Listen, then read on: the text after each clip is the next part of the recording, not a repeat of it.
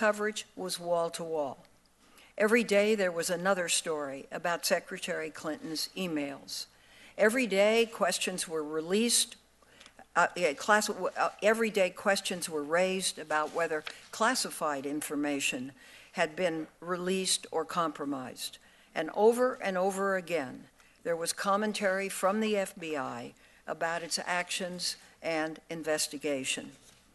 On July 5th, 2016, 2 months before the election, Director Comey publicly announced that the FBI had concluded its investigation and determined that no reasonable prosecutor would bring a case against Secretary Clinton.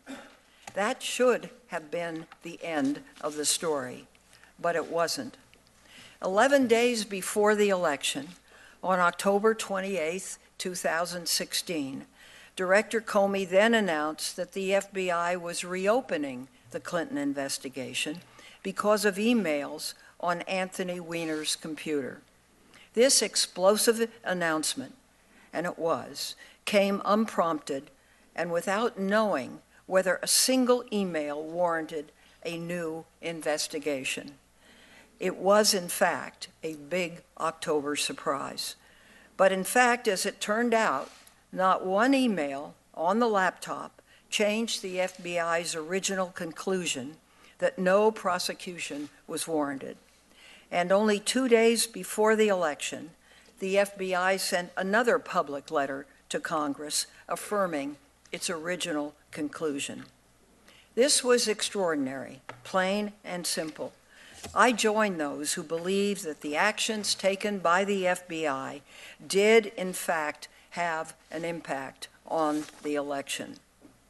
What's worse is that while all of this was going on in the public spotlight, while the FBI was discussing its investigation into Senator Clinton's email server in detail, I cannot help but note that it was noticeably silent about the investigation into the Trump campaign and Russian interference into the election.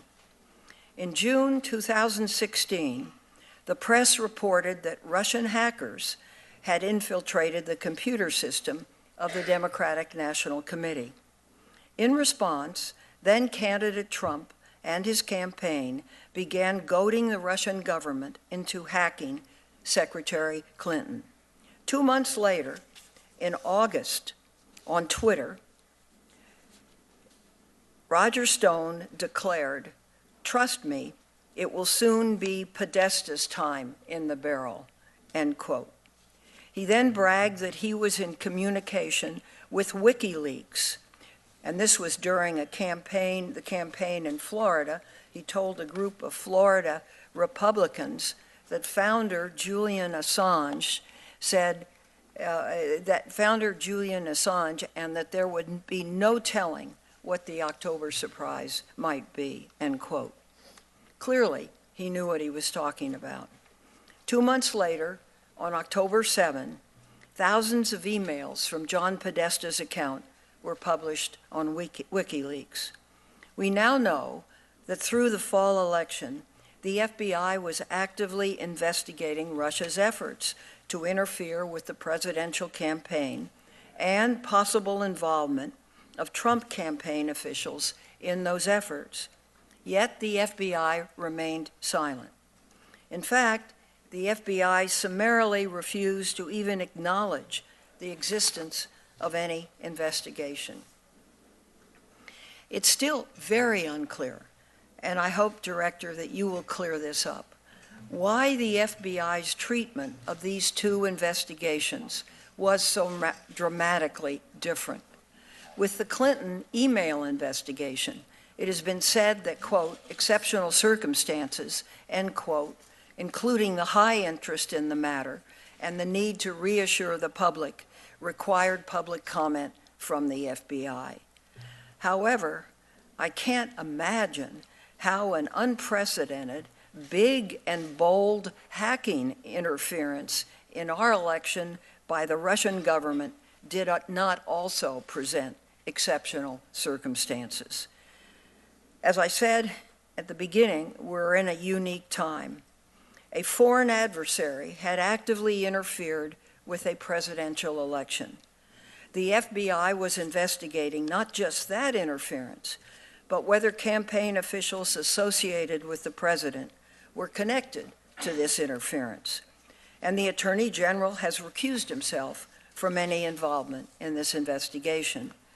At the same time, the FBI must continue to work with its state and local law enforcement partners and the intelligence community as well to investigate crime of all types: violent crime, increased narcotic trafficking, fraud, human trafficking, terrorism, child exploitation, public corruption. And yesterday, this committee had a very important hearing on hate and crimes against specific religions and races, which are off the charts. In order to do all of that, I firmly believe it is of the utmost importance that the American people have faith and trust in the nation's top law enforcement agency. We must be assured that all of the FBI's decisions are made in the interest of justice, not in the interest of any political agenda or reputation of any one agency or individual.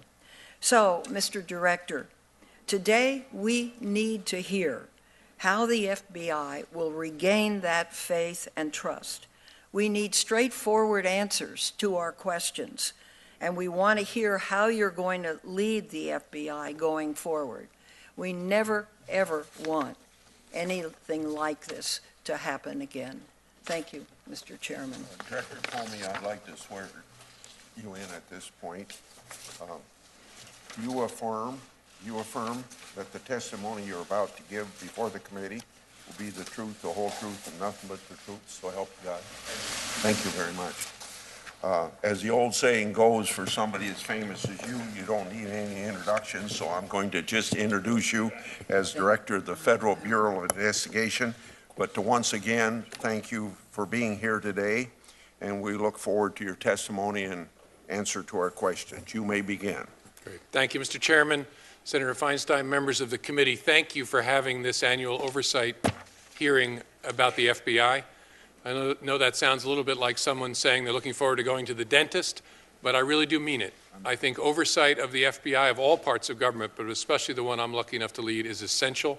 I think it was John Adams who wrote to Thomas Jefferson that power always thinks it has a great soul. The way you guard against that is having people ask hard questions, ask good questions, and demand straightforward answers, and I promise you I will do my absolute best to give you that kind of answer today. I also appreciate the conversation I know we're going to have today and over the next few months about reauthorizing Section 702 of the Foreign Intelligence Surveillance Act that you mentioned, Mr. Chairman. This is a tool that is essential to the safety of this country. I did not say the same thing about the collection of telephone dialing information by the NSA. I think that's a useful tool. 702 is an essential tool, and if it goes away, we will be less safe as a country. And I mean that, and we'll be happy to talk more about that. Thank you for engaging on that so we can tell the American people why this matters so much and why we can't let it go away. As you know, the magic of the FBI that you oversee is its people. And we talk, as we should, a lot about our counterterrorism work, about our counterintelligence work, and I'm sure we'll talk about that today. But I thought I would just give you some idea of the work that's being done by those people all over the country, all over the world, every day, every night, all the time. And I pulled 3 cases that happened and were finished in the last month just to illustrate it. The first was something I know that you followed closely, the plague of threats against Jewish community centers that this country experienced in the first few months of this year. Children frightened, old people frightened, terrifying threats of bombs at Jewish institutions, especially the Jewish community centers. The entire FBI surged in response to that threat, working across all programs, all divisions, our technical wizards, using our vital international presence, and using our partnerships, especially with the Israeli National Police. We made that case, and the Israelis locked up the person behind those threats and stopped that terrifying plague against the Jewish community centers. Second case I wanted to mention is, all of you know what a botnet is. These are the zombie armies of computers that have been taken over by criminals, lashed together in order to do tremendous harm to innocent people. Last month, the FBI, working with our partners with the Spanish National Police, took down a botnet called the Kelios botnet and locked up the Russian hacker behind that botnet, who made a mistake that Russian criminals sometimes make of leaving Russia and visiting the beautiful city of Barcelona. And he's now in jail in Spain. And the good people's computers who had been lashed to that zombie army have now been freed from it and are no longer part of a huge criminal enterprise. And the last one I'll mention is this past week, for the first time since Congress passed a statute making it a crime in the United States to engage in female genital mutilation, to mutilate little girls. It's been a felony in the United States since 1996. We made the first case last week against doctors in Michigan for doing this terrifying thing to young girls all across the country. With our partners in the Department of Homeland Security, we brought a case against 2 doctors for doing this to children. This is among the most important work we do, protecting kids especially, and it was done by great work that you don't hear about a whole lot all across the country by the FBI. It is the honor of my life. I know you look at me like I'm crazy for saying this about this job. I love this work. I love this job. And I love it because of the mission and the people I get to work with. Some of whose work I just illustrated by pulling those 3 cases from last month, but it goes on all the time, all around the country, and we're safer for it. I love representing these people, speaking on their behalf, and I look forward to your questions today. Thank you, Mr. Chairman. And thank you for your opening statement. I'm going to start out probably with a couple subjects you wish I didn't bring up, and then a third one that I think everybody needs to hear your opinion on a policy issue. It is frustrating when the FBI refuses to answer this committee's questions, but leaks relevant information to the media. In other words, they don't talk to us, but somebody talks to the media. Director Comey, have you ever been an anonymous source in news reports about matters relating to the Trump investigation or the Clinton investigation? Never. Question 2 on relatively related. Have you ever authorized someone else at the FBI to be an anonymous source in news reports about the Trump investigation or the Clinton investigation? No. Has any classified information relating to President Trump or his associates been declassified and shared with the media? Not to my knowledge.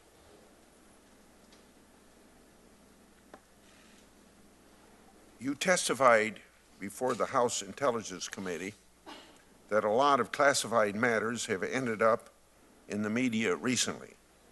Without getting into any particular article, I want to emphasize that, without getting into any particular article, is there an investigation of any leaks of classified information relating to Mr. Trump or his associates? I don't want to answer that question, Senator, for reasons I think you know. There have been a variety of leaks. Well, leaks are always a problem, but especially in the last 3 to 6 months. And where there is a leak of classified information, the FBI, if it's our information, makes a referral to the Department of Justice, or if it's another agency's information, they do the same, and then DOJ authorizes the opening of an investigation. I don't want to confirm in an open setting whether there are any investigations open. I want to challenge you on that because the government regularly acknowledges when it's investigating classified leaks. You did that in the Valerie Plame case. What's the difference here? Well, the most important difference is I don't have authorization from the department to confirm any of the investigations they've authorized. And it may be that we can get that at some point, but I'm not going to do it sitting here in an open setting without having talked to them. Then you can expect me to follow up on that offer. Sure. There are several senior FBI officials who would have had access to the classified information that was leaked, including yourself and the deputy director. So how can the Justice Department guarantee the integrity of the investigations without designating an agency other than the FBI to gather the facts and eliminate senior FBI officials as suspects? Well, I'm not going to answer about any particular investigations, but I know of situations in the past where if you think the FBI or its leadership are suspects, you have another investigative agency support the investigation by federal prosecutors. It can be done and has been done in the past. Okay. Moving on to another subject, the New York Times recently reported that the FBI had found a troubling email among the ones the Russians hacked from Democrat operatives. The email reportedly provided assurances that Attorney General Lynch would protect Secretary Clinton by making sure the FBI investigation, quote, unquote, didn't go too far.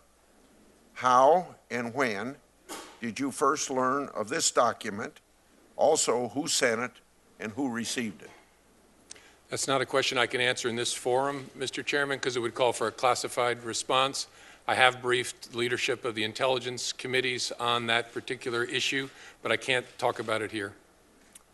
You can expect me to follow up with you on that point. Sure. What steps did the FBI take to determine whether Attorney General Lynch had actually given assurances that the political fix was in no matter what? Did the FBI interview the person who wrote the email?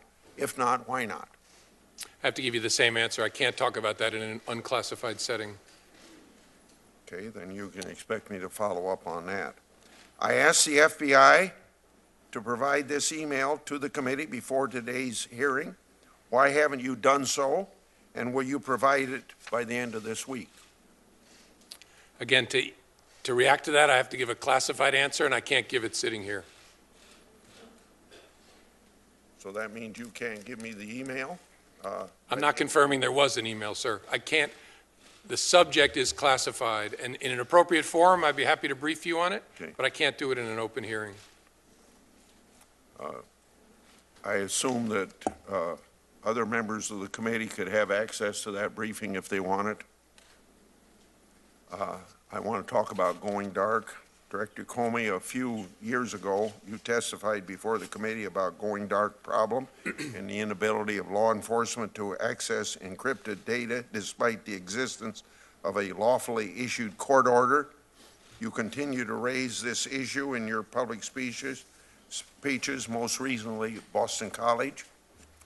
My question, you mentioned it again in your testimony briefly, but can you provide the committee with a more detailed update on the status of going dark problem and how it has affected the FBI's ability to access encrypted data?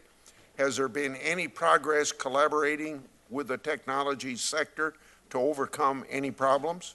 At our hearing in 2015, you said you didn't think legislation was necessary at that time. Is that still your view? Thank you, Mr. Chairman.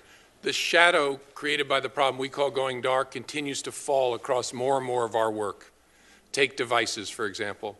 The ubiquitous default, full disk encryption on devices is affecting now about half of our work. First 6 months of this fiscal year, FBI examiners were presented with over 6,000 devices for which we had lawful authority, search warrant or court order to open. And in 46% of those cases, we could not open those devices with any technique. That means half of the devices that we encounter in terrorism cases, in counterintelligence cases, in gang cases, in child pornography cases, cannot be opened with any technique. That is a big problem. And so the shadow continues to fall. I'm determined to continue to make sure the American people and Congress know about it. I know this is important to the President and the new Attorney General. I don't know yet how the new administration intends to approach it, but it's something we have to talk about because, like you, I care a lot about privacy. I also care an awful lot about public safety, and there continues to be a huge collision between those two things we care about. So I look forward to continuing that conversation, Mr. Chairman. You didn't respond to the part about do you still have the view that legislation is not needed? I don't know the answer yet. As I think I said, I hope I said last time we talked about this, it may require a legislative solution at some point. The Obama administration was not in a position where they were seeking legislation. I don't know yet how President Trump intends to approach this. I know he spoke about it during the campaign. I know he cares about it, but it's premature for me to say. Senator Feinstein. Thank you. Director, I have one question regarding my opening comment. and I view it as a most important question, and I hope you will answer it. Why was it necessary to announce 11 days before a presidential election that you were opening an investigation on a new computer without any knowledge of what was in that computer? Why didn't you just do the investigation as you would normally with no public announcement? Yeah, great question, Senator. Thank you. October 27th, the investigative team that had finished the investigation in July, focused on Secretary Clinton's emails, asked to meet with me. So I met with them that morning, late morning, in my conference room, and they laid out for me what they could see from the metadata on this fella Anthony Weiner's laptop that had been seized in an unrelated case. What they could see from the metadata was that there were thousands of Secretary Clinton's emails on that device, including what they thought might be the missing emails from her first 3 months as Secretary of State. We never found any emails from her first 3 months. She was using a Verizon BlackBerry then, and that's obviously very important because if there was evidence that she was acting with bad intent, that's where it would be in the first 3 months. But they weren't there. Look, can I just finish my answer, Senator? Yeah. And so they came in and said, we can see thousands of emails from the Clinton email domain, including many, many, many from the Verizon Clinton domain, BlackBerry domain. They said, we think we got to get a search warrant to go get these. And the Department of Justice agreed we had to go get a search warrant. So I agreed. I authorized them to seek a search warrant, and then I faced a choice. And I've lived my entire career by the tradition that if you can possibly avoid it, you avoid any action in the run-up to an election that might have an impact, whether it's a dog catcher election or President of the United States. But I sat there that morning, and I could not see a door labeled no action here. I could see two doors, and they were both actions. One was labeled speak, the other was labeled conceal. Because here's how I thought about it. I'm not trying to talk you into this, but I want you to know my thinking. Having repeatedly told this Congress, we are done and there's nothing there, there's no case there, there's no case there, to restart in a hugely significant way, potentially finding the emails that would reflect on her intent from the beginning and not speak about it would require an act of concealment, in my view. And so I stared at speak and conceal. Speak would be really bad. There's an election in 11 days. Lordy, that would be really bad. Concealing, in my view, would be catastrophic, not just to the FBI, but well beyond. And honestly, as between really bad and catastrophic, I said to my team, we've got to walk into the world of really bad. I've got to tell Congress that we're restarting this, not in some frivolous way, in a hugely significant way. And the team also told me, we cannot finish this work before the election. And then they worked night after night after night, and they found thousands of new emails. They found classified information on Anthony Weiner. Somehow, her emails are being forwarded to Anthony Weiner, including classified information by her assistant, Huma Abedin. And so they found thousands of new emails and then called me the Saturday night before the election and said, thanks to the wizardry of our technology, we've only had to personally read 6,000. We think we can finish tomorrow morning, Sunday. And so I met with them. And they said, we found a lot of new stuff. We did not find anything that changes our view of her intent. So we're in the same place we were in July. It hasn't changed our view. And I asked them lots of questions. And I said, okay, if that's where you are, then I also have to tell Congress that we're done. Look, this was terrible. It makes me mildly nauseous to think that we might have had some impact on the election. But honestly, it wouldn't change the decision. Everybody who disagrees with me has to come back to October 28th with me and stare at this and tell me what you would do. Would you speak or would you conceal? And I could be wrong, but we honestly made a decision between those two choices that even in hindsight, and this has been one of the world's most painful experiences, I would make the same decision. I would not conceal that on October 28th from the Congress. And I sent a letter to Congress. By the way, people forget this. I didn't make a public announcement. I sent a private letter to the chairs and the rankings of the oversight committees. I know it's a distinction without a difference in the world of leaks, but it was very important that I tell them instead of concealing. And reasonable people can disagree, but that's the reason I made that choice. And it was a hard choice. I still believe in retrospect the right choice, as painful as this has been. And I'm sorry for the long answer. Well, let me respond. On the letter, it was just a matter of minutes before the world knew about it. Secondly, my understanding, and staff has just said to me, that you didn't get a search warrant before making the announcement. I think that's right. I think I authorized, and the Department of Justice agreed we were going to seek a search warrant. I actually don't see it as a meaningful distinction. Well, it's very hard. It would have been, you took an enormous gamble. The gamble was that there was something there that would invalidate her candidacy, and there wasn't. So one has to look at that action and say, did it affect the campaign? And I think most people who have looked at this say, yes, it did affect the campaign. Why would he do it? And was there any conflict among your staff? People saying do it, people saying don't do it, as has been reported? No, there was a great debate. I have a fabulous staff at all levels, and one of my junior lawyers said, should you consider that what you're about to do may help elect Donald Trump president? And I said, thank you for raising that. Not for a moment, because down that path lies the death of the FBI as an independent institution in America. I can't consider for a second whose political fortunes will be affected in what way. We have to ask ourselves, what is the right thing to do? And then do that thing. I'm very proud of the way we debated it, and at the end of the day, everyone on my team agreed we have to tell Congress that we are restarting this in a hugely significant way. Well, there's a way to do that. I don't know whether it would work or not, but certainly in a classified way, carrying out your tradition of not announcing investigations. And, I look at this exactly the opposite way you do.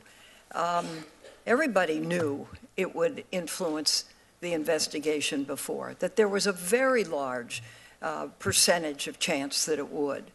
And yet that percentage of chance was taken, and there was no information, and the election was lost. So it seems to me that before your department does something like this, you really ought to, because Senator Leahy began to talk about other investigations, and I think this theory does not hold up when you look at other investigations. But let me go on to 702, because you began your comments saying how important it is, and yes, it is important. We've got, I think, a problem, and the issue that we're going to need to address is the FBI's practice of searching 702 data using U.S. person identifiers as query terms, and some have called this an unconstitutional backdoor search, while others say that such queries are essential to assuring that potential terrorists don't slip through the cracks as they did before. So could you give us your views on that and how it might be handled to avoid the charge, which may bring down 702? No, thank you, Senator. It's a really important issue. The way 702 works is, under that provision of the statute, the FISA court, federal judges, authorize us as U.S. agencies to collect the communications of non-U.S. people that we believe to be overseas if they're using American infrastructure. The criticism the FBI has gotten and the feedback we've gotten consistently since 9/11 is, you have to make sure you're in a position to connect the dots. You can't have stovepiped information. And so we've responded to that over the last 10 years, mostly to the great work of my predecessor, Bob Mueller, and we have confederated databases so that if we collect information under 702, it doesn't sit in a separate stovepipe. It sits in a single cloud-type environment so that if I'm opening an investigation in the United States in a terrorism matter, an intelligence matter, or a criminal matter, and I have a name of the suspect and their telephone number and their email addresses, I search the FBI's databases. That search necessarily will also touch the information that was collected under 702 so that we don't miss a dot, but nobody gets access to the information that sits in the 702 database unless they've been trained correctly. If there is, let's imagine that terrorists overseas were talking about a suspect in the United States, or someone's email address in the United States was in touch with that terrorist, and that information sits in the 702 database. When we open the case in the United States and put in that name and that email address, it will touch that data and tell us there's information in the 702 database that's relevant. If the agent doing the query is properly trained on how to handle that, he or she will be able to see that information. If they're not properly trained, they'll be alerted that there is information. Then they have to go get the appropriate training and the appropriate oversight to be able to see it. But to do it otherwise is to risk us, where it matters most, in the United States, failing to connect dots. So my view is the information that's in the 702 database has been lawfully collected, carefully overseen and checked, and our use of it is also appropriate and carefully overseen and checked. So you are not masking the data, unmasking the data. I'm not sure what that means in this context. What we do is we combine information collected from any lawful source in a single FBI database so we don't miss a dot when we're conducting investigations in the United States. What we make sure, though, is nobody gets to see FISA information of any kind unless they've had the appropriate training and have the appropriate oversight. My time is up. Thank you. Senator Hatch. Well, thank you, Senator. Director Comey, in January, I introduced the S-139, the Rapid DNA Act. Its bipartisan co-sponsors include Senators Feinstein, Cornyn, Coons, Flake, Klobuchar, and Lee on this committee, and maybe more. Mr. Chairman, I want to thank you for putting this bill on the agenda for tomorrow's business meeting. This is the same bill that the Senate unanimously passed last year, and this technology allows developing a DNA profile and performing database comparisons in less than 2 hours. Following standards and procedures approved by the FBI, it would allow law enforcement to solve crimes and innocent advocates to exonerate the wrongfully accused. Now, Mr. Director, you came before this committee in December 2015, and I asked you then about this legislation. You said it would, quote, help us change the world in a very, very exciting way, unquote. Is that still your view of the value of this legislation, and do you believe that Congress should enact it on its own without getting tangled up in other criminal justice reform issues? I agree very much, Senator Hatch, that rapid DNA will materially advance the safety of the American people, so that if a police officer somewhere in the United States has in his or her custody someone who is a rapist, before letting them go on some lesser offense, they'll be able to quickly check a DNA database and get a hit. That will save lives. That will protect all kinds of people from pain, and I think it's a great thing. Well, thank you. Your prepared statement touches on what the FBI is doing to protect children from predators. Personnel in youth-serving organizations such as employees, coaches, or volunteers often work with unsupervised, youth unsupervised. That magnifies the need for thorough evaluating and vetting at the time they join such organizations. Along with Senators Franken and Klobuchar, I introduced the Child Protection Improvement Act, which gives youth-serving organizations greater access to the nationwide FBI fingerprint background check system. Now, do you believe that providing organizations like the YMCA and the Girl Scouts of America greater access to FBI fingerprint background checks is an important step in keeping child predators and violent criminals away from our children? I do, Senator. I don't know enough about the legislation to react, but I think the more information you can put in the hands of the people who are vetting people who are going to be near children, the better. We have an exciting new feature of the FBI's fingerprint system called WrapBack, that once you check someone's identification, check them to see if they have no record. If they later develop one, you can be alerted to it if it happens thereafter, which I think makes a big difference. Well, thank you. You've spoken at length about the so-called Going Dark program, whereby strong encryption technology hinders the ability of law enforcement to access communication and other personal data on smartphones and similar devices. Your prepared testimony for today's hearing addresses this issue as well. Now, I've expressed significant concern about proposals that would require device or software manufacturers to build a backdoor into their programming to allow law enforcement to access encrypted data in the course of investigations. Now, I remain convinced that such backdoors can be created without seriously compromising the security of encrypted devices. Now, I believe this is an issue where law enforcement and stakeholders need to work together to find solutions rather than coming to Congress with one-size-fits-all legislative fixes. What are you doing to engage with stakeholders on this issue, and what kind of progress are you making, if you could tell us? Thank you, Senator. I think there's good news on that front. We've had very good, open, and productive conversations with the private sector over the last 18 months about this issue, because everybody realizes we care about the same things. We all love privacy. We all care about public safety. And none of it, at least the people that I hang around with, none of us want back doors. We don't want access to devices built in some way. What we want to work with the manufacturers on is to figure out how can we accommodate both interests in a sensible way, how can we optimize the privacy, security features of their devices and allow court orders to be complied with. We're having some good conversations. I don't know where they're going to end up, frankly. I could imagine a world that ends up with legislation saying if you're going to make devices in the United States, you figure out how to comply with court orders, or maybe we don't go there. But we are having productive conversations right now, I think.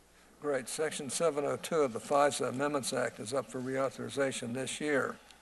We now have almost a decade of experience using this statute, so we have much more to go on than simply speculation or theory. Now, the intelligence value of Section 702 is well documented, and it has never been intentionally misused or abused. Every federal court, including the FISA court, that has addressed the issue has concluded that Section 702 is lawful. Administrations of both parties have strongly supported it. Describe for us the targeting and minimization procedures that Section 702 requires and how each agency's procedures are subject to oversight within the executive branch. Thank you, Senator. As I said in my opening, 702 is a critical tool to protect this country. And the way it works is we are allowed to conduct surveillance, again, under the supervision of the Foreign Intelligence Surveillance Court, on non-U.S. persons who are outside the United States, if they're using American infrastructure, an email system in the United States, a phone system in the United States. So it doesn't involve U.S. persons, and it doesn't involve activity in the United States. And then each agency, as you said, has detailed procedures for how we will handle this information that are approved by the FISA court and so become court orders that govern us. But not only are we overseen by the FISA court, we're overseen by our inspectors general and by Congress checking on our work. And you're exactly correct. There have been no abuses. Every court that has looked at this has said this is appropriate under the Fourth Amendment. This is appropriate under the statute. It was an act passed by a democratically controlled Congress for a Republican president, then renewed by a Republican-controlled Congress for a Democratic president, and upheld by every court that's looked at it. And I'm telling you what the rest of the intelligence community has said. We need this to protect the country. This should be an easy conversation to have, but often people get confused about the details and mix it up with other things. So it's our job to make sure we explain it clearly. Well, thank you. My time is up. Senator Leahy, turn to you. Thank you. Welcome back, Director Comey. You had mentioned you like these annual meetings. Of course, we didn't have an annual meeting last year. It's been, I think, last year was the first time in 15 years that the FBI did not testify before this committee, but there's been a lot that's happened that last year and a half, as noted. Senator Feinstein noted that Americans across the country have been confused and disappointed by your judgment in handling the investigation into Secretary Clinton's emails. On a number of occasions, you chose to comment directly and extensively on that investigation. You even released internal FBI memos and interview notes. I may have missed this, but in my 42 years here, I've never seen anything like that. But you said absolutely nothing regarding the investigation into the Trump campaign's connections to Russia's illegal efforts to help elect Donald Trump. Was it appropriate for you to comment on one investigation repeatedly and not say anything about the other? I think so. Can I explain, Senator? Briefly, I only have so much time. Okay, I'll be quick. The department, I think I treated both investigations consistently under the same principles. People forget, we would not confirm the existence of the Hillary Clinton email investigation until 3 months after it began, even though it began with a public referral and the candidate herself talked about it. In October of 2015, we confirmed it existed and then said not another word, not a peep about it until we were finished. Until the most critical time possible, a couple weeks before the election. And I think there are other things involved in that election, I'll grant that. But there's no question that had a great effect. Historians can debate what kind of an effect it was. But you did do it.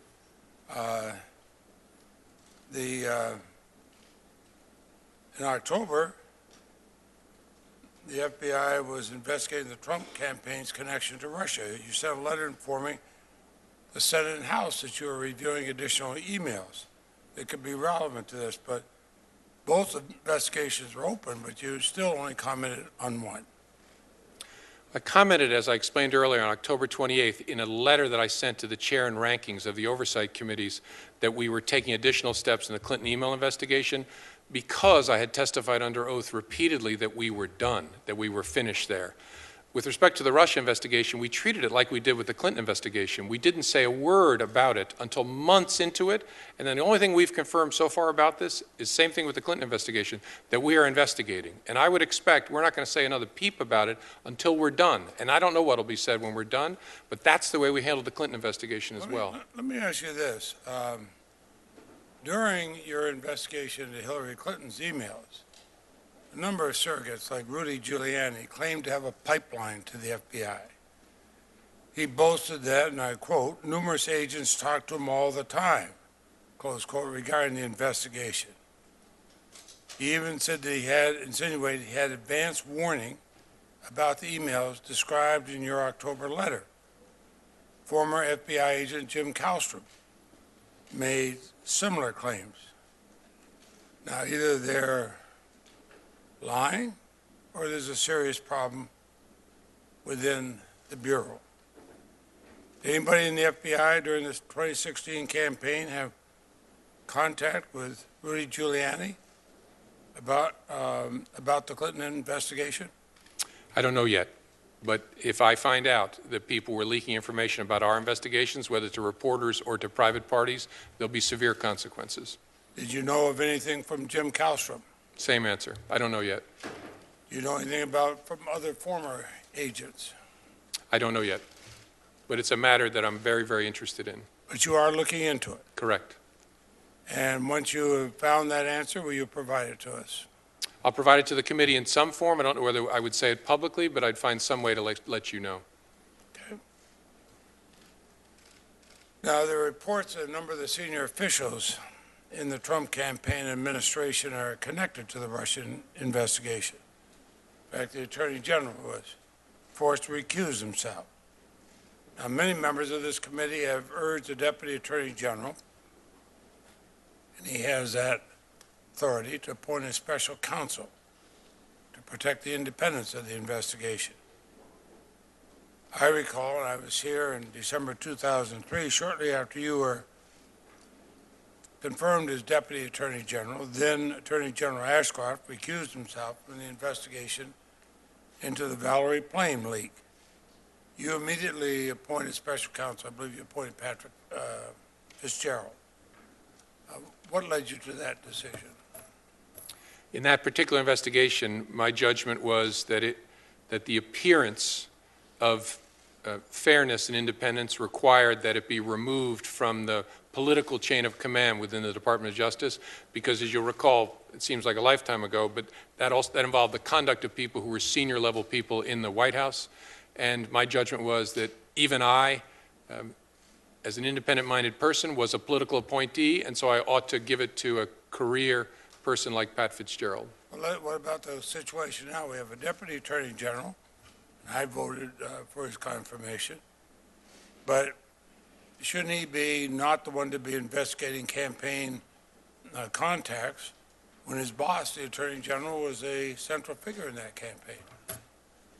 That's a judgment he'll have to make. He is, as I hoped I was as Deputy Attorney General, a very independent-minded, career-oriented person, but it'd be premature for me to comment on that.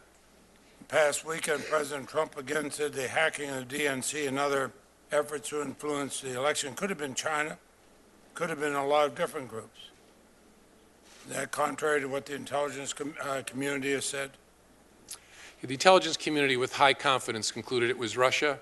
In many circumstances, it's hard to do attribution of a hack, but sometimes the intelligence is there. We have high confidence that the North Koreans hacked Sony. We have high confidence that the Russians did the hacking of the DNC and the other organizations.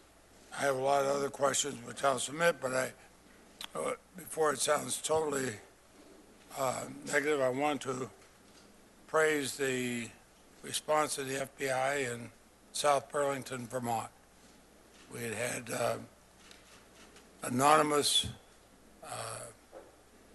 emails coming in threatening serious action against students in a high school, escalating cyber threats, including detailed death threats, multiple lockdowns and all. The FBI worked closely with the Champlain College's Leahy Center for Digital Investigation, which you visited a couple of years ago. It was a textbook example of collaboration between state, local, and federal authorities. And I want to thank all those. It turned out to be a very disturbed young man who was doing it. But you only have to turn on the TV and see what happens in different parts of the country, how worried we were in Vermont. I just want to thank your FBI agents for their help. Thank you for that, Senator. Senator Graham would be next, so we'll go to Senator Cornyn. Thank you. Good morning, Director Morning, Comey. I'm disappointed to see that former Secretary of State Hillary Clinton was in the news yesterday, essentially blaming you and blaming everything other than herself for her loss on November the 8th. I find it ironic because you're not the one who made the decision to handle classified information on a private email server. You're not the one who decided to have a private meeting with Secretary Clinton's husband in the middle of the Justice Department's ongoing investigation into Secretary Clinton's server. I use the word investigation here because according to a recent piece in the New York Times, you were forbidden from using the word investigation and were instead told to refer to the investigation, which it was, as a matter. Of course, it was the former Attorney General, Loretta Lynch, who up until that meeting with President Clinton was the person responsible for making the decision whether to convene a grand jury involving the allegations against Secretary Clinton. And it was former Attorney General Loretta Lynch who apparently forbade you from using the word investigation. Indeed, if the New York Times story is true, a Democratic operative expressed confidence that the former Attorney General would keep that investigation from going very far. I think you were given an impossible choice to make, and you did the best you could in light of the situation that you were presented with. And it strikes me as somewhat sad for people here and elsewhere to condemn you for notifying Congress shortly before the election that you'd uncovered even more emails related to the investigation, including classified emails, again, because Secretary Clinton had made the decision to use a private email server. And I think it's important to remind folks that you were not the one who decided to do business this way and keep State Department emails on a computer of someone suspected of child pornography. Again, I believe you were placed in an incredibly difficult position. You did the best you could. You may recall I was one of those who felt like, given the nature of the investigation and the concerns, that a special counsel should have been appointed to conduct the investigation. But of course, Attorney General Lynch and the Obama administration opposed that effort.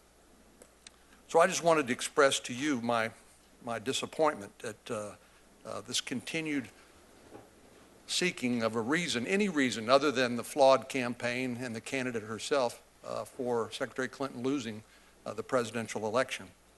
If I can turn to a couple of other substantive items here.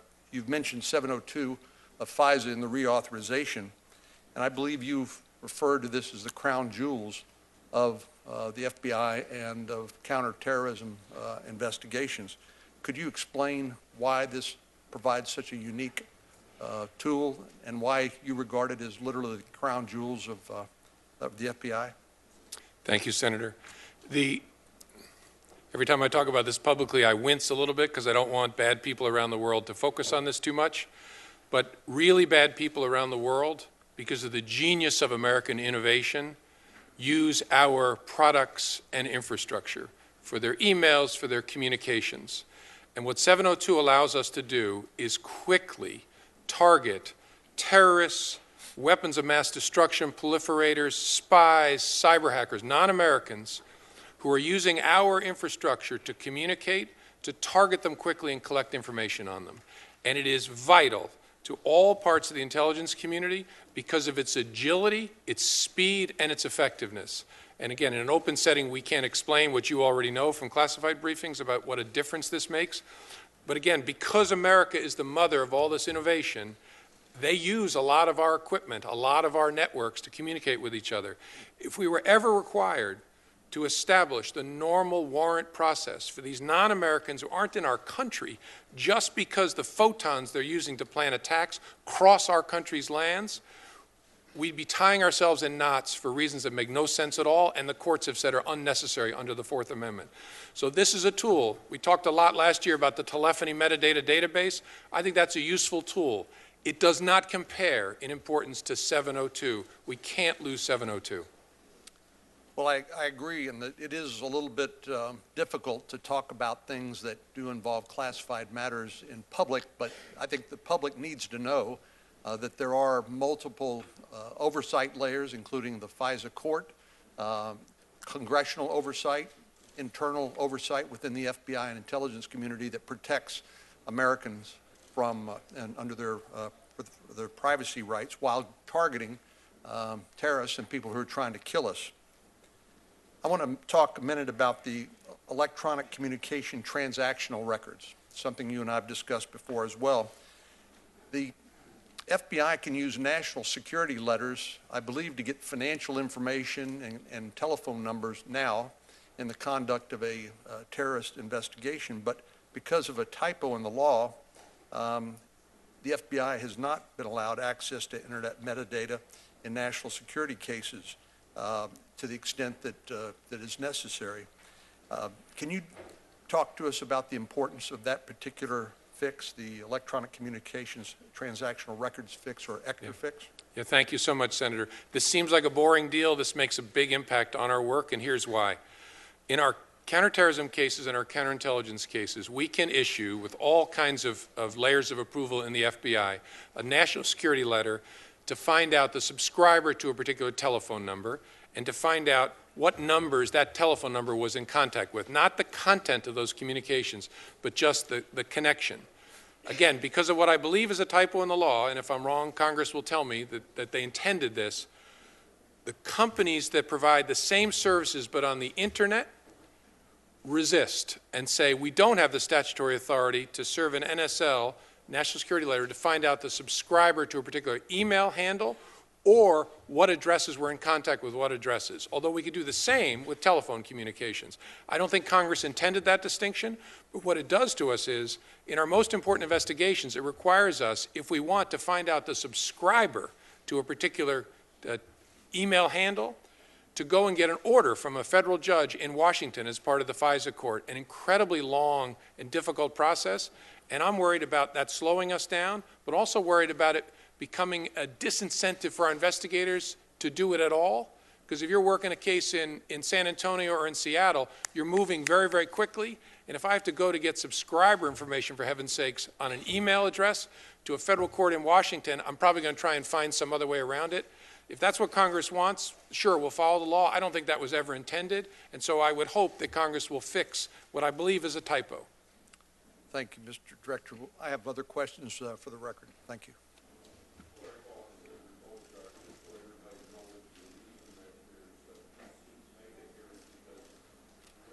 Are going over to vote now, and I'd also like to have both Democrat and Republicans notify me if they want a second round, so I can get a inventory of that.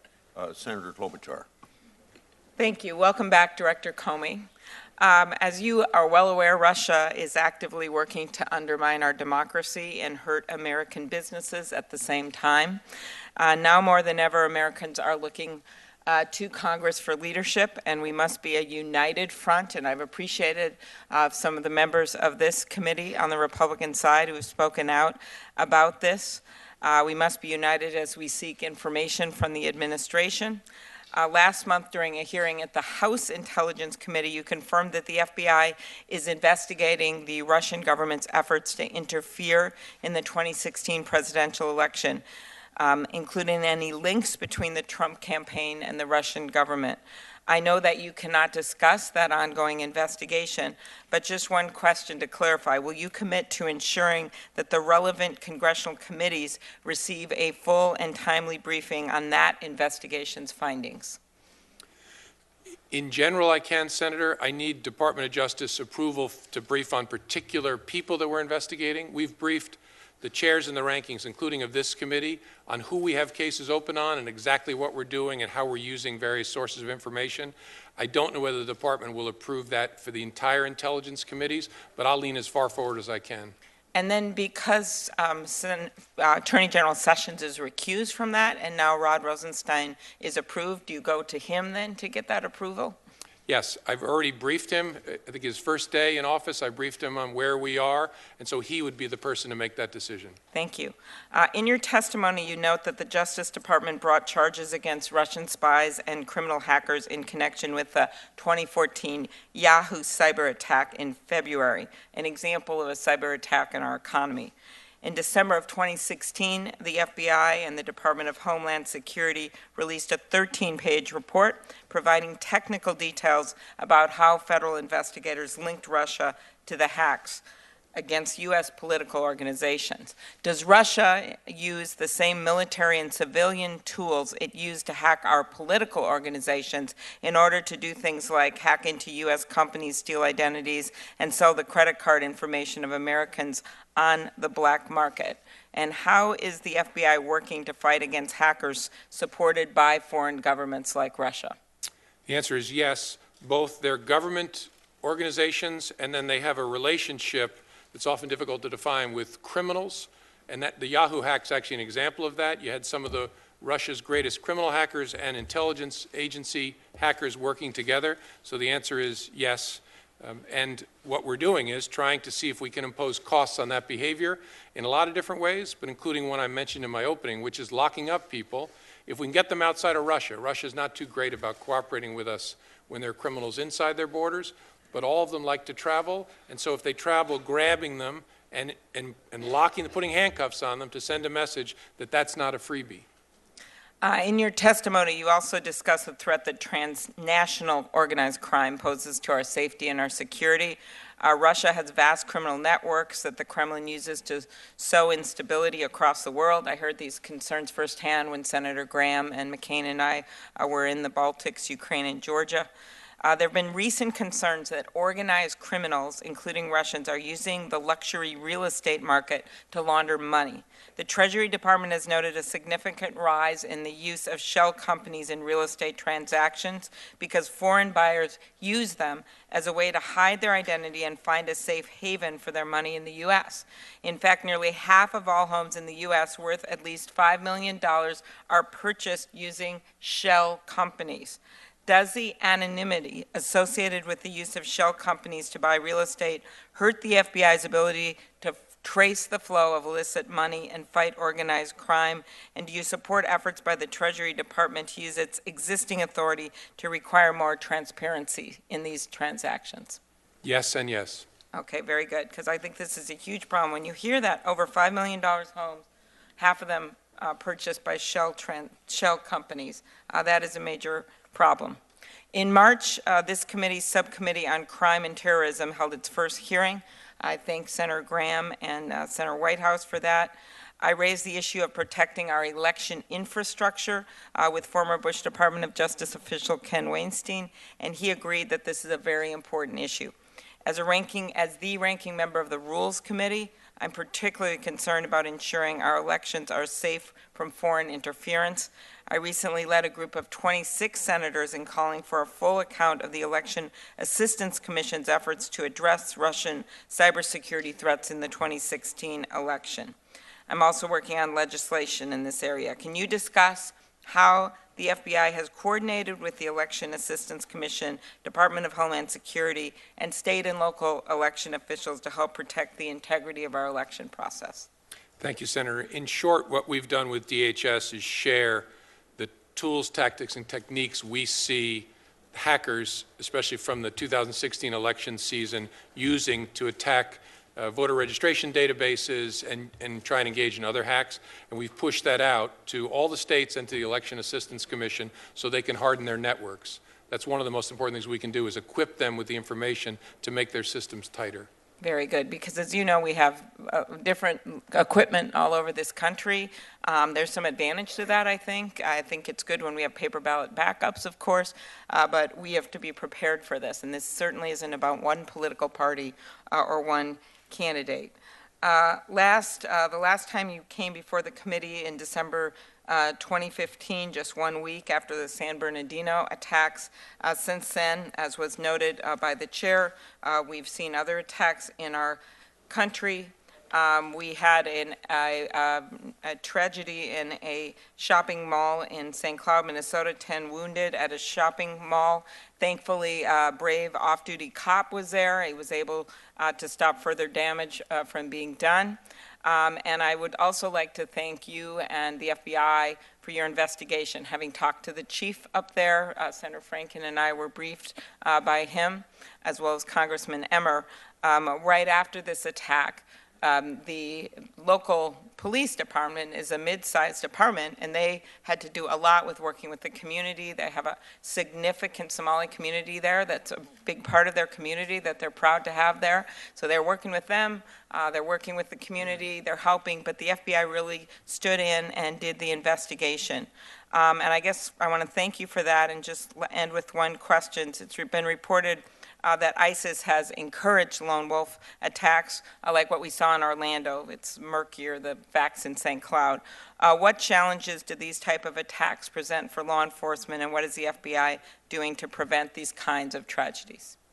Yeah, thank you, Senator. The central challenge is not just finding needles in a nationwide haystack, but trying to figure out which pieces of hay might become a needle, and that is which of the troubled young people, or sometimes it's older people, are consuming poisonous propaganda, some ISIS, some Anwar Laki, some other sources, and are moving towards thinking an act of violence like a stabbing at a shopping mall is some way to achieve meaning in their lives.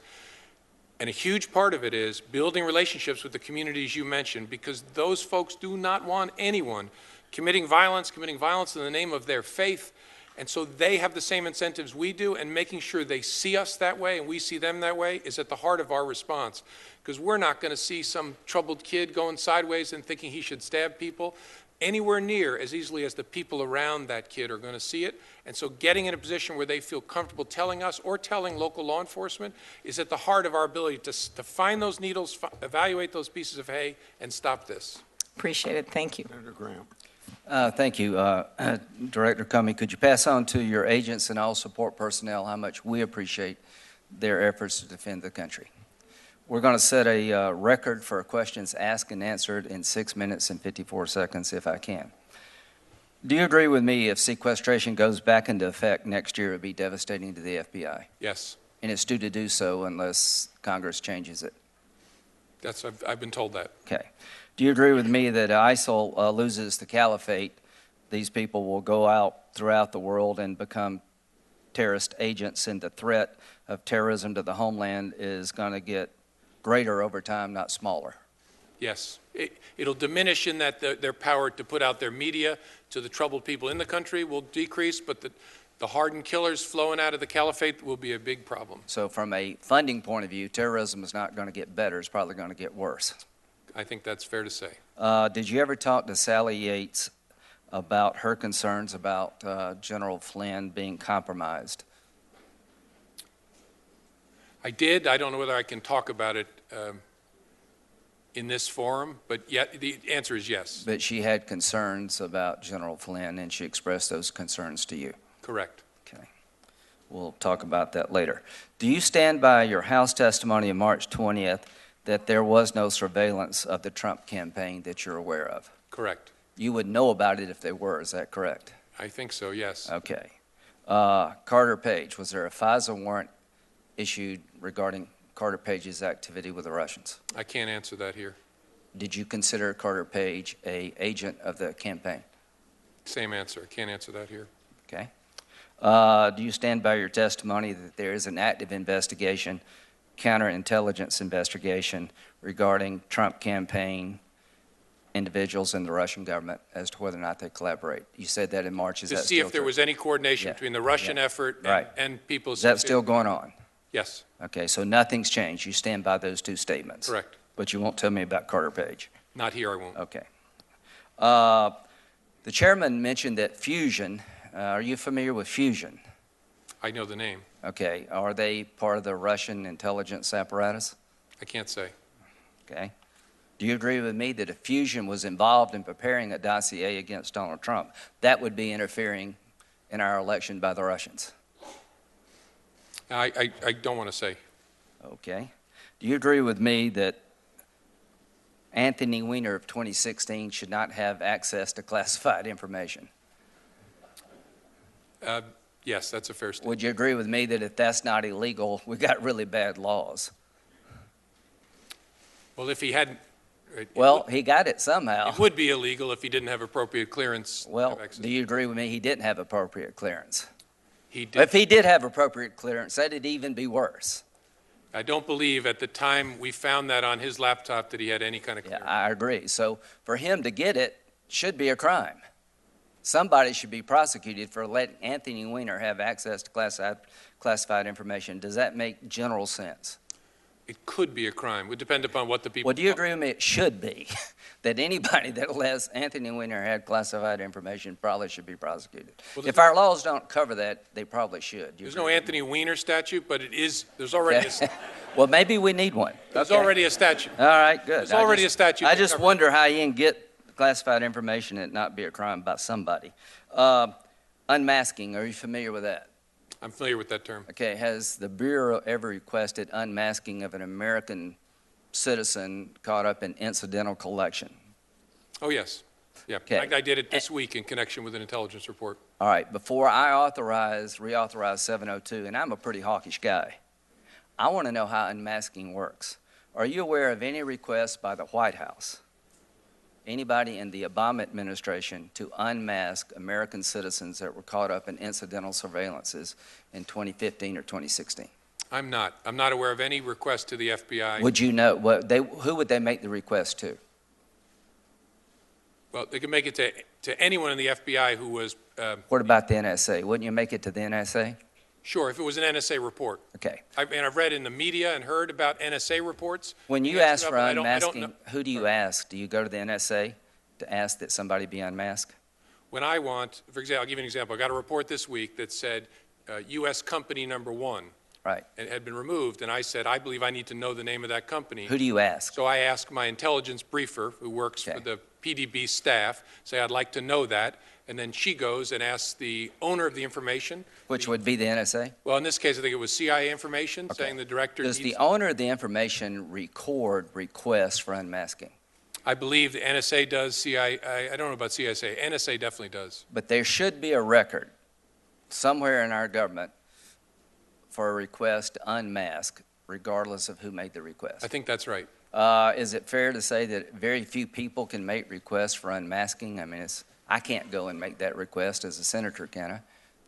Sure, it's a fairly small group, the consumers, which I am, Yeah. of that small Is set the of. National Security Council within that group that can make this request, or do you know? I don't know for sure. I think the National Security Advisor certainly can. Okay. When it comes to Russia, is it fair to say that the government of Russia actively provides safe haven to cyber criminals? Yes. Is it fair to say that the Russian government is still involved in American politics? Yes. Is it fair to say we need to stop them from doing this? Yes, fair to say. Do you agree with me the only way they're going to stop is for them to pay a price for interfering in our political process? I think that's a fair statement. Yeah, okay. So what we're doing today is not working. They're still doing it. They're doing it all over the world, aren't they? Yes. So what kind of threat do you believe Russia presents to our democratic process, given what you know about Russia's behavior of late? Well, certainly, in my view, the greatest threat of any nation on earth, given their intention and their capability. Do you agree that they did not change the actual vote tally, but one day they might? I agree that very much. We found no indication of any change in vote tallies. There was efforts aimed at voter registration systems, but I suppose in theory, hard in the United States, the beauty of our system is it's a bit of a hairball, and all different kinds of systems and elderly. Have they done this in other countries where they actually tampered with the vote? My understanding is they have attempted it in other countries. And there's no reason they won't attempt it here if we don't stop them over time. I think that's fair. Thank you.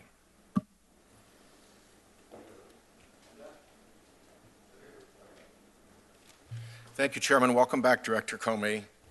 What is the policy of the Department and the Bureau regarding the release of derogatory investigative information about an uncharged subject? The general practice is we don't talk about completed investigations that didn't result in charges, as a general matter. And what is the policy regarding release of derogatory information about charged subjects beyond the derogatory investigative information disclosed either in the charging document or in further court proceedings? Well, I think you summarized it. The gist of the policy is you don't want to do anything outside the charging documents or the public record that might prejudice the trial proceeding. And one of the reasons you do that is if you had a police chief say, we have investigated the contract between the mayor and the contractor, and we've decided there were no misdeeds, but we found out that the mayor was sleeping with her driver, just wanted to let you know that. That would be kind of a blow to the integrity of the prosecutor function and would probably tend to diminish support for the prosecutor function if it were played by those rules, correct? I think that's fair. That's why the policy exists. Yep. With respect to oversight questions, let's hypothesize that an investigation exists and the public knows about it, which could happen for a great number of legitimate reasons. What questions are appropriate for senators to ask about that investigation in their oversight capacity? They can ask anything they want. What questions are appropriate for you to answer? Very few, while a matter is pending. And while we know it's pending, is it appropriate for you to tell us whether it's adequately resourced and to ask questions about, for instance, are there actually agents assigned to this, or has this been put in somebody's bottom drawer? Sure, potentially, right. How's it being supervised, who's working on it, that sort of thing. And are there benchmarks in certain types of cases where departmental approvals are required or the involvement of certain department officials is required to see whether those steps have actually been taken? I'm not sure I'm following the question. I'm sorry. Well, let's say you've got hypothetically a RICO investigation and it has to go through procedures within the department necessary to allow a RICO investigation to proceed. If none of those have ever been invoked or implicated, that would send a signal that maybe not much effort has been dedicated to it. Would that be a legitimate question to ask? Have these, again, you'd have to know that it was a RICO investigation, but assuming that we knew that that was the case, would those staging elements as an investigation moves forward in the internal department approvals be appropriate for us to ask about and you to answer about? Yeah, that's a harder question. I'm not sure it would be appropriate to answer it because it would give away what we were looking at potentially. Would it be appropriate to ask if whether any witnesses have been interviewed or whether any documents have been obtained pursuant to the investigation? That's also a harder one. I'd be reluctant to answer questions like that because it's a slippery slope to giving away information about exactly what you're doing. But if we're concerned that investigation gets put on the shelf and not taken seriously, the fact that no witnesses have been called and no documents have been sought would be pretty relevant and wouldn't reveal anything other than a lack of attention by the Bureau, correct? It could, but we're very careful about revealing how we might use a grand jury, for example. And so if we start answering... Well, you've got 6E, I understand that. Yeah. This is a separate thing. Yeah, so that's a harder call. Well, we'll pursue it. Okay. What is the department's or the Bureau's policy regarding witnesses who are cooperating in investigation, who have some form of ongoing compliance problem? Let's say they haven't paid their taxes for the last year. Is it the policy of the department or the Bureau that they should get those cooperating witnesses to clean up their act so that their noncompliance does not become an issue later on in the case?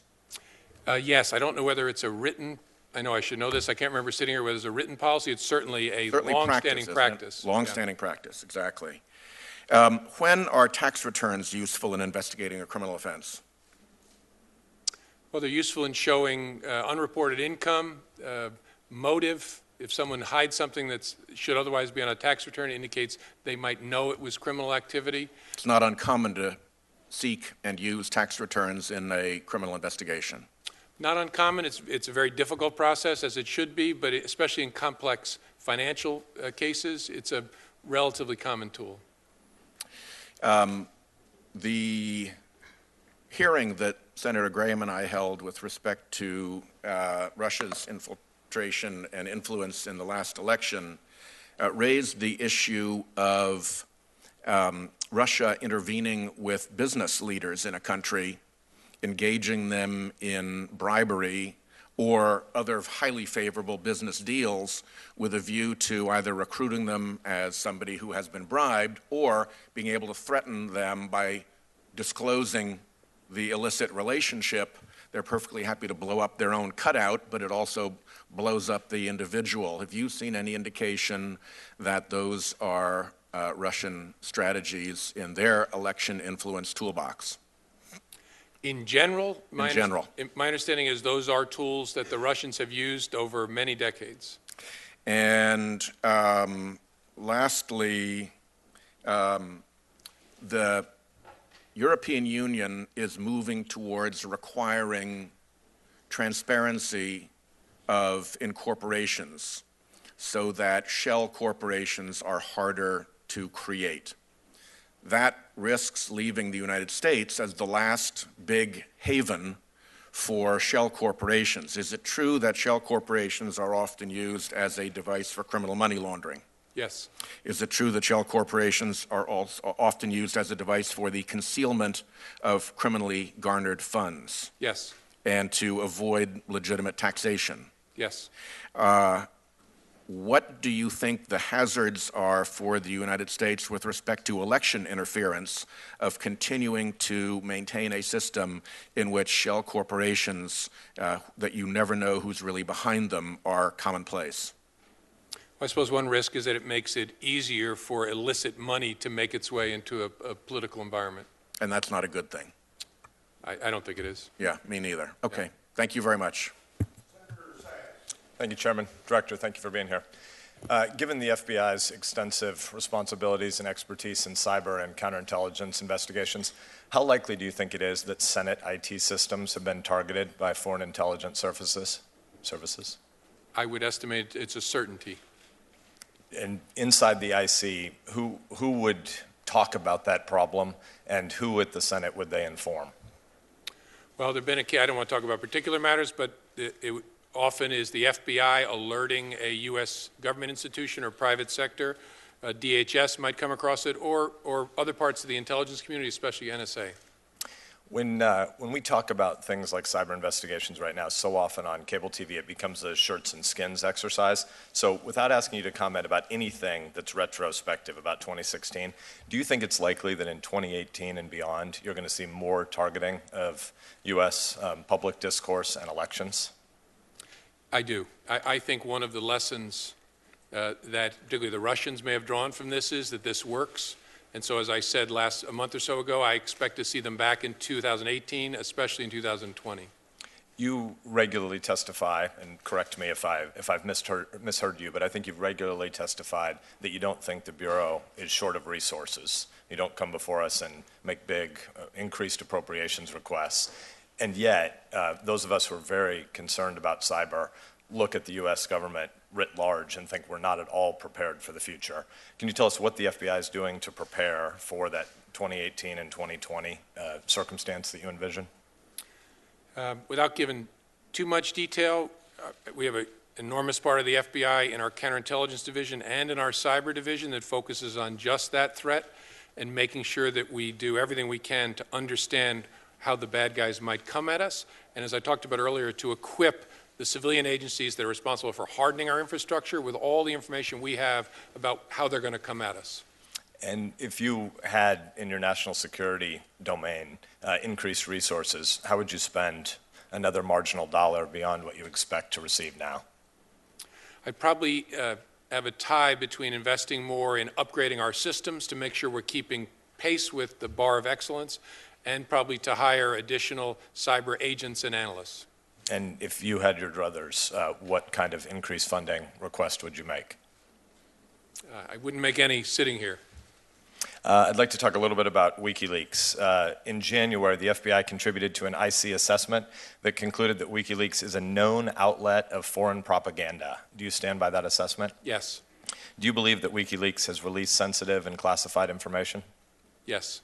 Do you believe any of WikiLeaks' disclosures have endangered American lives and or put at risk American interests? I believe both have been the result of some of their releases. Can you help me understand why Julian Assange has not been charged with a crime? Well, I don't want to comment on the particular case because I don't want to confirm whether or not there are charges pending. He hasn't been apprehended because he's inside the Ecuadorian embassy in London. I sent a letter to the Attorney General a number of weeks ago asking questions about the status of the investigation, and it seemed pretty clear, though individuals were polite and kind and responsive to our request, it seemed that across the IC there wasn't much deliberation about WikiLeaks and about Julian Assange. And this question, is the FBI participating in any interagency dialogue about whether or not Assange has committed crimes? I don't know where you got that impression, but WikiLeaks is an important focus of our attention. I intentionally left almost half of my time for you to sort of wax broadly for a minute. There is room for reasonable people to disagree about at what point an allegedly journalistic organization crosses a line to become some sort of a tool of foreign intelligence. There are Americans, well-meaning, thoughtful people who think that WikiLeaks might just be a journalistic outfit. Can you explain why that is not your view? Yeah, and again, I want to be careful that I don't prejudice any future proceeding. It's an important question because all of us care deeply about the First Amendment and the ability of a free press to get information about our work and publish it. To my mind, it crosses a line when it moves from being about trying to educate a public and instead just becomes about intelligence porn, frankly, just pushing out information about sources and methods without regard to interest, without regard to the First Amendment values that normally underlie press reporting, and simply becomes a conduit for the Russian intelligence services or some other adversary of the United States just to push out information to damage the United States. And I realize reasonable people, as you said, struggle to draw a line, but surely there's conduct that's so far to the side of that line that we can all agree there's nothing that even smells journalist about some of this conduct. So if you could map that continuum, there are clearly members of the IC that have at different points in the past leaked classified information. That is an illegal act, correct? Correct. When American journalists court and solicit that information, have they violated any law by asking people in the IC to potentially leak information that is potentially classified? That conduct is not treated by the U.S. government as criminal conduct. Now, I've been asked in other contexts, isn't it true that the espionage statute has no carve-out for journalists? That's true, but at least in my lifetime, the Department of Justice's view has been news gathering and legitimate news reporting is not covered, is not going to be investigated or prosecuted as a criminal act. That's how it's thought of. So an investigative reporter taking advantage of and celebrating the liberties that we have under the First Amendment at the Washington Post or at the Omaha World Herald or at the Lincoln Journal-Star or at the New York Times, trying to talk to people in the IC and get the maximum amount of information that they possibly can out of them to inform the public. It is not the burden of an American journalist to discern whether or not the member of the IC is leaking information that might be classified. The journalist can legitimately seek information, and it's not their job to police it. The member of the US IC that leaks classified information has broken a law. Right. The clear legal obligation rests on those people who are in the government in possession of intelligence, classified information. It's not the journalist's burden. Okay. Our focus is and should be on the leakers, not those that are obtaining it as part of legitimate news gathering. So I want to hear this part one more time, and I know that the chairman has indulged me. I'm at and past time, but the American journalist who's seeking this information differs from Assange and WikiLeaks how? In that there's at least a portion, and people can argue that maybe this conduct WikiLeaks has engaged in the past that's closer to regular news gathering, but in my view, a huge portion of WikiLeaks' activities has nothing to do with legitimate news gathering, informing the public, commenting on important public controversies, but it's simply about releasing classified information to damage the United States of America. And people sometimes get cynical about journalists. American journalists do not do that. They will almost always call us before they publish classified information and say, is there anything about this that's going to put lives in danger, that's going to jeopardize government people, military people, or innocent civilians anywhere in the world, and then work with us to try and accomplish their important First Amendment goals while safeguarding those interests. This activity I'm talking about, WikiLeaks, involves no such considerations whatsoever. It's what I said to intelligence porn. Just push it out in order to damage. Thank you. Thank you, Senator. Senator Franken? Thank you, Senator Feinstein. Good to see you, Mr. Director. I'm going to kind of pick up where I think Sheldon Senator Whitehouse was going. Are you familiar with a report called the Kremlin Playbook? No. Okay. This is an expert report that exhaustively documents Russia's past efforts to undermine European democracies. According to the report, Russia is known to cultivate close ties with business and political leaders in target countries. This is stuff you acknowledged to Senator Whitehouse that you knew happened. The report explains that, quote, Russia has cultivated an opaque network of patronage across the region that it uses to influence and direct decision-making. In other words, Russia has a strategy of creating the conditions that give rise to corruption, then exploiting that corruption to its own benefit. In the intelligence community's unclassified assessment of the Russian campaign to influence the American election, our nation's intelligence agencies write, quote, Putin has had many positive experiences working with Western political leaders whose business interests made them more disposed to deal with Russia. That seems to jibe with your understanding of what Russia has done. Correct. Now, in that same assessment, the FBI, the CIA, and the NSA all concluded that Russia did, in fact, interfere in the 2016 election in order to, quote, help President-elect Trump's election chances, when possible, by discrediting Secretary Clinton. And the agencies concluded that the Russians had a clear preference for President Trump. What is your assessment of why the Russian government had a clear preference for President Trump? The intelligence community's assessment had a couple of parts with respect to that. One is he wasn't Hillary Clinton, who Putin hated and wanted to harm in any possible way. And so he was their opponent, so necessarily they supported him. And then also this second notion that the intelligence community assessed that Putin believed he would be more able to make deals, reach agreements with someone with a business background than with someone who had grown up in more of a government environment.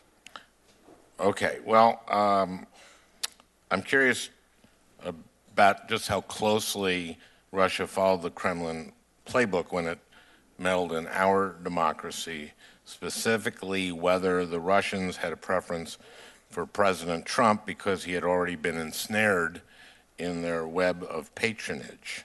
Web of patronage is a quote from the report. Is it possible that in the Russians' view, Trump's business interests would make him more amenable to cooperating with them, quote, more disposed to deal with Russia, as the IC report says? That was not the basis for the IC's assessment.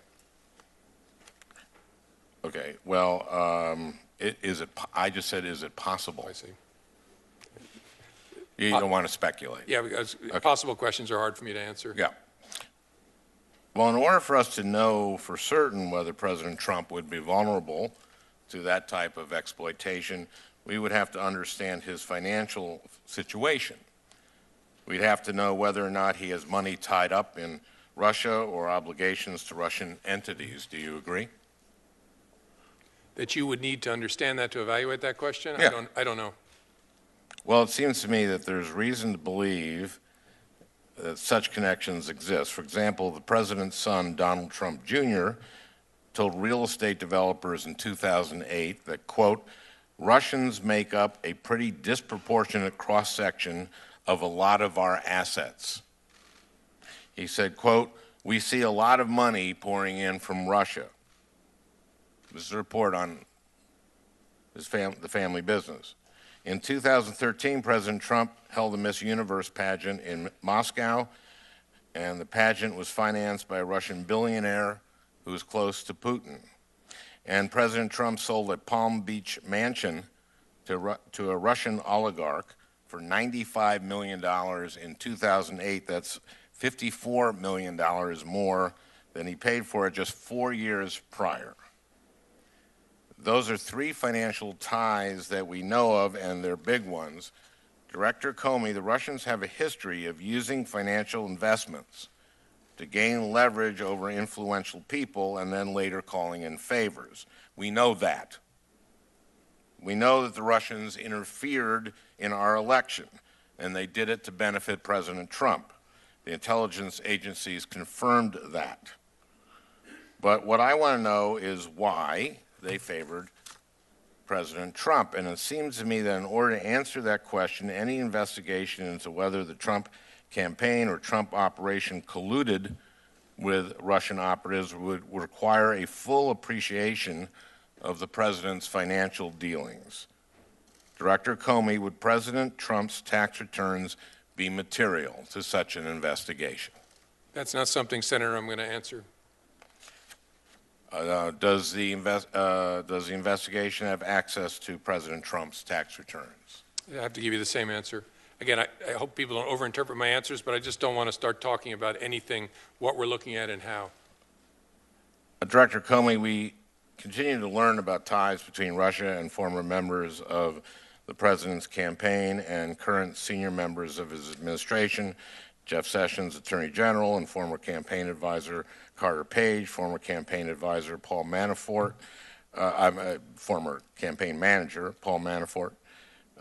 Also, he was chief strategist Rex Tillerson, Secretary of State Roger Stone, political mentor and former campaign advisor Michael Flynn, former national security advisor Jared Kushner, White House senior advisor and son-in-law. Now, we don't even know if this list is exhaustive, but I think you might see where I'm going, and these connections appear against a backdrop of proven Russian interference in the election, interference that the intelligence community has concluded was designed to favor President Trump. I know I'm hitting my time, but let me ask one question.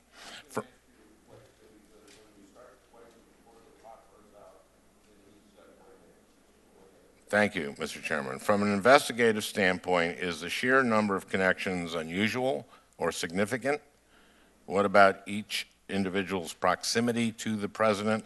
Is it unusual for individuals in these important roles to have so many unexpected and often undisclosed ties to a foreign power? I have to give you the same answer. That's not something I can comment on. Okay. Thank you, Mr. Chairman. Thank you, Mr. Chairman. And thank you, Director Comey. With regard to 702 reauthorization, in 2014, the Privacy and Civil Liberties Oversight Board recommended that agencies develop mechanisms to limit the potential scope of incidental collection. Under your leadership, what has the Bureau done to comply with these recommendations? What we've done is make sure that we have tightened up our training and and making sure that nobody with unauthorized access gets to see the content of a 702 collection. That's probably an ugly way of summarizing it. There's a lot more beneath that, but that's the gist of it. Just to make sure we're collected under 702, just to make sure that nobody gets access to it, doesn't have a need to know, and hasn't been trained on how to handle FISA information. Okay. Can you briefly describe the process for incidental collection or minimizing those who are involved? Yeah. Incidental collection is the name given to, if you're targeting a terrorist, let's say who's in Yemen, and he happens to be using an American email provider to communicate. So under 702, the U.S. intelligence community can collect that terrorist communications. He's outside the United States and he's not an American. If an American contacts that terrorist, sends him an email at his, let's imagine it's a Gmail account, his Gmail, that will be incidentally collected. That American who sent the email to the terrorist is not the target, but because he or she communicated with the terrorist, that is collected as part of that lawful collection. That's what incidental collection means. And if the FBI is doing that 702 collection, those communications from the terrorist and to the terrorist would sit in our database. If we open an investigation on that person who happened to be the communicant and we search our systems, we will hit on that 702 collection, and the investigating agent will know, holy cow, there's an American who was in touch with that terrorist in Yemen. If that agent has been trained and has access to the information, they'll be able to know it. That's how our systems are designed. Well, thank you. I should say the same review that was conducted in 2014 does point out the value of the program. I certainly think, and I think most of us do here, see the incredible value of 702 and the need for reauthorization there. With regard to just different topic completely, polygraph testing, as you're aware, any applicant for a law enforcement position with the federal government is required to undergo a polygraph. It's worth noting that CPB experiences significantly higher failure rates, around 65%, than any other federal law enforcement agency. The FBI does pretty well with this. Has the Bureau ever conducted any benchmarking with other federal agencies as to the process where if you require a polygraph for employment? It seems that, I mean, given FBI's success with this instrument, that you could inform some of the other agencies who are having difficulties. I don't know whether we have, Senator, but I'll find out. I think we have with other members of the intelligence community, but I don't know whether we've talked to CBP about our program. Okay. It would be helpful with regard to CPB if you could look into that. We appreciate it. With regard to data breaches, following on what Senator Sass was asking, given the amount of sensitive data held by the FBI, what are you doing to protect your own systems? Well, a whole lot that I don't want to talk about too much in an open Understood. forum, but it is a constant worry of all of us. Since I've been director, we've stood up something called the Insider Threat Center, and I've put a senior executive, FBI executive, in charge of it because I want someone waking up every morning worrying about how might we lose data, who might be penetrating us, either our systems or as a human asset.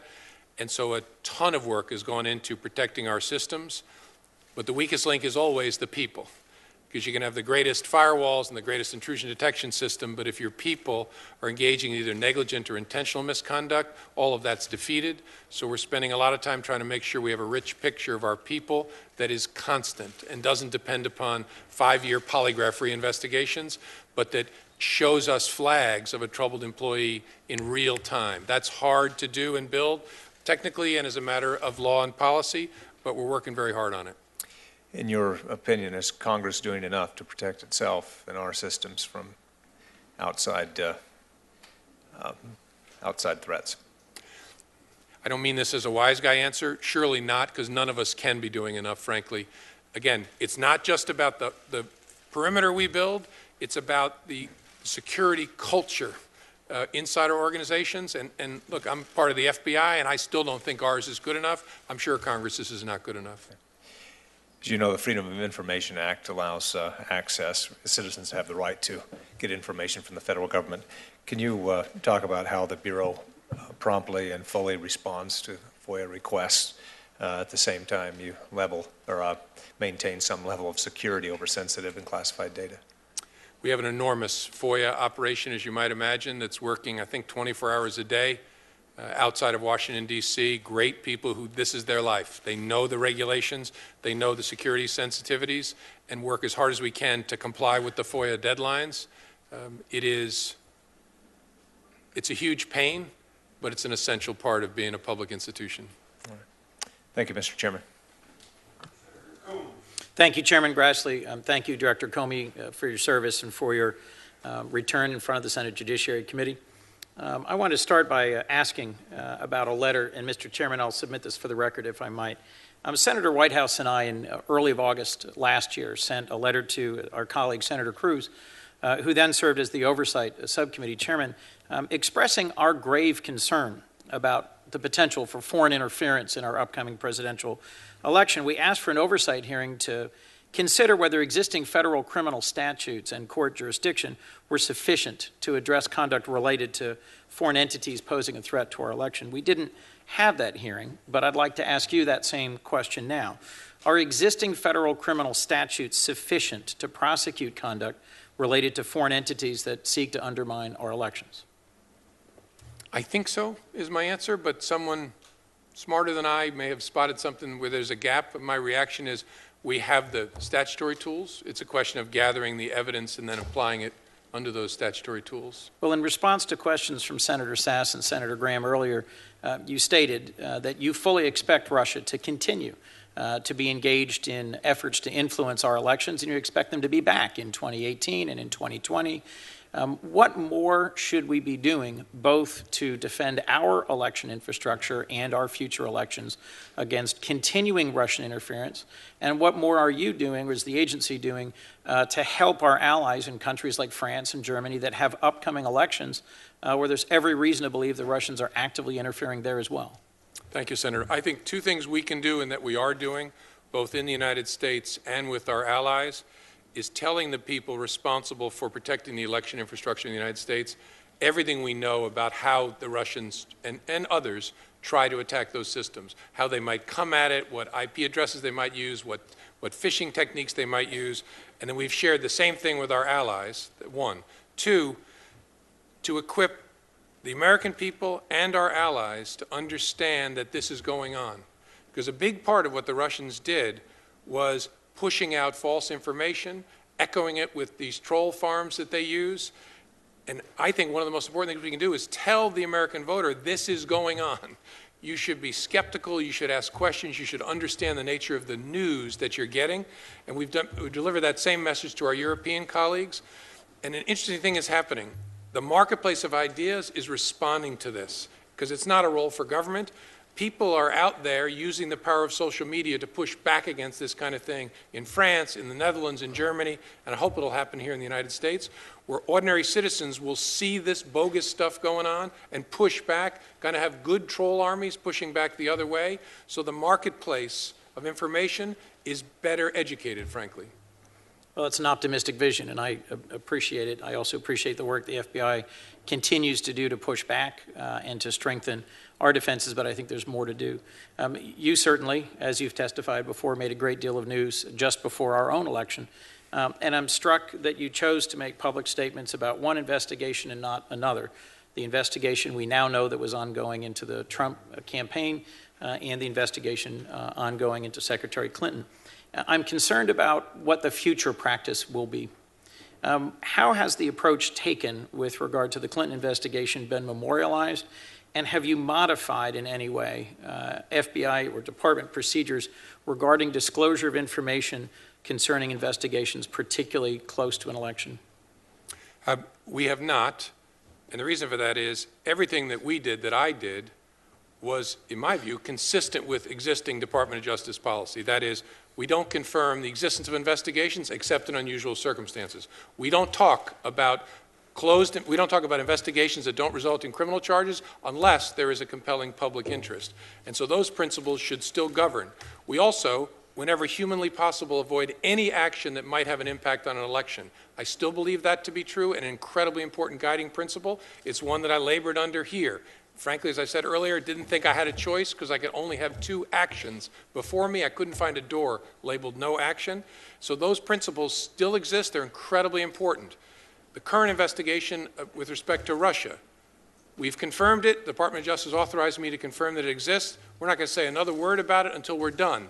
Then I hope in league with the Department of Justice we'll figure out if it doesn't result in charges, what, if anything, will we say about it, and we'll be guided by the same principles. Well, Director, I do think there was a third door available to you in late last year, just before the election, and that was to confirm the existence of an ongoing investigation about the Trump campaign, which I think was of compelling interest and was an unusual circumstance, an activity by a known adversary to interfere in our election. Had there been public notice that there was a renewed investigation into both campaigns, I think the impact would have been different. Would you agree? No. I thought a lot about this, and my judgment was a counterintelligence. We have to separate two things. I thought it was very important to call out what the Russians were trying to do with our election. And I offered in August myself to be a voice for that in a public piece, calling it out. The Obama administration didn't take advantage of that in August. They did it in October. But I thought that was very important to call out. That's a separate question from, do you confirm the existence of a classified investigation that has just started to try and figure out, are there any connections between that Russian activity and U.S. persons that started in late July? And remember, the Hillary Clinton investigation, we didn't confirm it existed until 3 months after it started, and it started publicly. So I thought the consistent principle would be, we don't confirm the existence of certainly any investigation that involves a U.S. person, but a classified investigation in its early stages. We don't know what we have, what is there. And so my judgment was consistent with the principles I've always operated under.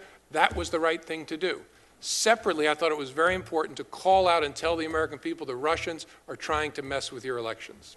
Well, I hope that in the future, that attempt to draw attention to Russian interference in our election, which you've testified you expect to continue, will be effective. Let me ask one last question, if I might. There's a lot of ways that the FBI helps state and local law enforcement.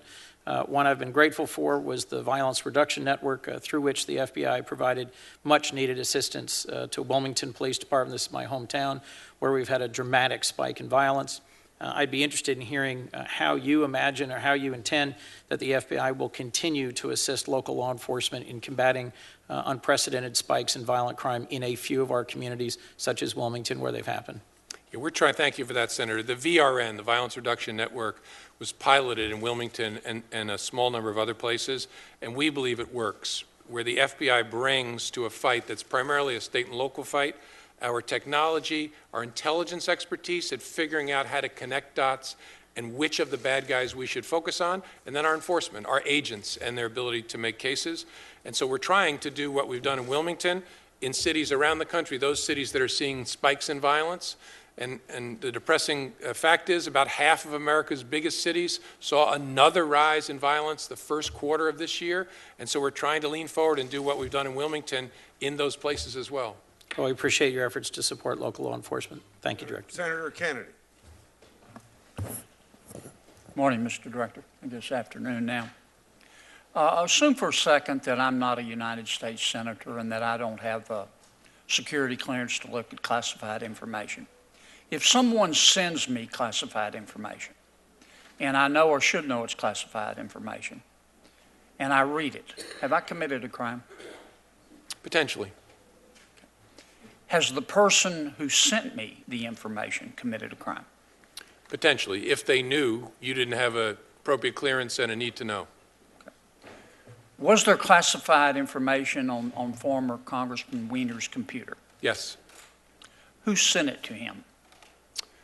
His then spouse, Huma Abedin, appears to have had a regular practice of forwarding emails to him, for him, I think, to print out for her so she could then deliver them to the Secretary of State. Did former Congressman Weiner read the classified material? I don't think so. I think I don't think we've been able to interview him because he has pending criminal problems of other sorts. But my understanding is that his role would be to print them out as a matter of convenience. If he did read them, would he have committed a crime? Potentially. Would his spouse have committed a crime? Again, potentially. It would depend upon a number of things. Is there an investigation with respect to the two of them? There was. It is. We completed it.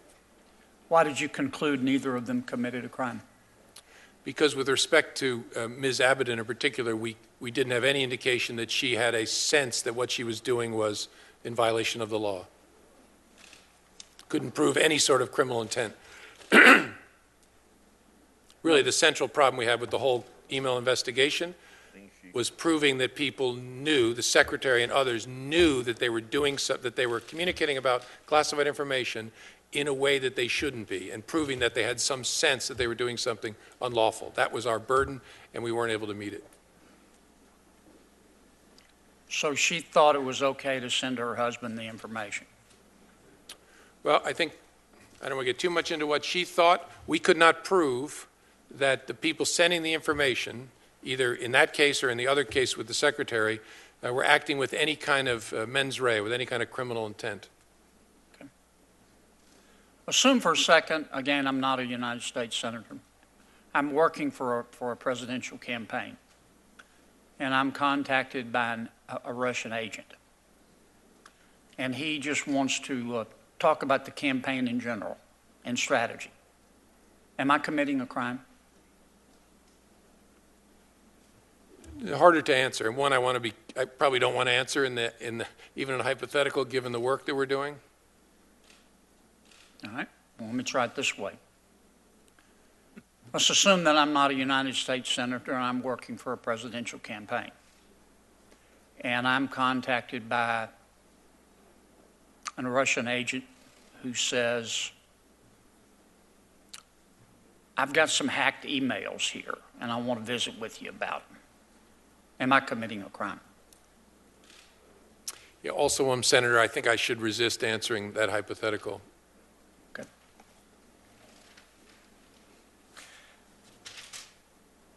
Can you explain to me, not the law, but just in your personal opinion, when interrogation techniques become torture? You mean not the law? That's right. There is a statute that defines torture in the United States.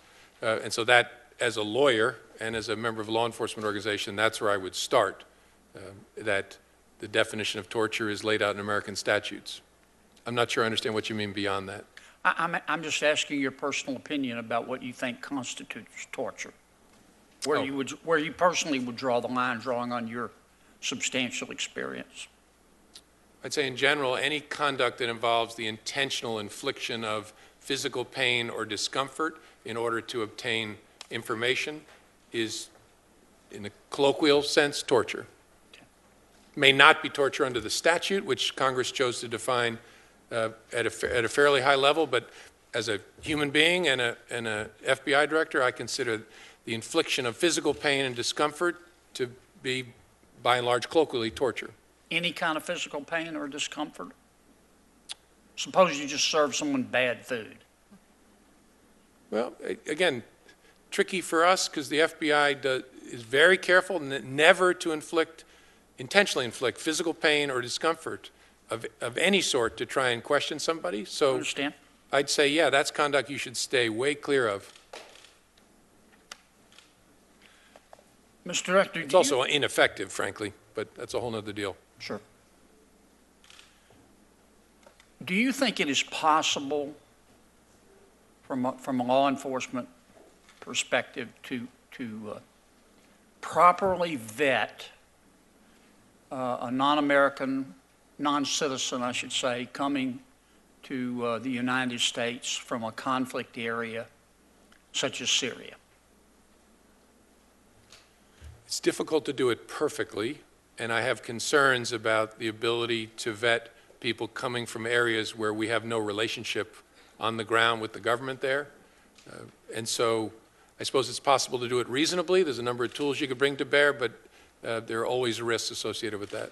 I mean, how do you do it? You can't call the Chamber of Commerce in Syria. How do you do it?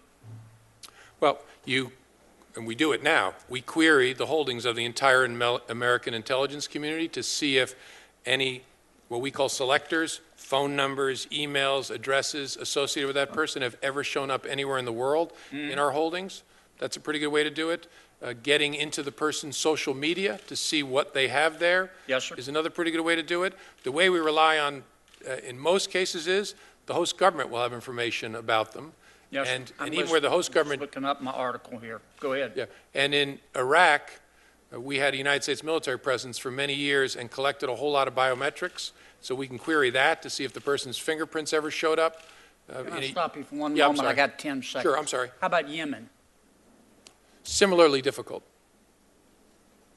I yield back my 3 seconds, Mr. Chairman. Thank you. Senator Hirono. Thank you. You've been getting a lot of questions surrounding your decision to make certain statements about the investigation into Secretary Clinton's emails. And to many of us, you treated the investigation of the Clinton email investigation, or matter, whatever you want to call it, differently than how you treated the ongoing investigation of the Trump campaign and the Russian attempts to interfere with their elections. And while you've, if I can understand correctly, that there's you felt free to speak about the Clinton investigation because it had been completed when you had your press conference in July Correct. of 2016. And you do confirm that there is still an ongoing investigation of the Trump campaign and their conduct with regard to Russian efforts to undermine our elections? We're conducting an investigation to understand whether there was any coordination between the Russian efforts and anybody associated with the Trump campaign. So since you've already confirmed that such an investigation is ongoing, can you tell us more about what constitutes that investigation? No. In July of 2016, when you announced that you were not going to be bringing criminal charges against Secretary Clinton because you did need to show intent, and there was no intent discovered, you spoke for 15 minutes. Not only did you say that you were not going to bring criminal charges against her, by the way, which you said at the end of your 15 minutes, but you went on to chastise her, saying that she had been extremely careless. You raised questions about her judgment. You contradicted statements she had made about her email practices, and said that possibly that hostile foreign agents or governments had gained access to her server, and that had she still been employed by the government, she could have faced disciplinary action for what she did. I just wanted to know whether, when you made all those public statements chastising her, which amounts to editorializing on your decision not to bring about criminal charges, it had to occur to you that this public chastisement put Secretary Clinton in a negative light.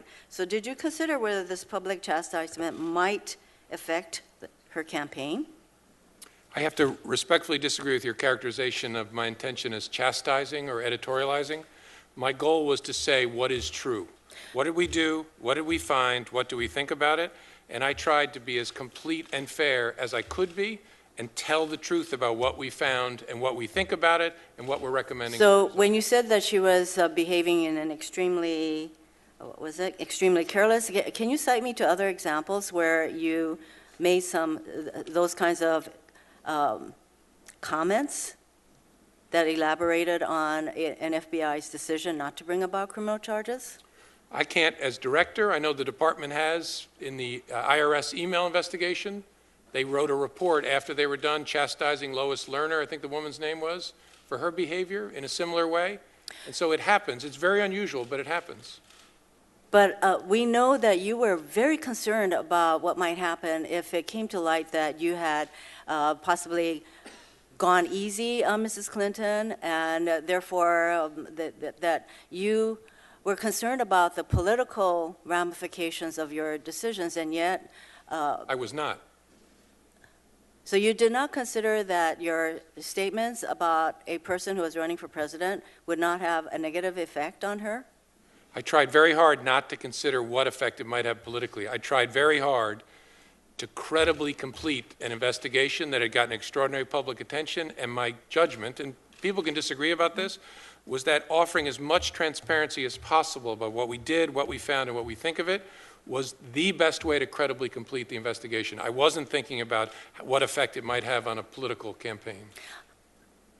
I find that very hard to really, I find that hard to believe that you did not contemplate that there would be political ramifications to your comments. Oh, I knew there I'm just wondering why there would be ramifications. I just tried not to care about them. I knew there'd be a huge storm that would come, but I tried to say, what is the right thing to do in this case? Yes, you're right. The right thing would have been that you did not have enough evidence to bring about criminal charges, and that should have been the end of it, I would think. I don't understand why you chose to go forward with all kinds of characterizations about her actions. That I find hard to believe. And that you would not have considered the political ramifications, or that it did not. You may not have considered it, but the thought should have occurred to you. And that I would think that you would have bent over backwards not to say anything that would have an impact on the campaign or on the election, because you seem to do that was a concern for you. Let me turn to the Trump administration's vetting and security clearances and that process. In recent days, there have been numerous reports of Trump administration officials failing to disclose foreign contacts in their security clearance forms. What is the role of the FBI in vetting the security clearances of White House personnel, if any? Well, sometimes the FBI is assigned to do the background checks on people who are coming into government in the executive office of the president. Other times not. A lot of times they're people who are arriving with clearances that already exist. So in the case of the Trump administration officials, and there have been a number of them, was the FBI asked to participate in the vetting process? The FBI has done background checks for some appointees in the Trump administration. Can you disclose who these appointees were or are? I can't, I'm not comfortable sitting right here. I don't know them for sure, but I shouldn't talk about individuals in an open forum, at least without thinking about it better. What would be the consequences for a White House staffer or personnel who fails to disclose their foreign contacts on a security clearance form? Well, hard to say. It could include losing your clearances. If conduct is intentional, it could subject someone to criminal liability. And is that something that the Department of Justice would investigate and pursue? Potentially. I think it would depend upon who owned the clearance as well. In the first instance, it might be another part of the intelligence community. So since there have been these concerns raised about the clearances not being appropriately vetted, is there an ongoing FBI investigation into what happened with the vetting process and whether any crimes may have been committed? It's not something I can comment on sitting here. Senator Cruz. Thank you. Thank you, Mr. Chairman. Director Comey, welcome. Thank you for your service. Thank you for your testimony. I have to say I found your answer to Senator Kennedy a few minutes ago puzzling, in that you described the reason why the case was closed against Ms. Abedin as that you could not determine she was aware her conduct was unlawful. And the reason that answer is puzzling is you're a very accomplished lawyer, and as you're well aware, every first-year law student learns in criminal law that ignorance of the law is no excuse, and that mens rea does not require knowledge that conduct is unlawful. And in fact, the governing statutes, 18 U.S.C. 793F and 18 U.S.C. 798A, have no requirement of a knowledge of unlawful. 798A provides whoever knowingly and willfully communicates, furnishes, transmits, or otherwise makes available to an unauthorized person classified information shall be fined under this title or imprisoned not more than 10 years or both. Under the terms of that statute, the fact pattern you described in this hearing seems to fit that statute directly, in that, if I understand you correctly, you said Ms. Abedin forwarded hundreds or thousands of classified emails to her husband on a non-government, non-classified computer. How does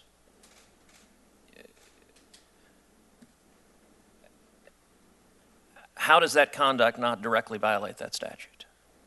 First, Senator, if I said that I misspoke. She forwarded hundreds and thousands of emails, some of which contain classified information. For generations, I think is a fair way to say it, the Department of Justice has understood that statute to require, in practice, and I believe they think in law, to require a general sense of criminal intent. That is, not a specific intent, but a general criminal intent, a sense, a knowledge that what you're doing is unlawful, not violating a particular statute, but some general criminal mens rea. I can't find a case that's been brought in the last 50 years based on negligence, without some showing or indicia of intent. You and I have both worked in a number of jobs that require dealing with classified information. And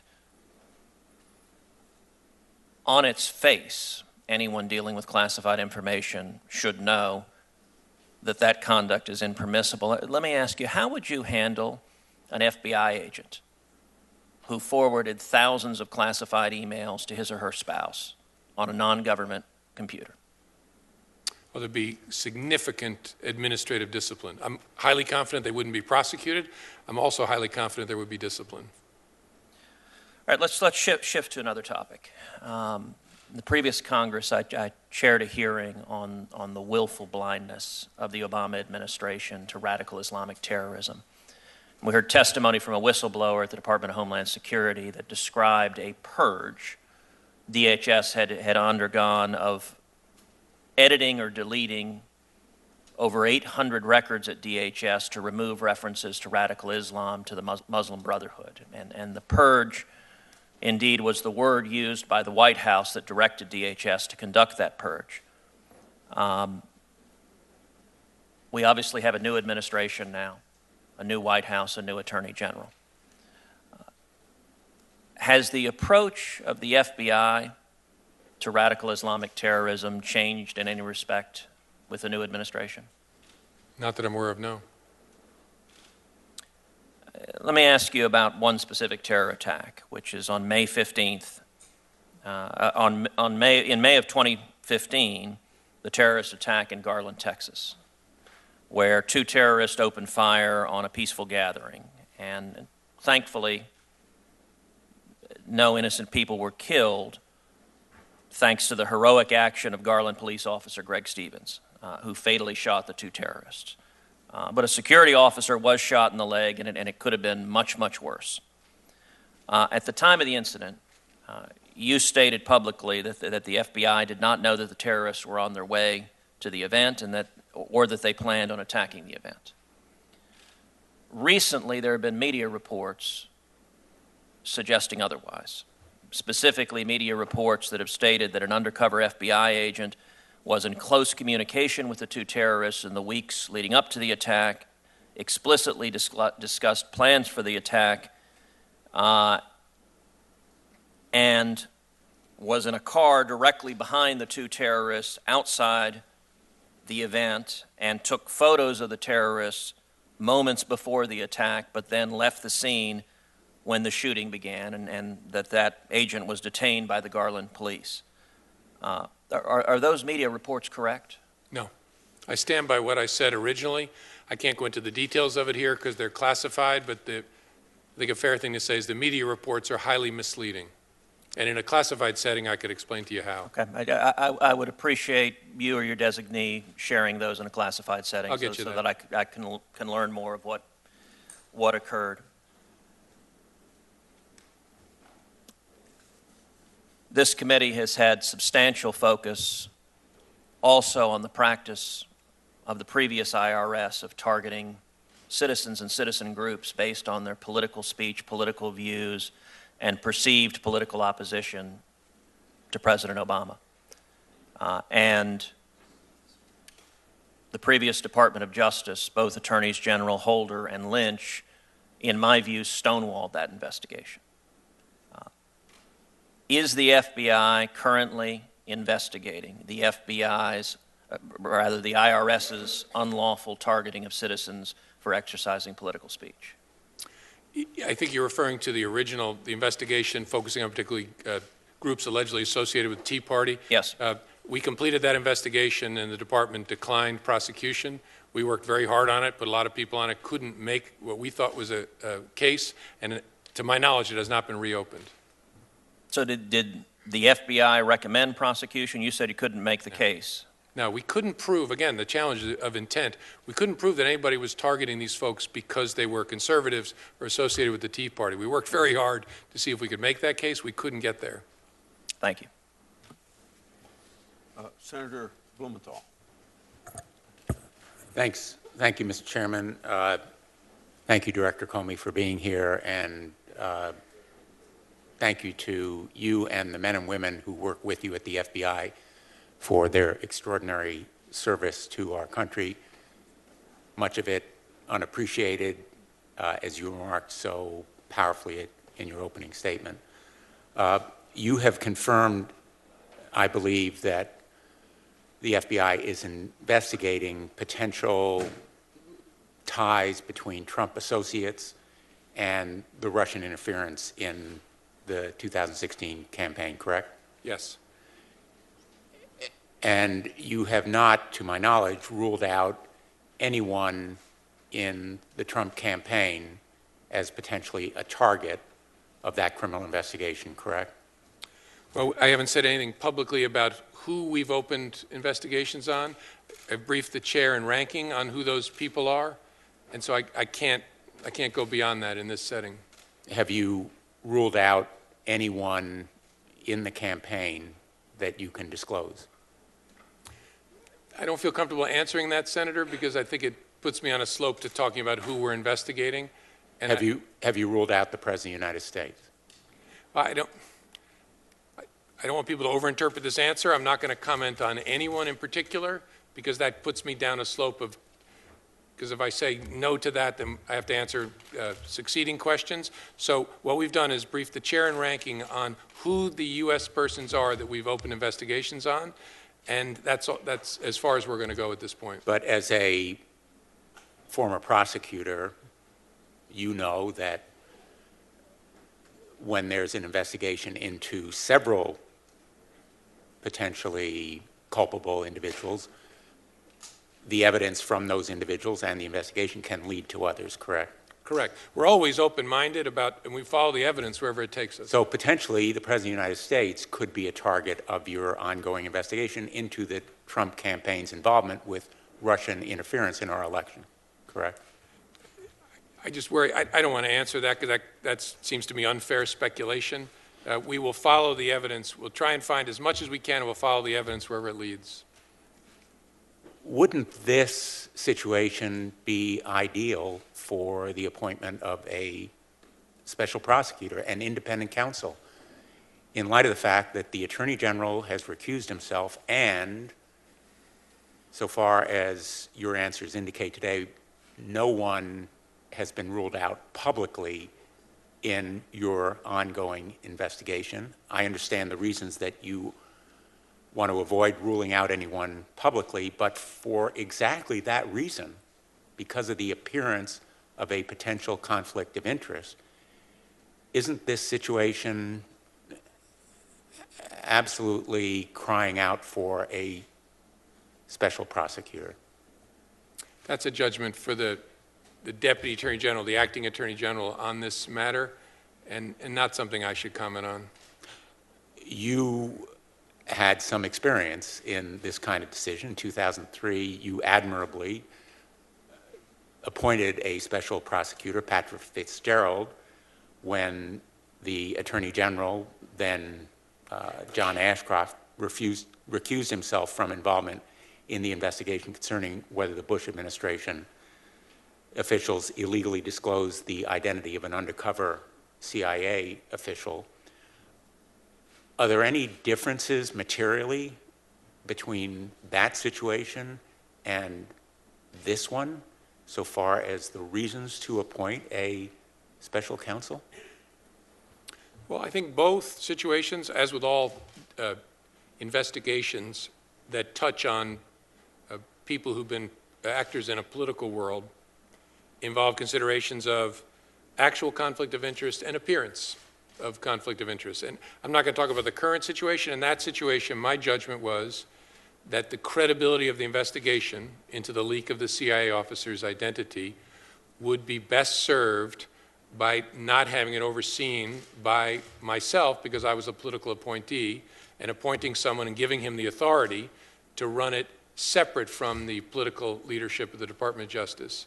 That was my judgment in that circumstance. I don't know what judgment the Acting Attorney General will make. I'm sure he'll consider many of the same things. Has he asked for your advice? I'm not going to say, Senator, because I wouldn't. When I was DAG, I didn't want people talking about their conversations with me, so I'll do the same for him. So far as the investigation, the ongoing investigation into Trump associates and their potential collusion with the Russian meddling in our election, will you be providing any updates to the American people? Certainly not before the matter is concluded, and then depending upon how the matter is concluded, I mean, some matters are concluded with criminal charges, and then there's a public accounting and a charging document. Other matters, as was the case with the email investigation, end with no charges, but some statement of some sort. Others end with no statement. I don't know yet. And obviously, I'd want to do that in close coordination with the department. Will you make recommendations to presumably it would be the Deputy Attorney General or the Special Prosecutor, if one is appointed, as to whether criminal charges should be brought. I don't know in this case in particular, but in general, we almost always do, especially the highest profile matters. But you cannot yourself pursue criminal charges, correct? Correct. I think that's important for the American people to understand, because it bears on the question of whether a special prosecutor ought to be appointed. The FBI may inspire great credibility and trust, but the FBI cannot bring charges, neither can the intelligence committees do so, nor can an independent commission. Only the Deputy Attorney General or a special prosecutor designated by him, correct? Correct. Let me close because I am running out of time. Have you been questioned at all by the Inspector General in connection with the inquiry that I understand is ongoing into a number of the topics that we've been discussing here? Yes, I've been interviewed. The Inspector General is inspecting me and looking at my conduct in the course of the email investigation, which I know this sounds like a crazy thing to say. I want that inspection because I want my story told because some of it's classified, but also if I did something wrong, I want to hear that. I don't think I did, but yeah, I've been interviewed and I'm sure I'll be interviewed again.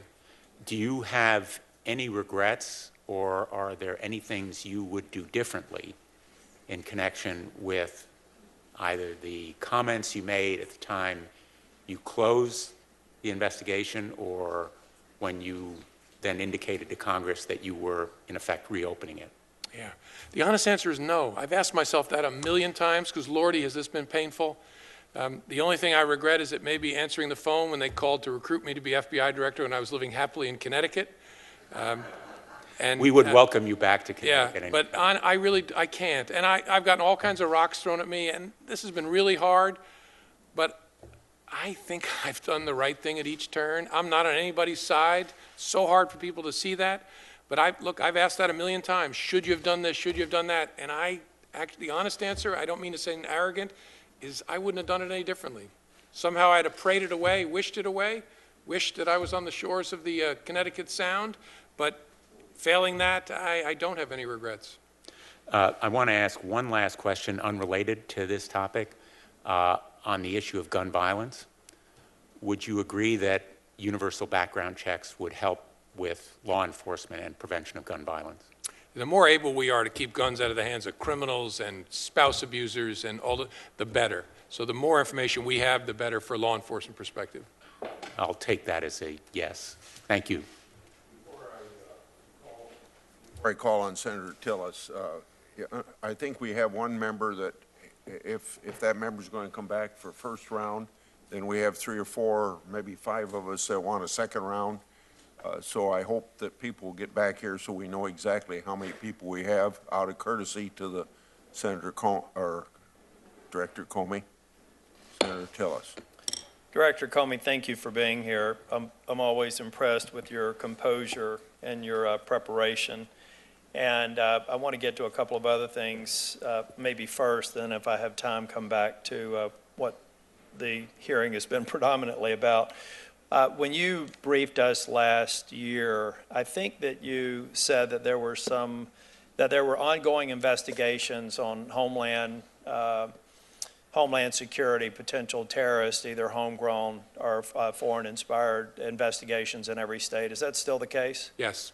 Do you have can you give me roughly an idea of the number of investigations that is? Yeah, it's just north of 1,000. Just north of 1,000. Yeah, we have that caseload has stayed about the same since we last talked about it. Some have closed, some have opened, but about 1,000 homegrown violent extremist investigations in the United States. And at the time, I also asked the question about to what extent that you can discuss in this setting were people who are the target of those investigations, persons who came in through various programs where questions about vetting have been raised as to whether or not they're accurate. At the time, there were 12.5, I think, that you may have estimated. Do you have any rough numbers about that? Yeah, I do. We have about 1,000 homegrown violent extremist investigations, and we probably have another 1,000 or so that are I should define my terms. Homegrown violent extremists, we mean somebody, we have no indication that they're in touch with any foreign terrorists. touch, Yeah. right. Then we have another big group of people that we're looking at who we see some contact with foreign terrorists. So you take that 2,000 plus cases, about 300 of them are people who came to the United States as refugees. Okay. And to what extent in all of those investigations, you mentioned earlier that there are probably about half of the various computing devices that you've accessed that you can't get into with any technology that the FBI has, which I assume is some of the most advanced available. To what extent is the access to that information relevant in these investigations of potential homeland threats? Oh, it's a feature of all our work, but especially concerning here, because we're trying through lawful process figure out, are they consuming this poison on the internet, and are they in touch with anybody? And so it's true in terrorism cases, about half the devices we can't open. About 90-some% of our subjects are using at least one encrypted app as well that we can't read. So, Mr. Director, just because of physical and technological constraints, half of the base of information you'd like to harvest you can't get to. Without 702, how much more of the remaining half would be harmed? Well, the 702 actually addresses a different challenge. Yep. Losing 702 would be disastrous because it would lose our window. It is relevant in these investigations, however. It is, Yep. because That's what I mean. So half of the physical assets you can't already get access to. Then there's the metadata and all the other information that would be instructive to these investigations. So by going dark, do we mean 100%? well, we're headed towards 100%. 702 is our window into the really bad guys overseas, and if we close that window, I don't know why on earth we would close that window. So we have thousands of investigations of potential homeland security threats, evenly split by either people who have self-radicalized or some who have been influenced, some who have come over in refugee programs, that we will basically pull the rug out from under you in terms of being able to actively investigate them, or I should say expeditiously investigate them. Will certainly significantly impair our ability to investigate them. And that's what folks often say, why don't you get metadata?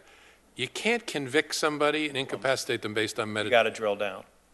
Director Comey, in my remaining time, I want to go back to the investigation. And I just want to give you another opportunity to maybe finish by explaining the context that you were operating in. But I want to create the context going back to when the investigation first began. It was already a part of media attention. I think on June the 27th, the then Attorney General met with the spouse of someone who's subject to an active investigation, which was at the very least an unusual encounter, which also spun up the media.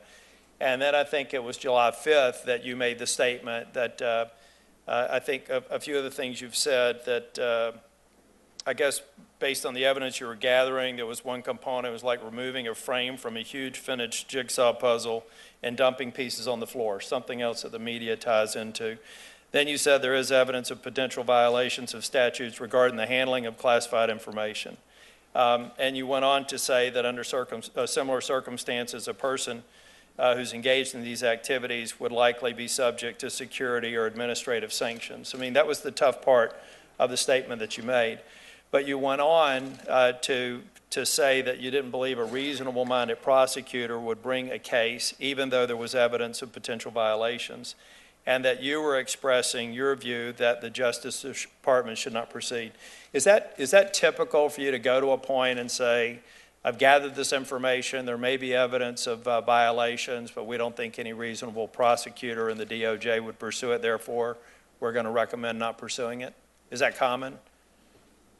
For an FBI director to do that? Yeah. I've never heard of it. I never imagined it ever until this circumstance. Was there some logic in that at the time that you were making that decision based on the information that you were provided? Was there the same sort of thought process that you're going through there to have it rise to that level that then led to your October 28th notification of Congress that you had to look at other evidence that had been identified on Anthony Weiner's PC? What I'm trying to do is say it looks like you were trying to provide as much transparency and as much real-time information as you had. Yeah. And then on November the 6th, the FBI apparently moved heaven and earth and got something done in a matter of days that they thought was going to take beyond the election. But you were in that pressure cooker. I just wanted to give you an opportunity to glue together, I think, the decision for your actions on July the 5th, and how I think there's parallels between that and what you ultimately did on October the 28th and then November the 6th. And I'll yield back the remaining of my time for the answer. And I've lived my whole life caring about the credibility and the integrity of the criminal justice process, that the American people believe it to be and that it be in fact fair, independent, and honest. And so what I struggled with in the spring of last year was, how do we credibly complete the investigation of Hillary Clinton's emails if we conclude there's no case there? The normal way to do it would be to have the Department of Justice announce it. And I struggled as we got closer to the end of it with a number of things that had gone on, some of which I can't talk about yet, that made me worry that the department leadership could not credibly complete the investigation and decline prosecution without grievous damage to the American people's confidence in the justice system. And then the capper was, and I'm not picking on the Attorney General, Loretta Lynch, who I like very much, but her meeting with President Clinton on that airplane was the capper for me. And I then said, you know what, the department cannot by itself credibly end this. The best chance we have as a justice system is if I do something I never imagined before, step away from them and tell the American people, look, here's what the FBI did, here's what we found, here's what we think. And that offered us the best chance of the American people believing in the system, that it was done in a credible way. That was a hard call for me to make, to call the Attorney General that morning and say, I'm about to do a press conference and I'm not going to tell you what I'm going to say. And I said to her, I hope someday you'll understand why I think I have to do this. But look, I wasn't loving this. I knew this would be disastrous for me personally, but I thought this is the best way to protect these institutions that we care so much about. And having done that, and then having testified repeatedly under oath, we're done, this was done in a credible way, there's no there, that when the Anthony Weiner thing landed on me on October 27th, and there was a huge, this is what people forget, new step to be taken, we may be finding the golden missing emails that would change this case. If I were not to speak about that, it would be a disastrous, catastrophic concealment. It was an incredibly painful choice, but actually not all that hard, between very bad and catastrophic. I had to tell Congress that we were taking these additional steps. I prayed to find a third door. I couldn't find it. 2 actions, speak or conceal. I don't think many reasonable people would do it differently than I did, no matter what they say today. If you were standing there staring at that on October 28th, would you really conceal that? So I spoke. Again, the design was to act credibly, independently, and honestly so the American people know the system's not rigged in any way, and that's why I felt transparency was the best path. In July, and then I wasn't seeking transparency. In October, I sent that letter only to the chairs and rankings. Yeah, did I know they were going to leak it? Of course. I know how Congress works, but I did not make an announcement at that point. And then my amazing people moved heaven and earth to do what was impossible, to get through those emails by working 24 hours a day, and then said, honestly, sir, we found tons of new stuff, doesn't change our view. And I said, are you sure? Don't do it just because you're under pressure. They said, we're sure. We don't believe there's a case against Hillary Clinton. And I said, then by God, I got to tell Congress that, and no, I'm going to get a storm at me for that. But what I can promise you all along is, I said to people, you may think we're idiots, we're honest people. We made judgments trying to do the right thing, and I believe, even with hindsight, we made the right decisions. And I'm sorry for that long answer.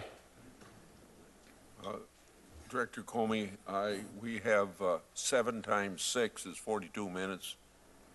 I hope you won't want to take a break. I'm made of stone. Thank you. On March the 6th, I wrote to you asking about the FBI's relationship with the author of the Trump-Russia dossier, Christopher Steele.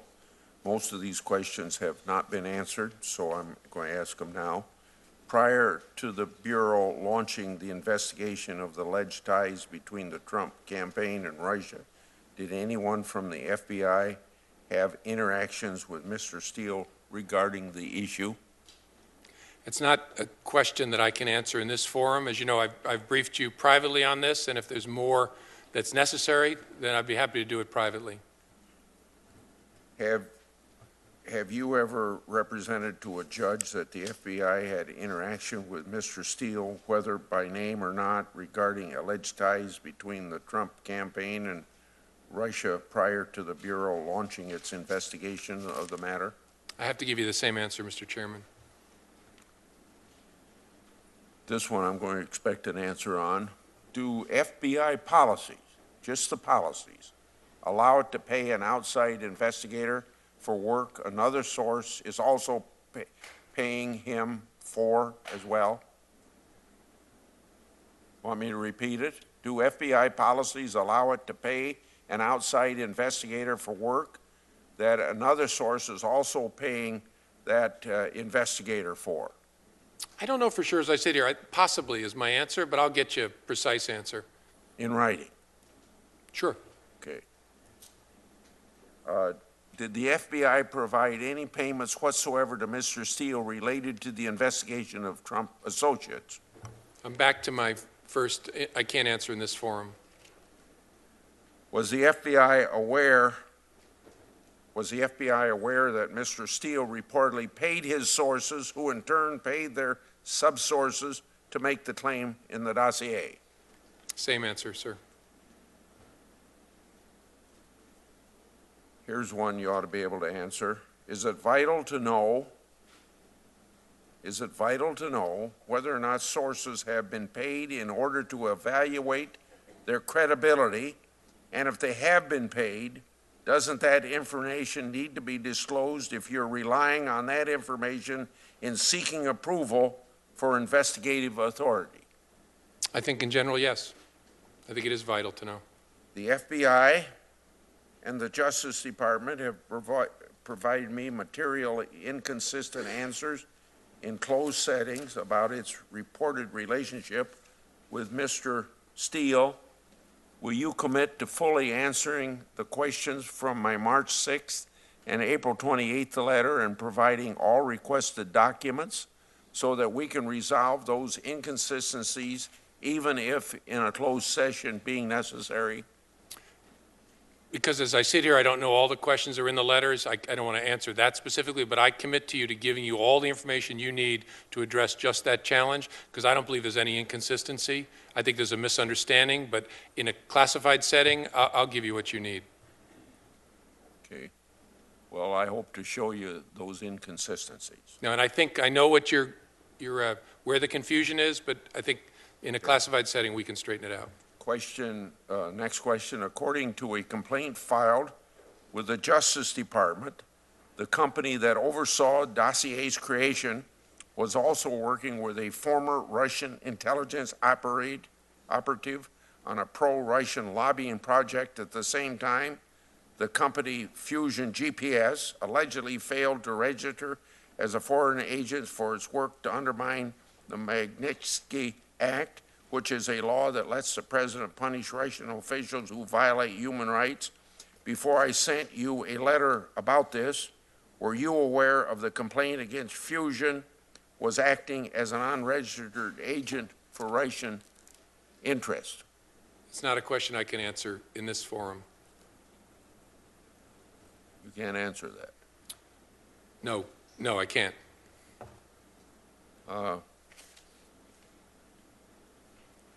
Go on to something else. Last week, the FBI filed a declaration in court pursuant to Freedom of Information Act litigations. The FBI said that a grand jury issued subpoenas for Secretary Clinton's emails, yet you refused to tell this committee whether the FBI saw it or had been denied access to grand jury process from the Justice Department. So, I think a very simple question. Why does the FBI give more information to someone who files a lawsuit than to an oversight committee in the Congress? And that has happened to me several times. I'm not sure, Senator, whether that's what happened here, but you're right. I refused to confirm in our hearings as to whether we'd used a grand jury and how. I think that's the right position. Because I don't know it well enough, I don't think I can tell you. I don't think I can distinguish the statements made in the FOIA case as I sit here. But, yeah. Well, just as a matter of proposition, then, if I, Chuck Grassley, as a private citizen, file a Freedom of Information Act, and you give me more information than you'll give to Senator Chuck Grassley, how do you justify that? Yeah, it's a good question. I don't. What do you mean it's a good question? How do you justify it? What I was going to say is a good question. I can't as I sit here. Ye gods. Was the Clinton investigation named Operation Midyear because it needed to be finished before the Democratic National Convention? If so, why the artificial deadline? If not, why was that the name?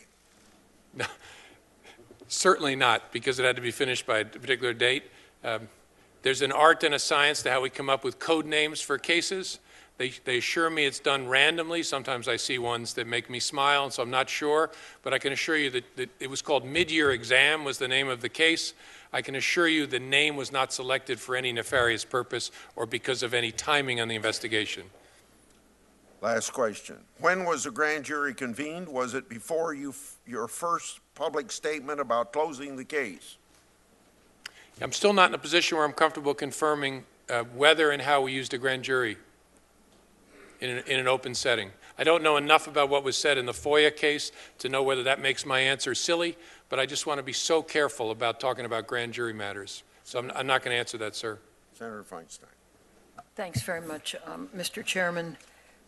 Mr. Director, first of all, thank you for your fortitude in going through this. Appreciate it. In your testimony, you noted that the first half of the fiscal year, the FBI was unable to access the content of more than 3,000 mobile devices, even though the FBI had the legal authority to do so. I'm familiar with one of those, and that is the Southern California terrorist attack, where 14 people were killed in San Bernardino. Of those 3,000 devices that you weren't able to access, can you say how many of these were related to a counterterrorism event? I don't know as I sit here, Senator, but we can get you that information. Yeah, I'd really very much appreciate that. We had looked at legislation that would take into consideration events of national security and provide that devices, there must be some way of even going before a judge and getting a court order to be able to open a device. Do you think that would work? Well, that would sure, to my mind, be a better place for us to be from a public safety perspective, but we aren't there now.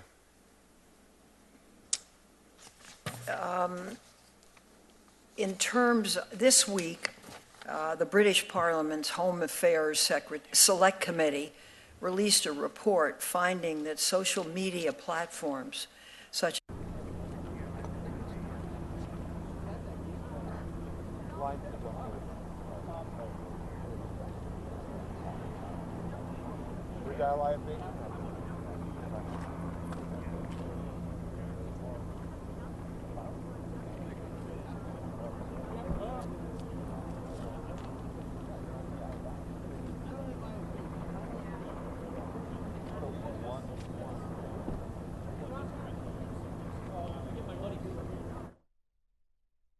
All right, everyone, we're working to get that Comey feed back for you. It looks like Fox National has just dipped out of it. We're working to get those coordinates back for you. Stand by while we work to get that set up for you.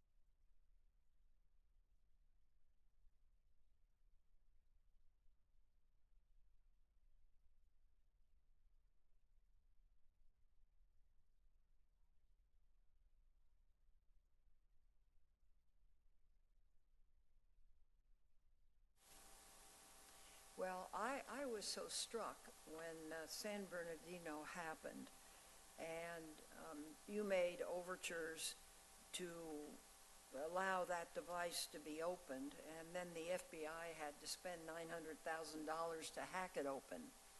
And as I subsequently learned of some of the reason for it, there were good reasons to get into that device. And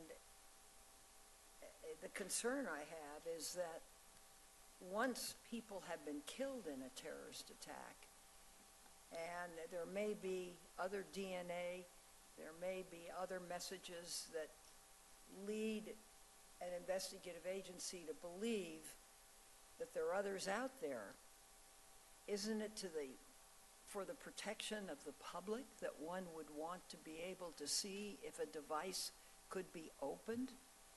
And I've had a very hard time. I've gone out, I've tried to talk to the tech companies, they're in my state. One, Facebook, was very good and understood the problem, but most do not. Has the FBI ever talked with the tech companies about this need in particular?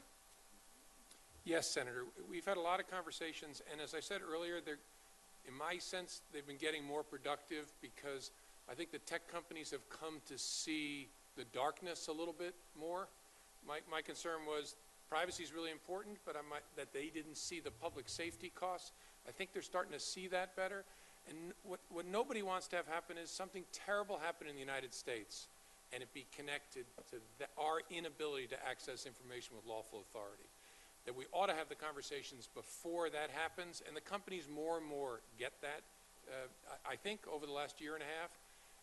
But it's vital. We weren't picking on Apple in the San Bernardino case. Right. There were real reasons we have to figure out a way to optimize those two things, privacy and public safety. Well, to be candid, my understanding about some of this was that the European community had special concerns about privacy, and that some of the companies in our country were concerned, well, they would lose business. That European concern is changing. I think what I read about the UK, what I understand is happening in France and Germany, increased sharing of intelligence, the realization, I think, that they have very dangerous people in large numbers, possibly plotting at any given time to carry out an attack, has had some palliative effect. And there may be a change of viewpoint. So it would be very helpful if our law enforcement community could help us. And this is not to monitor. This is something that's very basic. If there is a piece of evidence that says, hey, there may be a cell, there may be another individual out there, you have a chance of getting into that piece of evidence to see if that's true.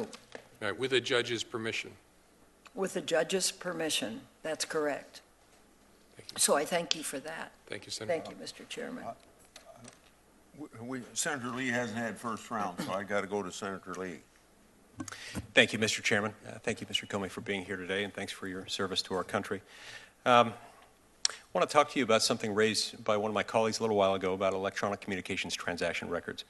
Would it be fair to say that electronic communications transaction records include such things as browsing history, one's history of websites that one might have visited on the internet?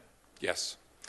Would it be fair to say also that what one views, what pages one has visited, might in some ways be indicative of what one is reading?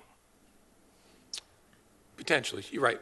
Even if you don't see where they went on the page, that they went to ESPN or Fishing Magazine, gives you some indication of their interest. Yes.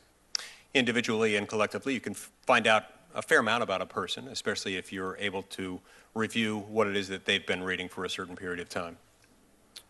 Right.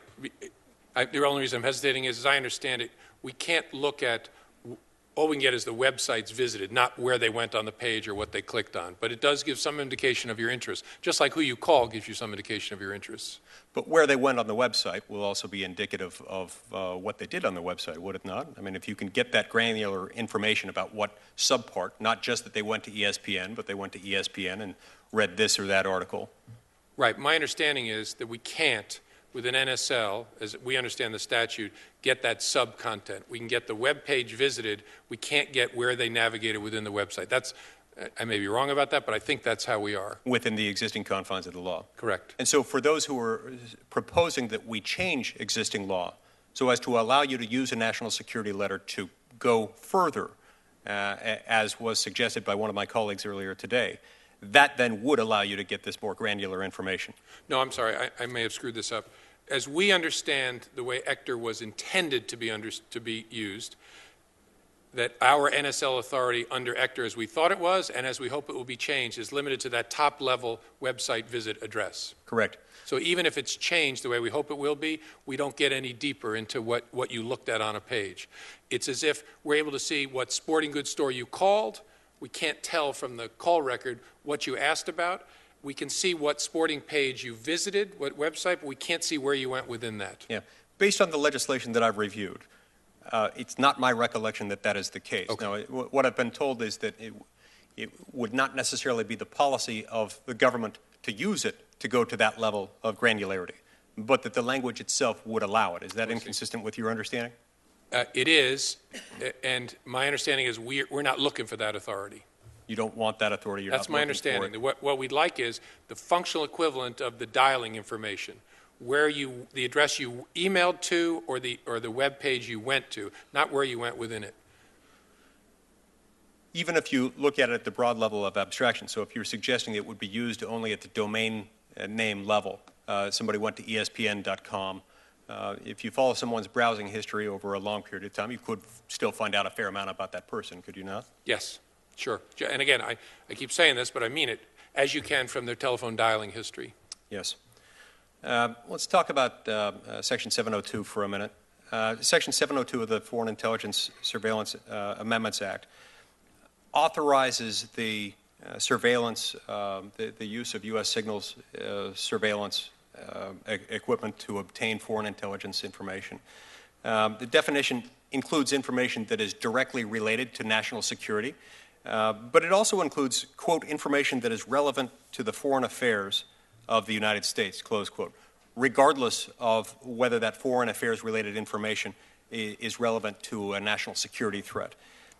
To your knowledge, has the Attorney General or has the DNI ever used Section 702 to target individuals abroad in a situation unrelated to a national security threat?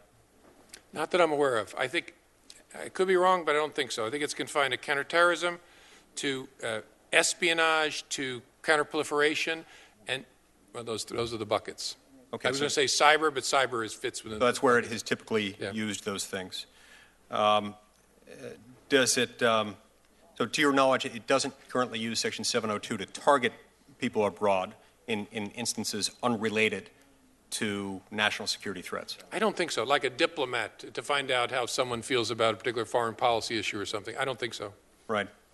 So if Section 702 were narrowed to exclude such information, to exclude information that is relevant to foreign affairs but not relevant to a national security threat, would that mean that the government would be able to obtain the information it needs in order to protect national security? Would seem so logically. I mean, to me, the value of 702 is exactly that, where the rubber hits the road in the national security context, especially counterterrorism, counterproliferation. Okay. Now, when Section 702 is used, typically what we're talking about here is not metadata. It's not this call was made from this number to this number. This is content. And so if we were talking about two U.S. persons, two American citizens, if I were calling you, typically that's not something that Section 702 would be used to collect. But if it's me calling someone else, and if that person is not a U.S. person, if that person ends up being an agent of a foreign government, and if somebody has determined that communications involving that person might be connected to a national security investigation, there's a chance that that communication could be intercepted. Not just the fact the call was made, but also the content of that call. Correct. That's what we call incidental collection. And that incidental collection is then aggregated. You have databases that store all of these things. And so there are lots of U.S. persons who have had communications, conversations that have themselves been recorded that are out there in a database. Can you search that database for communications involving specific U.S. persons without getting a warrant? Yes. And the fact that these communications were intercepted without necessarily any showing of wrongdoing on the part of the U.S. person, without necessarily showing that that U.S. person had anything to do with the foreign, with the national security investigation at issue. Does that cause you concern that that could involve almost a backdoor way of going after communications by U.S. persons in which they have a reasonable expectation of privacy? It doesn't cause me concern, but it may be because of the way, what I can see from where I am. I understand the question, though. But it's true, whether it's 702 or other court-authorized domestic surveillance in the United States, if we are covering a particular embassy of a foreign power and Americans call in and speak to them, we record that because we're authorized to collect the communications in and out of that embassy. And we store all of those in a database, or we have lawfully collected those, even though the American who called wasn't a target. The same happens with 702. If you contact or call a terrorist or someone we're targeting overseas, you're an American, you have a conversation, even though you're not the target, that's going to be collected and stored in a database. What matters is how we treat that data and that we're careful with it and we don't use it willy-nilly and we protect it in important ways. That's true whether we collect it in 702 or collect it domestically.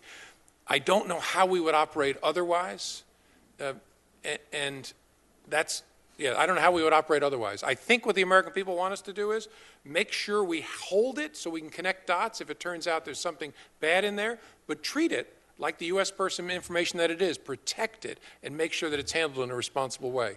Senator Lee. Thank you. Thank you. Thank you, Mr. Chairman. Director, let me tell you a story. About 100 years ago, literally, my Italian grandparents and my Irish grandparents faced discrimination because of their religion. Now, that discrimination wasn't violence, it was economic. This was not unusual in this country at that time. I like to think that's gone. I like to think of my grandparents, the Italian grandparents, the Irish grandparents, discrimination they faced because of both their race and their religion is not here. But now we see an alarming rise in hate crimes among minority communities. Yesterday, this committee heard some important testimony from the Department of Justice, from the International Association of Chiefs of Police, I believe our nation's largest civil rights organization. The law enforcement and political leaders must send a message that toxic, hateful rhetoric will not be tolerated. They must denounce bigotry wherever they encounter. Even as a child, I was taught that. We are never to discriminate against anybody because of their race or their religion. Now, what bothers me, let me show you this. On the campaign trail, President Trump promises supporters a Muslim ban. A campaign press release entitled Donald J. Trump's Statement on Preventing Muslim Immigration says that he called for a total and complete shutdown of Muslims entering the United States. Now, I can understand that dumb things are said during a campaign. That's on his website today. That goes beyond being stupid. Do you agree with me that messages like that can cast suspicion on our Muslim neighbors, can perpetuate division and hatred? And if it does that make America less safe? Well, Senator, thank you. I'm not going to comment on the particular statement, but I do agree that a perception or a reality of hostility towards any community, but in this particular the Muslim American community, makes our jobs harder. Because as I said in response to an earlier question, those good people don't want people engaging in acts of violence in the name of their faith or in their neighborhood. And so our interests are aligned, but if anything gets in the way of that and chills their openness to talk to us and to tell us what they see, it makes it harder for us to find those threats. So we've been spending a ton of time. You're right about the increase in hate crimes. We've seen those numbers start to go up in 2014. They've been climbing since then. To redouble our efforts to get in those communities and show them our hearts and what we're like, to encourage people not to fear contact with us. And Director Comey, I don't ask this to make a political point. I ask this as a United States Senator. I believe the United States Senate can be, and sometimes has been, the conscience of the nation. We're a nation with adherence to our First Amendment. We trust and we believe in all religions, allow you to practice any religion you want or none if you want. I worry, whether it's the Muslim religion or any other, you have religions where people believe in it, they should not be condemned of actions of a few. I worry very much that the rhetoric and the hatred can bring about things that neither you nor I ever want to see in this country. I think we'd agree on that. Hate crimes, I don't care who it's against somebody because of their race or their religion. You as a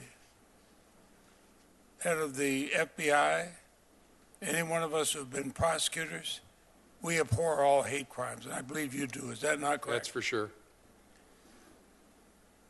And I worry that we also give the impression that citizenship alone might be a reliable indicator of the terrorist threat posed by an individual to the United States.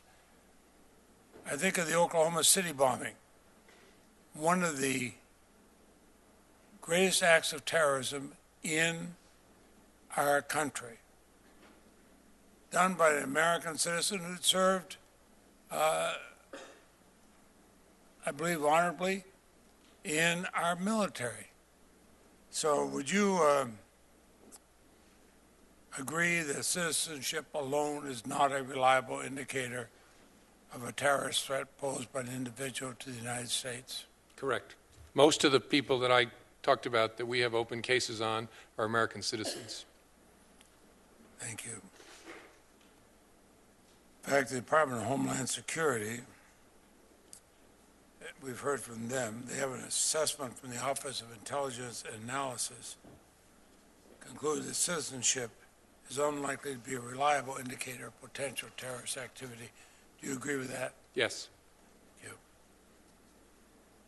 Another matter, Chairman Grassley and I have worked to address the concerns related to the FBI's hair and fiber analysis testimony has been flawed. I think we all accept in the past. Investigation began, I believe, 2012 after 3 men were exonerated here in Washington, D.C. because the FBI analysts gave inaccurate testimony. In order to review more than 3,000 cases, the FBI has reached out to officers that originally prosecuted these cases, and I appreciate that. I remain concerned that cases remain closed if you don't find the transcript right away. I've asked you this question in writing.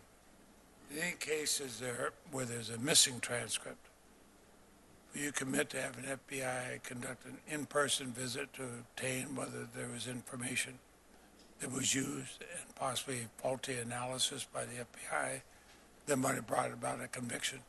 I'm sorry, an in-person visit?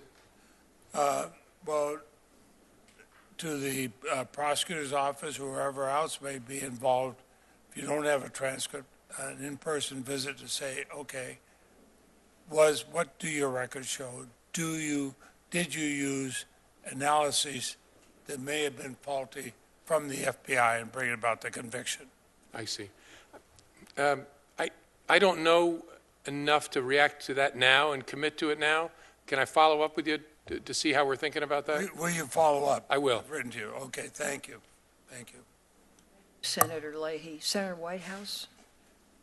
Thank you. A couple of quick matters. For starters, did you give Hillary Clinton, quote, a free pass for many bad deeds? There was a tweet to that effect from the president. No, that was not my intention, certainly. Well, did you give her a free pass for many bad deeds, whatever your intention may have been? We conducted a competent, honest, and independent investigation, closed it while offering transparency to the American people. I believed what I said. There was not a prosecutable case there. With respect to the question of prosecution for classified material, is the question of the consequences of the disclosure. i.e. the harm from the release or the actual secrecy of the material, considered in a prosecutive decision? In my experience, it is, yes. Because there's a great deal of material that, while technically classified, is widely known to the public, and because overclassification is a very significant problem within the executive branch, correct? Correct. And DOJ reserves prosecution for the most serious matters, in my experience. And that would have been evaluated also in looking at Secretary Clinton's emails. Yes. So although they were classified, they may not have caused any harm in terms of who saw them. Well, let me not make it specific to that. There are emails that could be classified and cause no harm if they were disclosed. Yes, there are. That is the case. It has been disclosed and publicly reported that there was a 2-day interval between the FBI interview of Michael Flynn related to his conversations with Ambassador Kislyak and then Deputy Attorney General's report to White House counsel about those calls. Did you participate in conversations related to this matter during that 2-day interval? And what can you tell us about why that interval took 2 days? Was there some standard operating procedure that needed to be vindicated? Was there, you would think that that could have flipped over to a conversation to the White House a good deal quicker than that once the agent's report came back from the interview. Yeah, I don't know whether the 2 days is right. I think it might have been a day. I could be wrong. Could have been 2 days. And I did participate in conversations about that matter. And I think I'll stop there because I don't know the department's position on speaking about those communications. But as you sit here, you don't have any hesitation about that delay, about it representing any kind of, mischief or misconduct? No. And given your experience, you know how this works. An agent conducts an interview. They're going to come back. They write up a 302. They show it to their partner. They make sure they get it right. Then they produce the 302. So sometimes it's the next day before it's finished. So the deputy, Ms. Yates, would have seen the 302, and that process would have taken place by the time she went up to see White House counsel McGahn. I think that's right, yes. Okay, thank you. And on to the Wiener laptop. As I understand it, you were informed by agents in the FBI office that there was potentially related or relevant information in Mr. Wiener's laptop. On the basis of that information, you then sent a letter to the members of Congress before whom you had committed to answer if there were any changes in the status of things. Mm-hmm. You also then authorized the agents to pursue a search warrant, which then gave them access to the content, which allowed them to do the search that you then said came up with nothing, so that you could then undo the letter and say, actually, we took a look and there's nothing there. Is that do I have the order correctly there? Right. They came to me, they briefed me on what they could see from the metadata, why it was significant. They thought they ought to seek a search warrant, wanted my approval to do that. I agreed, authorized it, so did the Department of Justice, and then they reviewed, I was just making sure I get the numbers right. During the following week, they reviewed 40,000 emails. I understated how many they reviewed and found that 3,000 of them were work-related and came from BlackBerry backups and a bunch of other things. And the 12 of them were classified, but we'd seen them all before. And so they finished that work, they briefed me on it, and say it doesn't change our view, and then I send the second letter. Did any of those classified emails create national security damage? That's a hard one to answer. By definition, the classification is based on the potential national security damage. With respect to our earlier conversation, that tons of stuff is classified that is on the front page of the New York Times. Yeah. I'm not aware that any of these emails or any of the emails in the investigation got into the hands of people that were able to exploit them to damage our national security. So let me offer you this hypothetical. They come to you and say the metadata shows that we have potential information here that could be relevant, could cause us to reopen the information. It would seem to me that it would be as sensible at that moment to say, how quickly can you get a search warrant, and how quickly can we get an answer to that question, because I made a promise to people in Congress that I would get back to them with this information, and if there's anything real here, you need to get on that pronto so that I can answer that question, so that the search warrant precedes the letter rather than the letter preceding the search warrant, particularly in light of the widely adhered to policy of the department not to disclose ongoing investigative materials and the truly exceptional nature of disclosures. Yeah. Why not the search warrant first? Well, I pressed them very hard on that and found credible their responses that there was no way they could review the volume of information they saw on the laptop in the time remaining. Except that they did. Well, they did, and because our wizards at our Operational Technology Division came up with a way to dedupe electronically that, as I understand it, involved writing a custom software program that's going to help us in lots of other areas. But the investigative team said, sir, we cannot finish this before the election. So that, to my mind, that then made the judgment appropriate, the one that I made, not waiting to make the disclosure. Okay, and with just respect to your response to Senator Tillis, we can talk about it some other time. My time has expired, but lest silence be viewed as consent, I have a different view of what took place. I don't doubt your honesty for a minute, but I do think that there were very significant mistakes made through this process. In the email case? Yes. Okay. In the Hillary Clinton email case. Got it.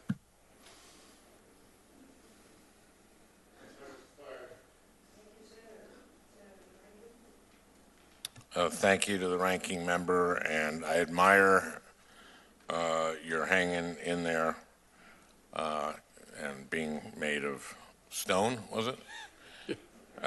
Sandstone, I think.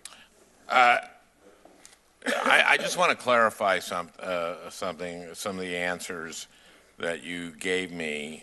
For example, in response to Director, I asked you, would President Trump's tax returns be material to such an investigation, the Russian investigation? And does the investigation have access to President Trump's tax returns? And some other questions you answered, I can't say. And I'd like to get a clarification on that. Is it that you can't say, or that you can't say in this setting? That I won't answer questions about the contours of the investigation. As I sit here, I don't know whether I would do it in a closed setting either, but for sure, I don't want to begin answering questions about what we're looking at and how. Okay, so I'll take that as at least in this setting you can't do that, and maybe you can elsewhere. We're talking about some of the unusual number of individuals in important roles in the Trump campaign or in his life, and they're sort of unexpected and often undisclosed ties to Russia. And I'd like to focus on one of those individuals, Roger Stone, and his relationship with Guccifer 2.0. Guccifer 2.0 is an online persona that the IC concluded was used by Russian military intelligence to leak documents and emails stolen from the Democratic National Committee to WikiLeaks. The U.S. intelligence community, including the FBI, has since concluded that the Russian government directed the breach and that Russian military intelligence used Guccifer 2.0 to ensure that the documents obtained were publicly released. So while Guccifer has insisted that he or she is not Russian, the intelligence community has concluded that the hacker has strong ties to Moscow and was used by Russian military intelligence to leak information about the Clinton campaign and Democrats that was stolen by Russia. Is that, Director Comey, a fair characterization? Yes, the IC's judgment was Guccifer 2.0 was an instrument of the Russian intelligence. Thank you. Well, a few months back, it was revealed that in August of last year, that's a couple months before the 2016 election, Roger Stone, one of President Trump's long-standing political mentors and at one time a formal campaign advisor, exchanged a number of private messages with Guccifer 2.0 via Twitter. Mr. Stone has since insisted that the relationship was totally innocuous. Now, in this series of messages, Guccifer 2.0 and Mr. Stone exchange a number of bizarre pleasantries. Guccifer thanks Mr. Stone for writing about him, and Mr. Stone expresses delight that Guccifer's Twitter handle was reinstated after having been suspended. But in one message, Guccifer writes to Mr. Stone, quote, "I'm pleased to say that you are a great man. Please tell me if I can help you anyhow. It would be a great pleasure to me." Director Comey, to me, this sounds like a clear offer from a Russian intelligence operative to collaborate with a senior official on the Trump campaign. Is that a throwaway line or an offer to help Stone in some respect? Do we know whether any further communication between Stone and Guccifer took place? And if you can't say here or can't say but you could say in another classified environment, could you make that distinction? I definitely cannot say here. I don't think I would say in a classified environment because it calls for questions about what we're looking at and how. Okay. So, but I definitely can't say here. Okay, well, at the very least, Stone's conversation with Guccifer demonstrated, once again, that the Trump campaign officials were communicating with Russian operatives. What is less clear, however, is whether the Trump campaign ever provided direction to Russian operatives or were aware that specific actions were being carried out to influence the election. For example, it has been suggested that last year the Russians used thousands of paid trolls, human trolls, we know this, and botnets to flood the internet, particularly social media, and with fake news aimed at influencing the election and favoring President Trump. I'm curious whether such actions were part of a coordinated effort. Is there any evidence that the Trump campaign assisted or directed those efforts? That's something that I can't answer here, but I would refer you back to what I said was the purpose of the investigation, to understand whether there were any coordination or collusion between elements of the campaign and the Russians. Of course. And I would point out, too, that that right before the Podesta emails came out, that Roger Stone said it's soon going to be time for Podesta's time in the barrel. And so I think there may be a little bit of a there.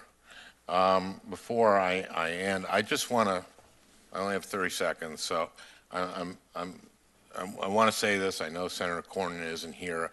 I think it's a shame that he said that Hillary yesterday in this forum blamed everyone but herself. She took a lot of blame on herself in that forum, and I think when she referenced what you did and in 11 days before the election, which has been a subject here, and also the Russian interference, I think she was only saying stuff that other people have said. I mean, I don't think she was saying anything that that a lot of people also think had an effect on the election. So I just think it was a shame that that the senator from Texas, I don't know if you meant to leave that out deliberately, but she did not blame everyone but herself. Thank you, Mr. Chairman. Say, before I call on the next senator, there's two things I'd like to say. One would be for what you promised Senator Cruz about a briefing on the Garland situation, that you would include any of the staff of the committee in on that briefing as well, so we can have a committee briefing on it as well, at least at the staff level? Would you do that? Assuming they have the clearances for it, I don't think that's a problem at all. I'll do that. I guess that's obvious. The second thing is, after we have... All right, everyone, I know many of you are interested in the James Comey testimony. We are recording it. We'll play more for you a little bit later on. We'll also go back to this scene, or back to this hearing live in a bit, but we do want to take you to a live breaking news scene out of Dallas. A live breaking news scene out of Dallas, reports of an active shooter on a college campus there.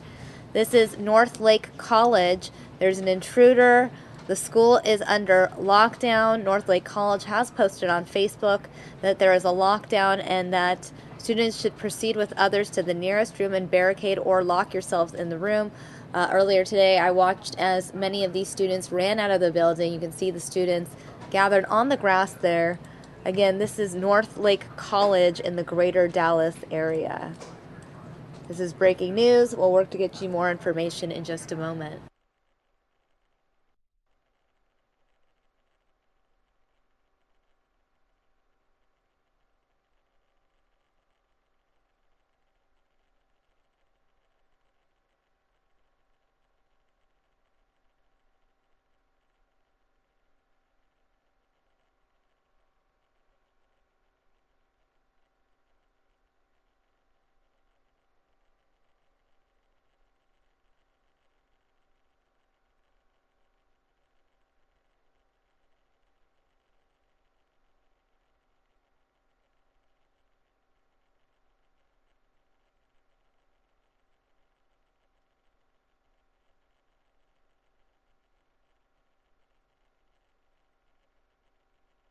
Again, this is in Irving, Texas. North Lake College on lockdown. Reports of an active shooter there at North Lake College in Irving, Texas. We don't have a lot of information right now. Irving police said there was an active shooter situation at the college this morning. Dallas County Community College district officials asked students to go into lockdown if they were on campus and to stay away from campus if they weren't on campus yet. North Lake College sent out a tweet saying, "We are still on intruder lockdown. Go to the nearest room and lock down. If not on campus, stay away. Police is on the scene." Now, images from Dallas Sky Fox showed multiple police officers running on the campus. At one point, dozens of students ran out of the building and into a parking lot. At this point, it's not clear whether anyone was hurt, and we'll continue to monitor the situation for more updates. Again, North Lake College sending out tweets, many tweets over the last few minutes. This one coming in just 5 minutes ago. North Lake College intruder lockdown. Police searching buildings. Follow their instructions. If not at campus, stay away. Posting the words "stay away" in all caps. Really trying to emphasize to the students the severity of this situation on their college campus.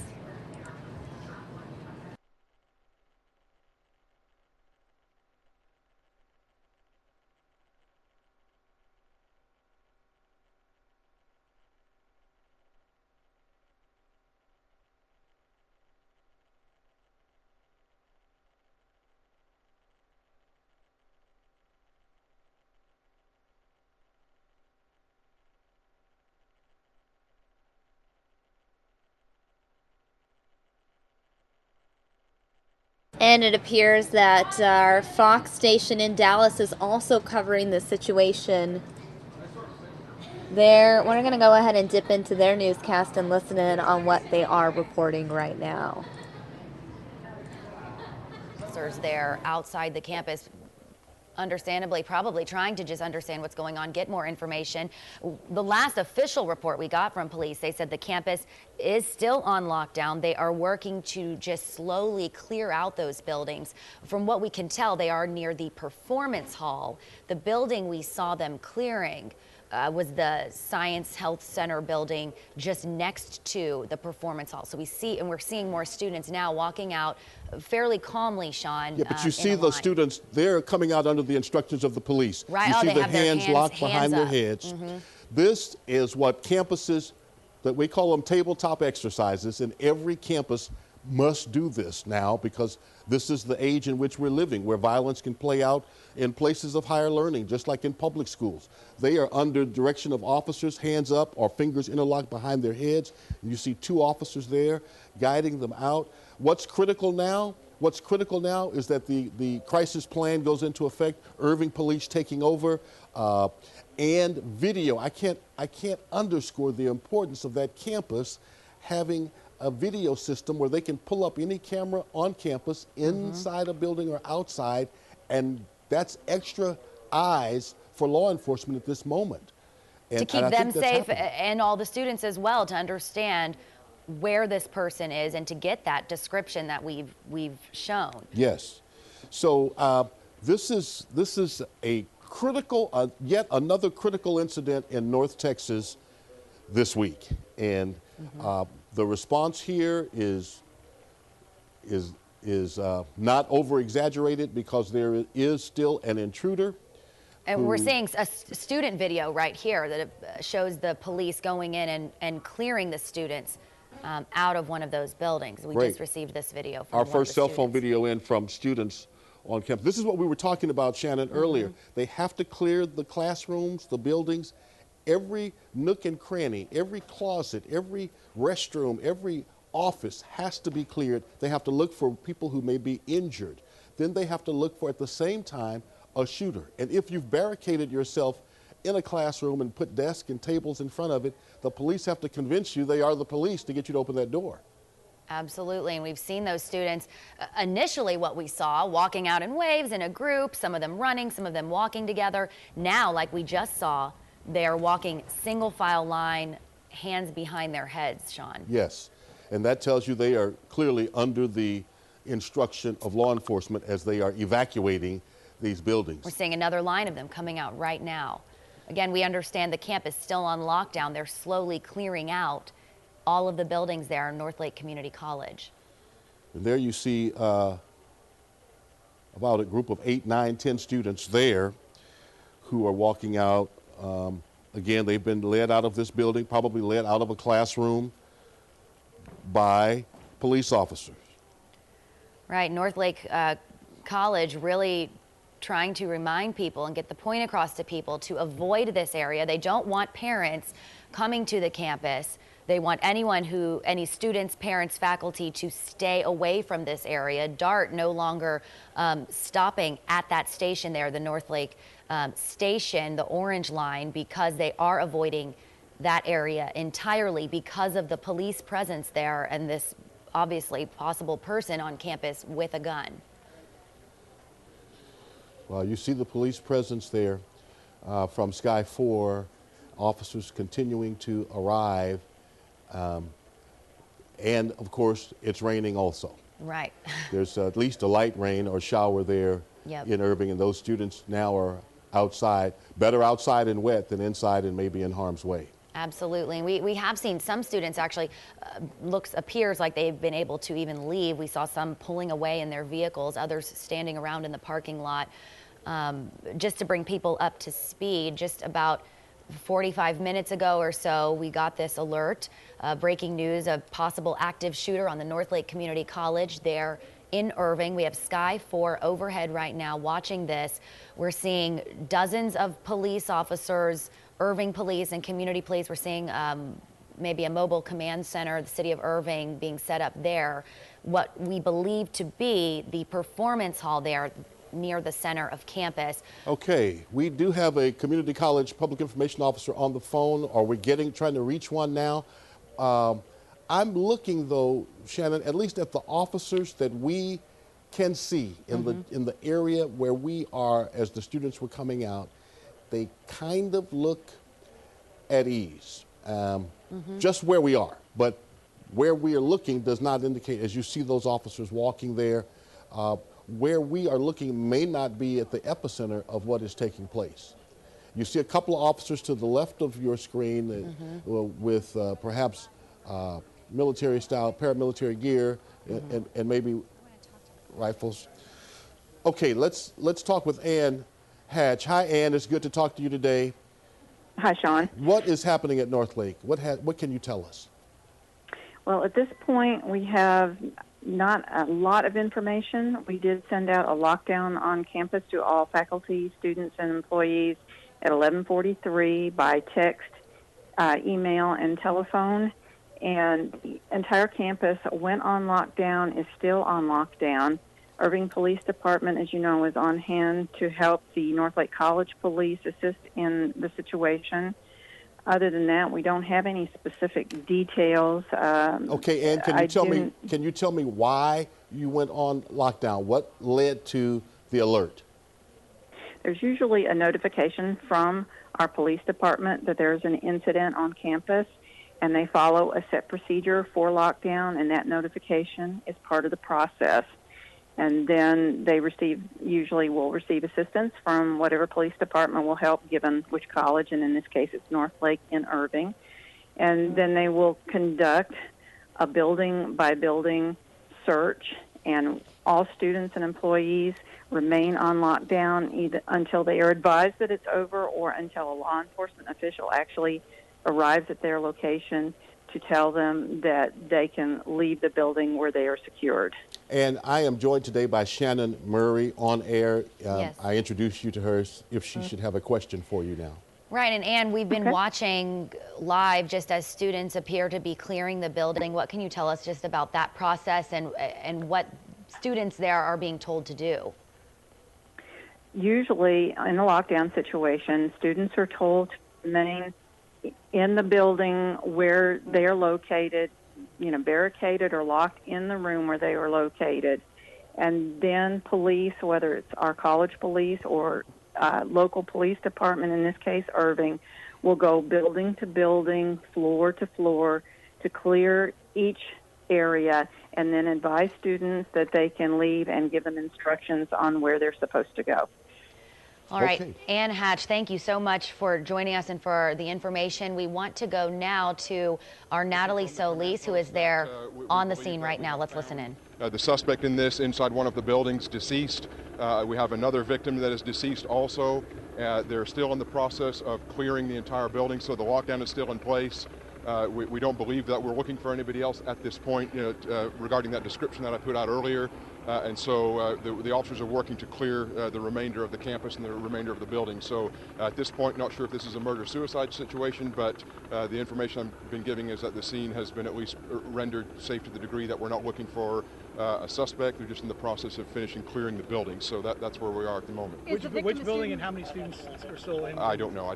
They didn't give me those details. Do you know if the victim is a student or somehow affiliated with it? I don't know. Do you know what building this occurred in?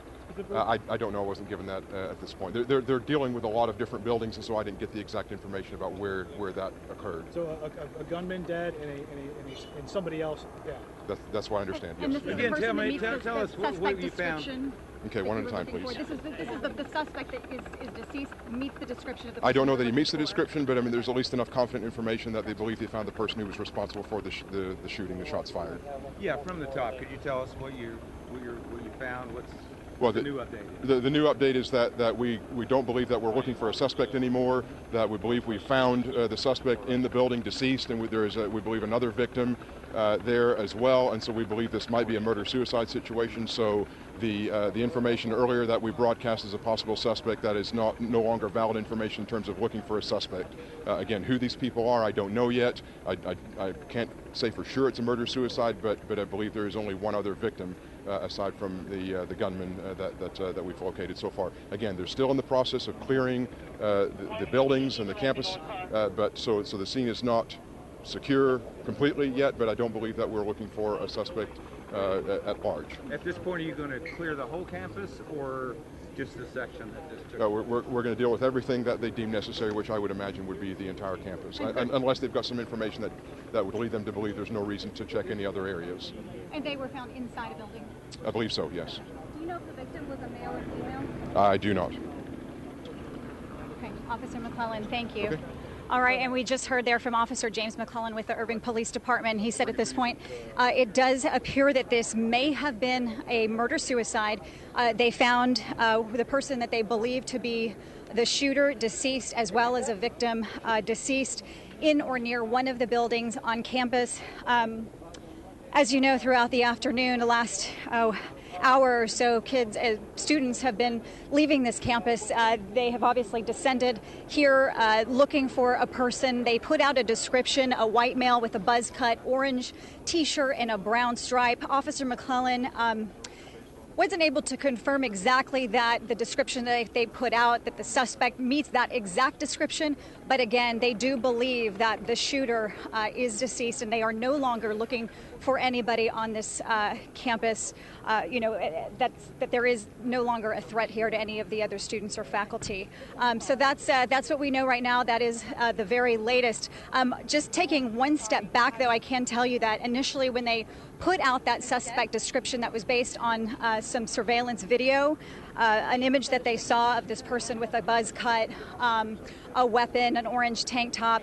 And again, they do believe that the person who is deceased is likely that same person, the shooter that they had been looking for the last hour. Back to you. That's great work, Natalie. Thank you. Can you tell me quickly, what does it feel like where you are and the students that you've seen as you moved across the campus? What does it feel like where you are?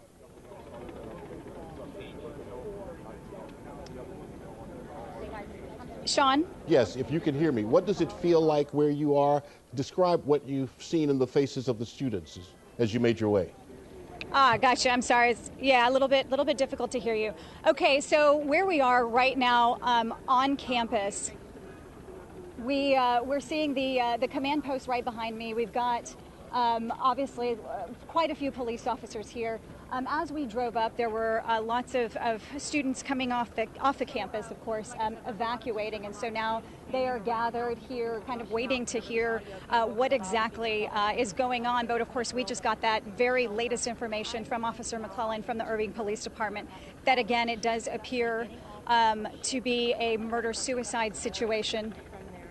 Okay. And actually, I'm going to go ahead and, if I could, just join in this interview right here. Sure. What you saw. Natalie, thank you. Well, I left work at 11:30, and I was walking in the hallways, and I was about to reach the big hallway, which we use it as art exhibition. I saw a guy standing, and there was a girl sitting on a chair, and it happened too quickly. I saw him shooting her 3 times. It was too loud, and we've been trained how to handle these type of situations. I immediately ran back to the room I'm working, locked the doors, and asked all the students to go back to the back room and turn off the lights and be quiet and wait for police to tell us what to do.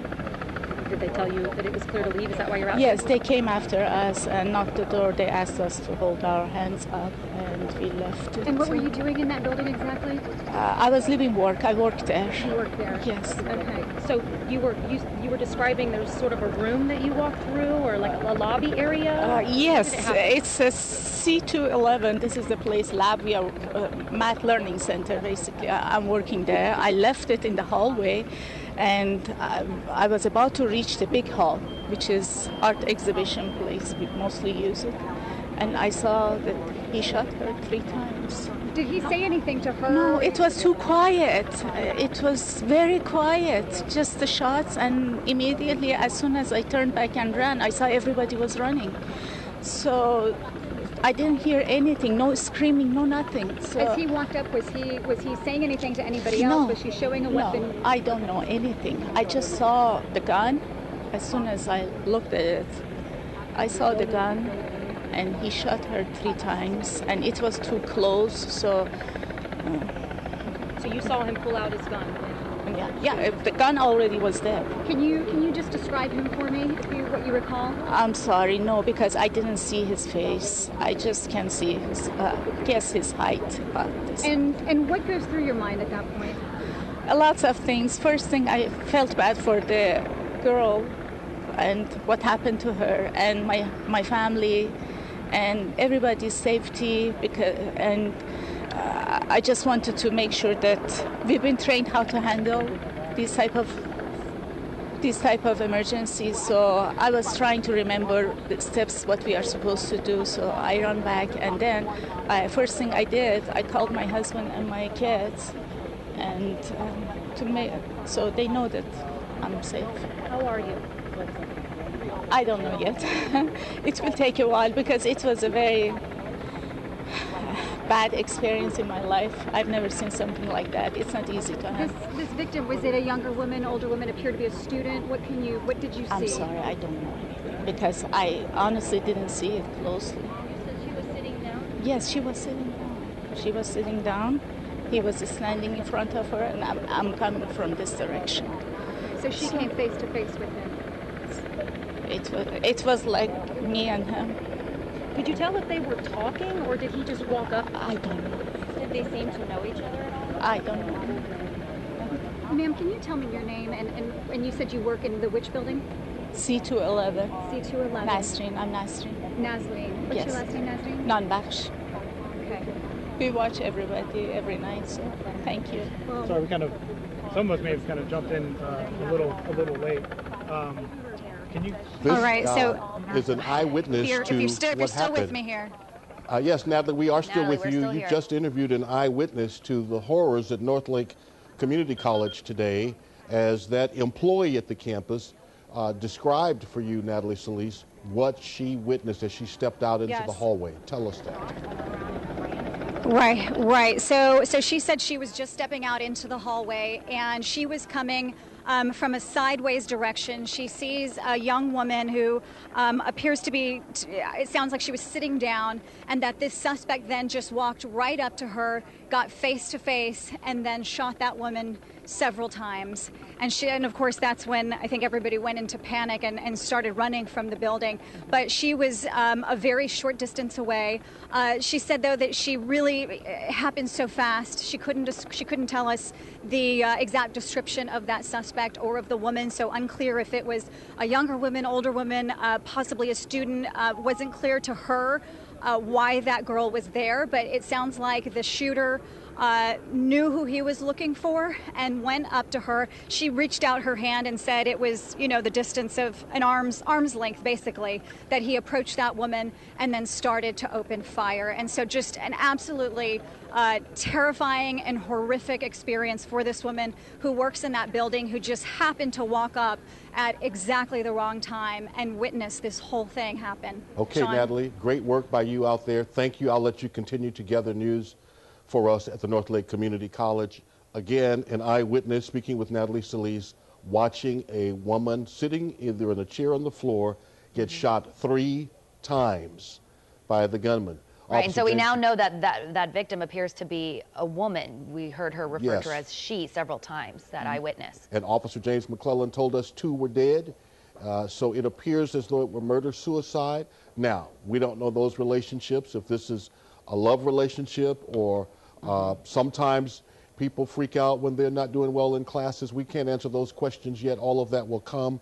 But what I heard the employee say, as we were talking about earlier, is the tabletop training that takes place, these drills. And she said, we were trained on this. I knew what to do. Step back in my classroom, closed the door, locked it, barricaded it, and began to make phone calls from inside to keep the threat, obviously, out. Right, and you can tell it happened so quickly. She didn't necessarily have time to gather her thoughts or react to it emotionally. That training kicked in. Yeah, and I don't think any of us, not expecting that coming out of the door of your place of employment, coming out of an office or classroom and see that right before us, our minds would be hard to snap that picture. Right. So incredible of her being able to hold her emotions and talk to us. As you heard her say, Shannon, she thought about the girl, she thought about her family in that split second. And the first thing she did, happened. call her husband and her children to let them know she's okay as well. From what we understand, those buildings still being cleared, although police, as we just heard, saying they do believe the gunman is dead. They are still doing a sweep of the building, working to clear it and make sure everything is safe there. All right, and the college now has just tweeted out the campus is closed for the day, as you might well expect, and that everyone needs to leave, and that is as soon as possible, which means some folks may have left backpacks and purses and cell phones and computers on desks, and those will have to sit there until tomorrow. Right, and Sean, we're also following some other news here this morning, severe weather. We want to keep monitoring this breaking news, but also check in with Ali Turiano with a look at what's going on weather-wise here. Hi, Shannon, thank you. All right, everyone. So you're looking at a live look at Northlake College on lockdown. Police saying the suspect is dead. One victim also dead. It is believed that the suspect killed the victim and then turned the gun on himself. Again, a tragic situation at this community college in Irving, Texas, just outside of Dallas. Again, a situation at a community college. You can see hundreds of people outside the building, waiting in the parking lot. Obviously, a concerning situation there. We're going to continue to monitor the situation. Mike Pace joining you in just a couple minutes with more News Now coverage here on Fox10Phoenix.com.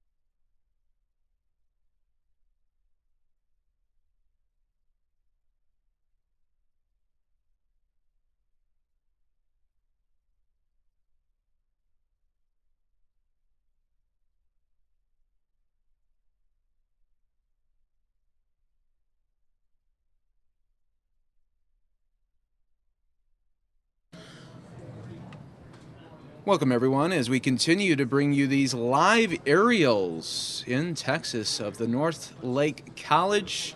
Still on lockdown at this moment. You can see the students there in the parking lot. There is, looks like to be a murder-suicide situation there. We'll try to get more updates for you in just a little bit.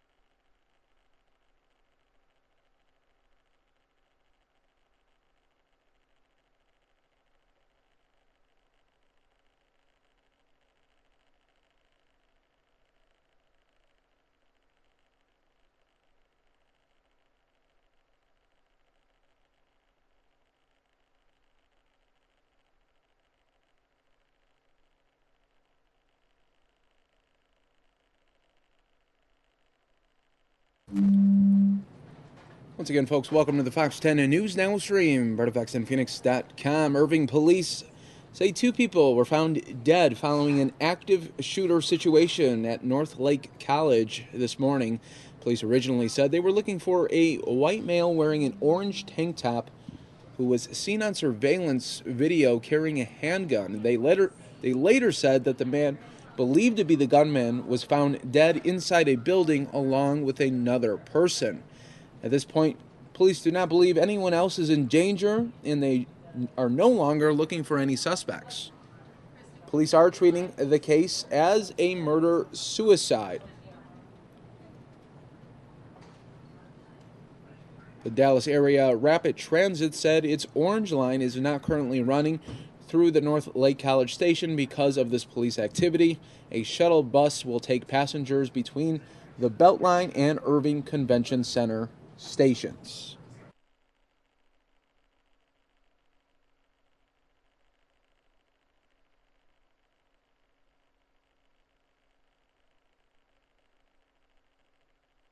The campus will be closed for the remainder of the day. All students, staff, visitors, and outside the campus are advised to please leave the perimeter now.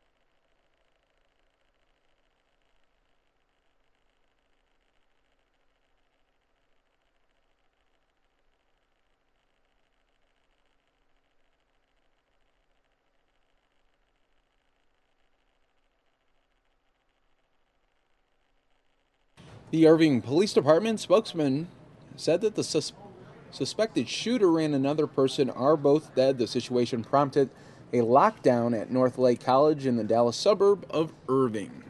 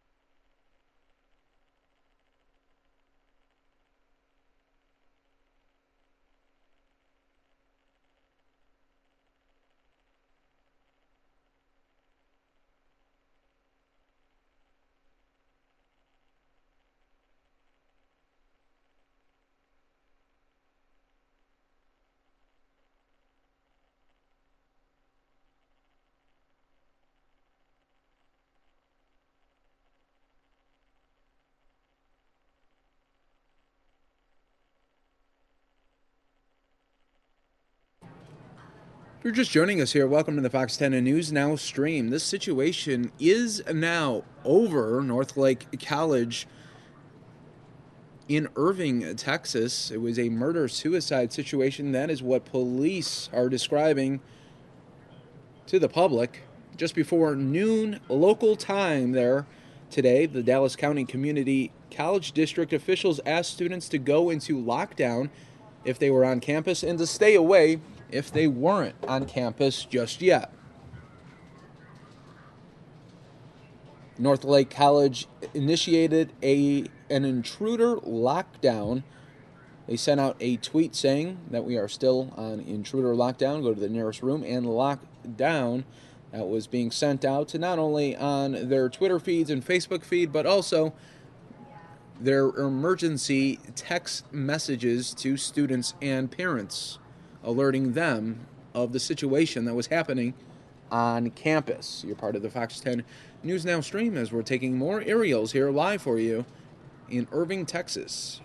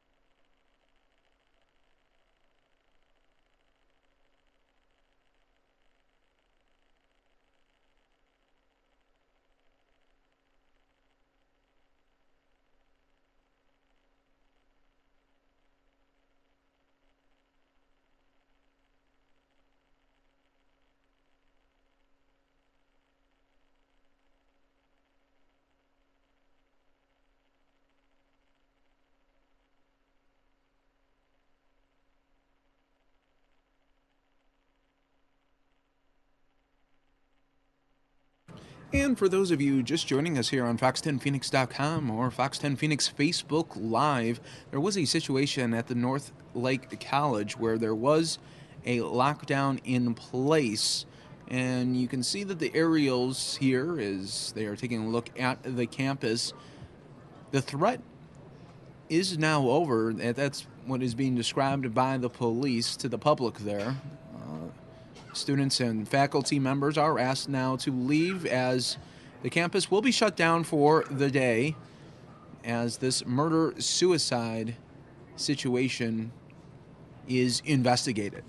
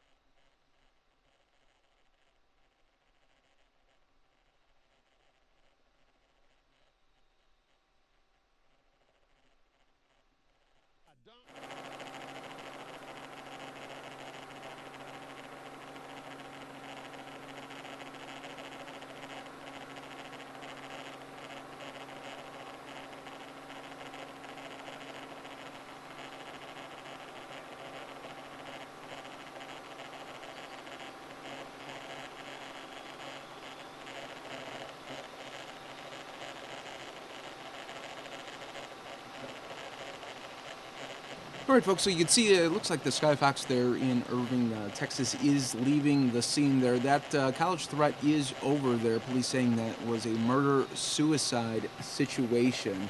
So we'll try to get you guys more updates throughout the afternoon here to really what led up to this. And definitely there will be an investigation ongoing for this. So we'll see if we'll get a press conference maybe later in the afternoon where we can update you all with the latest.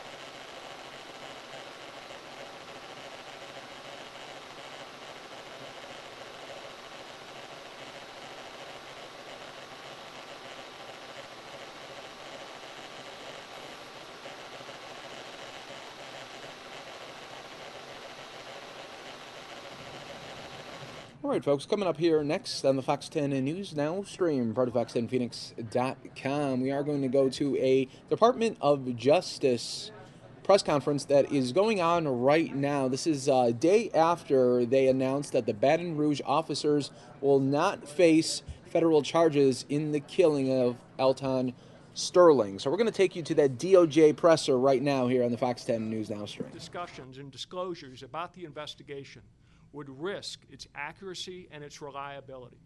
That simply was unacceptable because our goal was to ensure the most accurate and complete results. So let's now turn to the facts. It is important to note that this entire exchange between Mr. Sterling and the officers happened very quickly, with events happening in rapid succession. The entire encounter, from the moment the officers first approached Mr. Sterling through the firing of the sixth and final shot, was about 90 seconds. Based on dispatch recordings, we know that at approximately 12:30 a.m. on July 5th, 2016, Officers Salamone and Lake were told to respond by dispatch to a report that an African-American man wearing a red shirt and selling CDs had, quote, pulled a pistol on somebody outside the Triple S Food Mart and had a gun in his pocket. It is reasonable to expect officers with this information to focus on eliminating any threat from a gun immediately upon their arrival. The videos, which are disturbing, show that the officers arrived on the scene with an immediate goal of ensuring that Mr. Sterling's hands were in control and not able to access a weapon. At first, they directed Mr. Sterling to put his hands on the hood of the car. When he did not comply, the officers placed their hands on Mr. Sterling, who struggled with and resisted officers. Officer Salamone then pulled a gun and pointed it at Mr. Sterling's head, prompting Mr. Sterling, who appears confused at this point, to put his hands on the hood. Mr. Sterling's size, 6'3" and over 300 pounds, made it difficult for officers to control, much less handcuff Mr. Sterling at that point. After Mr. Sterling, still struggling, briefly attempted to move his hands from the hood, Officer Lake deployed his taser on Mr. Sterling, who fell to his knees, but then began to get back up. The officers ordered Mr. Sterling to get down, but Mr. Sterling did not comply, and Officer Lake attempted unsuccessfully to tase him again. At that point, as Mr. Sterling stood to face the officers with his hands free, Officer Salamone holstered his weapon and then tackled Mr. Sterling. They both went to the ground with Officer Salamone on top of Mr. Sterling, who was on his back with his right hand partially under the hood of the car. Officer Lake joined him on the ground, kneeling on Mr. Sterling's left arm, while Officer Salamone attempted to gain control over Mr. Sterling's right arm. Within a few seconds, we know from the audio and video that Officer Salamone yelled, quote, going for his pocket, he's got a gun, or words to that effect. Officer Salamone did not shoot at this point. Instead, he was attempting to gain control of Mr. Sterling's hand, but we know from the video that he was not successful. Officer Lake drew his weapon and yelled at Mr. Sterling, again directing him not to move. Less than 1 second later, during a point at which the location of Mr. Sterling's right hand is not visible to the video and to the cameras, Officer Salamone again yelled that Mr. Sterling was, quote, going for a gun.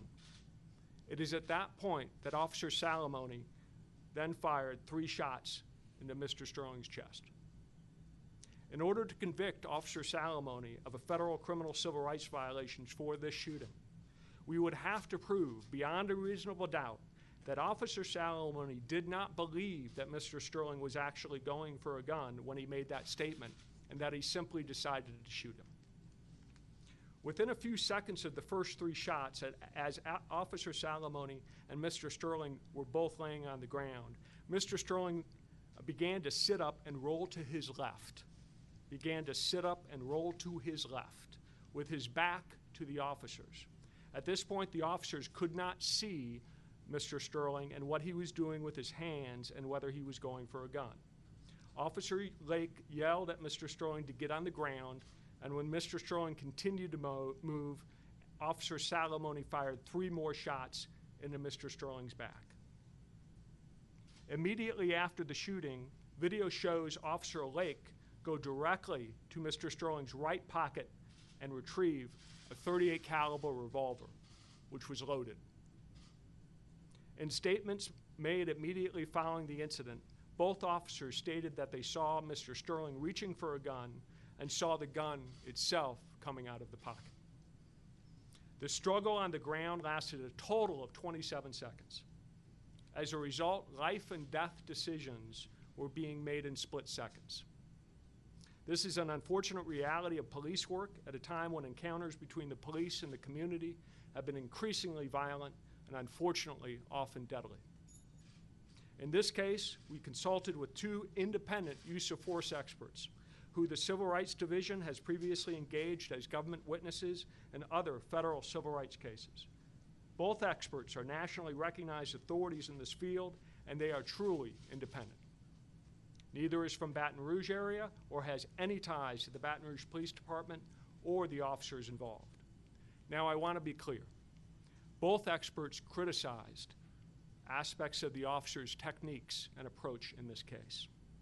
Having said that, the experts also concluded unanimously that the officers' actions were not unreasonable, and because of the quickly unfolding and dangerous circumstances, and therefore met constitutional standards. In the expert's opinion, the officers cycled up and down a use of force continuum in a manner reasonable when confronting an armed suspect before ultimately using lethal force, which they did not use until Officer Salamone shouted that Mr. Sterling was reaching for his gun. In light of all this, it was the unanimous decision of all of the prosecutors and agents in this case that we simply did not have sufficient evidence to prove beyond a reasonable doubt that either officer violated the federal criminal civil rights laws. As I said before, to prove a federal criminal civil rights violation, we have to prove beyond a reasonable doubt that the officers acted unreasonably and willfully. That is, that they acted with a specific intent to do something that the law forbid. This is the highest standard in federal criminal law, willfulness. Being reckless, escalating a situation that may have been de-escalated, those things are not a basis under the law for a federal criminal civil rights prosecution.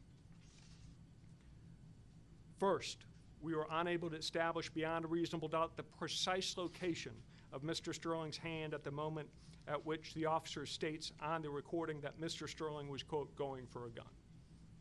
In other words, we cannot establish that Mr. Sterling was not reaching for a gun, or more accurately, that the officers did not believe he was reaching for a gun. And therefore, we can't establish that the lethal force that was used was unreasonable. Second, as I mentioned earlier, there is a distinct statutory requirement of willfulness. In our view, the evidence is insufficient to meet this element because we cannot prove beyond a reasonable doubt that the officers knew what they were doing was unreasonable or prohibited, and they simply chose to do it anyway. There are no winners here, and there are no victories for anybody. A man has died, a father, a nephew has died. My heart goes out to the family. For the family, for the community, for the police department, and for the cause of justice, please know that experienced, highly trained federal agents and prosecutors worked hard to investigate and examine the facts to determine if a federal criminal case could be brought here. We have all concluded that no such case can be brought under federal law. Going forward, we will continue to support and work with the Department of Justice's Community Relations Service, which has been on the ground since this past summer, working to increase dialogue and engagement among civic and community leaders. And my office, which has long been involved in numerous community outreach projects and initiatives across Baton Rouge, will continue to look for opportunities to engage with citizens, students, lawyers, and others interested in federal criminal civil rights laws or any other federal criminal laws through healthy, productive dialogue. The United States Department of Justice, of which we are all a part, everyone up here, remains committed to investigating allegations of excessive force involving police officers or any other law enforcement agents. And we will continue to devote significant resources required to ensure that all serious allegations of civil rights violations are thoroughly examined.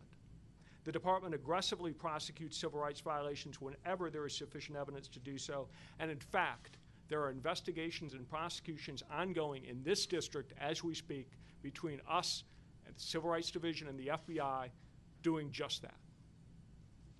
Having said all of that, it is again based on the evidence of this particular case that we have all concluded, every single agent and prosecutor on this case, those standing up here and those not, that there simply is not sufficient evidence to proceed with a federal charge. The Louisiana Attorney General's Office, with the assistance of the Louisiana State Police, now intends to conduct its own inquiry into whether the conduct at issue violated any provision of the Louisiana state law. And it will have at its disposal every piece of evidence that the federal investigation has been able to obtain. Finally, I would like to discuss how we came to the decision to provide limited advance notice of today's announcement. Given the events following Mr. Sterling's death last summer, we worked with the governor, the mayor, and our state, parish, and local law enforcement heads to establish an agreed-upon notice procedure that would minimize public safety concerns. That is the procedure that was implemented today. I pray that God gives us, our community, the strength to rise above this tragedy and all the events that followed it, and that He enables us to listen to those different than ourselves so that we may all become better because of it. May God bless all those involved in this terrible tragedy, and God bless the resilient and great city of Baton Rouge.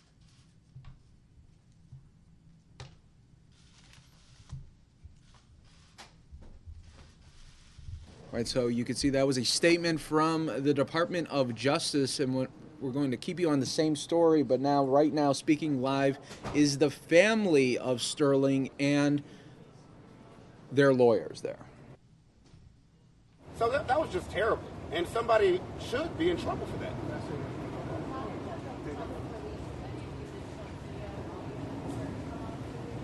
So there's 6 videos in total that the FBI has utilized in determining what they put together in Quantico. They pieced together 6 different ones, a dash cam, 2 body cams, 2 witnesses, and I may be missing one other.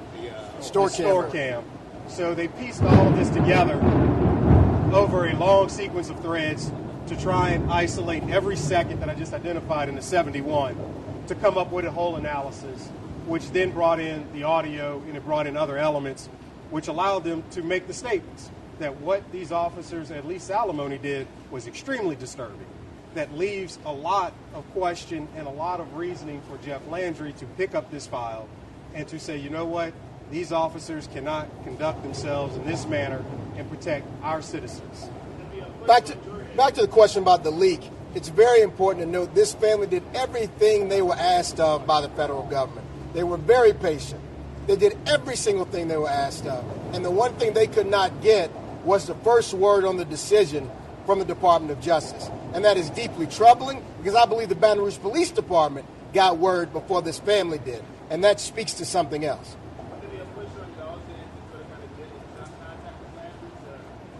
My understanding is Jeff Landry understands his responsibility and is already moving swiftly to move forward with this prosecution. I don't see how he cannot.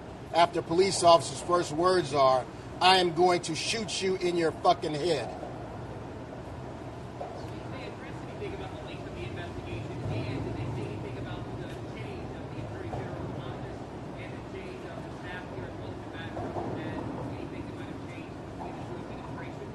No, they didn't. They spent a lot of time explaining to us why it took so long, that they had, this was a top priority, according to them, for the New Orleans office as well as the Baton Rouge office, that they had at one point as many as 15 agents working on this case, and that it took so long. You know, we all speculated whether or not the new administration may have slowed down this process because we thought 10 months was just an extreme length of time to do this, but they said they wanted, their words were, we want to unturn every stone and look under it.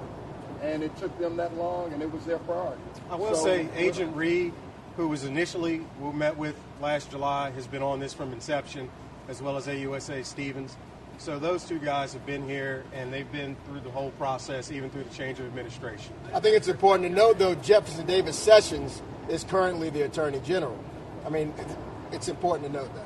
There's still a push from the family and from the attorneys here to ask for a special prosecutor outside of Jeff Landry. Yeah, well, look, there's been some discussion about that, and like I said, we don't have any opposition to him appointing a special prosecutor.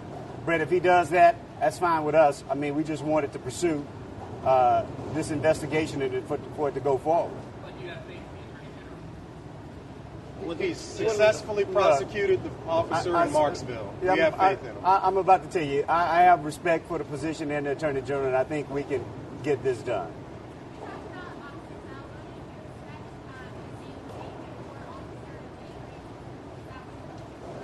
Well, the information we have so far is that Lake did not reach anywhere near the level of Salamone. Salamone's actions are mind-blowing. I mean, Salamone's actions are just mind-blowing. Lake did not reach that threshold. They didn't give us any evidence of any overarching policy procedures that he broke. He was actually sounding like he was the one trying to de-escalate. But Salamone, it's mind-blowing. I mean, he'll be terminated. Guys, let me say something to that. Not only that, the experts within the DOJ that deal with use of force said that they found Salamone's actions disturbing. Disturbing. Did they show video? No.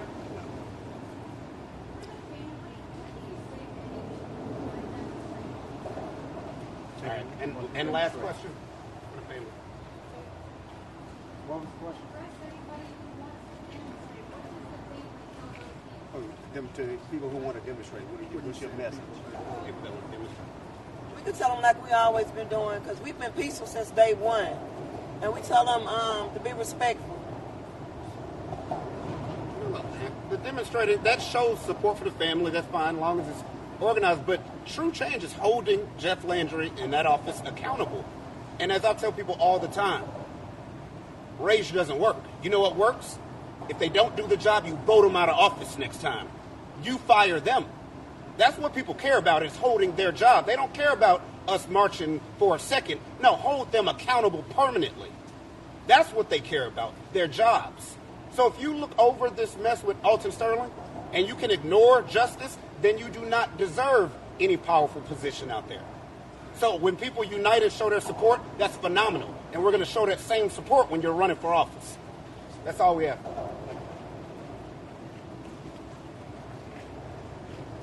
And that was the family, friends, and attorneys for Alton Sterling a day after the DOJ announced that officers will not face charges in the killing of Sterling. Now we are going to go to Sean Spicer live at the White House for his daily press briefing. And through some of the analysis that Congressman Upton and Congressman Long had done, the President agreed that if we add an additional safety net, which is frankly what that is, not on the coverage but on the cost, that could ensure that the cost curve further gets bent downward. And the President agreed, because at the end of the day, look, the President's talked about this from the beginning, that he wants to work with members to make it the strongest possible bill, to have the strongest outcome for the American people in a healthcare system in which both the cost continues to go down. And I think that's one point, Alexis, that we keep forgetting in this discussion with what we're trying to do. It's not just replace Obamacare. Obamacare is dying on the vine. The costs are spiraling out of control, deductibles are going up, and carriers, again, this isn't a theoretical discussion. Aetna, as we just discussed, is pulling out of states, and counties around the country are now going down to 1, in some cases 0 choices. So this isn't a question of just replacing something. We are actually at a point where if we don't do something, some people in this country will have no options for coverage.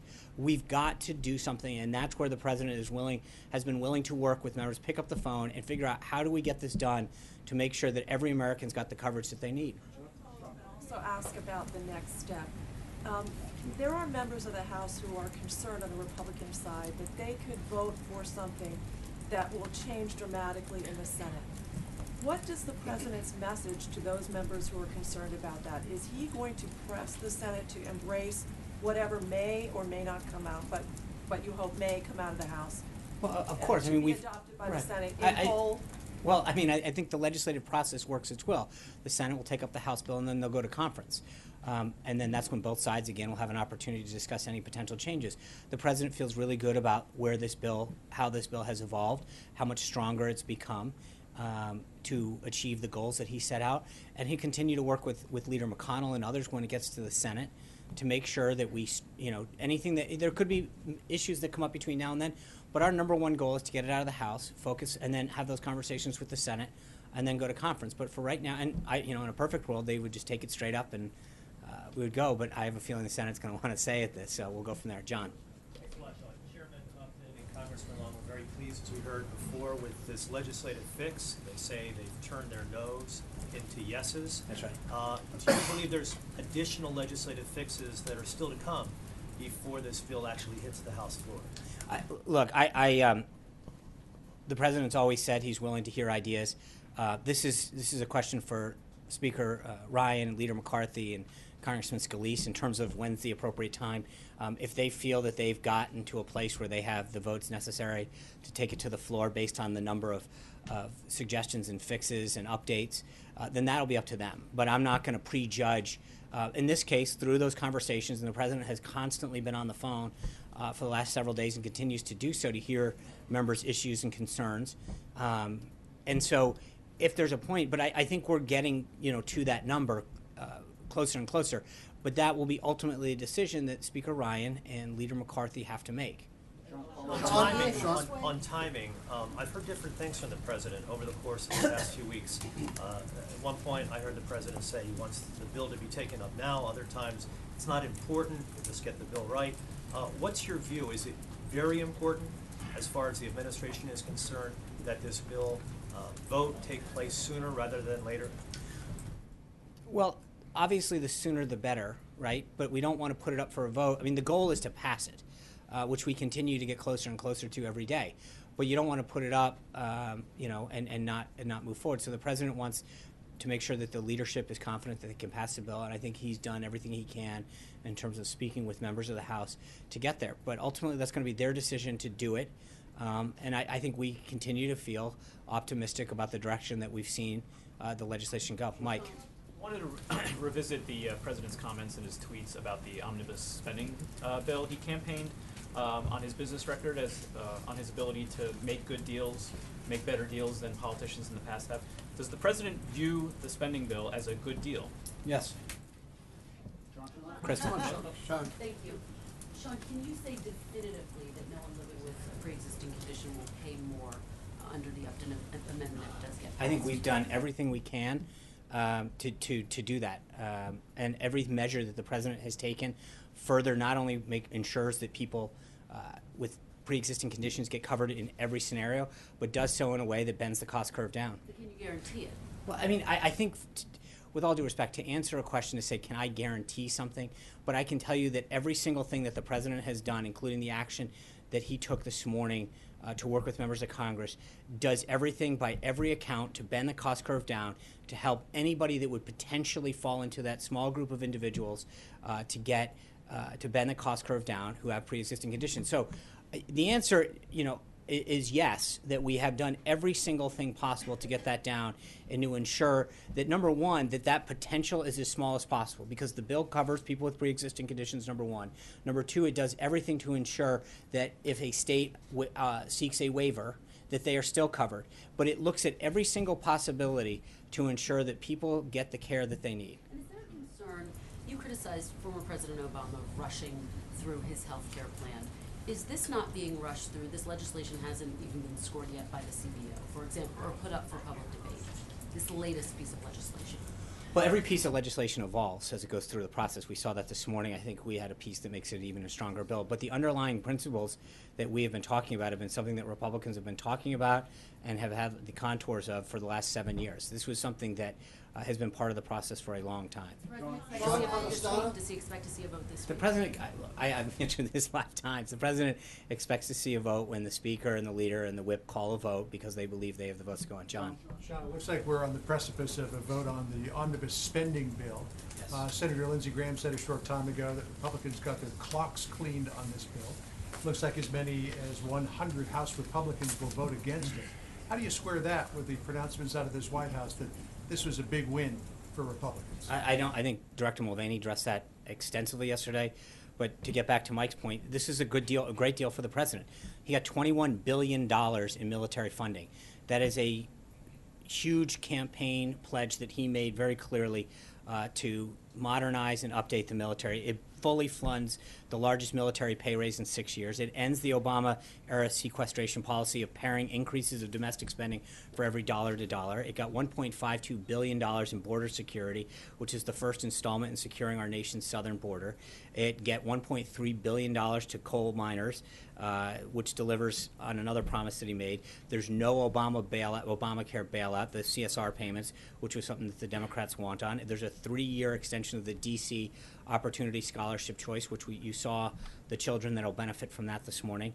It increases funds for opioid crisis. It eliminates rescinds and terminates 150 programs or initiatives. I think what you look when and Director Mulvaney laid this out yesterday. When you look at what the president came forward with a month or so ago and said, "These are my priorities," he got what he asked for, and I think that's big. So this is the president feels very good about what he got. And again, I think it's important to underscore 2 points. Number one, in the Senate, we needed 60 votes. This had to be a bipartisan action because it is a spending bill. So therefore, we needed to get Democratic votes with us. But if you look at, as Director Mulvaney pointed out yesterday, it used to be a 1-for-1 spending increase if we wanted military increase. We got that down to $1 to 20 cents. That is a huge win for the president. He negotiated a fairly strong deal when it comes to what they got versus what we got. The other thing that's important to understand is that this is just the final 5 months of FY18. Any president coming into office wouldn't get the first shot at a budget until the end of September of the year after they got elected. So in theory, he got to push for his priorities: military spending, border security, DC schools, all of the things I mentioned, right out of the gate. And for the last 5 months of this fiscal year, something that should have happened during the Obama administration, he got his priorities a down payment on them. Quick second topic, if I could. This is at least the fourth administration in a row that has come in with optimistic predictions of how Middle East peace will go. What's going to be different this time? Well, I think the man is different. You look at what the president's diplomacy style is paying dividends, whether it's getting someone who is held for years in Egypt released, whether it's the action that China's taken. the relationships and the foundation that the president is rebuilding are going to pay huge dividends for this country in terms of our economic interests, our national security interests. But this president's style is one to develop a personal bond with individuals, and I think you saw that today with President Abbas, him talking so kindly about the president. You saw that the relationship that exists and is only getting stronger between him and Prime Minister Netanyahu. You have two individuals who, because of this president, are increasing their desire for peace. You've got an individual in President Xi in China that has taken fairly significant action to help come work with the United States, especially with respect to our desire to end the threat in North Korea. That has been unprecedented. The president's ability to connect with an individual, to work with them towards a shared goal, to have backroom diplomacy, is something that is going to continue to pay dividends and get results for this country. Charlie. Can I follow up on John's question, please? Charlie. In January, the president did an interview deriding the little toy walls on the southern border. That's a quote. And said, I don't know why they're even wasting their time. Why is the government focused so much on existing border security measures rather than fighting for the wall that he promised that he would build? Thank you for an opportunity to show you some things. So if I can get the first image up. You asked. No. But you literally could not have helped me out. This is what exists right now throughout our country. This is the kind of barrier that exists throughout the country. You see a place where cars can literally create little things and drive over. You've got places that can get burrowed under. That one they've cut through.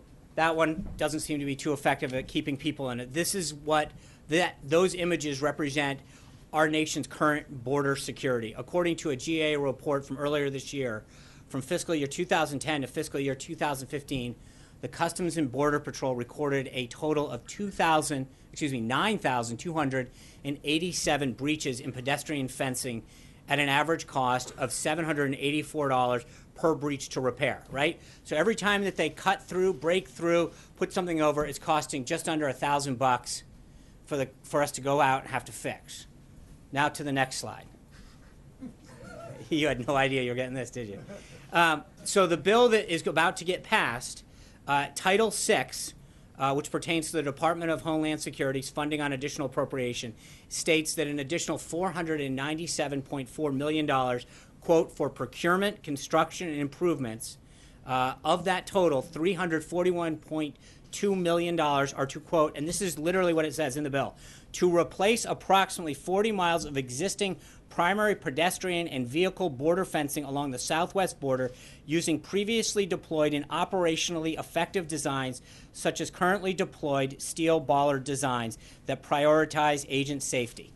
So that's your answer, Charlie. Hold on. So hold on. Let me just, we have a porous border right now with broken fences, things that can be cut through, places that can just literally be driven over. And to replace this with 20-foot-high Ballard wall will protect our country, something that the DHS has designated the most effective way to do this.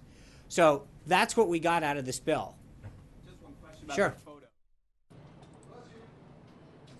All right, folks, welcome to the Fox 10 News Downstream. That was Sean Spicer talking about the border and the new changes that will be implemented. We'll have more from him a little bit later in the stream, but we got to take you now to some breaking news that is happening in the Bay Area, where there is reports of a shooting in the area of 6th and a Market there in San Francisco. We'll cover these live aerials here for you on the Fox 10 News Now stream and give you guys the very latest of this police activity right now for an ongoing investigation.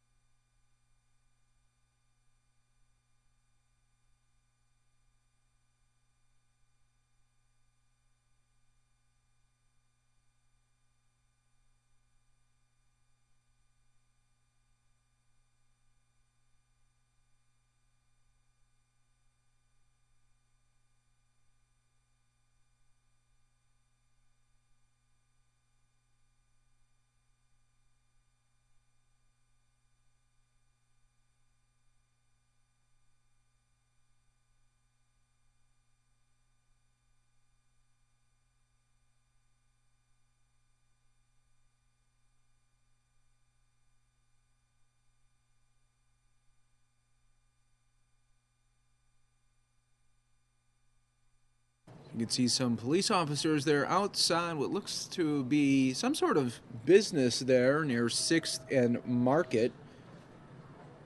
Police are asking people to please avoid the area.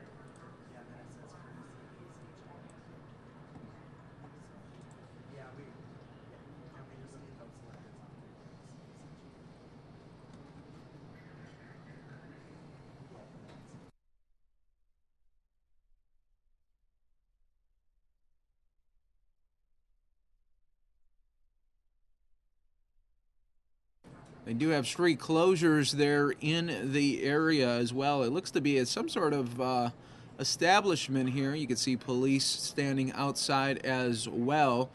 Skyfox up in the air there in San Francisco as police are responding to this shooting.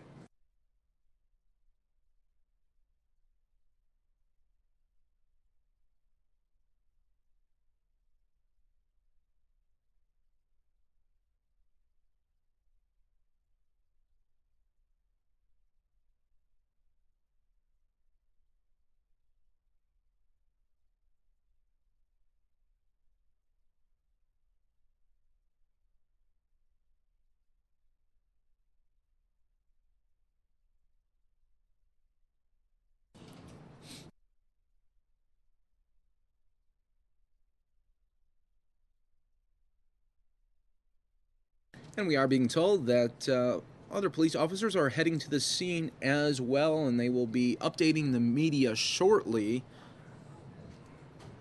So as you can see here from the looks of it, it doesn't appear to be an active situation anymore. It more looks like an investigation ongoing there in San Francisco. So we'll keep an eye out on what's going out there in San Francisco here for you.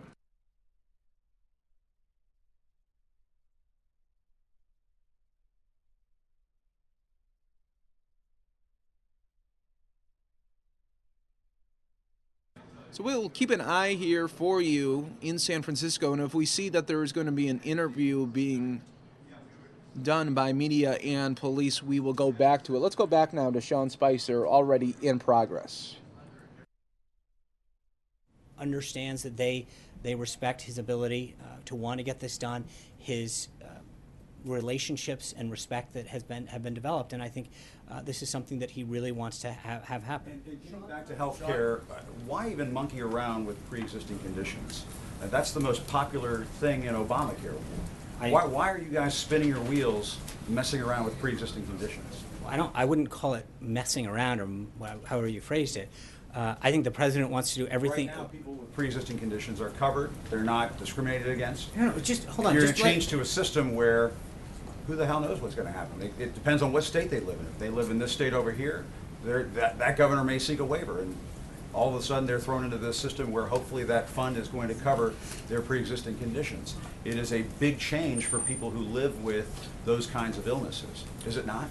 Well, look, the big change, I guess we have a very different view of this, because my view, and I think the president's view, is that Obamacare, if you have a pre-existing condition and you no longer have a health care provider, and your premiums or deductible are going through the roof, then you don't have coverage. And we just read it out. I mean, if you have throwing the baby out with the bathwater. No. What I'm saying to you right now, no. Because it's not. It's not you're a saying question it's not of working. But then why change pre-existing conditions? We're not. No, we're strengthening. I think, look, we have done everything to do to not only strengthen, but to guarantee. If Absolutely. the governor can say, here's my waiver and no more Sure you pre-existing can, Jim. conditions. I walked through this. But I think the fundamental point that seems to be getting lost is that if you have Obamacare right now, in case after case, you are losing it. So if you have a pre-existing condition and you have a card that says Obamacare, but no one will see you or you can't afford it, then you don't have coverage. Why not fix that? We are. Fix that. We're guaranteeing it, but I don't know how much. Why does We have literally the component have to be altered? Why not just keep that? The president has made it very clear that pre-existing conditions are covered in the bill under every scenario. I don't know how much clearer we can state it. So anybody who has a pre-existing condition under Trump care, they're going to be fine. Yes. Without question. There you go. Sean, thank you, Sean. Thank you, Sean. Want to follow up on healthcare. I just want to know why the White House is pushing so hard for a vote on this healthcare bill at a time when, as you just said a few minutes ago, it's literally impossible to analyze its impact on the healthcare system? Why not wait for that analysis to come out? The vote is going to happen, as I've said like 8 times now, when the Speaker and the Majority Leader and the Majority Whip want to. Our job is to work as hard as we can to work with members of Congress who want to see their healthcare system improved. That's what we're doing. That's what we've done. And so it'll be up to the House leadership to decide when to vote. Zeke. 2 questions for you. One following on Jordan real quick. You just made a guarantee to the American people on behalf of the president regarding pre-existing conditions, but you told Matt and Jordan earlier that literally impossible to know the impact of this law. So how can you make that guarantee? No. They were asking about cost. The president has made it very clear on numerous occasions that he's going to make sure that pre-existing conditions are covered. And the White House has the analysis to back that up. The president, every scenario, yes. Thank you. And then to follow up on something that Director Mulvaney said yesterday regarding the president's tweet about calling for a good shutdown potentially in September.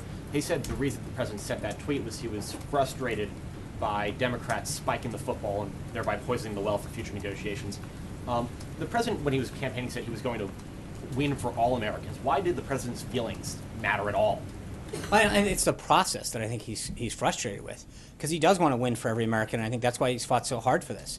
But you've seen time and time again, Democrats obstruct routine things that they supposedly are for, but do everything they can to obstruct. I think the president is frustrated with the system. He's talked about how archaic it is in the Senate in particular, because he is out there working to try to get, whether it's health care or tax reform or his cabinet, through the Senate. There are various things that the president's trying to do that are issues when he's having conversations with members of the Senate or the House who will say, I'm with you on this great idea, but I just can't vote with you. He is, I think, understandably frustrated with how hard he's working to achieve the promises, goals, and objectives that he set out with the American people to make the country better and to deal with multiple layers of obstructionism. Sarah.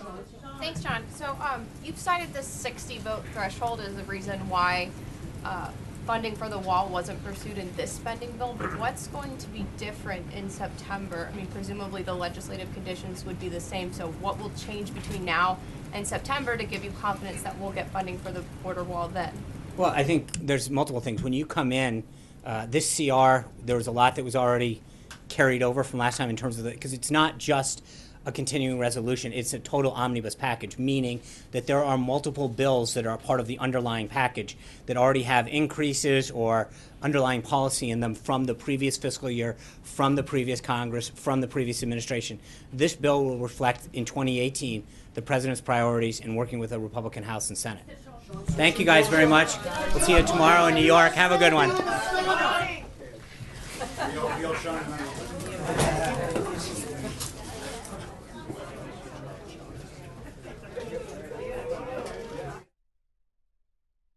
All right, and that was Sean Spicer there at the White House press briefing. Let's take it back to that breaking news that we were showing you a little bit ago in San Francisco of a reported shooting there at 6th and Market, near 6th and Market there in San Francisco.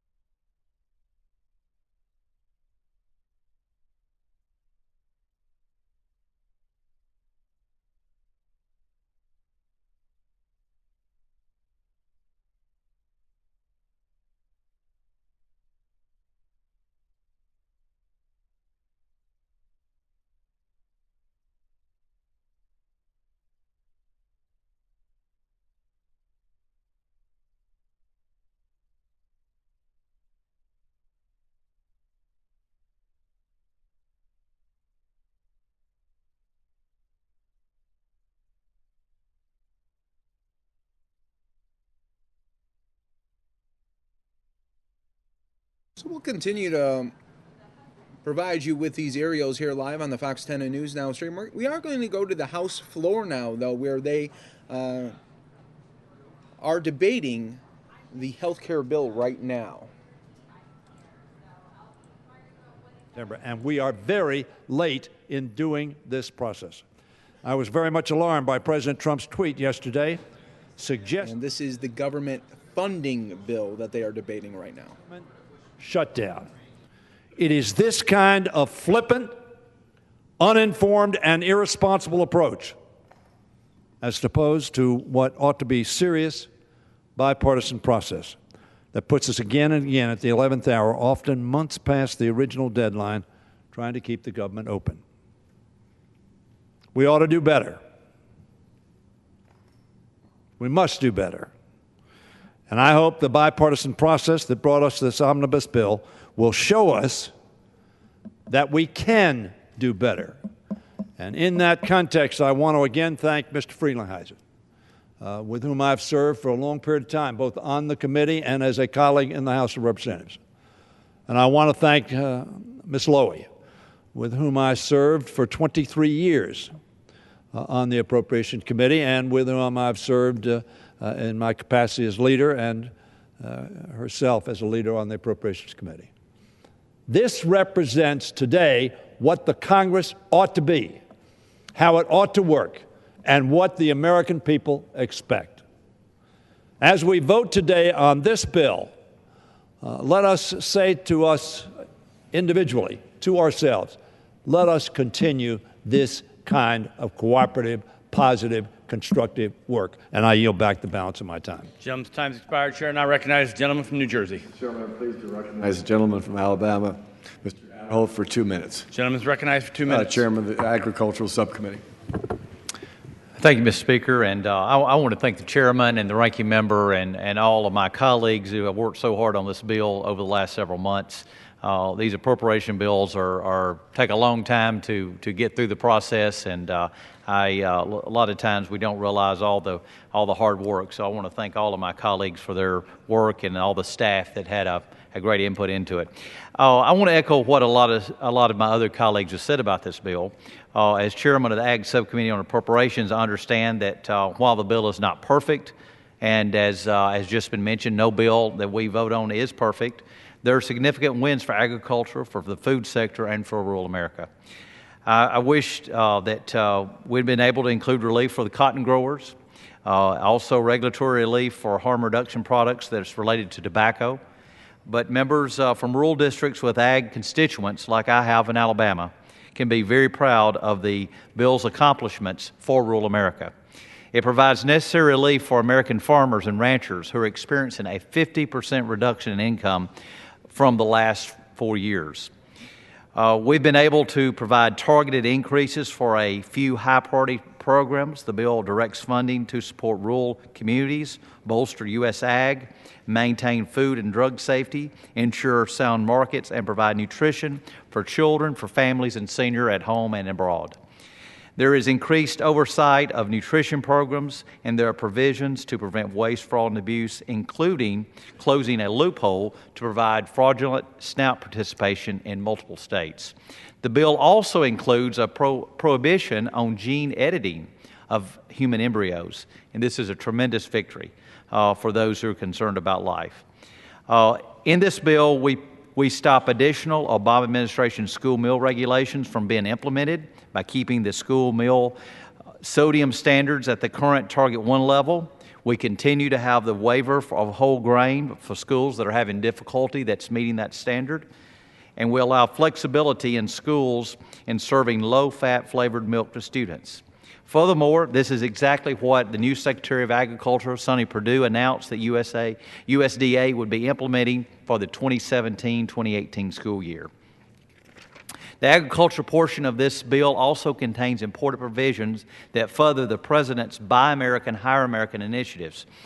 If we are to build infrastructure in America, then we need to spend dollars that support jobs right here in America instead of utilizing iron and steel made in Russia and in China. So with that, I am happy to support this bill, understanding that we have an opportunity in FY18 to craft bills that will be more physically and socially conservative, and look forward to working with the chairman and with my colleagues as we go forward. And I yield back the balance of my time. Gentleman's time expired. Chair recognizes the gentlelady from New York.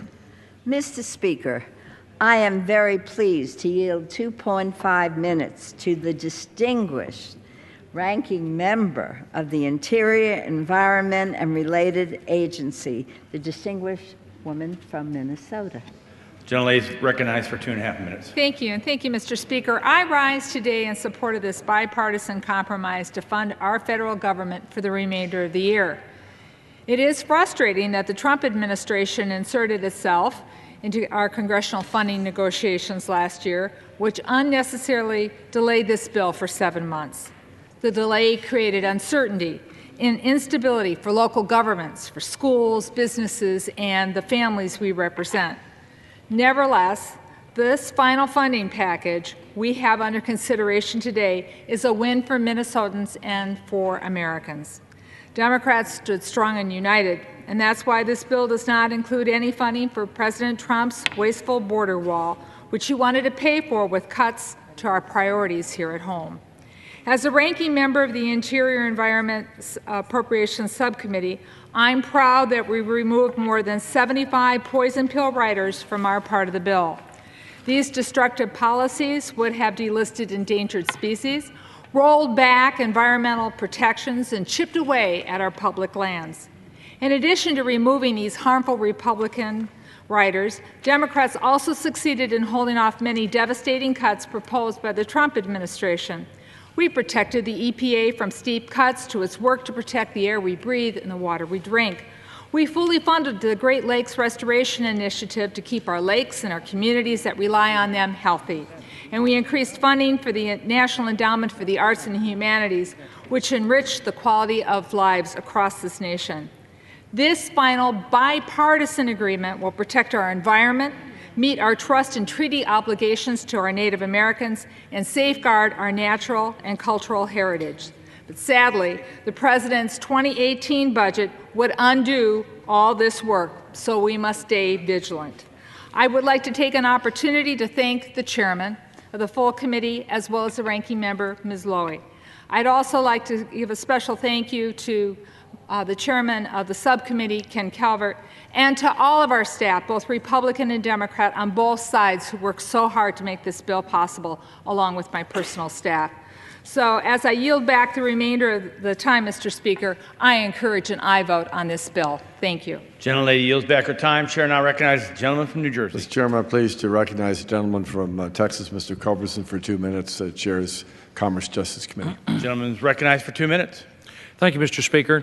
Well, the reason you can't buy a house or a business with a 1- or 2-page contract is all the detail on that big, thick, stacked pile of documents ensures that both parties are going to perform and do exactly as promised in the contract. That's the same is true of this appropriations bill. The founders understood the power of the purse was the most important and powerful check and balance in the Constitution.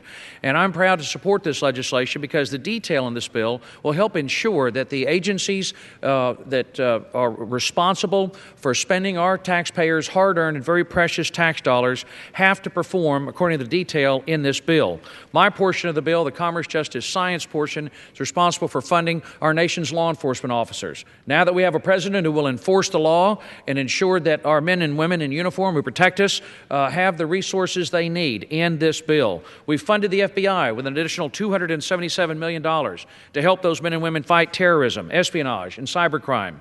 The DEA, the Marshals Service, and the U.S. attorneys all get increases to ensure that our communities are made safer by combating gangs, drug trafficking, and violent crime. We make sure in this bill to fully fund opioid abuse programs to reduce this terrible plague that is now sweeping across our nation. We also, in the Commerce, Justice, Science bill, are responsible for funding the National Science Foundation, which we've protected and made sure that our scientific community has the money they need to continue to do their great work. I also, as a Houstonian and a Texan, take special pride in the funding that we've given to NASA to make sure that NASA will be restored to the glory days of Apollo with a funding total of $19.7 billion and put them on a 50-year path to discover life on another world, the oceans of Europa, to look for that nearest Earth-like planet around the nearest star, develop an interstellar rocket propulsion system to go to at least 10% of the speed of light, and to launch no later than 2069, the 100th anniversary of Neil Armstrong setting foot on the moon. We've directed NASA to launch the first interstellar mission to that nearest Earth-like planet. To pay for these increases, we're freezing 29 programs and cutting about 15 others to move to to make sure that these are paid for. Mr. Chairman, if I may, very briefly, in 10 seconds, additional 10 seconds. Gentlemen, 10 seconds. Gentleman's recognized. This bill protects our Second Amendment rights and contains pro-life protections that we've had in previous legislation. This is a good bill, Mr. Chairman, and I urge all members to support it. Gentleman's time expired. Chair now recognizes the gentlelady from New York. Mr. Speaker, I am delighted to yield 2.5 minutes to my friend with whom I've served on appropriations forever, the gentlelady from Connecticut, Ms. DeLauro, the ranking member of the Labor, Health, Human Services, Education, and related agencies. Thank you. The gentlelady is recognized for 2.5 minutes. The omnibus funding bill for 2017 makes important investments in health, education, and jobs programs and rejects many of the damaging ideological riders that marked an earlier version of the Appropriations Committee this year. In a time when the administration is seeking massive cuts to programs that affect people's lives, this bill is more than respectable. It is a success. In fact, in some cases, we were able to increase funding. The bill provides an additional $2 billion for the National Institutes of Health. It ensures critical life-saving research and that can continue at our nation's top research institution. Given that President Trump wants to cut in the 2018 budget $6 billion, and he wanted an additional $1.2 billion from 2017, this is a victory. The bill finally restores year-round Pell eligibility, helps to make college more affordable for hardworking students. Non-traditional students are most in need of this flexibility offered by year-round Pell. It helps them to graduate on time and with less debt. There is an additional $3 million for senior nutrition programs and Meals on Wheels, extending our commitment to the health and the safety of our seniors. It invests in programs that help people to get the skills they need to earn higher wages and better jobs, including an increase of $15 million for Job Corps, $5 million for apprenticeships, and it's a place I believe we ought to have more funding is for apprenticeships. There are no more investments as important as the ones we make for our children. This bill provides an additional $25 million for after-school programs, $100 million for Title I, $90 million for special education state grants, $95 million increase for child care and development block grant, desperately needed aid to working parents for safe and reliable child care, $85 million for Head Start. It makes an early investment in the long-term health of our nation's children. This is the direction we should be moving in, increasing funding for the priorities that touch people's lives. This omnibus ignores short-sighted cuts that have been proposed by the Trump administration, and instead it makes important investments in health, in education, and in jobs programs. I urge my colleagues to vote for it. And I yield back the balance of my time. Gentlelady's time has expired. Gentleman from New Jersey. Mr. Chairman, I'm pleased to recognize the gentleman from Texas, Mr. Carter, Chairman of the Homeland Security Subcommittee on Appropriations, for 2 minutes. Gentleman is recognized for 2 minutes. Thank you, Mr. Chairman. Mr. Speaker, I rise in support of this legislation. The Homeland Security section of this bill contains $42.4 billion to fund the Department of Homeland Security. This includes $1.5 billion in additional funding as proposed by the President in his budget amendment. That is the largest boost to border security funding in nearly a decade. This bill is a sizable down payment on our promise to secure our borders, enforce our immigration laws, and keep our citizens safe. This bill includes 39,000 detention beds, an increase of more than 5,000 over the previous number. In addition, this capacity will allow our immigration officials to end, catch, and release once and for all. 40 miles of upgraded fencing are in this bill. This upgraded barrier will stem the flow of drugs, smugglers, and illegal immigrants across our border and give our Border Patrol agents time they need to make an arrest. $87 million of enhanced surveillance and radars so our agents can more effectively detect illegal crossings.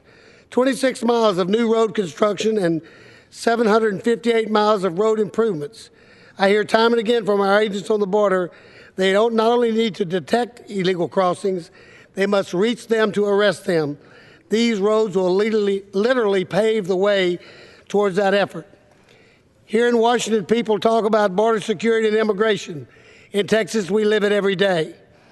We must get this problem under control, and I am confident that with the support of President Trump and my colleagues in the House and Senate, we will bring sanity and the rule of law back to our borders.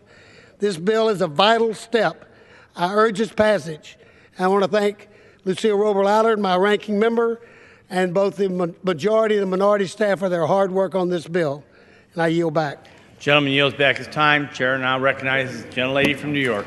Mr. Speaker, I am delighted to yield 1 minute to the gentleman from Texas, Mr. Cuellar, who is a distinguished member of the Appropriations Committee. Gentleman is recognized for 1 minute.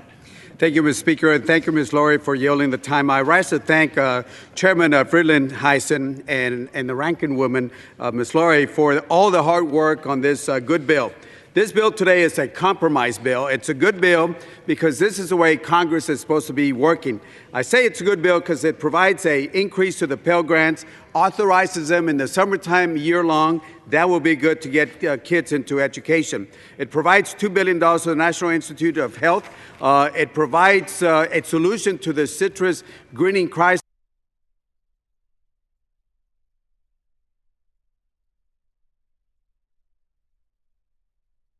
All right, folks, and it looks like our satellite feed did go down there, and they were doing a Facebook Live issue there. They might have had, or they just used a graphic there to take away the House floor.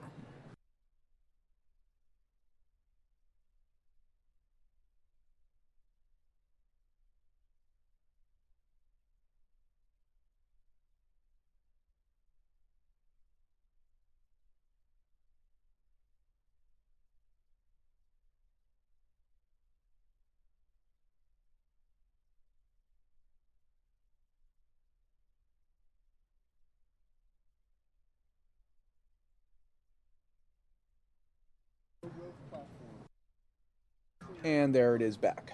The needs of our national parks, meeting the obligations to Native Americans and Alaskan Natives. I look forward to working with the new leadership at the Interior Department in the FY 2018 appropriations process. This bill provides funding for fire suppression, a 10-year average level. It includes $407 million in flame wildfire suppression reserve account to help avoid borrowing resources from other forest programs to put out wildland fire. This bill provides additional funding for the National Park Service, including efforts to address the maintenance backlog, the service's Centennial and the Centennial Challenge matching grant program. The bill makes significant investments in health care, law enforcement, education programs in Indian country, honoring the long-standing commitments to the American Indians and Alaskan Natives. This bill builds on the Trump administration's efforts to promote domestic energy and mineral development, both onshore and offshore. Before I close, I want to thank our ranking member, Mrs. McCollum of Minnesota. She's been a partner and friend as we worked through our hearings, wrote the bill, and moved it through the legislative process to completion. Also want to thank Chairman Friedlandhausen for his support, the Interior Subcommittee, and his leadership of the full committee. Kudos to you, Mr. Chairman, for bringing this appropriations process to a successful conclusion. Finally, I'd like to thank the staff who worked so hard on this bill. They include Dave Lestrang, Jason Gray, Darren Benjamin, Betsy Bina, Jackie Kilroy, Kristen Richmond, also Ian Foley and Rebecca Kitely in my office. Mr. Speaker, the package before us today is the product of many months of bipartisan negotiations. I urge members on both sides of the aisle to support this important legislation, and I yield back the balance of my time. Gentleman yields back his time. Chair now recognizes the gentlelady from New York. Oh, Mr. Speaker, I am delighted to yield 1 minute to our outstanding member from New York, Ms. Meng, a new member of our Appropriations Committee. Gentlelady is recognized for 1 minute. Thank you. Mr. Speaker, I rise today to speak in support of the legislation before us.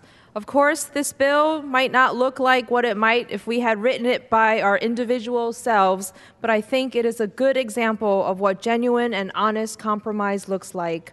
I thank Ranking Member Lowy, Chairman Frelinghuysen, and their respective staffs for their months of hard work in producing this omnibus. Because of your joint efforts, the NIH will receive $2 billion in increased funding. America's coal miners will continue to receive the health benefits they have earned. An additional $600 million are provided to combat the opioid epidemic. Needy students will be able to receive year-round Pell Grants. $3.4 billion in LI HEAP funding will be distributed to our seniors, and $838 million will be made available for seniors' nutrition programs. This is what responsible governing looks like. And as a member of the House Appropriations Committee, I look forward to working together in this manner in the future. Thank you again, Ranking Member Lowy and Chairman Frelinghuysen, for your hard work in crafting this bill. I support it, urge my colleagues to do the same, and I yield back the balance of my time. Gentlelady yields back her time. Chair now recognizes the gentleman from New Jersey. Mr. Chairman, I'm pleased to recognize the gentleman from Florida, Mr. Diaz-Balart, for 2 minutes, and he chairs the Transportation and Housing Subcommittee. Gentleman is recognized for 2 minutes. Thank you, Mr. Speaker. Before I speak about the specifics of this portion of the bill, I'd like to thank Chairman Frelinghuysen. He has put countless hours to put this remarkable legislation together, and I think he must be commended. By the way, I also want to thank the ranking member, Ms. Lowy, as well as the ranking member of the subcommittee, Mr. Price. Look, the American people expect us to get our job done, to fulfill our constitutional responsibility. That is precisely what we are doing today. The third portion of this agreement provides $57.7 billion in budget authority, which, by the way, is a reduction of $5.5 billion below the budget request. The transportation and housing programs in this bill support critical infrastructure, technologies, and housing opportunities that make a positive difference in the day-to-day lives of so many of our constituents. This bill makes critical investment in our air traffic control system to make sure that continues to be the world leader in safety in the entire world. We fund transportation investments authorized by the FAST Act to ensure that we improve and expand highways and bridges that are so vital to our national economy. And this bill also provides permanent regulatory relief from 2 overly burdensome additions to the to the hours of service restart rule made by the previous administration. Mr. Speaker, this bill also provides $928 million in disaster assistance for communities devastated by storms and by floods. This includes recovery assistance to Florida following the impact caused by Hurricane Matthew last October. So, Mr. Speaker, we listened to the members of the committee and to the members of Congress, and we did our best to address their highest priorities while keeping in mind that our job is to protect the American taxpayer and to cut ineffective, redundant programs. We're proud of this bill, and I thank the chairman for his hard work. I yield back. Gentleman yields back his time. Chair, who seeks recognition? Gentlelady from New York. Mr. Speaker, I am delighted to yield 1.5 minutes to the distinguished Congresswoman from New York, Ms. Velasquez. The gentlelady is recognized for 1.5 minutes. Thank you, Mr. Speaker. And let me take this opportunity to thank the gentlelady from New York for yielding. Mr. Speaker, I am pleased this legislation contains $295.9 million for Puerto Rico's Medicaid program, which is running out of resources. Absent action, hundreds of thousands of our fellow citizens could lose health care. Make no mistake, we are in this situation because of years of neglect from Washington. So here we are again, fixing a hole created by Puerto Rico's second-class treatment under Medicaid. The funding in this bill is a first step toward rectifying the long-standing unequal treatment of Puerto Rico.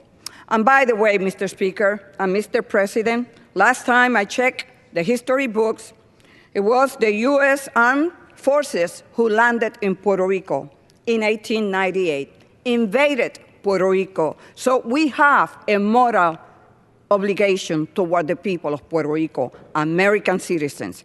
Now, to the creditors, let me say this, and let me be clear. This money was not appropriated to line hedge funds' pockets. This money and funds that will otherwise go to Puerto Rico's healthcare system is for Puerto Ricans. So I support this funding and look forward to seeking solutions for the island's long-term growth. Finally, let me thank Leader Pelosi, Mr. Hoyer, Ranking Member Lowy, Minority Leader Schumer for their efforts in securing these funds. I thank my colleagues, and I yield back. Gentlelady's time's expired.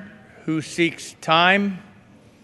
Gentleman for New Jersey. Mr. Chairman, I'm pleased to recognize a gentleman from Kansas, Mr. Yoder, for 1 minute. Gentleman is recognized for 1 minute. He chairs the legislative branch committee for appropriations. Mr. Yoder. Thank you, Mr. Chairman. Mr. Speaker, thank you. I rise today to highlight some of the important provisions in this bipartisan omnibus legislation. I want to specifically touch on the needed investments in medical research, education, and for our soldiers. It matches last year's $2 billion increase in research funding at the National Institutes of Health, the largest increase since 2003, renewing our commitment to science with a 13% increase in research funding over these last 2 years. It improves access to education by increasing funding for Head Start programs and restores year-round Pell Grants. It invests $25 billion to rebuild our military for the 21st century and gives our troops the largest pay raise in 6 years.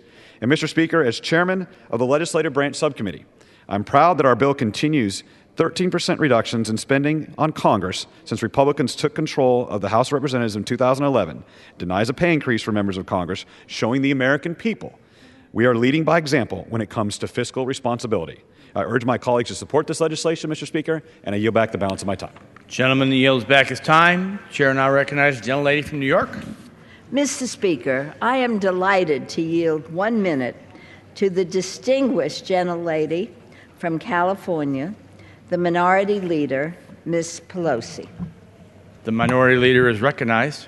Thank you, Mr. Speaker. I thank our distinguished ranking member for her recognition, her leadership on this legislation that we have the opportunity to vote on before. So I thank you, Ranking Member Nita Lowey. I thank the distinguished gentleman from New Jersey, Chairman Frelinghuysen, for his leadership as well. Commend his staff, Nancy Fox, and others for their hard work on this. To you, Ranking Member Lowey, to you, Shalonda Young, Chris Bigelow, my own staff, Richard Meltzer, House and Senate staff members for getting us to this very important place.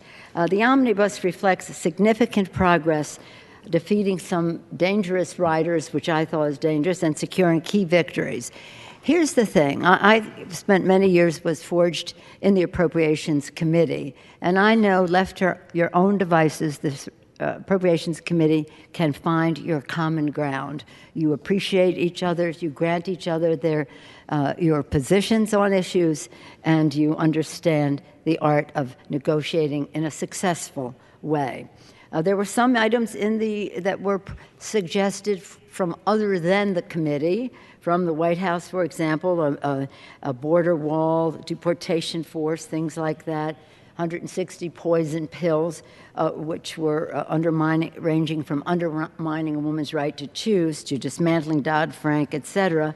But you all work together to balance the equities and come up with a bill that will have, I believe, broad support in the Congress, certainly bipartisan support in the Congress. But just not to speak about what we didn't like about the bill, there's some very positive aspects of it that I want to recognize. Some non-defense increases in spending, which will save lives and create jobs. Coal miners' health. We were so proud to secure more than $1 billion to deliver permanent health benefits to thousands of coal miners and their families who stood to lose their health benefits this month. God bless them for their advocacy. It was so important to our discussion. Opioid epidemic, additional $600 million for fighting the opioid epidemic. Protecting EPA, there was going to be a huge cut, and now just a 1% cut in the EPA. We see that as a success. Year-round Pell Grants, so important. Science funding, the Omnibus increases funding for energy efficiency and renewable energy, the Department of Energy Office of Science, and ARPA-E, all initiatives that some wanted to cut, but we're happy have survived that. interest in cutting. As our colleague, Congresswoman Velasquez, has led us on the Puerto Rico issue, the omnibus includes vital funds to stabilize Puerto Rico's underfunded Medicaid program and was a threat to so many of our fellow Americans in Puerto Rico. Democrats are very happy and give credit to, in a bipartisan way, but the lead from Congresswoman Barbara Lee, securing nearly $1 billion in humanitarian assistance to alleviate famine resulting from war, drought, and displacement in Africa and the Middle East, saving countless lives around the world. Left without assistance, maybe 1.5 million children will die of malnutrition in the next 6 months in Africa. And then it takes us to the biomedical research. I served with Ms. Lowy and others on the Labor HHS subcommittee of appropriations for many years. And the National Institutes of Health is this place that has the biblical power to cure. It has opportunity, scientific opportunity, and where there's scientific opportunity, we want to place additional resources. Lives depend on it. And so in stark contrast to the skinny budget that came out earlier, this legislation increases funding for the National Institutes of Health by $2 billion. And I want to say on that, as we relish that $2 billion and what it could mean in the good health of the American people, we have to protect our investments. As we invest in new treatments and cures, we must also ensure that all Americans have access to them. That is why it is curious to me that on the same day that we vote on this omnibus bill, increased funding for the National Institutes of Health, increased funding for our veterans and all the rest of that, that Republicans are working furiously to advance Trump Care's devastating impact on America's health care. No matter what anybody says to you about activities they are having today to tweak one piece of the bill, it will still be a bill that has higher cost, forcing families to pay higher premiums and deductibles and out-of-pocket costs. This will block some people from access to the life-saving cures that we're investing in the National Institutes of Health to create. Less coverage will take coverage from 24 million hardworking Americans, higher cost, fewer people covered, a veterans tax. Trump Care will take away health care, will deny tax credits for health care to 7 million military veterans. Trump Care destroys protection for pre-existing conditions. So many of the investments at the National Institute of Health that we're talking about are to find cures and to find preventions. But when we're trying to find cures, that means the people that we're trying to cure have a pre-existing medical condition. And this would destroy the guarantee of pre-existing medical protection for pre-existing medical condition and gut the essential health benefits in the Affordable Care Act. There's a crushing age tax. If you're 55, if you're 50 to 64, you pay 5 times higher than others pay for health care, and it undermines our investments in Medicare. So I mention this because I've always thought when I sat on that committee year in and year out, day in and day out, hour on hour, listening to the challenges facing America's families for illnesses that they were suffering, diagnosis that they were frightened by, that what they wanted us to do is to invest in a cure, but that meant access to that cure. So they're trying to say, well, we're going to help with high-risk pools, and that's going to neutralize everything I said about high cost, lower coverage, et cetera. But one of a conservative center, Mercatus Center, said that the amendment at hand focuses on high-risk pools, but the $8 billion amount is a pittance. Instead, he said, spread over 5 years, it is a fifth of a pittance. This is Robert Grabius, a healthcare expert at the conservative Mercatus Center. Karen Politz, a healthcare expert at the Kaiser Family Foundation, said that the additional $8 billion would likely not be enough to make the high-risk pool workable. She said there would be enough money to cover costs for only 1% 1% of the individual market. So, again, let us protect the investment that we're making. Let us elevate it with pride and say $2 billion in National Institutes of Health. But what does that mean to you, the average American, if you can't have access to that in a way that is affordable? And again, 51 years ago, Dr. King said, and I say again because I say this all the time, of all the forms of inequality, injustice in health is the most shocking and the most inhuman because it often results in physical death. So again, this appropriation bill is a way for us to help meet the needs of the American people. This Appropriations Committee did an excellent job in resolving differences and putting forth a balance of equities as we go forward. But let us not give with one hand and take away with the other, as we in the same 24-hour period say, aren't we wonderful, $2 billion basic biomedical research. Under the Republican health care plan, it will most likely benefit the privileged few at the expense of America's working families. That's not what we're supposed to be doing here. That's not what we're taking pride in. What we're taking pride in are the great possibilities, but let's make those possibilities available. And I say that as one who served for many years on the Appropriations Committee, one whose goal in life was to sit on the Labor HHS Committee and to increase the funding of the National Institutes of Health, but to do it for the purpose of all Americans having access. Having said that, getting back to this omnibus bill, again, I'm very proud of the work of Nita Lowy, of the ranking members of the subcommittees, of the staff that work so hard, especially proud of the work also of our distinguished chairman, Mr. Frelinghuysen, and join him in recognizing the work of his subcommittee chairs on all of this. It's a product to be proud of. Thank you, Mr. Frelinghuysen. Thank you, Ms. Lowy. I urge a yes vote. Gentlelady yields back her time. Chair recognizes the gentleman from New Jersey. Mr. Chairman, I'm pleased to recognize Jennifer Gonzalez, the representatives from Puerto Rico, for 1 minute. Gentlelady is recognized for 1 minute. Thank you, Mr. Chairman. Mr. Speaker, as a fiscal conservative, let me set the record straight. This bill recognized $296 million of Medicaid funding. Is just a bridge, half of the bridge. And this legislation simply reprograms this funding to partially address the impending medical cliff in Puerto Rico. This allocation does not constitute new money for the island. There should be no mistake about the territory's Medicaid programs historically have been underfunded, treated differently from the states, and this cliff is the result of the Obamacare.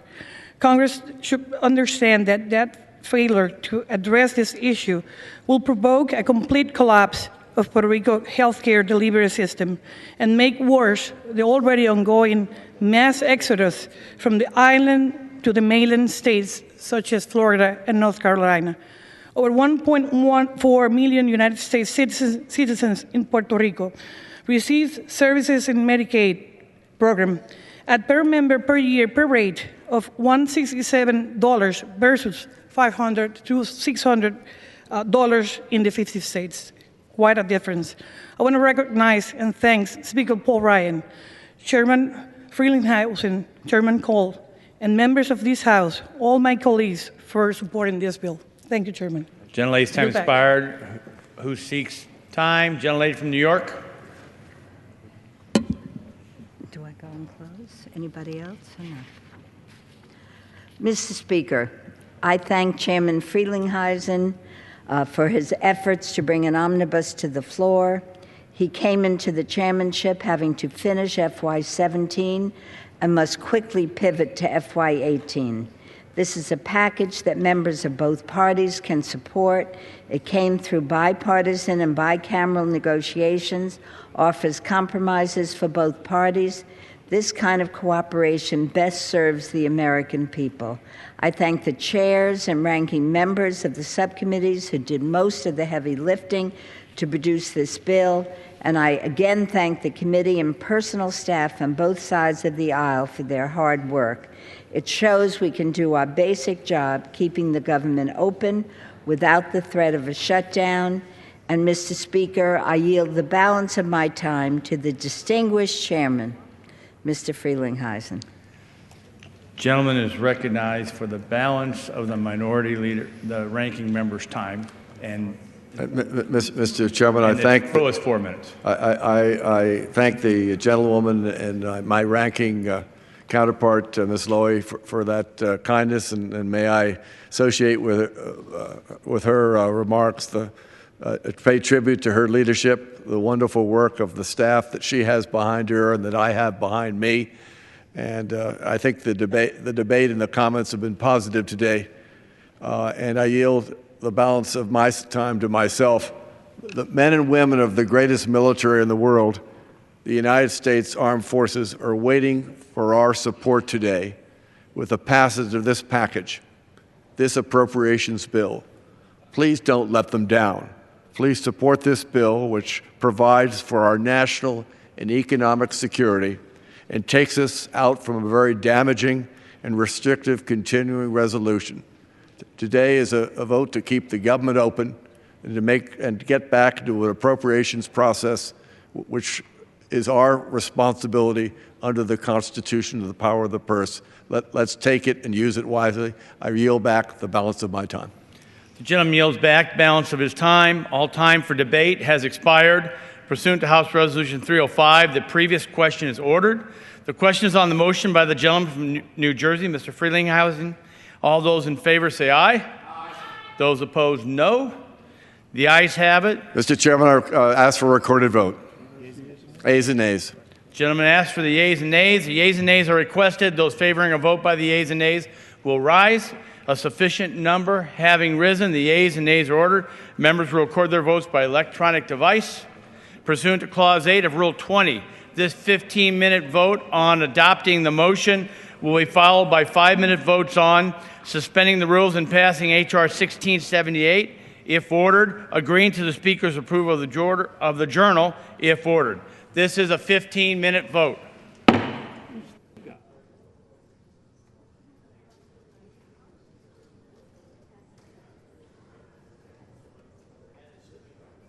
All right, folks, so you can see the House floor. They are taking that 15-minute vote there. We'll check back in with them in just a little bit. We're going to show you Secretary of State speaking from a little bit earlier ago. Of the peninsula. This is not about us looking for an excuse to come north of the 38th parallel. So we're trying to be very, very clear and resolute in our message to them that your future security and economic prosperity can only be achieved through your following your commitments to denuclearize. So this is where we are. I would say we're at about the 20 to 25% stage of this strategy. Thus far, our assessment is it is going like we had hoped for in terms of the response we're getting from others, but we got a lot of work left to do to keep that pressure on. And so that's what the folks that are in the bureaus and out in the missions are doing to help us right now, is to continue this steady, resolute message and continue to talk out here to the North Koreans, but not here yet, about what our intentions are and what we want. We are ready and prepared to engage in talks when conditions are right. But as you've heard me say, we are not going to negotiate our way to the negotiating table. That is what Pyongyang has done for the last 20 years, is cause us to have to negotiate to get them to sit down. We'll sit down when they're ready to sit down under the right terms. So that's North Korea. And then if I pivoted over to China, because it really took us directly to our China foreign policy, you know, we really had to assess China's situation, as I said, from the Nixon era up to where we find things today. And we saw a bit of an inflection point with the Beijing Olympics. Those were enormously successful for China. They kind of put China on the map, and China really began to feel its oats about that time. And rightfully, they have achieved a lot. They moved 500 million Chinese people out of poverty into middle-class status. They still got 1 billion more they need to move.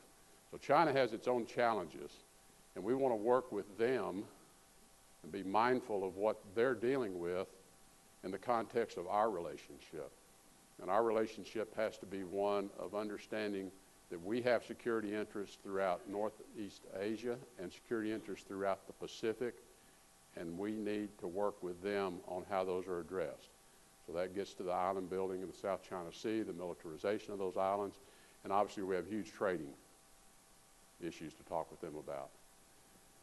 So we are using the entree of the visit in Mar-a-Lago, which was heavy on some issues with North Korea, but also heavy on a broader range of issues. And what we've asked the Chinese to do is we want to take a fresh look at where's this relationship going to be 50 years from now, because I think we have an opportunity to define that. And so I know there have been a lot of dialogue areas that have been underway for the last several years with China. We have asked China to narrow the dialogue areas and elevate the participants to the decision-making level. So we outlined 4 major dialogue areas with China, and we've asked them to bring people who report directly to the decision maker, which is President Xi. So for the first time, we are seeking, and we so far appears we will get people at the Politburo level and at much higher levels of the government within China to participate in these dialogues so we can reframe what we want the relationship to be and begin to deal with some of the problems and issues that have just been sitting out there kind of stuck in neutral for a while. So it's a much narrower. As we make progress, those things will result in working groups where we can get after solving these things. So we're going to have the first meeting of the Diplomatic and Security Dialogue, which is chaired by myself and Secretary Mattis with our counterparts here in Washington in June. And we've put it up as kind of top priority. The second one is Economic and Trade, which is chaired by Treasury Secretary Mnuchin and Commerce Secretary Ross, and it's well underway also. So that's kind of the new approach we're taking with China is elevate. Let's kind of revisit this relationship and what is it going to be over the next half century. I think it's a tremendous opportunity we have to define that, and there seems to be a great interest on the part of the Chinese leadership to do that as well. They feel we're at a point of inflection also. So that's China. Obviously throughout Asia, we've got a lot of work to do with ASEAN nations in re-solidifying our leadership with ASEAN on a number of security issues, but also trade issues in the South China Sea, strengthen relations with Australia and New Zealand, really important partners with us in a number of counterterrorism fronts. And so throughout the region, those engagements are underway, and the President has committed to make the trip to Vietnam and to the Philippines for those meetings this fall, and I think that's going to be very important that he is going, and we'll be going in advance, obviously, to prepare for all of that. So if we walk around to the next hot spot that we worked on pretty quickly was the Middle East, around the campaign to defeat ISIS and the instability that that's created in, obviously, Syria, Iraq, the issues in Afghanistan, and as those of you who work that region well know, you can just kind of draw the concentric circles out all the way into North Africa, parts of Africa, all of the Middle East, parts of Central Asia. And this is really a de-ISIS and a counterterrorism effort is what it really boils down to. And so how do we develop policies and bring regional players together to address these threats of ISIS and counterterrorism? We hosted, I think, what was a very successful coalition to defeat ISIS ministerial here at the State Department. I think there's a real renewed sense of energy and commitment to win this war against ISIS. We are defeating ISIS in their caliphate in Syria and Iraq, but we know that ISIS exists more broadly than that. And so as we said in that coalition effort, we've got to move beyond the battlefield. We've got to move into the cyberspace. We've got to move into the social communication space and get inside of the messaging that allows them to recruit people around the world to their terrorism efforts. So there's a big effort underway with players in the region, most notably the Kingdom of Saudi Arabia, and working with other partners to get inside of this conversation that's going on within the Muslim community around what this is doing to the way the Muslim faith is understood by others in the world. And I would say it's a very open conversation we're having and a renewed commitment on the part of leaders in the Muslim world to want to take this on. So we're going to be leveraging on that as well. So as you're seeing this play out in the Middle East, still a lot of hard work to do to get coalition partners together around ceasefires and peace processes in Syria.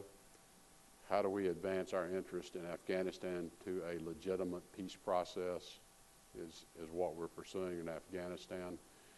And then keeping this terrorism network confined as it wants to spread itself through North Africa and Central Africa. So a lot of work ahead of us, and many of you are directly engaged in it already. Many more of you are going to become engaged in it, I think you can expect. The next kind of area of priority is our re-engagement with Russia. Obviously, they are part of the engagement in Syria, but we have other issues with Russia, as you all well know, in Europe and the situation in Ukraine. I know many of you heard from my trip to Moscow, characterized to President Putin that the relationship between our two nations was the lowest it's been since the Cold War. He did not disagree. He shrugged his shoulders and nodded in agreement. And I said, it's spiraling down, it's getting worse. And my comment to him was, we cannot have the two greatest nuclear powers in the world cannot have this kind of relationship. We have to change it. And so we have a number of efforts underway to first stabilize the relationship. And Acting Deputy Secretary Shannon is leading a working group effort to see if we can address some of the things that are just irritating the relationship, that make it hard for us to talk to one another, even in civil tones. So we're working hard on that, and we're hoping to begin to solve some of that while Foreign Minister Lavrov and I, under the direction of President Putin and now President Trump, coming out of the call yesterday, are going to continue to see if we can work together on the first big area of cooperation, which would be Syria. And can we achieve a ceasefire that will hold long enough for us to get a peace process underway? All right, folks, you're taking a live look at New York City. Samia is coming up next. She'll be with you for the next 2 hours, followed by Mary Kate at 6 o'clock Eastern, 3 o'clock Pacific.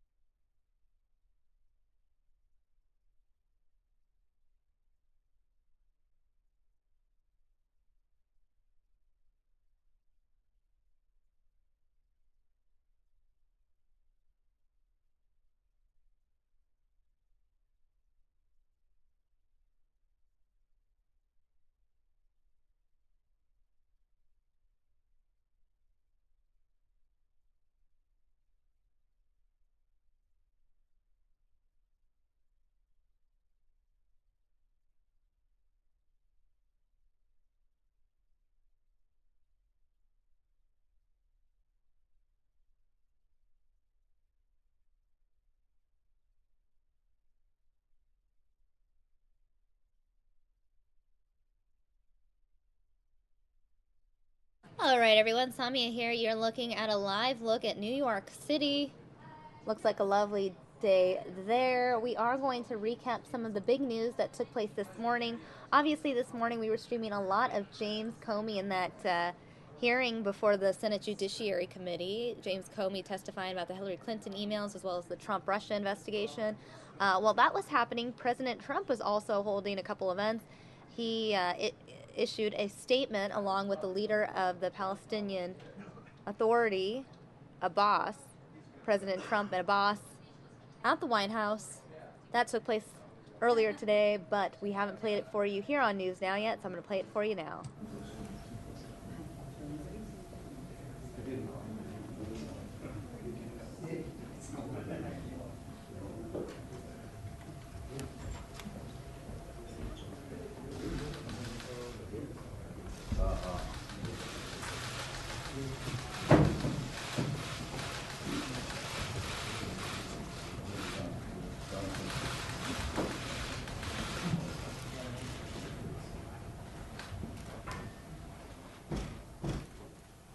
Thank you very much. Today I'm pleased to welcome President Abbas to the White House for his first visit to Washington in quite a while. Almost 24 years ago, it was on these grounds that President Abbas stood with a courageous peacemaker, then Israeli Prime Minister Yitzhak Rabin. Here at the White House, President Abbas signed a declaration of principles, very important, which laid the foundation for peace between the Israelis and Palestinians. The President and Mr. President, you signed your name to the first Israeli-Palestinian peace agreement. You remember that well, right?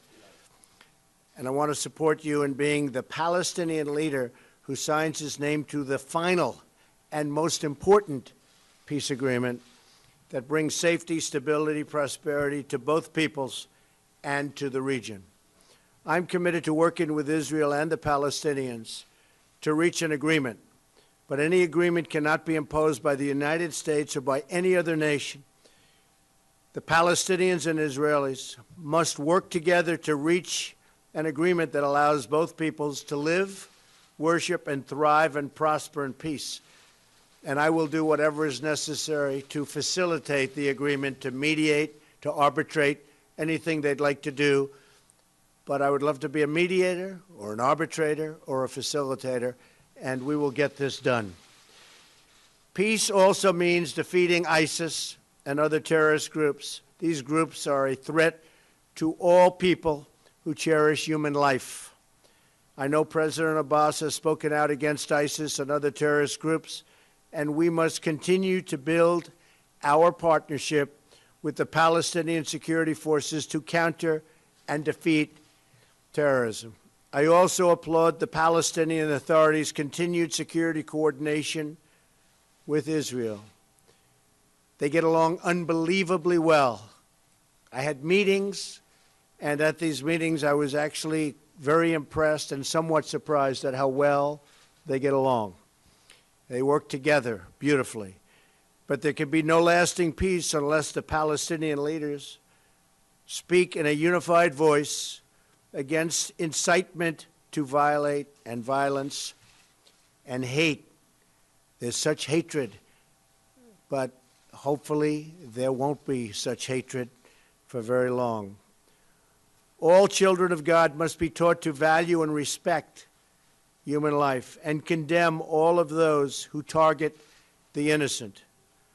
As part of our efforts to move forward toward peace today, we will also discuss my administration's effort to help unlock the potential of the Palestinian people through new economic opportunities. Lastly, I want to note the positive ongoing partnership between the United States and the Palestinians on a range of issues: private sector development and job creation, regional security, counterterrorism, and the rule of law, all of which are essential to moving forward toward peace.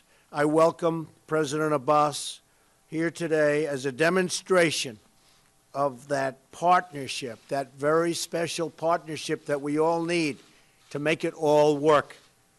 And I look forward to welcoming him back as a great mark of progress and ultimately toward the signing of a document with the Israelis and with Israel toward peace.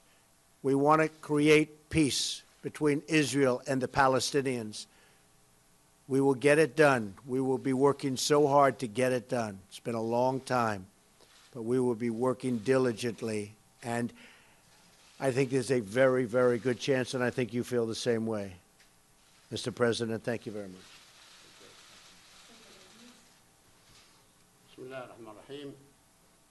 فخامة الرئيس دونالد ترامب، أشكركم على دعوتكم الكريمة وحفاوة الاستقبال، وأتطلع إلى العمل مع سيادتكم للتوصل إلى هدفنا المشترك بتحقيق صفقة السلام التاريخية.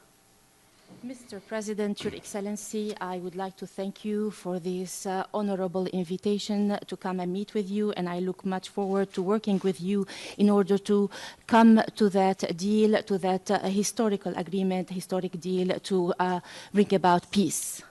خيارنا سيادة الرئيس الاستراتيجي الوحيد هو أن نحقق مبدأ الدولتين، دولة فلسطين بعاصمتها القدس الشرقية لتعيش بأمن وسلام واستقرار إلى جانب دولة إسرائيل على حدود 1967. Mr. President, our strategic option, our strategic choice is to bring about peace based on the vision of the two-state, a Palestinian state with its capital of East Jerusalem that lives in peace and stability with the state of Israel based on the borders of 1967. إن تحقيق السلام الشامل والعادل على أساس حل الدولتين يعطي دفعة قوية لتحقيق مبادرة السلام العربية ويعزز التحالف الإقليمي والدولي لمحاربة وهزيمة التطرف والإرهاب وبخاصة داعش الإجرامية التي لا تمت إلى ديننا الحليف بأية صلة، ويتيح الفرصة لأن تقوم الدول العربية والإسلامية بإقامة علاقات طبيعية مع إسرائيل، وهذا بالضبط ما حددته القمم العربية والتي كان آخرها قمة الأردن قبل أسابيع. Mr. President, for us to bring about a comprehensive and just peace based on the two-state solution, such matter would give a great impetus to the Arab Peace Initiative and the other initiatives, international initiatives, as well as it enables to fight and deter terrorism and fight the criminal ISIS group, ISIS that is totally innocent and has nothing to do with our noble religion.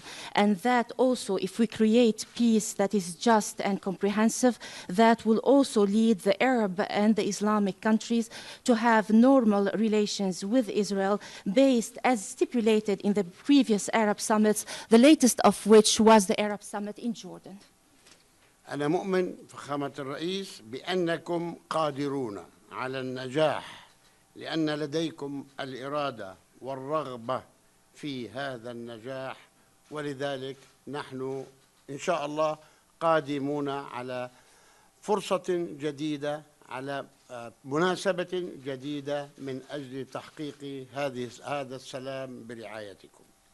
Mr. President, we believe that we are capable and able to bring about success to our efforts because, Mr. President, you have the determination and you have the desire to see it become to fruition and to become successful.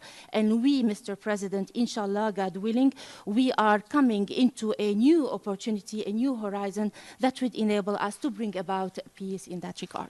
إن جميع قضايا الوضع النهائي قابلة للحل، وأنا متأكد أنها قابلة للحل وبما يشمل اللاجئين والأسرى، وذلك استنادا إلى القانون الدولي والشرعية الدولية والمرجعيات المحددة، وقد نصت الاتفاقات السابقة على عدم اتخاذ أي خطوات أحادية من شأنها استباق نتائج مفاوضات الوضع الدائم.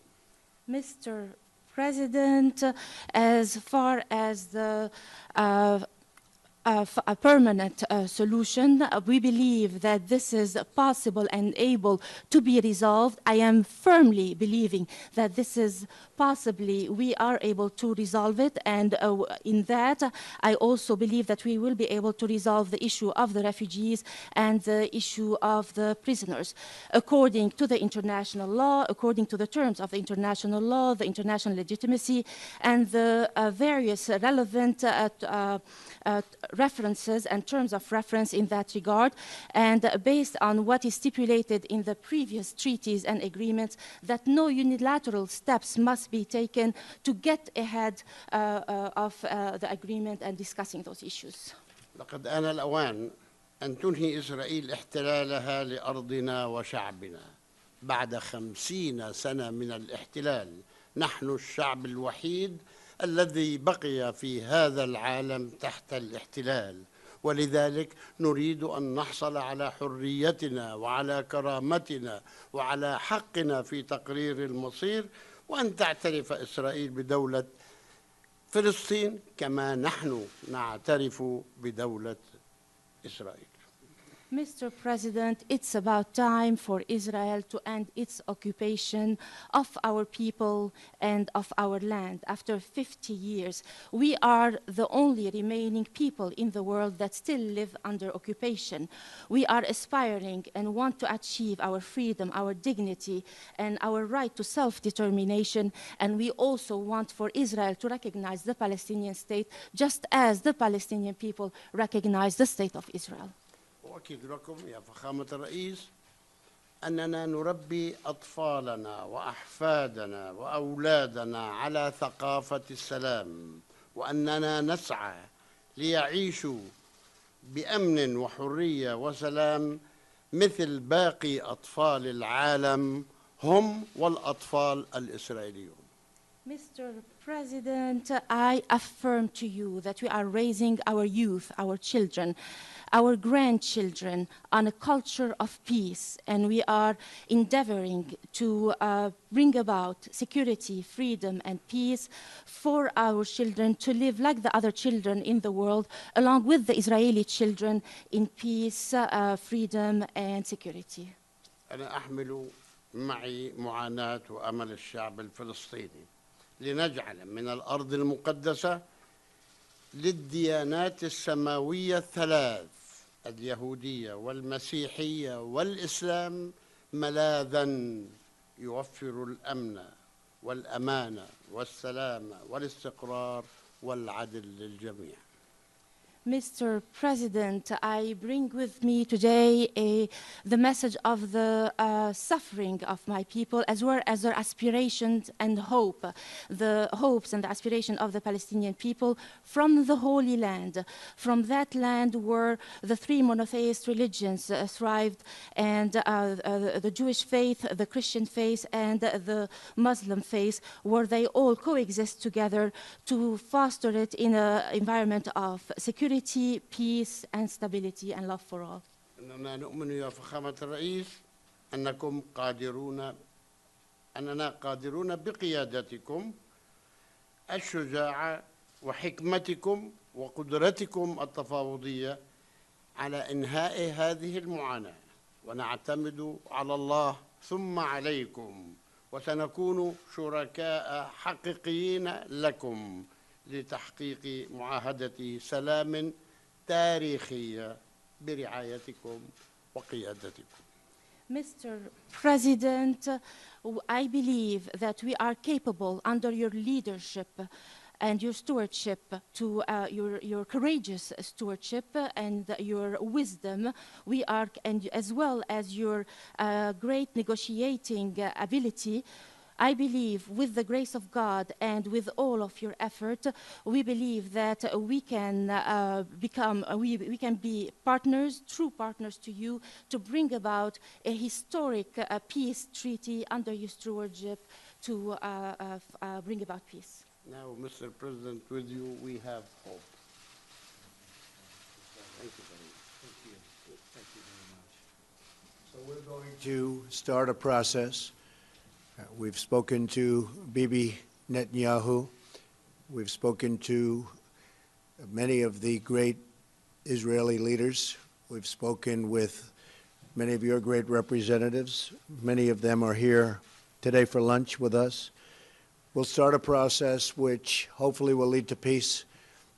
Over the course of my lifetime, I've always heard that perhaps the toughest deal to make is the deal between the Israelis and the Palestinians. Let's see if we can prove them wrong. Okay? Okay. Good. Thank you. Thank you very much, everybody. Thank you. Thank you.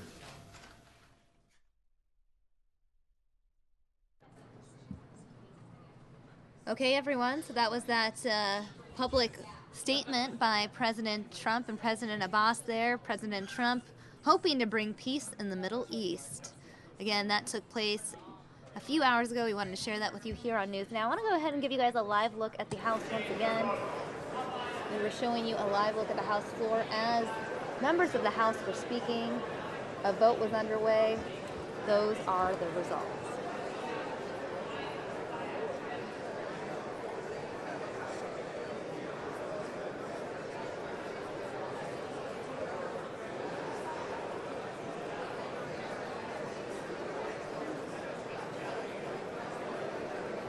And earlier today, President Obama making another public event, this time in Chicago regarding the Obama Foundation.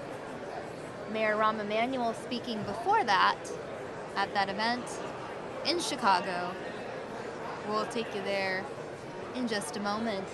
The event in Chicago, Mayor Rahm Emanuel, and of course, former President Barack Obama.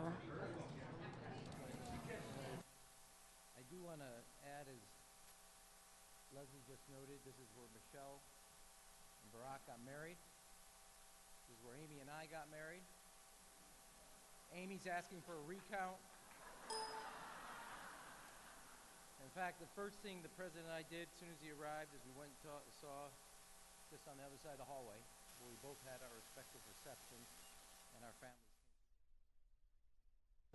All right, everyone, it looks like we're having some audio issues. I'm going to fast forward and see if the audio gets better.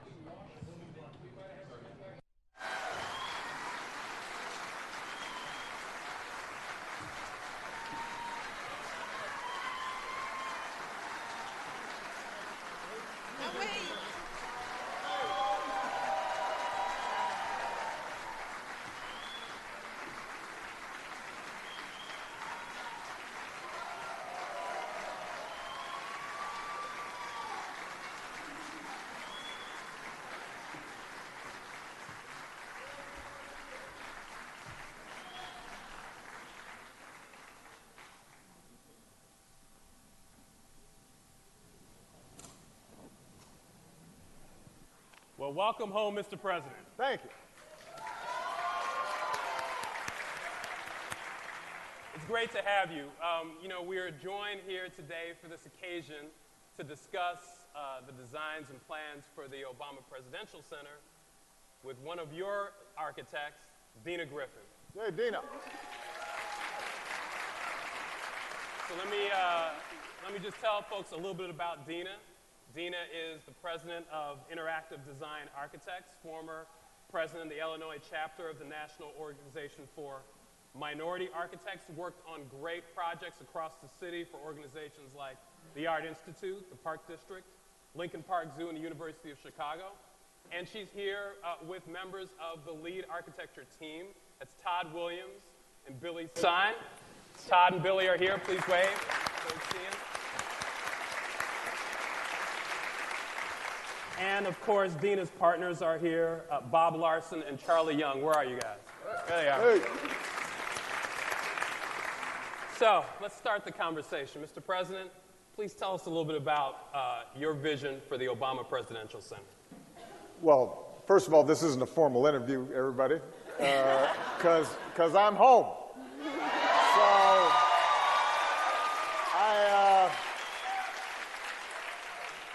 couple people I want to give a shout out to before we start. First of all, I want to thank our outstanding Mayor Rahm Emanuel and his wonderful First Lady, Amy Rue. Give him a big round of applause. We also have here the Senate President and former colleague of mine in the state Senate, John Cullerton and Pam Cullerton. Proud grandparents, I might add, just had a new one. We've got Representative Juliana Stratton here. There she is. We have Cook County State's Attorney Kim Fox in the House. And you already heard from our outstanding Alderman Leslie Hairston. Give Leslie a big round of applause. My mother-in-law is also here, Mary Robinson. Valerie Jarrett is here. And Valerie Jarrett's mom, Barbara Bowman, is here, Dr. Barbara Bowman. One of our best friends, Anita Blanchard's here, who delivered our babies. Family. So, and as I just look across the room, we've got so many friends and people we've worked with together for a long time. I want this to be more of a conversation, so you notice I'm not at the podium. I'm not making a formal speech here. What I want to do is just describe the vision of what we hope the Obama Presidential Center will be. And then what we want to do is take some questions, both from Mike and from you. We got a little bit of limited time, so we're not going to be able to answer every question today. But after we're done with this formal program, Mike and other staff will still be here to talk more about it. And this is just the beginning of the process. This is not the end. We're going to be continually in conversations with the community about how we make this work for you. As Rahm mentioned, Michelle and I had our wedding reception here. And it was a good party. And we will be celebrating our 25th anniversary this year in October. The first apartment that I ever stayed in Chicago was the Flamingo up in Hyde Park. Yeah. Right across from the Point. The first home that Michelle and I bought was in Eastview Park, right down the street. Michelle was raised a few blocks south in South Shore.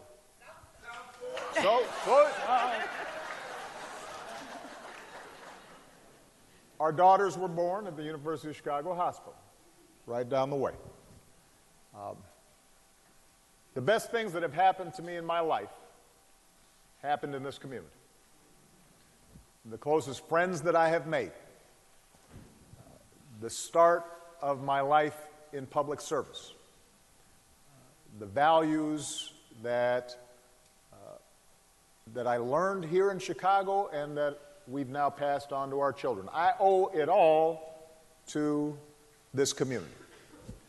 And so, although we had a formal bidding process to determine where the Presidential Library was going to be, the fact of the matter was it had to be right here on the south side of Chicago. There really was no alternative.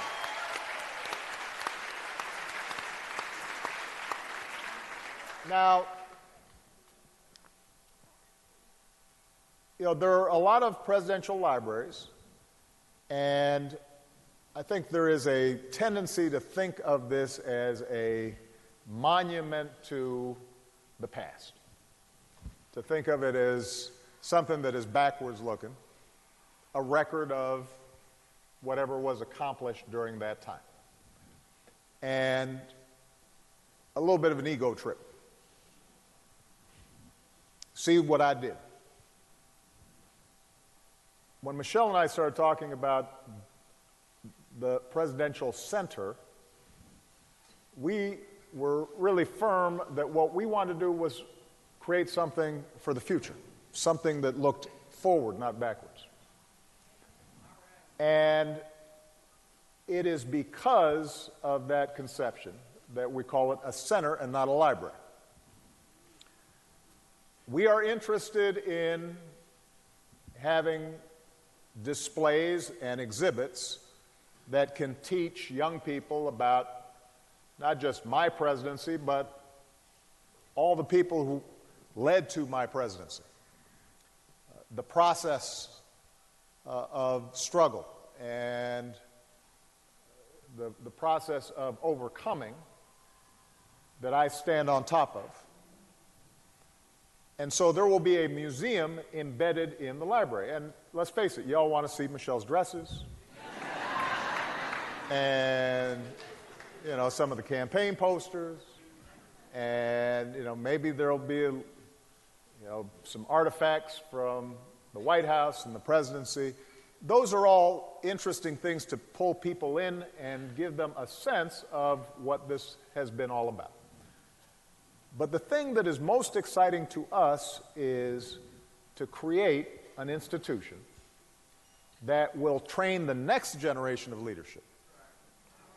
The Michelle LaVaughn Robinsons of today and the Barack Obamas of today, so that they can take up the torch and lead the process of change in the future. And that's why we're calling this a presidential center. And that is why, as many of you saw when you walked in and you saw the design, it's not just a single building, but it's more like a campus.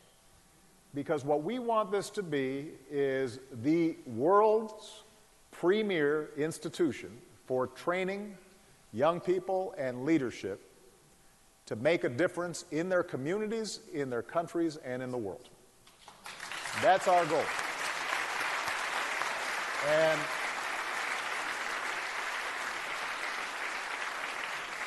so how is that going to happen?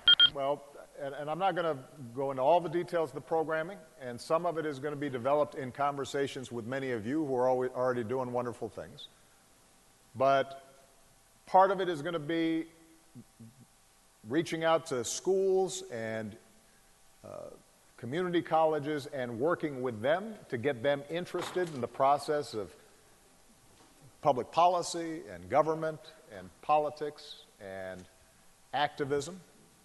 Part of it is going to be to bring together young people who have already shown leadership in various issues, whether it's criminal justice or climate change or trying to increase opportunities in low-income communities, and giving them the training and the skills and the networks that will allow them to succeed even more. Part of it is going to be a process where we can convene leaders from around the world to speak directly to our young people and inspire them and motivate them and teach them. But we also want this to be a living center in which the community itself feels as if, on an ongoing basis, they can bring their children, participate in activities, listen to concerts, look at lectures, learn how to work a computer, learn how to make a movie, learn how to record music that speaks to the issues of the day, learn how to organize. And that constant living process of building bridges and communities between people, that is what is going to make this thing come alive and make it special.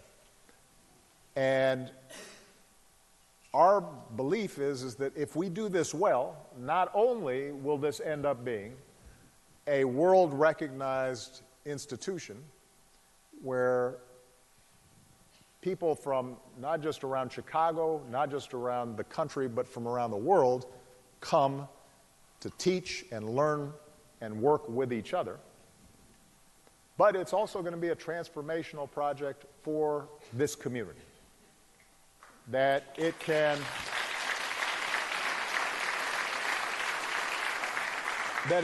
bring economic development opportunities to this community, that it can spark and enhance good work that's already being done to make sure that our kids are always setting their horizons and expectations at a high level,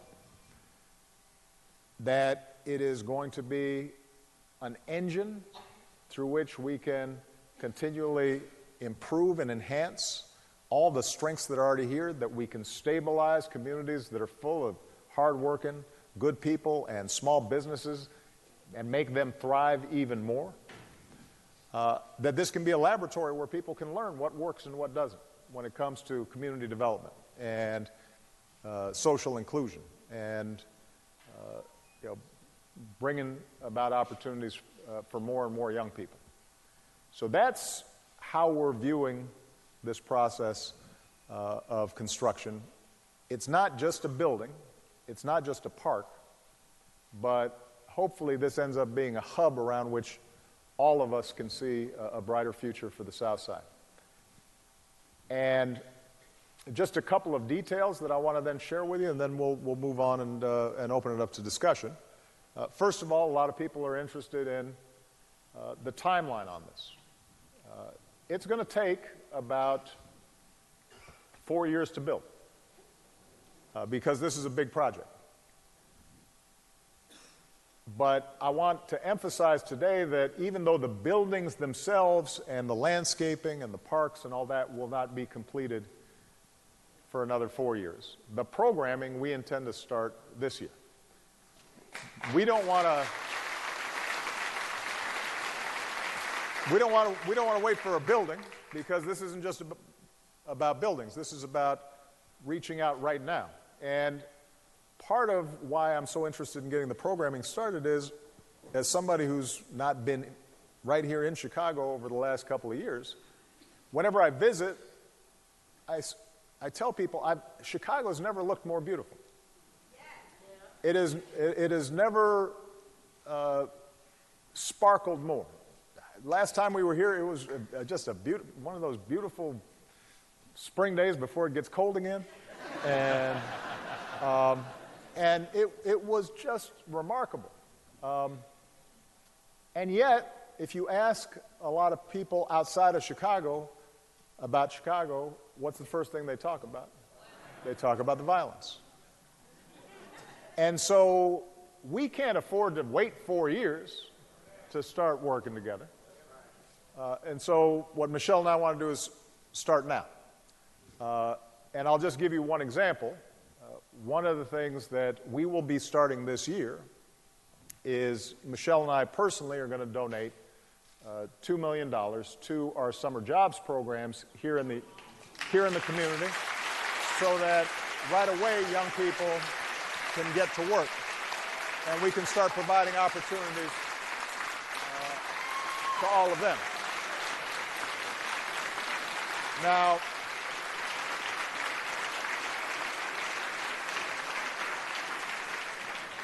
I think my mother-in-law just said, "What?"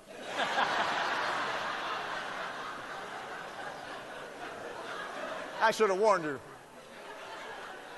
Mary.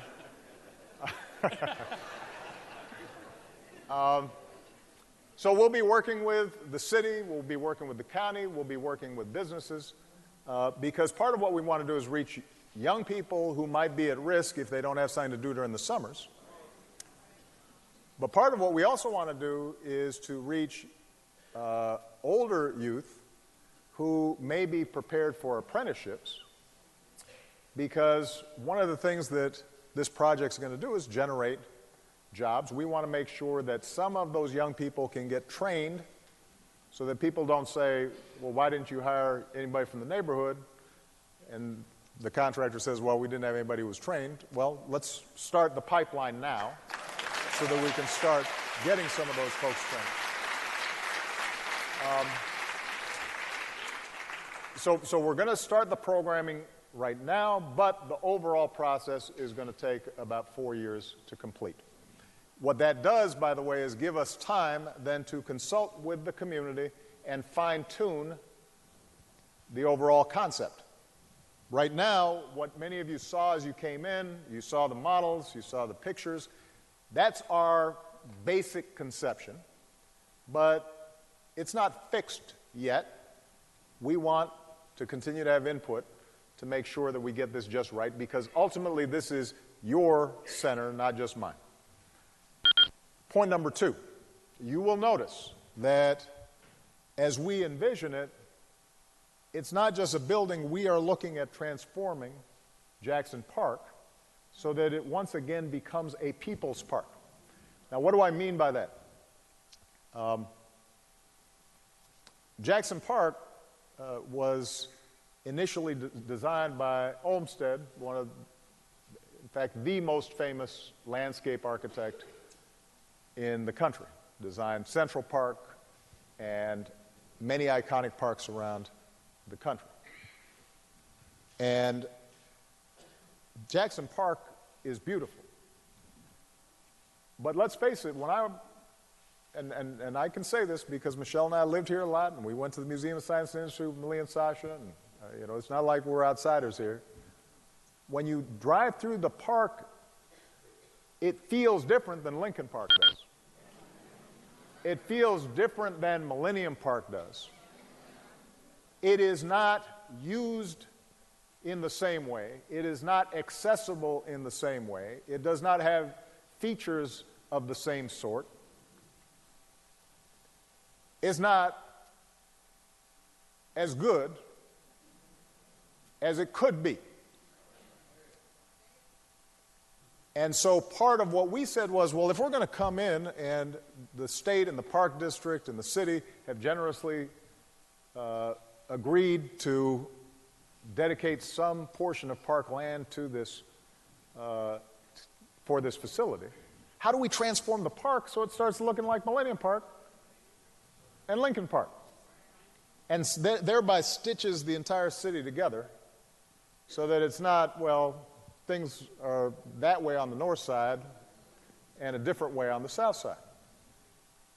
And that's why what you'll see in the design involves children's play centers and a sledding hill, because Michelle always told me she was mad that during the winter she couldn't sled because there was no hill down here. And an outdoor lawn that can be used as an outdoor concert, and the ability to use this amazing lagoon and these wooded islands so that people are actually enjoying the park and their activities in the park. And it creates a sense of life and vibrancy, but it also creates then spillover effects economically all the way throughout the area. Because if this is an attraction where people aren't just going inside a building, but are now coming and they're outside and they're barbecuing and flying kites and listening to music, now, oh, that restaurant right down the street, why don't we try that out? Or, look, I forgot, we didn't get something. Well, there's a store right there. Why don't we go pick it up? And so it creates an energy and a dynamism that right now, frankly, is not there at Jackson Park. And I'm just being truthful. It's beautiful, but it doesn't feel the same.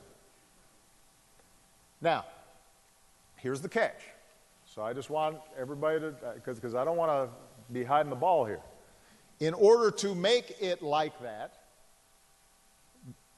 we are recommending that we close Cornell that runs through right now, and you've got a 6-lane road cutting right through the middle of the park. And the truth is, if you have that road, there's only so much you can do. Because you can't have little kids playing right next to a road. You can't have sledding into the road. You can't walk across the lagoon. You can't walk to the lagoon. You can't go from Stony over the lagoon because there's no place to cross the street. So what we have said is, let's restore Jackson Park to the original vision, and let's make sure that traffic is accommodated both down Lakeshore Drive as well as down along 59th Street. But let's not think that somehow the way things are right now are the way things have to be. I recognize that if you live here and you're trying to get home, you want to make sure that that issue is dealt with properly. And what I want to report to you is that when we got this idea, the first thing we did was start doing traffic studies, started consulting with the Illinois Department of Transportation, the city's Department of Transportation, and we are now confident that we will not be adding commute times as a consequence of closing Cornell. It'll require some modest mitigation efforts, and there will be separate hearings around how to do that in the best way because there are a bunch of options. The truth is, even with the most minimal mitigation efforts, what the traffic study showed was that a commute might be an additional 1 minute to 3 minutes. Now, if you're sitting there for 3 minutes, that's irritating. So we're going to try to get it down to 0 with some additional mitigation. My point, though, is I don't want everybody to get so fixated on the traffic, which is solvable, that we lose sight of what is possible in this area. And for those of you who are wondering why is it that things don't look as good down here as they look up at Millennium Park, for example, or around Lincoln Park, part of it is because they're not cut up in the same ways they used to be, and then what happened? Museum Campus was created. And I was living here when that happened, and at first I was thinking, this is going to be a mess. What's wrong with things now? And then when it was done, everybody was like, oh, that's nice. And it transformed downtown Chicago. The same thing can happen here, but we've got to be bold in terms of how we envision the project. All right? So that's second point. I'm anticipating some questions. Right. I'm checking them off. I got a whole list here. You're just hitting them off. But I got some more. Point number 3, a lot of people are concerned about jobs, contracts, how does that work? And here's our bottom line. We will exceed whatever historic or legal goals have been mandated in terms of minority and women-owned business participation. I also want to point out, though, that, and again, this is from somebody who lives here, you know that you can cook the numbers to make anything look like people are participating. I mean, that's just true. I'm sorry, but so beyond sort of whatever targets are set, what I and Michelle intend to do is to make sure that we are working with credible folks to say, how do we maximize people who are being employed in the community? How do we maximize contractors and vendors in the community? I will be honest, if we have to choose between somebody who is not a minority or woman-owned vendor who does really great work and is going to make this whole thing terrific, and somebody who's raggedy, we will choose the folks who do the work. But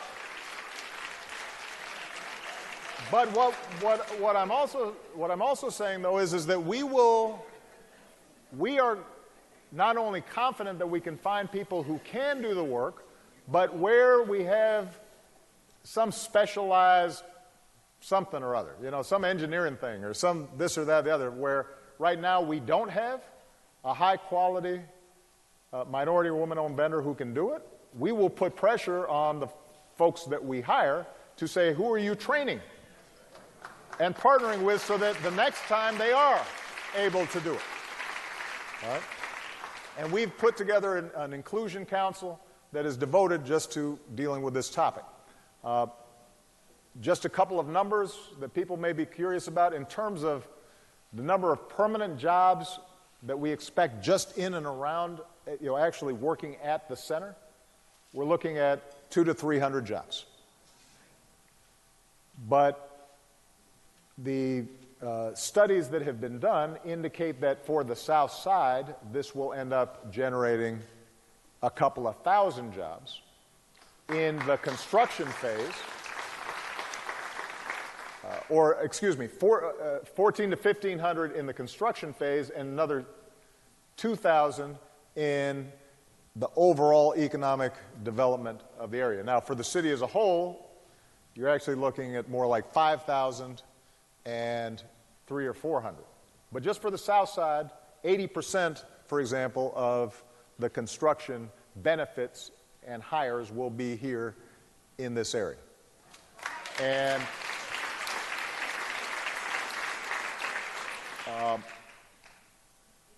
let's see if I've checked off everything I wanted to say. Last thing I'm going to say, and then we'll open it up for questions, is that in terms of programming, part of our design currently envisions us creating a studio where I can invite, Spike Lee or Steven Spielberg to come and do workshops on how to make films around the stories that young activists are working on.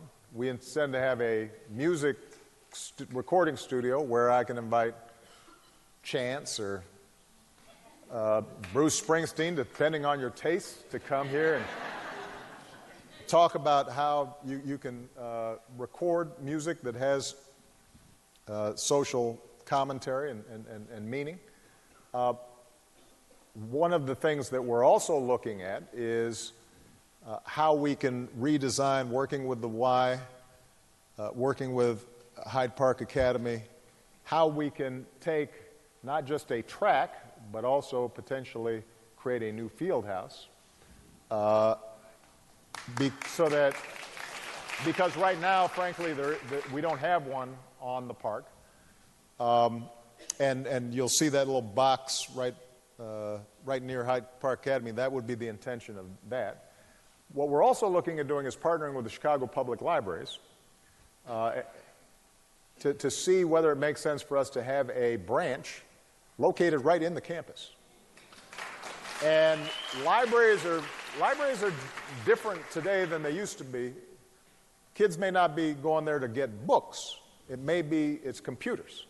And we're doing digital training there. And we ask Microsoft or Google or somebody to come in and teach our kids code. So the reason I'm raising these things is that once we've put together the facilities, working with the community, we can make our own decisions about, at any given moment, what are the kinds of things that are going to be most valuable, most relevant right now to making sure that our children have the opportunities that every other child should have. And that is going to be most important. So I think I've covered enough. Otherwise, you'll never get any questions in. So with that, Mike, what do you got to say? First of all, that's awesome, right? It's awesome. Let's just call it what it is. We are excited. We've asked the guests here to fill out some cards and hand in some questions. Some have been given to me. So I'm going to call out some names and some neighborhoods, and I want to make sure that you all wave when I call your name, and I'm going to ask your question. Sanaya is here from Washington Park. Sanaya, where are you at? There you are. Hey, Sanaya. And this is, actually probably really touches on design, so Dina, you may want to jump in here on this. But Sanaya wants to know, okay, really, how does this center and the park itself serve all citizens. Maybe there might be folks who would come here who aren't necessarily interested in engaging in discussion in the museum. And if you look at the plans, you'll see conversations about community gardens, and you mentioned places to go sledding and hear music. So as a designer, as an architect, how does the design of the park and the building really come together? How do we think about that? Can I first just say what President Obama said prior to this regarding program and the next chapter of the First Lady's and the President's life is why we, and I think I can speak for the design team, why we are so excited to be working on this. Because It's a good team. It's just not about building a building and then moving on. This is about building a movement, and I'm just so excited to be working on this, and I can speak for my partners too. But with regards to the building and how it does do that, I mean, you guys did get to see the model. One of the things that's very hard to look at, I know people are concerned about building in the park. We were very sensitive to that, and as the President said, we want to bring that back. We want to bring the parks back to what they were. And we don't want to impose this building on the park and on the community and say, here you go, deal with this, and forget about park space. The buildings were designed so that when you look at it as a whole, it looks like there's only one building on site because the landscape kind of covers the top of it. And we wanted to do that so that we introduce the building to the park and that the park accepts it and the park is that much better for it. But, and you know what? Oh my God, I forgot the question. Question That's all right, you're doing good. No, you're doing good. You're doing good. You're doing good. How's it pulling people in? What kind? Oh, yes, thank how do you. we attract And folks? this, I was on the right track. You so were. Yeah, you were. I was. Go. So the buildings, like I said, you only really see one big building. But the concept of this was, and Mrs. Obama has always stressed this, I want to be able to see through the park. I want to be able to see what those fantastic views through there, and not necessarily taking in the lake view, but knowing that it's there and not blocking that access from the west side, from the community, through the park, and onto the lagoon and the lake. So the buildings are built in a campus-type arrangement. And that campus-type, it's very hard to see. I wish I had a pointer. Here, I'll point. Oh, could you? Thanks. Yeah. Okay. So first we'll point it. This one over here. This one's better. This one. Yeah. I'm the This is official better. pointer. Go ahead. I'll just stand at the podium with the seal on stand it. at the podium. I'll All come right. over here. So What do you want me to point at right now? the campus, first the park. Thank you. The park envelops the buildings. Now, could you point to the library building? Yes. No. You want me to, the main? This is the main building. That's the main building. That's the that's the main museum building. That's the high rise. That's the iconic piece. I know you didn't want a monument to yourself, but that's the iconic piece. It's not just to represent the president. It's about being identifiable, being a landmark. We want something that not makes a presence like it's imposing, but we want it to be significant because your legacy and your future life is very important and deserves that type of building. But the building also will attract people. You can see through it. It'll be visually penetrating with certain vistas to the lake. And then next to that building, the next building, that's the forum building. That's where a lot of the activities that the president... I didn't do anything. Go ahead. I've totally lost control. That's where a lot of the activities will occur that the president spoke of, a lot of the programming. But programming really will occur in all three buildings. And the next building is that's the library building. That's a building that we envision will be very active when when the rest of the building is closed. I forgot one important thing. My mother is here. Oh. Hey, Mom. That is important. And then moving beyond that, as the president spoke about, is the field house and then the track. And I'm surprised he hasn't spoken about the field house because that's very important, a very important feature. We will have basketball. Yes. All right. But I think I'm finished. But I'm gonna try to arranging regain. the buildings and the way it's laid out addresses your question. But one other thing I want to say, though, about this design, if we're doing it right, then let's say there's a community garden that's built on the roof of the library portion on the right side. Imagine us saying to 30 schools that each of you get one plot in that garden. And when it finally is warm enough, we will get, me and the First Lady will join. I'll watch.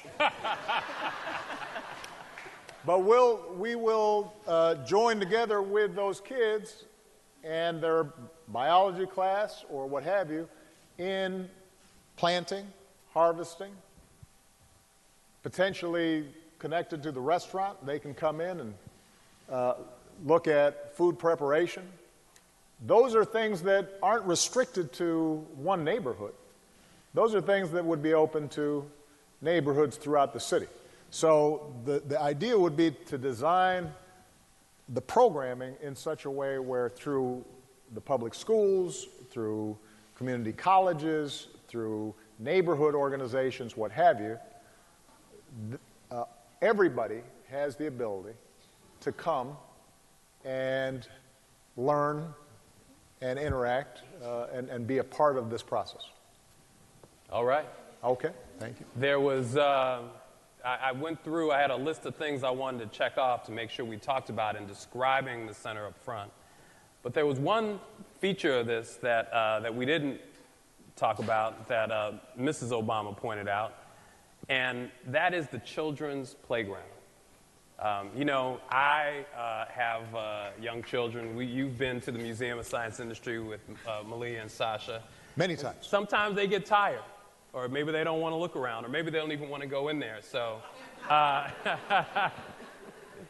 there is a children's playground on the grounds itself, and I just wanted to make sure that we pointed that out. So I'm going to take a minute to do the job of the president, which I frankly never wanted to do. It looked like a tough job. Just to mention that in between here, in between the garden and the lawn, there's a children's play area. Right. It's a great feature, and people are excited about it. And by the way,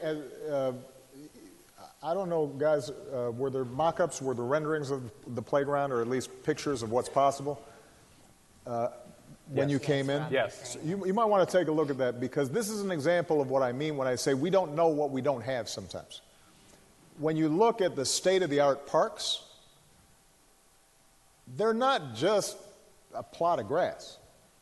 You've got climbing walls, and you've got, steps, and you've got just a whole bunch of stuff for kids to engage, learn, have fun. And one of the things I want the community to do is to look at what they're doing in places like Brooklyn and in their parks, or what they're doing in Seattle in some of their parks, or what they're doing, frankly, in some of the parks up on the north side, in terms of how to engage young people. Now, part of what that requires also, though, is that we have programming where there's some adults around, and that's why we want to make sure that we're partnering with folks, because if we've got the YWCA right across the street, there may be ways in which we can link up, and they're sponsoring some programming using that park playground. We're sponsoring some other stuff. But what we want to make sure of is that the park is not just a dead zone right now. And the only time kids go there is when they're just wandering around with nothing to do and nobody to supervise them. I also think, by the way, because you mentioned the Museum of Science and Industry, right. We spend a lot of time in the Museum of Science and Industry. We love that institution. David Mazzina couldn't be here today, but he's a great friend. But you notice folks just go downstairs, they park in the Museum of Science and Industry, and then they go home. Part of what we think is possible with this design is suddenly between the Museum of Science and Industry and the Obama Presidential Center, that whole parkland opens up, especially now you don't have Cornell in the way. So you've got bike trails going along the lagoon. You've got food trucks. We've decided we think we need some food trucks. We might get those little paddle boats up in the lagoon. Potentially, the Museum of Science and Industry opens up its south face, so that instead of just you go in underground, you come up, you go back out. Now, suddenly on a nice day, you open that back part and you go through you can visit the Museum of Science and Industry, walk right out the back, walk along the lagoon, walk through our campus, get a taco.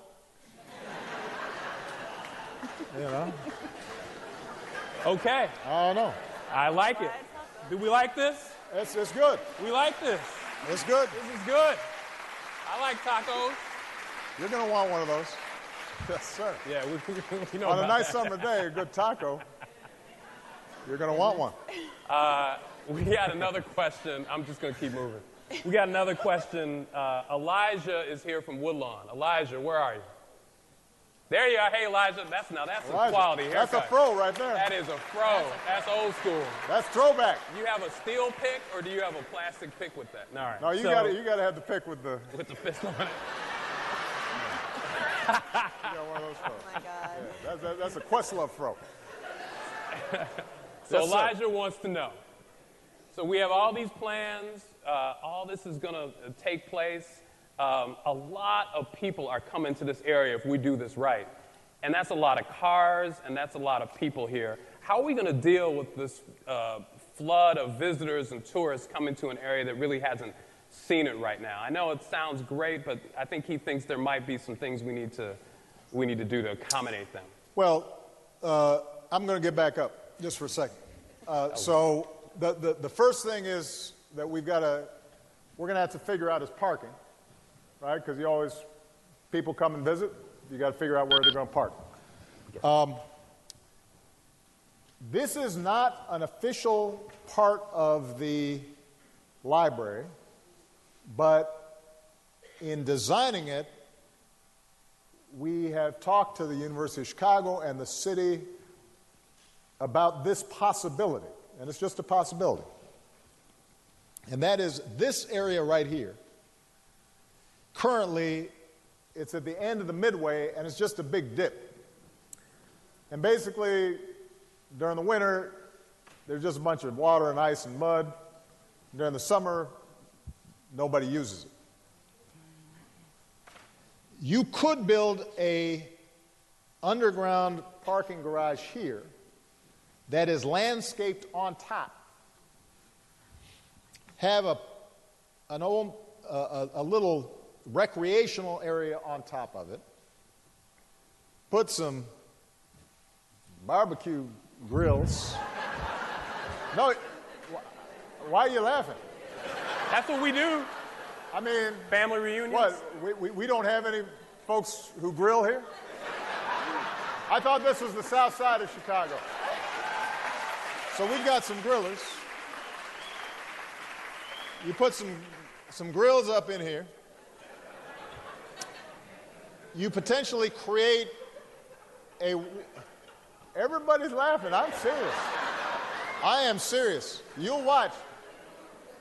5 years from now, when you're grilling over here, you're going to remember this conversation. Obama. That's what you're going to say. And then the idea would be that we could build a walkway over Stony so you don't have to cross the street. You can just go directly from the parking lot over into the museum campus. Now,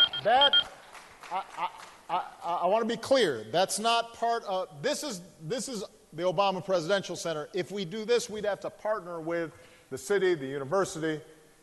This is not something that we've budgeted ourselves, but we thought it was worthwhile showing what it could look like.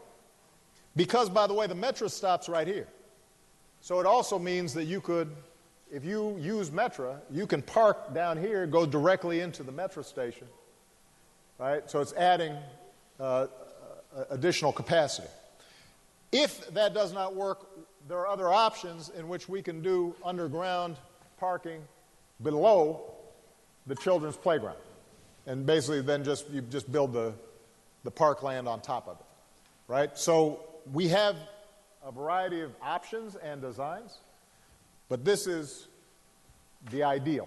Now that's on the parking. Traffic, I already mentioned.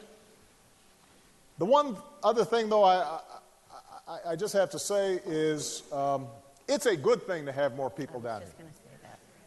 And the reason it's a good thing is because if you look at communities that are thriving, you have a mix of businesses and residential and foot traffic. This dates back to sort of discoveries. Back in the 60s when there was a lot of debate about urban development. And they called it urban renewal, but sometimes, including in this city, it was more like urban removal. A lot of times what happened in development was you had these big blocks of development where nobody could walk, there weren't any small stores, there weren't any foot traffic. Suddenly the streets are empty, and people don't want to go to places where there are no people. It's also more of a security issue when there are no people on the streets, right? Part of the reason now that the South Loop or the West Loop or the Loop looks so much different than when I first came here in 1985 is because suddenly you had these street-level attractions and interactions, and people started feeling like, oh, this is a lively place. And I'm seeing all kinds of stuff going on. And so we should not be afraid of wanting more people here. And we estimate that this library and campus will probably get 600 to 700,000 visitors. And that's a good thing, because they are going to then see how beautiful this community is. They are going to then be frequenting stores, and that means that the proprietors of local businesses can benefit.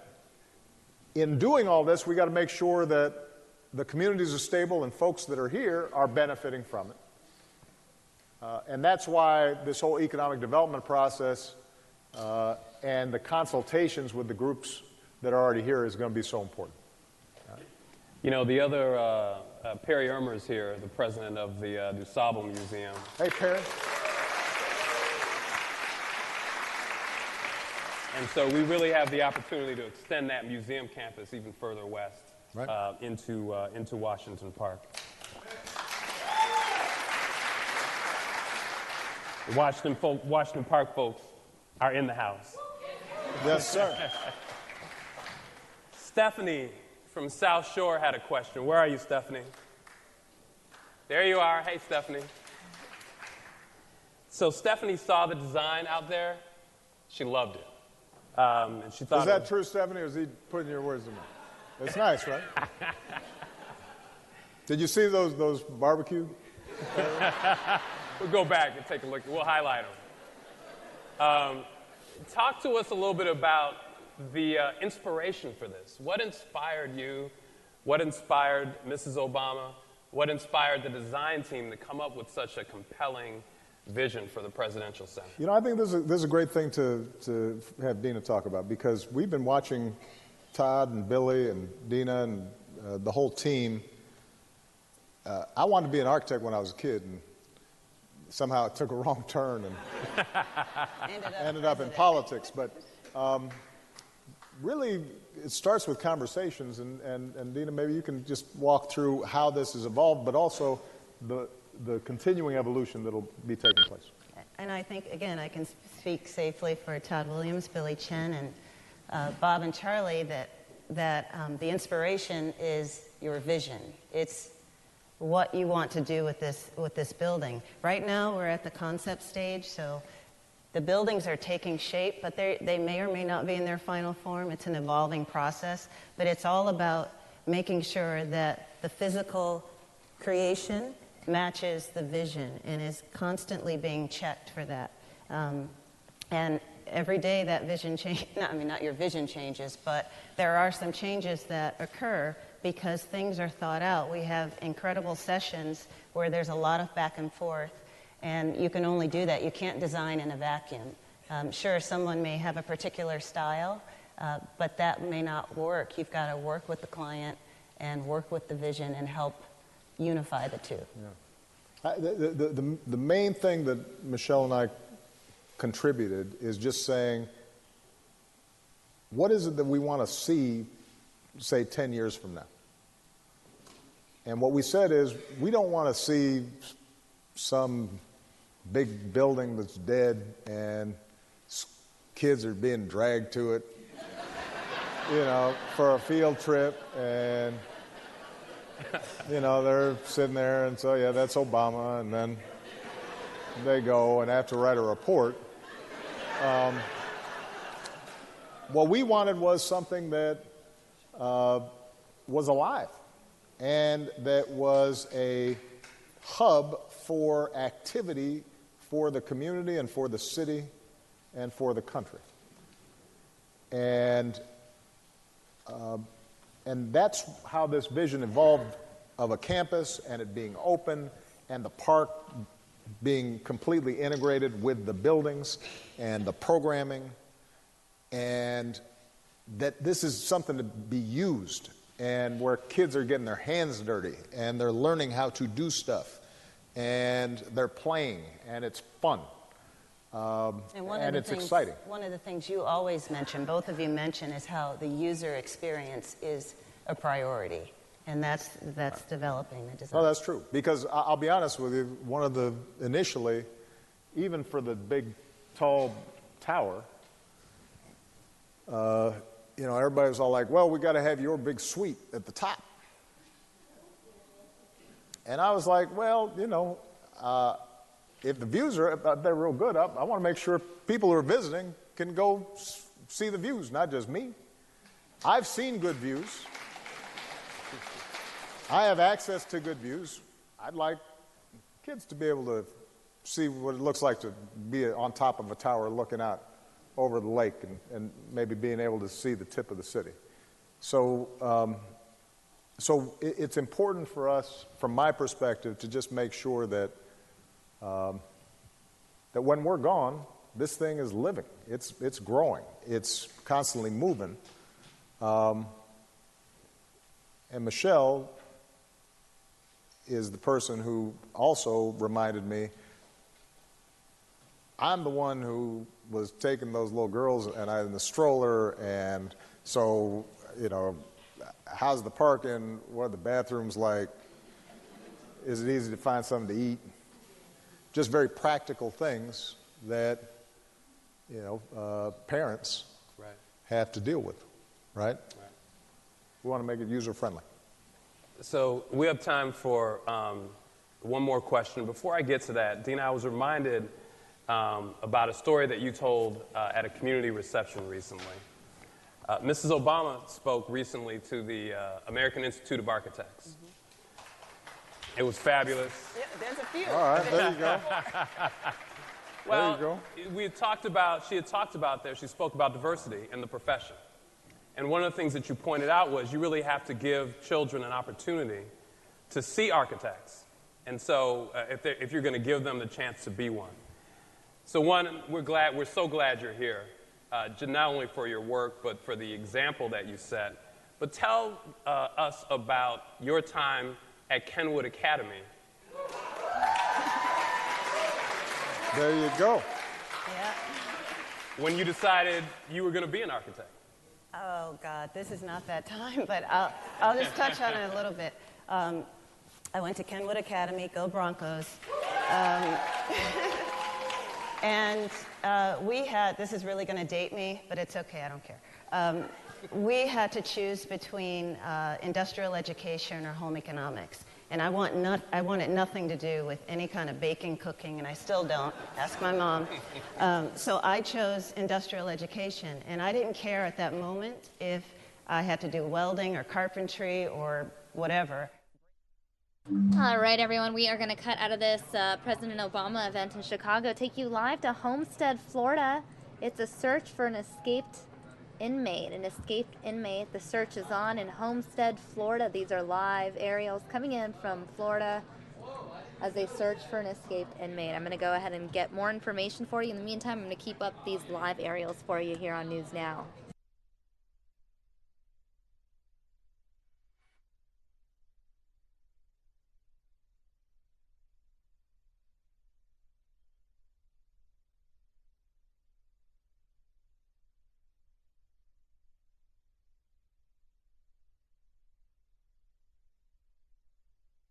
Now, this prisoner has escaped state custody. I'm getting some information from the Miami Herald right now. This is in the greater Miami area.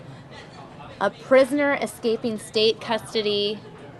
His name is Marv Hubbard. He's an escaped felon. He is 6'1", 177 pounds. He did 5 months for driving without a license back in 2003. He began a 20-year sentence for burglary in August 2007, and 9 years later was assigned to a community work detail. He left his detail without authorization around 1 this afternoon. According to the Department of Corrections, inmates granted that privilege have minimal time left on their sentence, are minimum or community custody inmates, and have a history of good behavior while incarcerated.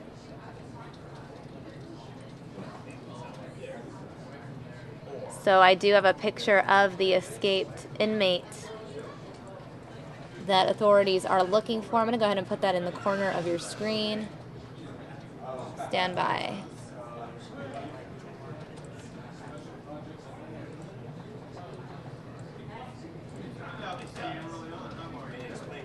So that is a picture of the escaped inmate that authorities are looking for.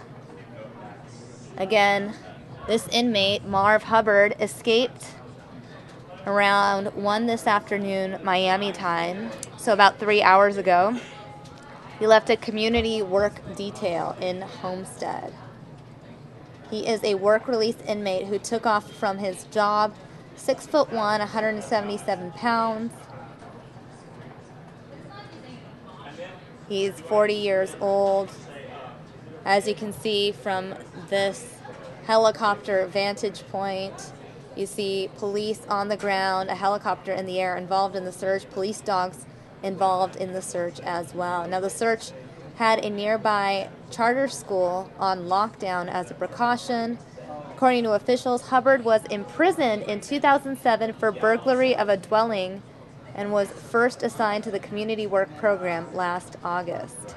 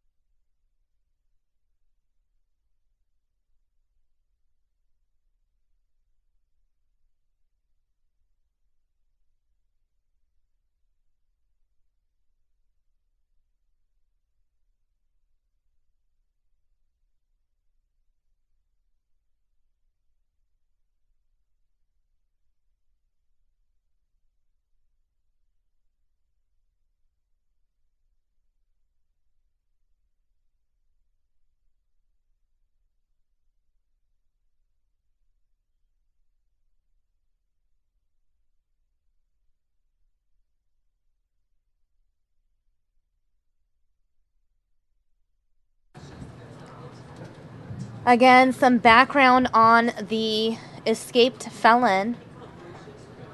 Hubbard's history includes doing 5 months for driving without a license in 2003.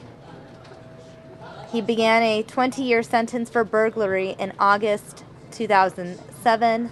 9 years later, was assigned to a community work detail.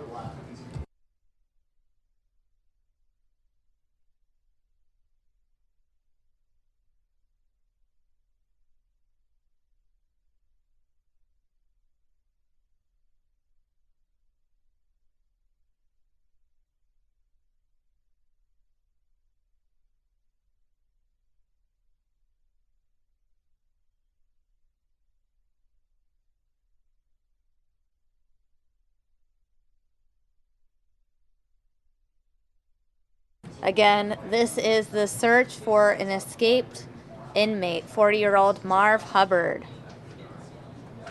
6'1", 177 pounds. Police continuing the search in South Florida, Homestead, Florida specifically.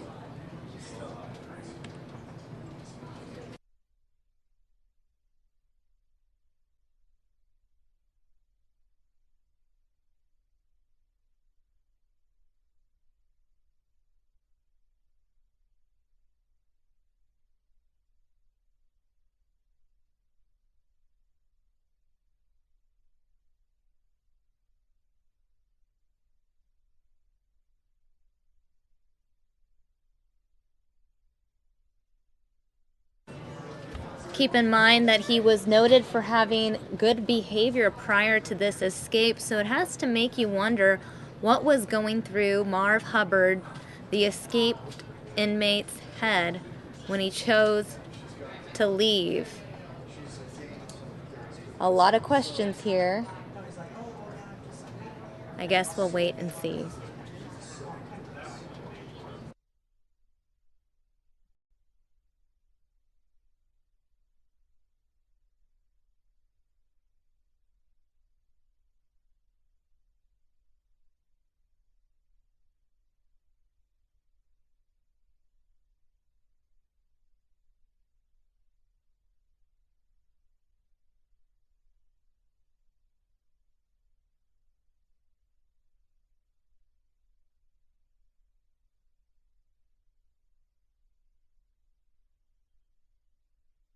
Again, the suspect, well, not the suspect, rather the inmate, the escaped inmate, left a community work detail just after 1 o'clock Florida time, so about 3 hours ago now. They're searching for the escapee in the area of Southwest 312th Street and 147th Avenue in Homestead, for those of you familiar with this area of South Florida. Again, this search has triggered a lockdown at nearby schools. In fact, 4 schools on lockdown. The inmate is 6'1" tall, weighing 177 pounds. He was last seen wearing a white shirt, blue shorts, and a blue corrections cap.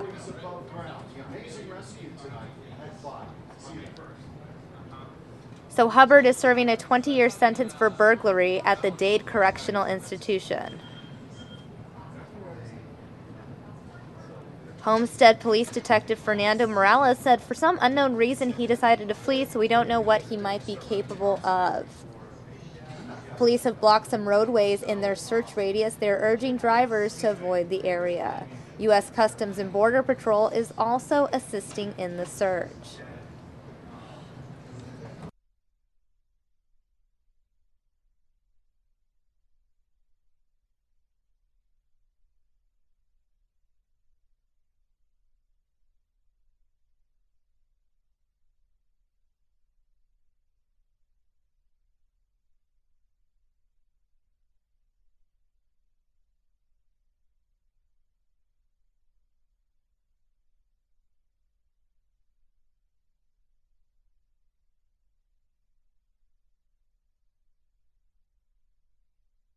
I know many viewers tuning in asking for more details on that burglary. I don't have that information right now. I'm just giving you the information that I can find from some local news affiliates in Miami. If I can get you guys more information, I will.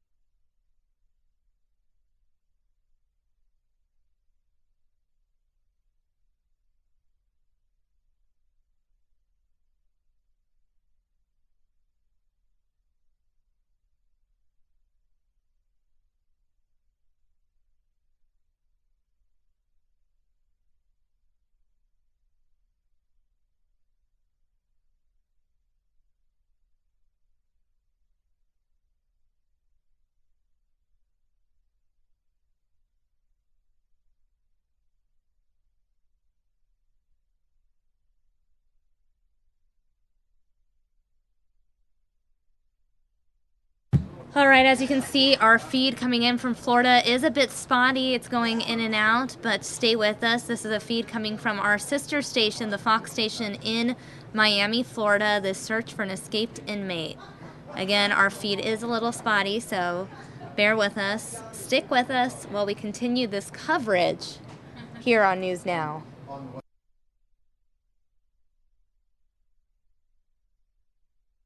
In the meantime, while we wait for our feed to clear up, I wanted to give you guys a look at the image of the escaped inmate. This is Marv Hubbard, the escaped felon.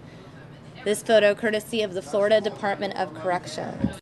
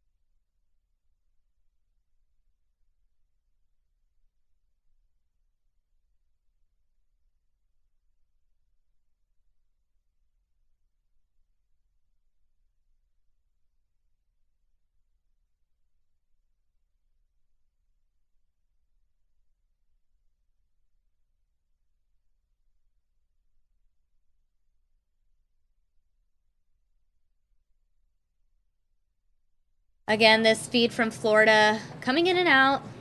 The search for the escaped inmate continues. Again, Marv Hubbard is the person that authorities are looking for. They've been looking for over 3 hours now. He's 40 years old, 6'1", 177 pounds. He served 5 months in 2003 for driving with a suspended license. Then in 2007, he was sentenced to 20 years for burglary. Stay tuned while we continue to cover this story out of Florida.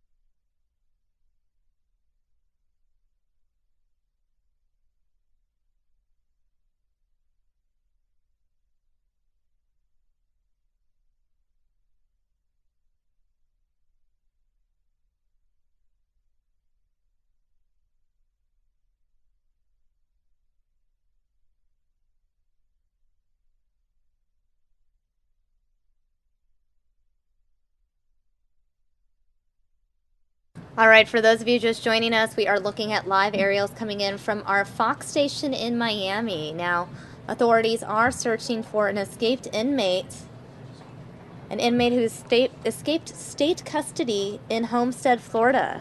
4 schools in the area placed on lockdown as a result. Again, they are searching for 40-year-old Marv Hubbard. He escaped from a community work detail just after 1 o'clock this afternoon.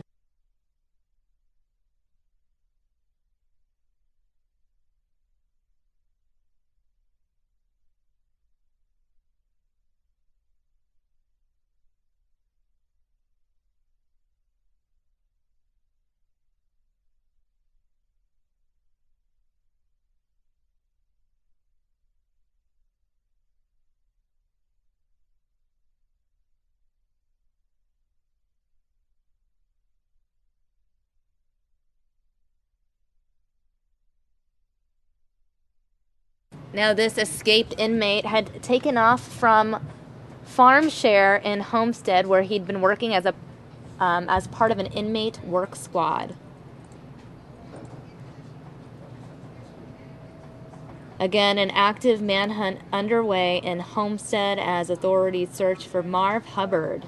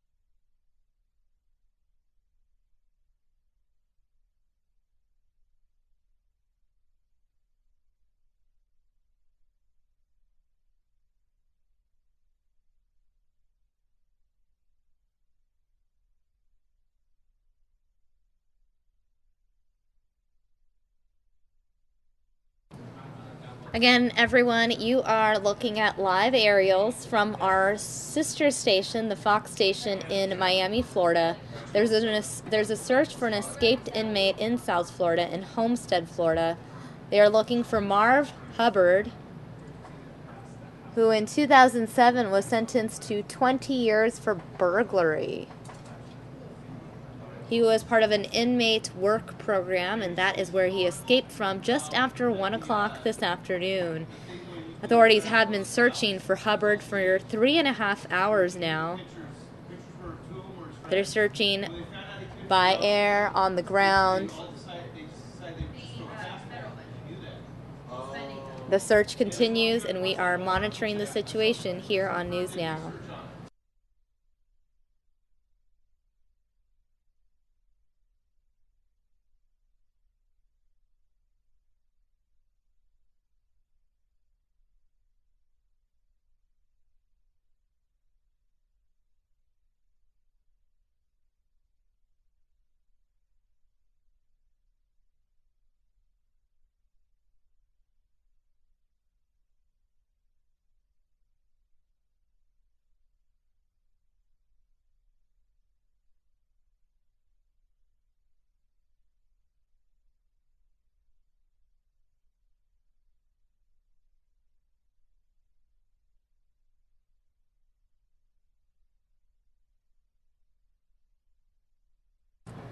Again, Hubbard is 6 foot 1 inches tall, weighs 177 pounds, and has black hair and brown eyes. He was last seen wearing a white shirt, blue shorts, and a blue corrections cap.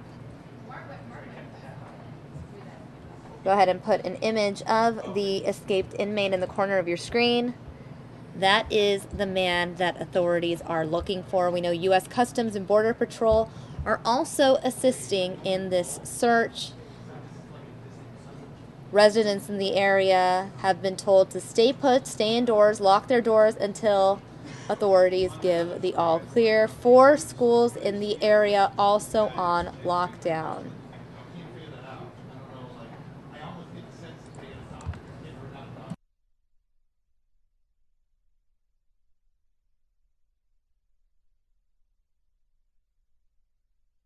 Again, he was part of a community work detail, and according to the Department of Corrections, inmates are only granted that privilege when they have minimal time left on their sentence, are minimum or community custody inmates, and have a history of good behavior while incarcerated. So you have to wonder why this inmate who has minimal time perhaps left on their sentence and who has been known for good behavior decided to flee, decided to escape without authorization 3.5 hours ago.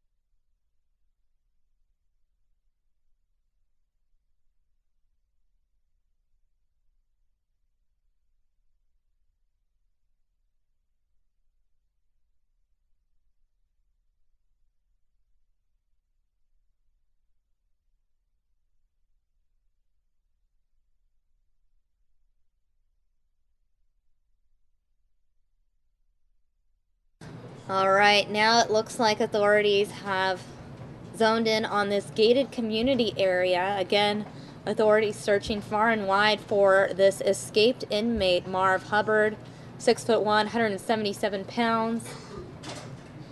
He escaped 3.5 hours ago. The question is, where is he? He was assigned to a community work detail, but left his detail without authorization this afternoon. And authorities have been searching ever since. Again, Marv Hubbard, 40 years old, an escaped inmate.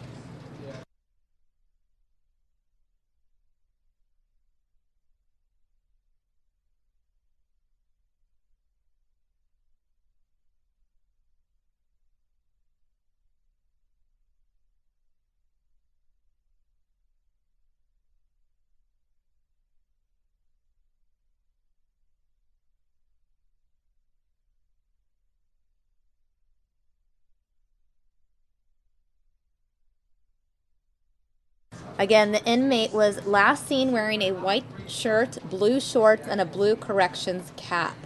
Hubbard was serving a 20-year sentence for burglary. He was sentenced to 20 years back in 2007.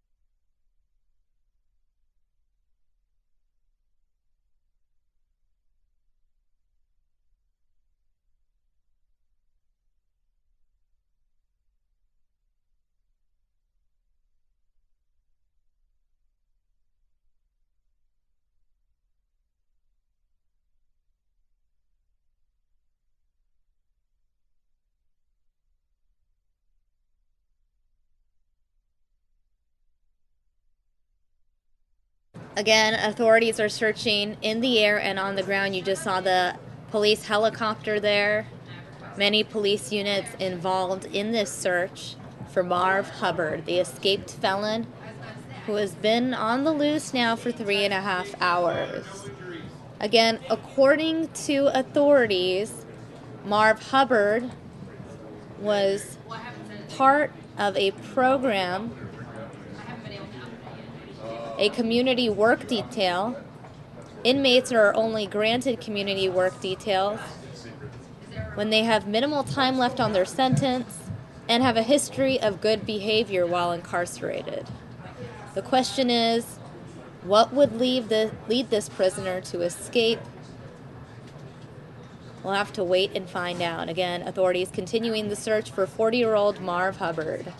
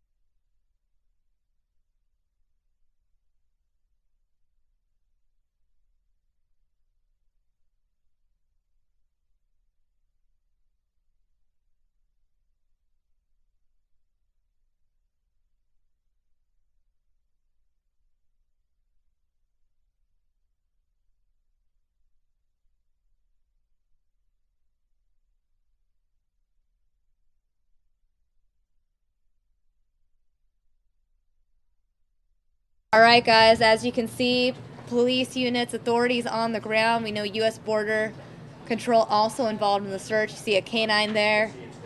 They are really trying their best to track down Marv Hubbard, this escaped inmate who was sentenced to 20 years in 2007 for burglary. Marv Hubbard also served 5 months back in 2003, 2004 for driving without a license.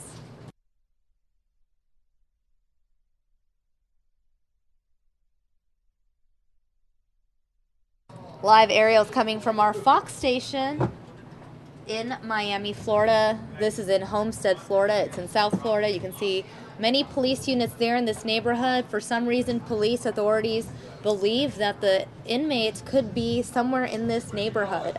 We saw authorities on the ground. We saw the K-9. We see police units. Are they close to finding this escaped prisoner? That is the question. We'll continue to monitor it.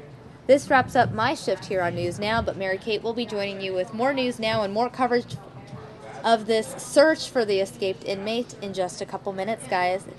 Stay tuned.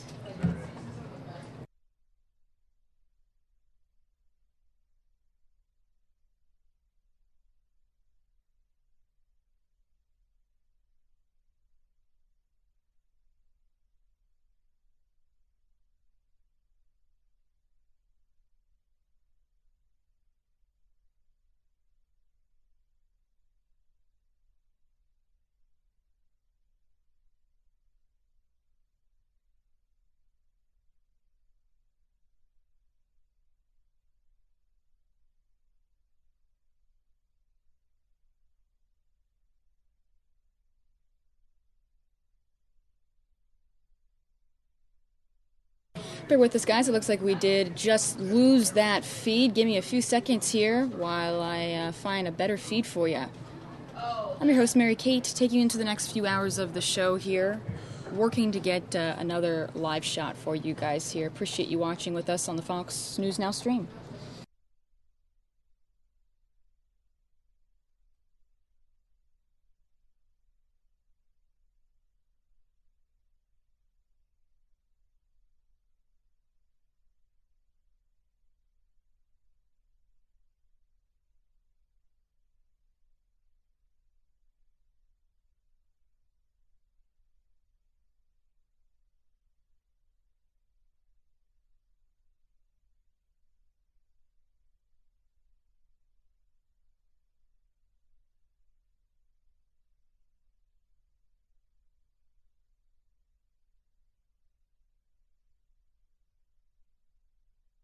All right, everybody, while we work to get that feedback for you, we're going to take you to a different event here. Take a look at this. We are working to get more information about this for you guys. Appreciate you watching with us live on Fox News Now.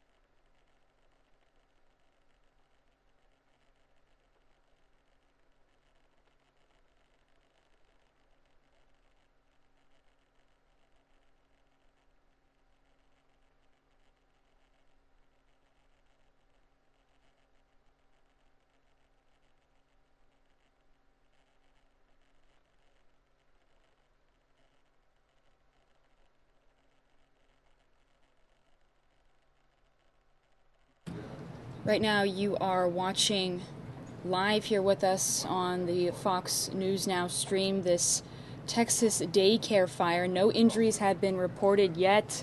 We are working to get more information about this for you guys. Stick with us.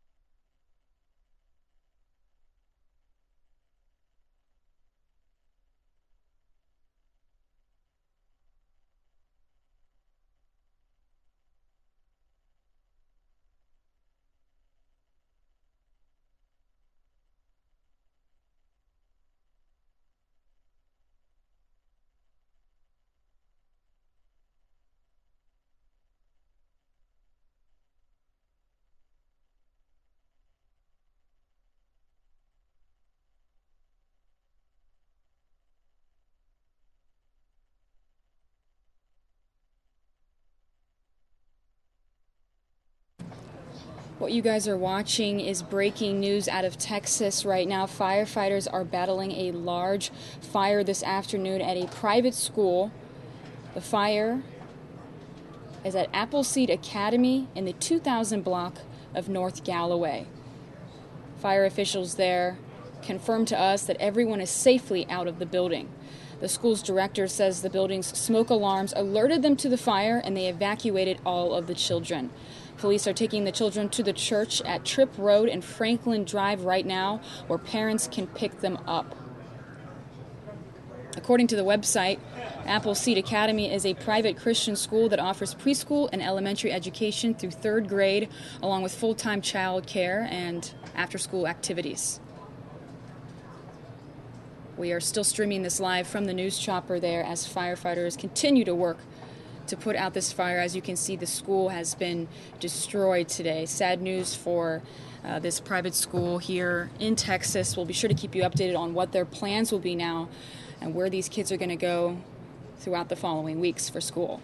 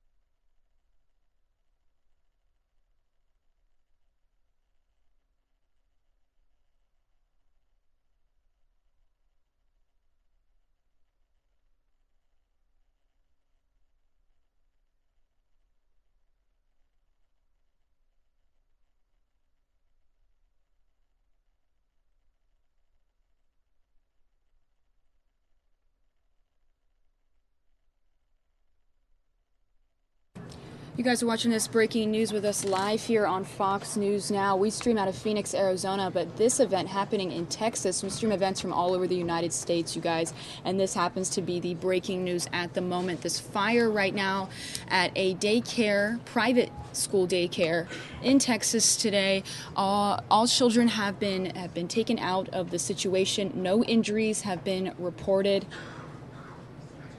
Coming up a little bit later in the show, we'll also be streaming another live event for you, Vice President Mike Pence delivering remarks. That's coming up later this evening, but right now we're focusing on this live event. Breaking news out of Texas today. We'll keep you updated.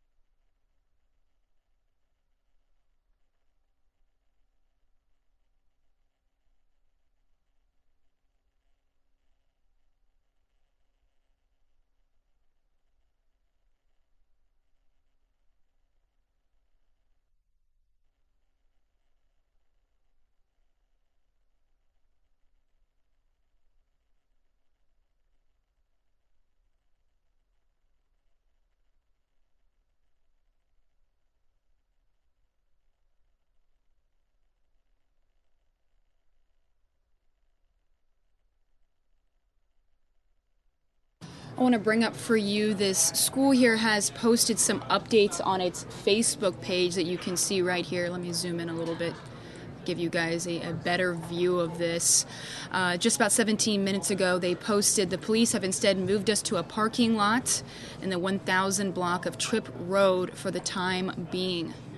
Before that, they wrote, the police are moving us to the church at the corner of Tripp and Franklin. You may pick up your child there. So they moved all of the kids out safely. No injuries have been reported. About 33 minutes ago, they posted this. Our building is on fire and we have been evacuated. If you have a child at the school, please come pick them up immediately. Not something that you want to see as a parent. That would terrify any parent reading that post. But you know, great that they were able to get on social media and alert parents right away. Here's what some of the parents were saying. Terrifying. I hope everyone is okay. Prayers, praying for everybody. Let me scroll down a little bit, see if there's any other parents. Someone tagged their friend saying, does your son still go here? I saw this post. I thought he went to school there. Tia wrote back, not anymore. Thank you so much for thinking about that. This woman writing, is school canceled tomorrow? Glad everyone is okay. So this is, you know, coming from the Facebook page here from Appleseed Academy. That's the private school that you're seeing right now. Obviously, school will not be in session at this building tomorrow. It's been completely destroyed as this fire is happening. Fire crews are there battling this large fire right now at this private school in Texas. It's at Appleseed Academy in the 2000 block of North Galloway. They did confirm, though, to fire officials that everyone is out safely of the building. The school's director, though, says the building's smoke alarms alerted them to the fire and they evacuated all of the children. So that's great news. Police took the children to the church at Tripp Road and Franklin Drive where parents picked them up. And if you're not from the Texas state and you're wondering about this school, this is Appleseed Academy, a private Christian school. We'll keep you guys updated on what exactly they're planning to do for these kids who belong to this academy. We appreciate you watching live with us here on Fox News Now.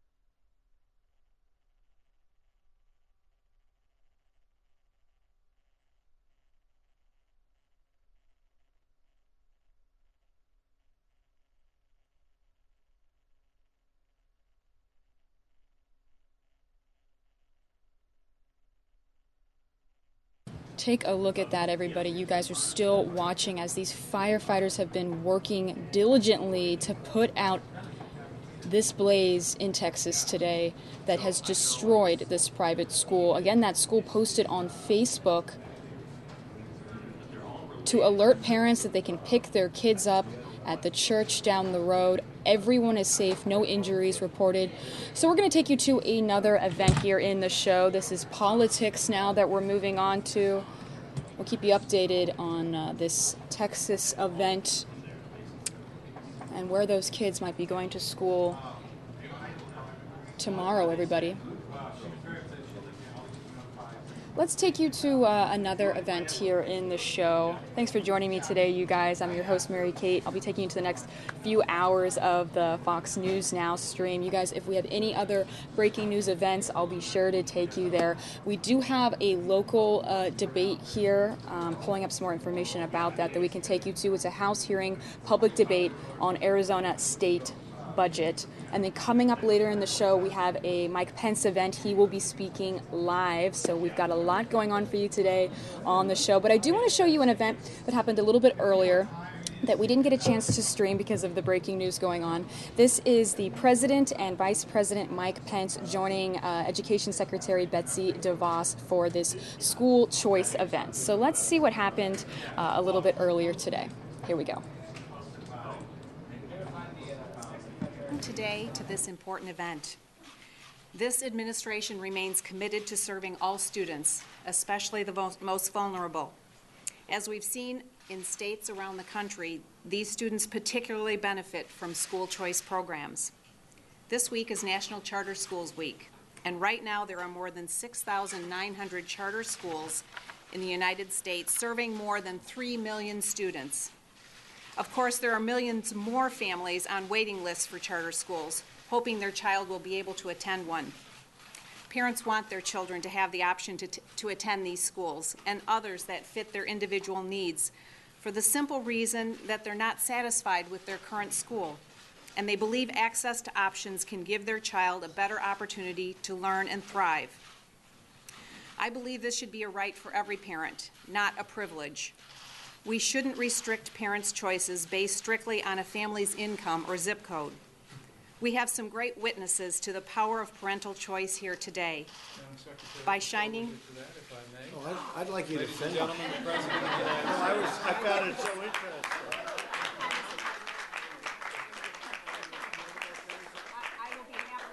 I've been listening for 2 minutes here. You're doing a good job. She's doing a great job, right? Would you like to finish up? I want you to go ahead, Thank please. you, Betsy. Thank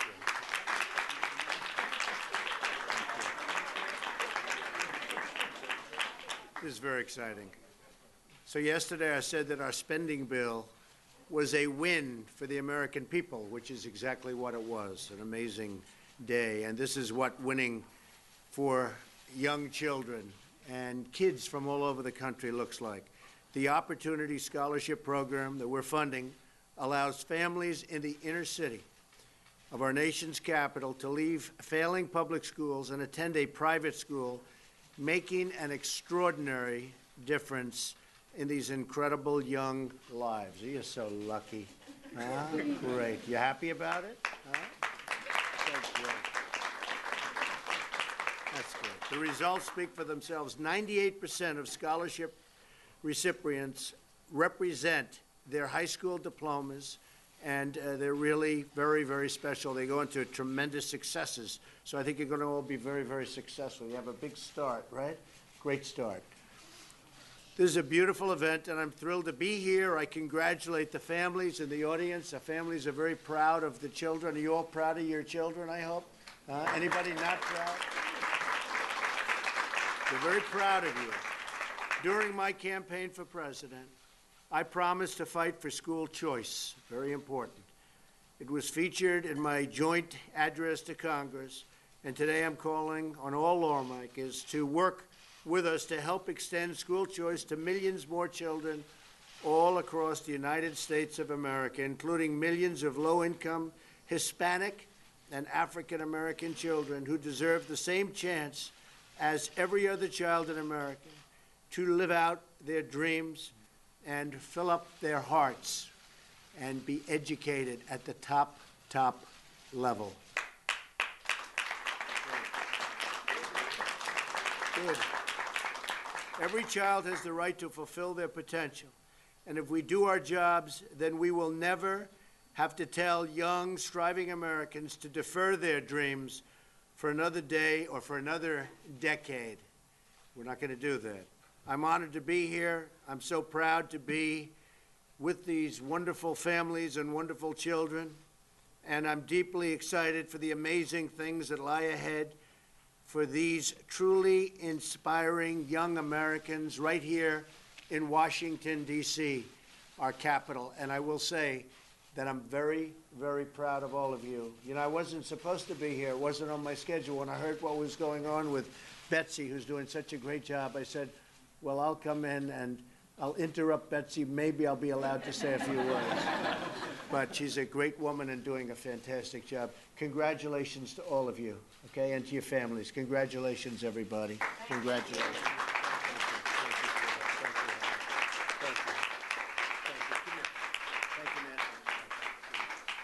Thank you, everybody.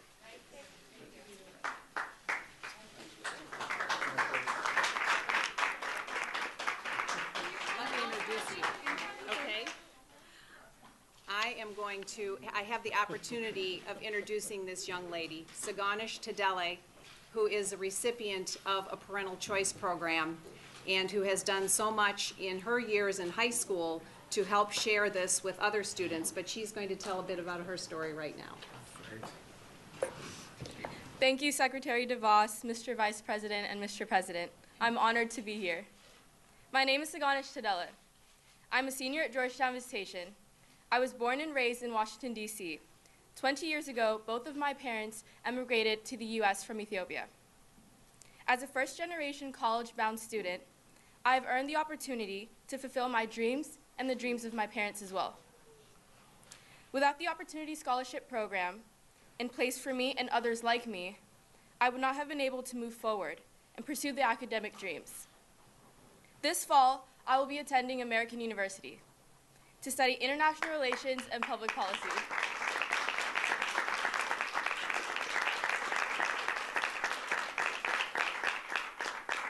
I will always take with me the attitude to achieve and to succeed. Through our school community's outreach program, Saturday School, I'm able to inspire and encourage young 7th grade girls to be the best possible versions of themselves. Because of the quality education that I receive at Visitation, I'm able to mentor 7th grade girls in the Washington metropolitan area. Having obtained a strong education from an all-girls school, I feel strongly about the endless possibilities that young women can achieve given the opportunity to have an education. Whether or not one decides to attend a traditional public or private school, I believe that each and every student deserves the chance to obtain an education that best meets their needs. I would like to thank all those who make the program possible and hope that the program will continue to serve more and more students to come. Thank you.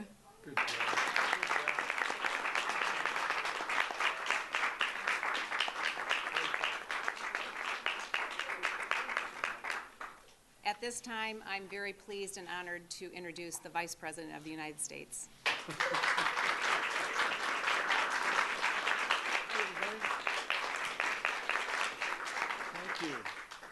Well, on behalf of the First Family, it was going to be my privilege to welcome you to the White House today. But then the President decided, when he heard you were across the hallway, he decided to come by and say hello, just to tell you all how proud he is of you, how proud he is of your parents, and how proud we are to continue the DC Scholarship Program.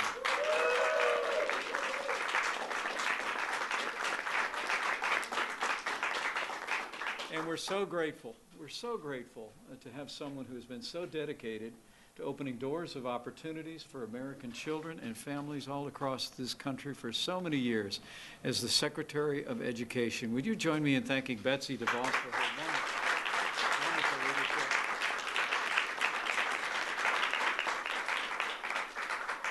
Secretary DeVos is fighting every day to give America's children the world-class education that every American child deserves.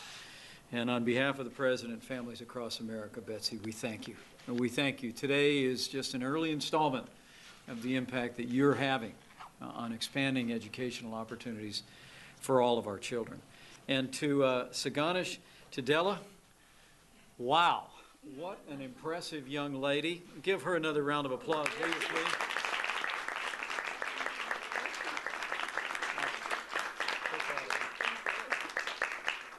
She actually rewrote a little of her speech right at the very beginning.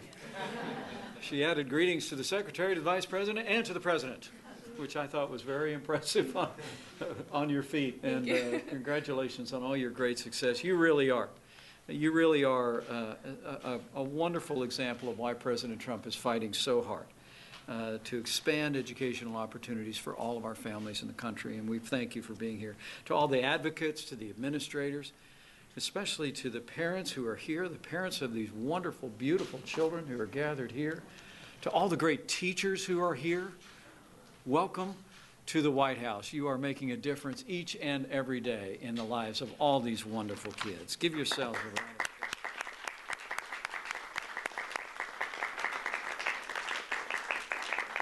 applause. We have here leaders and students from K through 5 grade school, from middle school and high school, from 3 private, 1 charter school, and 1 public school. And we're proud to have all of you kids here. St. Anthony's Catholic School, Georgetown Visitation, Basis DC Charter, just to name a few. And all the way from Indianapolis, Indiana, we have Thomas Carr Howe Community High School. Let's welcome all these great kids in these great schools. So well represented here today. Nice. And all the adults here, thank you for caring so much. Thank you for caring so much about your children and every student's education. Thank you for the late nights, for the early mornings. Thank you for the everyday acts of love and sacrifice you make on behalf of these kids, giving them the best shot in life and the best future for them. And lastly, you heard the President say today that, again, that he's proud of you. He's really proud of you, and so am I. You are America's future. You keep at it, you keep learning, you keep striving, you keep believing in your dreams. Don't ever let anybody tell you you can't. Then you will. You'll live out your dreams. And thank you for believing in your dreams and working so hard at all of your classwork today. Give these kids another round of applause, will you? Now, we're here today because this week Congress is poised to pass legislation, and President Trump will sign into law a spending bill that will give new life and funding to the DC Opportunity Scholarship Program, which is the only federally funded voucher program in the country. It's a case study in school choice success. This spending bill will extend the Opportunity Scholarship for 3 years, funds it at $45 million for the rest of the year. It is a victory for families and students throughout the District of Columbia. Since its creation in 2004, the Opportunity Scholarship Program has given parents and families hope by giving them a pathway to take their children out of schools that too often are failing to meet the needs of children here in our nation's capital. Give them a chance that other families have to put their children into a private school. And over the past 13 years, the results have been impressive. Nearly 20,000 students have applied for the program, 7,500 students have been accepted, and more than 1,150 children are participating in the DC Opportunity Scholarship Program at this very moment. While only 69% of DC's public school students graduated from high school last year, 98% of DC scholarship students walked across the stage and received a diploma last year. 98%.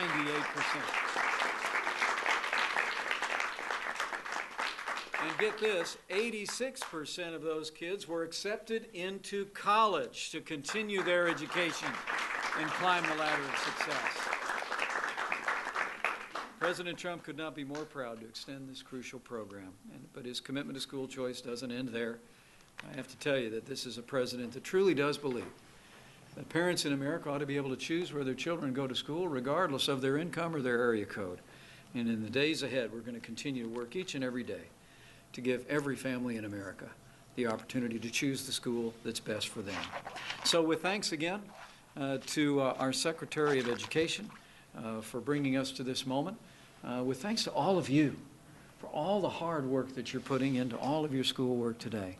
On behalf of the President of the United States of America, we say keep dreaming, keep striving, and I have a feeling we're going to see one of these kids back at the White House. Thanks, everybody, and God bless you.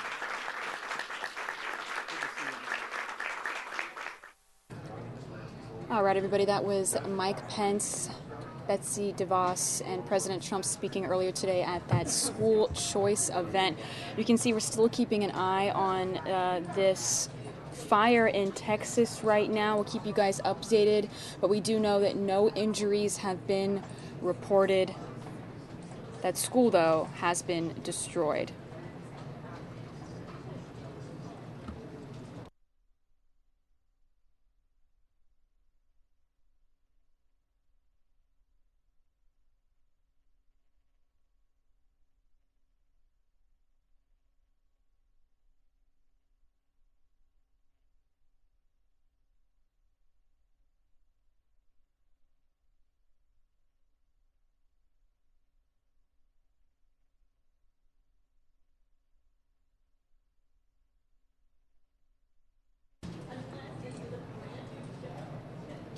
Taking you to a different event here in the show now. This is a press conference. 3 people were killed and multiple people were injured after a car plowed into a crowd at an auto auction in Massachusetts. Authorities held a briefing a little bit earlier today. Let's hear what they had to say. Here we go. All of those things. Though it's all part of the investigation as we dig into the background. How is the driver? Is he one of the injured? And, He is not. He has not been hospitalized. So does that mean there was not a medical condition? No, he's not, just not hospitalized at this point. Mary, what about the injuries to the people? Can you describe the injuries? Were they head injuries? From what we know at this point, some people have head injuries, a number of back, leg, torso injuries. Is the driver being cooperative? And since he wasn't injured, is he able to tell? It's all part of the investigation at this point. I don't know that. A number of years, but I don't know that.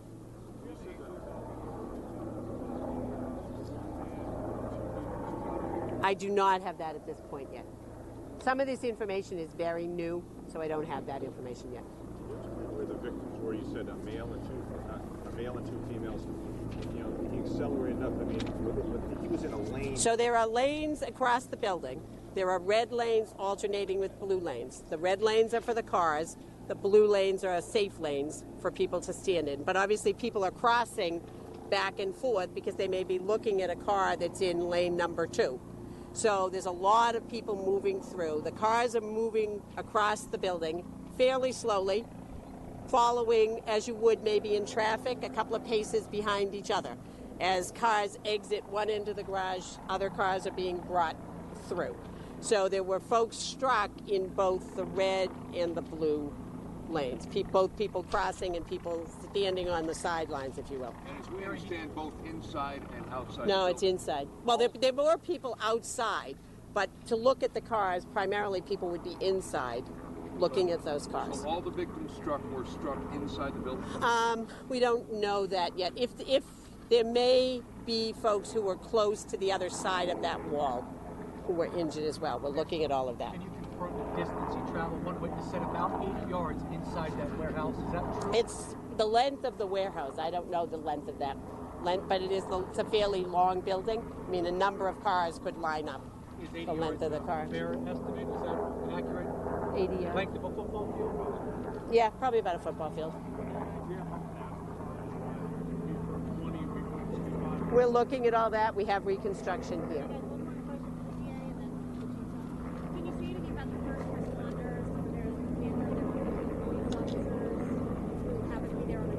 There are always officers, both fire officers and police officers, who are here on Wednesdays for the detail. I'm working details for the auction because it draws such a large crowd. So there were, in fact, probably about 4 police officers and at least 1 fireman here working details. As you can see, this was a coordinated response. The chief will speak to that. People from a number of departments responding to help both in controlling the scene and obviously assisting the injured. Video of the accident? That's all part of the investigation as we gather all of that. I'm going to turn it over to Chief Rosa. Thank you very much. I'm not in a position to answer any questions about the incident. I just want to extend our sympathies to the community, to the Linway employees, and especially to the victims and victims' families here. This is a very tragic incident. Again, preliminary information would tell us that this was an accident. We're very grateful for the mutual aid help that we received from many communities around us in the greater Lowell area, Bedford, Tewksbury, Wilmington, the other communities, Burlington, Chelmsford. Just want to especially reach out to those communities and thank them for their assistance. This was a large and chaotic scene, and a lot of bystanders around, so it was a very chaotic scene. We just want to thank all those other first responders who assisted us in this incident today. Chief, any accidents here before? Have there been any incidents that you've had to respond to? That'll all be part of the investigation. Who has oversight for this facility here, like in terms of safety and things like that? Who's the person that's oversight of that? Well, all workplaces are controlled by OSHA. So all workplaces, the safety of those folks are controlled by OSHA. So obviously we appreciate your patience. If there is anything significant happens, we'll provide new information. But this is going to be a fairly long, ongoing investigation. Thank you. We know all the victims Speak to Fire Chief just a moment, sir. we're just having the auction instead of employees. For all the victims, people who came to the auction. I believe that to be true, but I don't know. Sure. Yeah. Chief Conway, the fire department. Can you walk us through when you guys got there, what you guys did? How do you handle something this massive? Well, we were fortunate that we had a firefighter on a detail there. He was able to radio in a quick update and request resources, so we're able to start resources that we wouldn't normally know about needing right away. And as he evaluated, he was walking around and calling for more resources. So we're able to get a lot of things, heading this way well in advance of what we normally would, if we were just responding to a call. So we do train for mass casualty incidents like this, hoping never to have to use it. So that we have plans in place for these types of situations, and that's what we were falling back on for, the number of resources that we needed. And fortunately, the neighboring departments, the area hospitals, the area paramedic units, private ambulances all kicked in and made the system work the way it's designed to. It sounded from the radio. I believe there was 9 or 10 between the area departments and the private ambulances. The Billerica ambulance, the first one there, set up triage. They didn't transport, but I believe all of them transported at least once, some maybe twice. One med flight or two? The med flight didn't come out of here. I believe it was out of Lowell General. I'm not positive on that. I believe one. Can you discuss the triage process, sir, and also the coordination that you had to do with area emergency rooms and trauma centers? We really didn't get involved in that part. The system is designed to get the resources here, and then from there they determine what facilities they go to, and trying not to overwhelm one facility. Chief, can you describe what the first responders saw when he arrived? I honestly don't know. I have not had a chance to speak with the people yet. We've been involved, setting up for the investigation part and stuff. So. Were people, either your people or just everyday people, were people trying to perform CPR? I honestly don't know that at this point. You guys, last question. How about the building? Did you need to do anything to shore up the building? Was there any danger of further collapse? We are working. We have assistance from Bedford Fire, and we're setting up, trying to stabilize the building, in which we are doing now, shoring up to make sure the building is stable. Thomas. Is it a miracle that there wasn't more loss of life when you looked at what you saw there? Obviously, it could have been a lot worse with the number of people that were there. It's a very dynamic situation on a Wednesday. They're a very busy place. Chief, do these places have to have a permit with you or for you sort of to operate or with the city? No, everything, as far as I'm aware of, everything in this building is their first-class operation. Everything is up to date. Thank you. Okay, thank you. Thank you. All right, everybody, that was that press conference out of Massachusetts where 3 people were killed and several were injured after a car plowed into an auto auction there. Taking you to the next top story here in the show, everybody. This one coming out of Texas, where a police officer there, Roy Oliver, has been fired after shooting and killing 15-year-old Jordan Edwards. Police gave a press conference explaining the situation. Let's hear what they have to say. Here we go.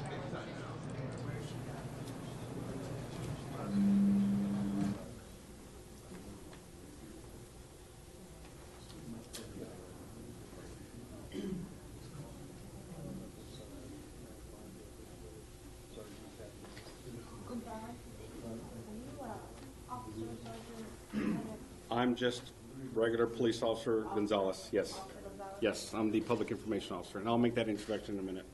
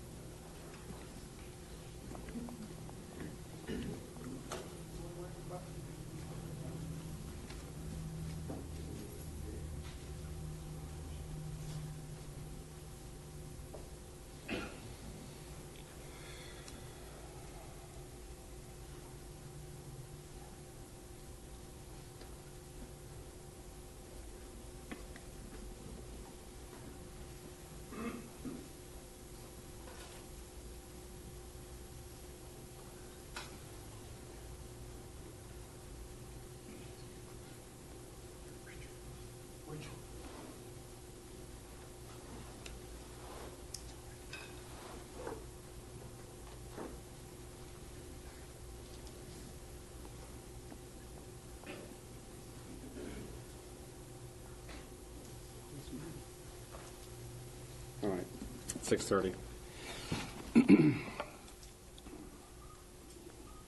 The Balch Springs Police Department would like to thank everyone for coming, especially on short notice, having patience with us, and hopefully we can start this. My name is Pedro Gonzalez. I'm a police officer with the Balch Springs Police Department. I am the public information officer.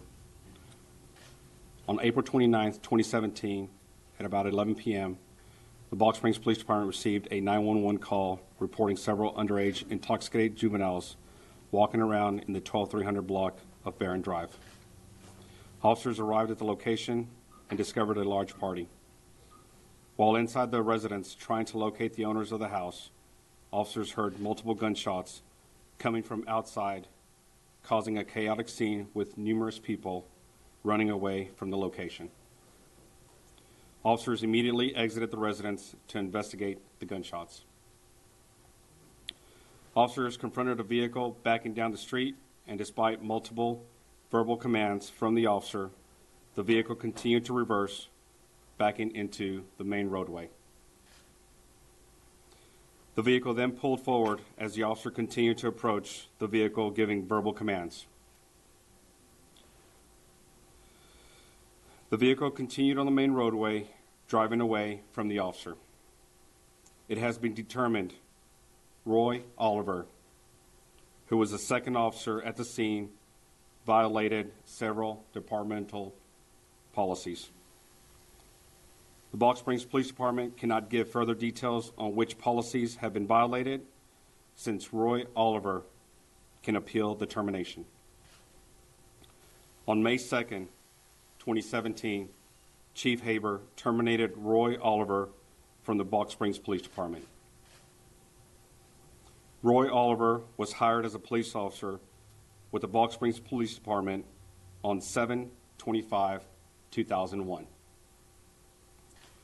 Balch Springs Police Department has completed their internal affairs investigation and will continue to cooperate with the Dallas County Sheriff's Office and Dallas County Integrity Unit as they complete their criminal investigation. I now present Chief Haber, who will give additional information. Chief Jonathan Haber with Balch Springs Police Department. So I want to let you know the past 67 hours have been challenging for all of us. Again, my heartfelt condolences to the parents of Jordan Edwards, and we support them in their time of need. I do want to take a moment, although, to thank our mayor, our city council, our community leaders, many are in the audience now, for their support during these difficult times. I have found strength in your words. I also want to thank my departments, the officers, the 911 dispatchers, and support staff. I commend you on your dedication to this city. Because this was an officer-involved shooting, an internal investigation started immediately. I had ordered this investigation to be conducted swiftly and professionally, but thoroughly and fairly, so we can move forward. The investigation is complete. After reviewing the findings, I have made the decision to terminate Roy Oliver employment with the Balk Springs Police Department. We will now wait for the independent investigation being conducted by the Dallas County Sheriff's Office and the Public Integrity Unit with the District Attorney's Office to run their course. Again, we encourage everyone to allow the investigation to proceed uninterrupted. It is very important that the Sheriff's Office and the Public Integrity Unit are able to conduct their thorough investigation of this officer-involved shooting. You have my assurances. My department will continue to be responsive, transparent, and accountable. At this time, I would like to let Reverend Wright say a few words, and thank you for your time. I'd like to say good evening. I'm Reverend Ronald Wright, Executive Director of Justice Seekers Texas. I want you to excuse my hat. My hair is not good today, so I want to send our prayers out to the family of the young man who lost his life. And I want to also say I thank Balk Springs Police Chief that you are setting what should be considered a litmus test when we get these type of incidents that happen all over the United States. Balk Springs has reacted immediately to it and took action the way it should have. And so I salute the chief for that. Unfortunately, this took place and the young man is no longer here, but I don't want the citizens around Dallas to think that this officer, the action that he committed, sets a litmus test for the Balk Springs police officers, because that is not the way Balk Springs handle their officers and their officers conduct themselves. So we want to thank them for that, but now our focus is on Dallas County District Attorney's Office and make sure that they do what they are supposed to do, and that's if prosecuting the officer if he is wrong. The chief of police here has done their job, and they've released the officer. Now it's at the Dallas County District Attorney. We don't need protesting anything. Won't help the fact that this young man's life is no longer here. But what we need to focus on now is our Dallas County District Attorney and make sure that they do what they need to do. And from the way things have appeared, is that this officer be prosecuted. Thank you. I want to introduce you to Mr. Walker. Come on. Yes, and I just want to add to that. The family specifically said they do not want any protesting, because the last thing they want is for someone else in this city to be a victim. When you start clashing and emotions start to run, one thing leads to another, and we can also have other victims here. Mr. Wright and I, Reverend Wright and I, we have worked with this police department for quite some time, and we would not be standing up here if we did not believe that this police department was worth backing. Anybody that know me, I've protested, I went against some of the best of them, but I'm here supporting this chief here today. I say again, I have never heard a chief admit that he made a mistake. And in any case that I've seen recently when dealing with shootings. But this chief has integrity, and he's done that. And yes, Balk Springs has stepped up to the plate and showed other cities how a process like this should take place. But I say again, if anybody wants to protest and start any trouble here, you got to go through me and Mr. Wright. Because we're going to be here when the protesters are here, and we're going to stand between this city and the protesters. Thank you. Question? Media. Chief, you mentioned yesterday that this officer had some disciplinary action in the past. Can you elaborate on that? I cannot. I just don't have that information. He's been with the force in what position? It is on the press release, and he's been in the department as a patrolman. Chief, I wanted to confirm, there's a reference to him being the second on scene. Was it so the prior to this call, correct? Or was it Right. a second officer in a car? He was the second officer assigned to that car, or to that call, excuse me. To the call. Yes, ma'am. How many officers in all responded to the call? I don't know what the initial count was, but the initial count was 2. Let's do this real quick. Let's start from this side of the room and work our way to that side so that it's not as confusing. Anything else? So just to clarify, that there were... The initial call, there was 2. There were only 2 officers? Yes, correct. I'm sorry. Has the officer said whether or not he plans to appeal? I don't have that information. Can you tell us what the appeals process would be? The appeal process, he has 10 days to appeal the suspension. Chief, on yesterday, you acknowledged that you had reviewed the body cam video. Yes, sir. And I assume in concert with the internal review recommendation that was provided for you. Was it both things or one or the other that brought you to agree with this review? Talk to me about that. I can't go into too much detail on that because even though our process is complete, Dallas County is still conducting their independent review. I can tell you that from our policies, which I went by, there were violations. I acted on them. So. And you are aware about the violations? I can't release that right now because of the pending criminal investigation. Because he has a right to appeal. You say multiple. Can you say? Let's go this way. Anybody? Is there a plan to arrest this officer? That will be up to the Dallas County Sheriff's Department. Has he been terminated or suspended? He has been terminated. He is no longer with the department. Chief, can you talk any more about the use of a rifle at that scene? Was that part of the violation of policy, or was that policy to have a rifle at the scene? Again, sir, I can't talk on that because that's going to intrude onto the criminal investigation side of this with Dallas County, and I don't want to do anything that's going to hamper what they're doing. When you talk about policy violations, can you give us a rough number of specific violations? Not at this time because of his right to appeal. And we'll go round one more time, and then we're going to be done. Yes, sir. When you came out here on Sunday, what you told us about what happened there was based solely on what the officers told you, or what was that based on? My inability to get all the facts like I should have. Like I said yesterday, that was solely on me. In a rush to get the information out, to be transparent, because it's important for us to be transparent because we have to be responsible to our community partners. I missed a step. So the information that I got, the information that I saw led to that mistake. Again, that's solely on me, and we're going to move beyond that because I've already talked about it. But you saw both body cameras, and this is the conclusion you've come to. Yes.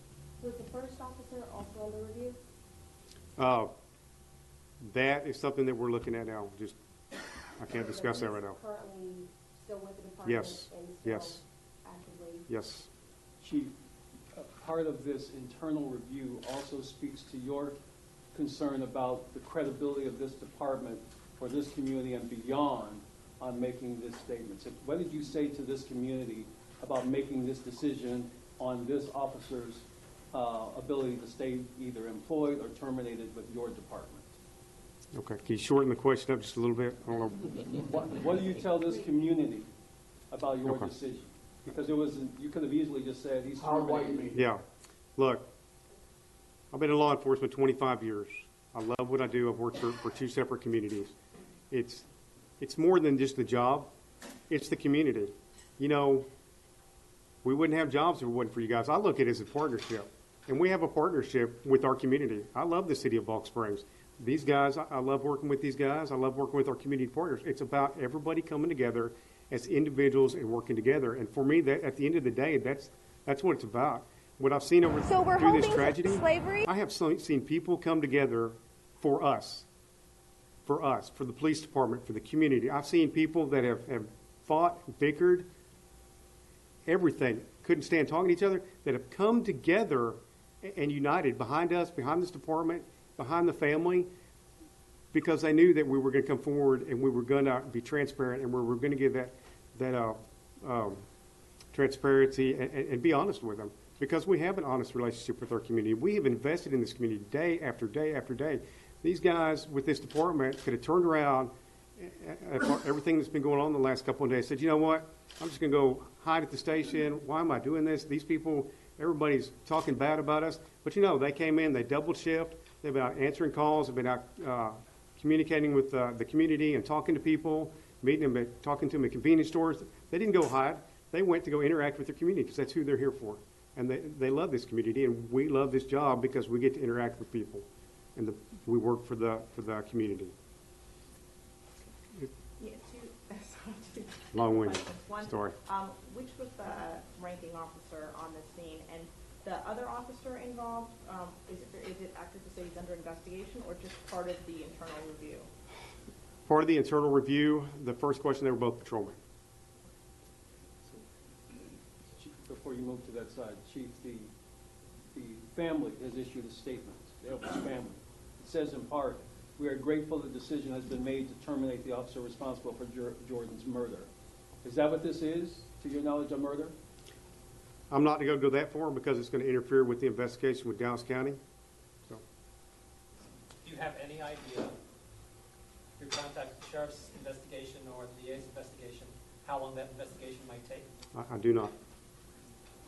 Did Officer Oliver tell you a version of events that was contradicted by the body cam footage? That again is going to be part of what's going to interfere with internal or not the internal investigation, but the criminal investigation with Dallas County. So I'm not going to talk about that. Will the body cams be made available to us once that investigation is over? That at this point, that will be up to the Dallas County Sheriff's Office because that's part of the criminal investigation. Okay. Thank you very much. This concludes our conference. We'll go ahead and give the information. Thank you very much. All right, everybody. Well, we're going to move on to another press conference, this one out of Houston, Texas, where they are discussing the issue of sex trafficking there. The Free the Captives group, that's their name, Free the Captives, held a modern-day slave auction reenactment and held a press conference in Houston to demonstrate the severity of sex trafficking. So let's pull this up and see what they had to say at this event, everybody. Here we go. How these girls ended up in sex trafficking and what is actually happening to them today. So modern day slavery still exists. And so we hope by watching this reenactment, you will have a better understanding of what teenagers are going through in Houston right now. So thank you for your attention.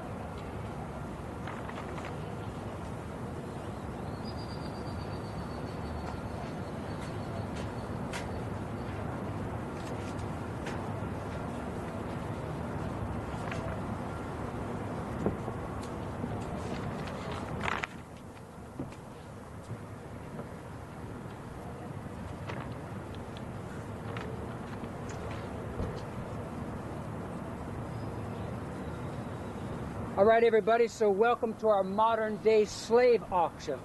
Today we got some really beautiful young ladies to sell. And when I say young, I mean young. Don't allow the hair and the makeup to deceive you. All right, gentlemen, are we ready to begin? Yeah. Let's go. All right, our first young lady, Lindsay, comes to us from nearby Katy, Texas. She was born and raised right here in the Houston area. Honestly, Lindsay never got a real chance. She was introduced to the life early by her mother. In fact, lucky for me, her mother had a drug problem and sold Lindsay to me when she was 10 years old. Don't tell the cops, but she's not yet 18 years old. And don't worry about her age. I've trained her well, and she's been doing this a long time. She knows exactly how to please a man. Next up, we got Tiffany. Tiffany comes from a good home in Pearland.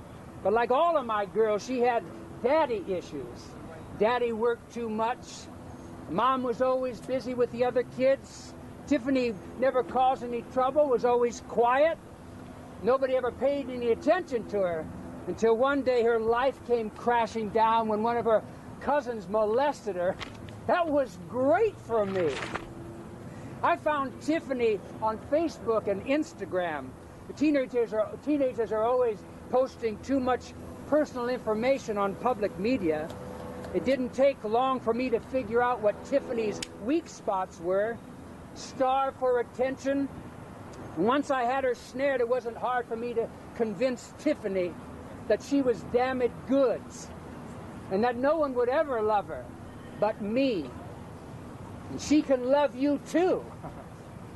I've trained her broken, damaged soul well. Lastly, we've got Alex.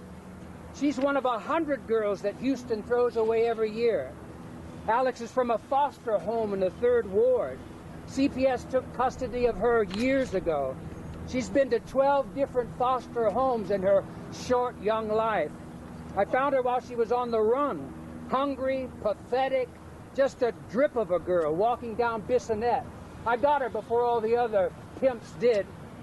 She was so grateful just to have something to eat and a place to stay. I give her a few bucks from the money that she earns every night just so she can buy something to call her own. And I could go on and on. These girls are everywhere in Houston. So easy to find, easy to manipulate, especially if the world has handed them a rough hand or one form of dysfunction or another. A few smooth words, a few smacks, and they're all mine. All mine. Body, mind, and soul. And so, gentlemen, are we ready to begin the bidding? Yeah.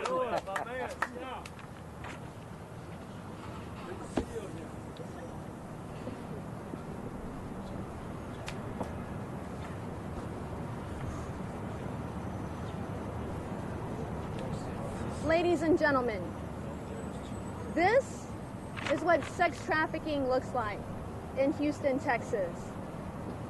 Women and girls are being sold day after day, night after night. What you are seeing, yes, this is a reenactment, but the real thing is happening countless times in a much more brutal and horrific fashion. This was nothing compared to what our girls have been through. And so, the reason why we're doing this today, sex trafficking is a huge problem all year long in Houston, but it increases when the OTC comes to town. And that happens just because of the sheer numbers. When 100,000 people come to Houston, sex trafficking does increase, just like it did for the Super Bowl.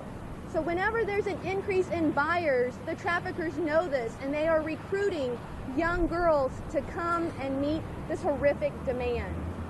And so that's why we are gathered today, working with these wonderful officers from HPD. We're going to pair them up with volunteers. Yes.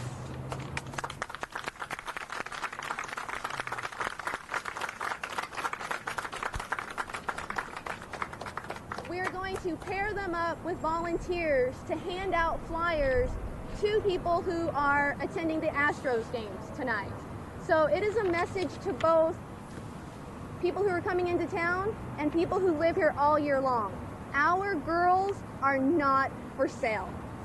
And so if you watch this tonight and this struck a chord in your heart, maybe you know someone who was trafficked, or maybe you know someone who was sexually abused and could have easily gone down this road, but didn't.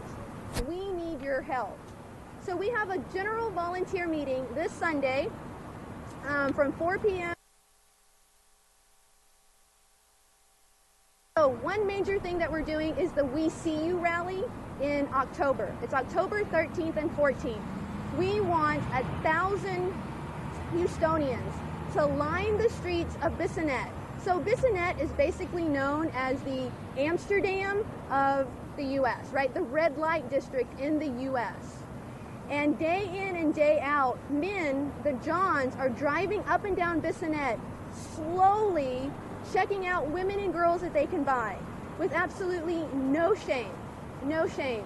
And so we want you, the public, Houstonians, to tell them that this is unacceptable.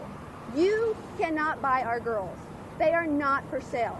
So we want to have a 2-day rally where people are basically saying, we see you, Johns, buyers. We see you buying our girls, and this is unacceptable. And then for the women, we have a message for them as well. it is also, we see you.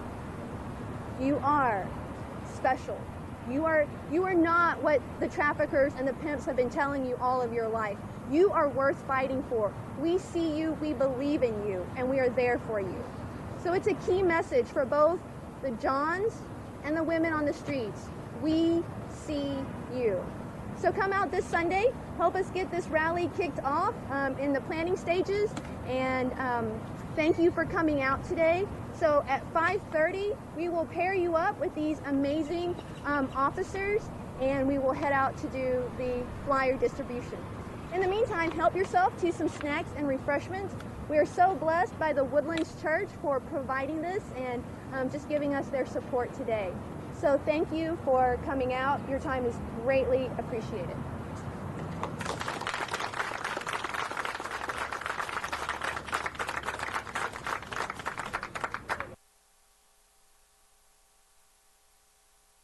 All right, everybody. Well, that was a press conference coming out of Houston, Texas.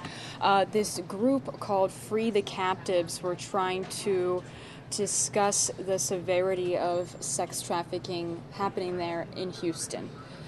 Pulling up the next top story for you here in the show. Looks like we just got a notification, reports of shots fired and shelter in place at St. Louis University.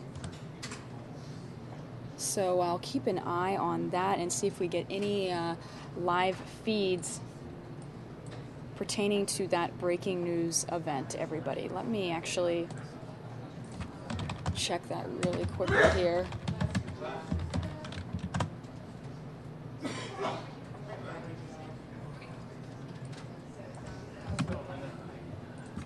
Let's see if we can possibly get a feed of this to show you guys. This is breaking news, a shooting at St. Louis University. We have very limited information right now, but I'm going to see if I can get something live for us here. Okay, well, I will keep an eye on this. I'll try and find the latest information about this for you guys. If we get a live feed coming in from Fox National, I'll be sure to take you guys there immediately. Pulling up the next top story for you guys here. Let me get this up and going.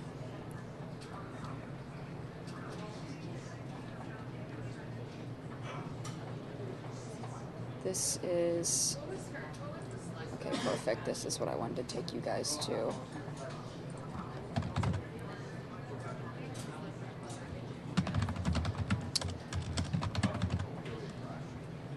Still checking on this shooting as well. About 3:55, we had possible shooting at St. Louis University. Now we're getting messages being sent into the newsroom, reports of shots fired and shelter in place at St. Louis University. So hopefully Fox National sends us a feed of what's going on there right now. No reports yet on any injuries at this point. We just know that shots have been fired. I want to pull this up for you heading into politics while I work on finding a camera shot for you guys at St. Louis University. This was President Trump earlier today. Let's take you to this event. Here we go. Abbas with us. We'll be having lunch together. We'll be discussing details of what has proven to be a very difficult situation between Israel and the Palestinians, and let's see if we can find a solution.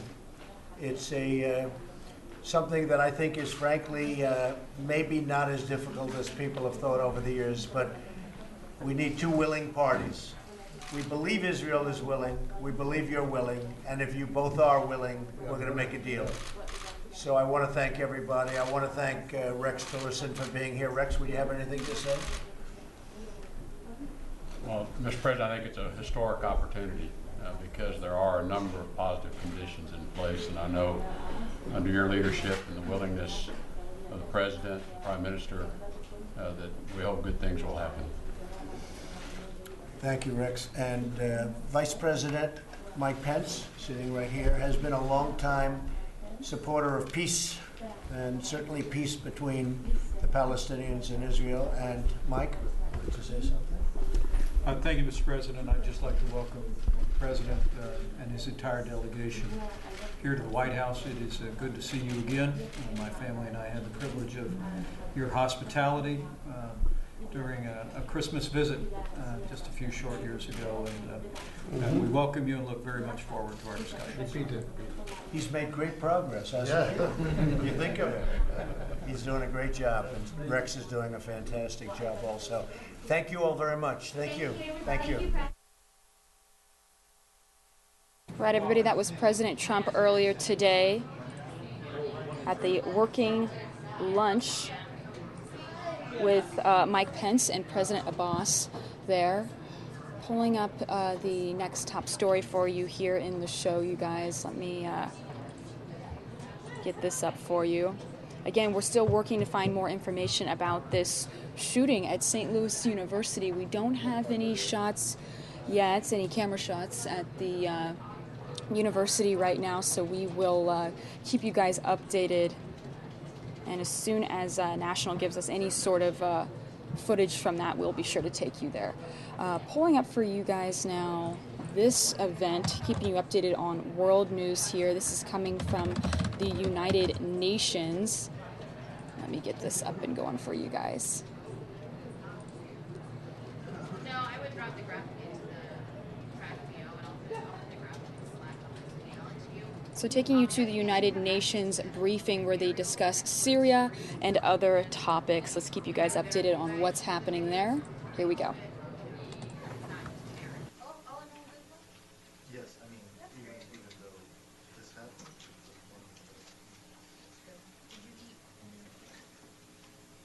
Someone catch a fishing yes, but he was fishing at I was the not same throwing up time. on the fish. Fish was a- But because of that's some multitasking right there.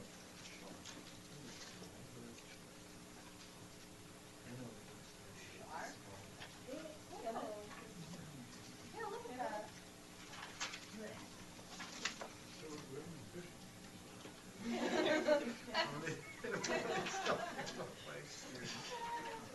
Hey, it's you like her? For a second I was like, she has a tattoo for this flower. Да. Конечно.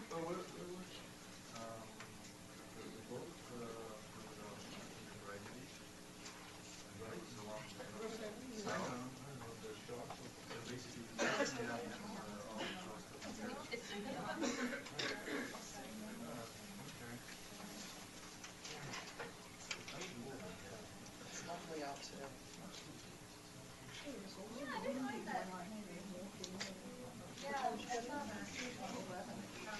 Oh. Once I got here, it was nice. It was gorgeous.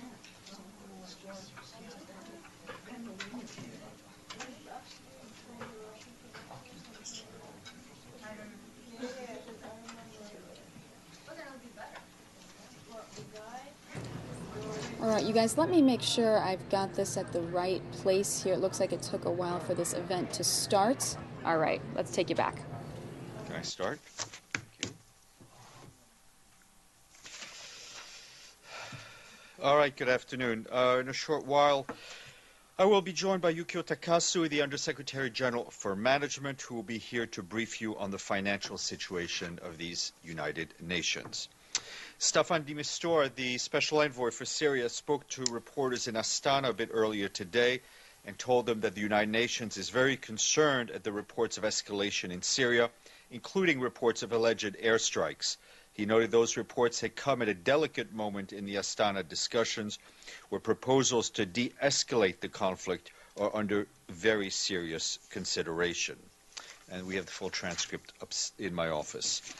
And yesterday, the UN International ICRC Syrian Red Crescent convoy was able to deliver life-saving humanitarian assistance to some 35,000 people in need in besieged Douma in eastern Ghouta in rural Damascus. The area was last reached by a humanitarian convoy on October 19th of last year. The convoy included wheat flour, nutrition and health supplies, food rations, educational materials, clothes, and other much-needed emergency items. Some surgical supplies, medicine, and health equipment were removed or reduced in quantity prior to loading. The convoy to Duma highlights that when there is enough political will, security and access challenges can be overcome, and life-saving assistance can reach those in dire need of assistance. The UN remains deeply concerned by the deteriorating security situation and humanitarian situation in eastern Ghouta. Plans are in place to reach other areas as approved under the April and May plan.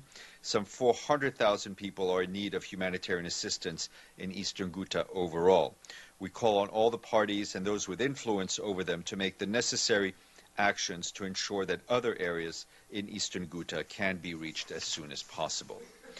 And the executive director of the World Food Program, David Beasley, today concluded a 3-day visit to Lebanon and Syria, where he was able to assess the growing humanitarian needs of vulnerable Syrians and meet senior government officials and partners to discuss humanitarian operations in both countries. More information online. And I know there were questions raised, I think, yesterday following a report in some South Sudanese media that had accused the UN of flying government soldiers in UN planes, and I can confirm that no government soldiers were transported on any UN flights. And press conference at 1:15 tomorrow. There'll be a briefing on the outcome of the 16th session of the UN Permanent Forum on Indigenous Peoples. And I do want to say a big thank you to our friends in Rome, as Italy has paid its regular budget dues in full, bringing the honor roll to 93, exactly. Yeah. Thank you, Stefan. There are confusing, if not conflicting, reports from Astana about the withdrawal of the opposition, the Syrian opposition representatives to the Syrian talks. Does the UN have any confirmation as to whether the opposition leaders are still there, or have they withdrawn? As we are invited to these talks and not the organizers, it's not up to us to confirm different people's participation besides ours.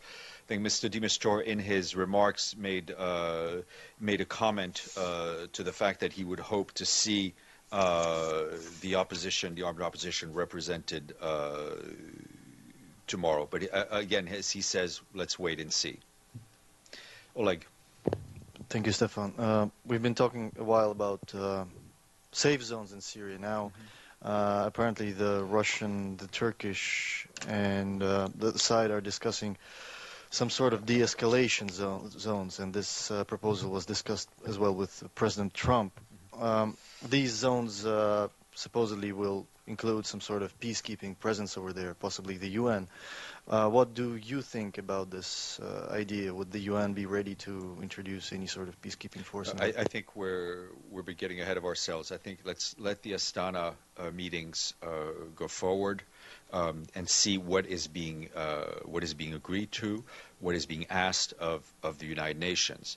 As a matter of principle, we want to see a reduction and a halt in the suffering of the Syrian people. We want to see a halt in the military actions that's been causing such suffering.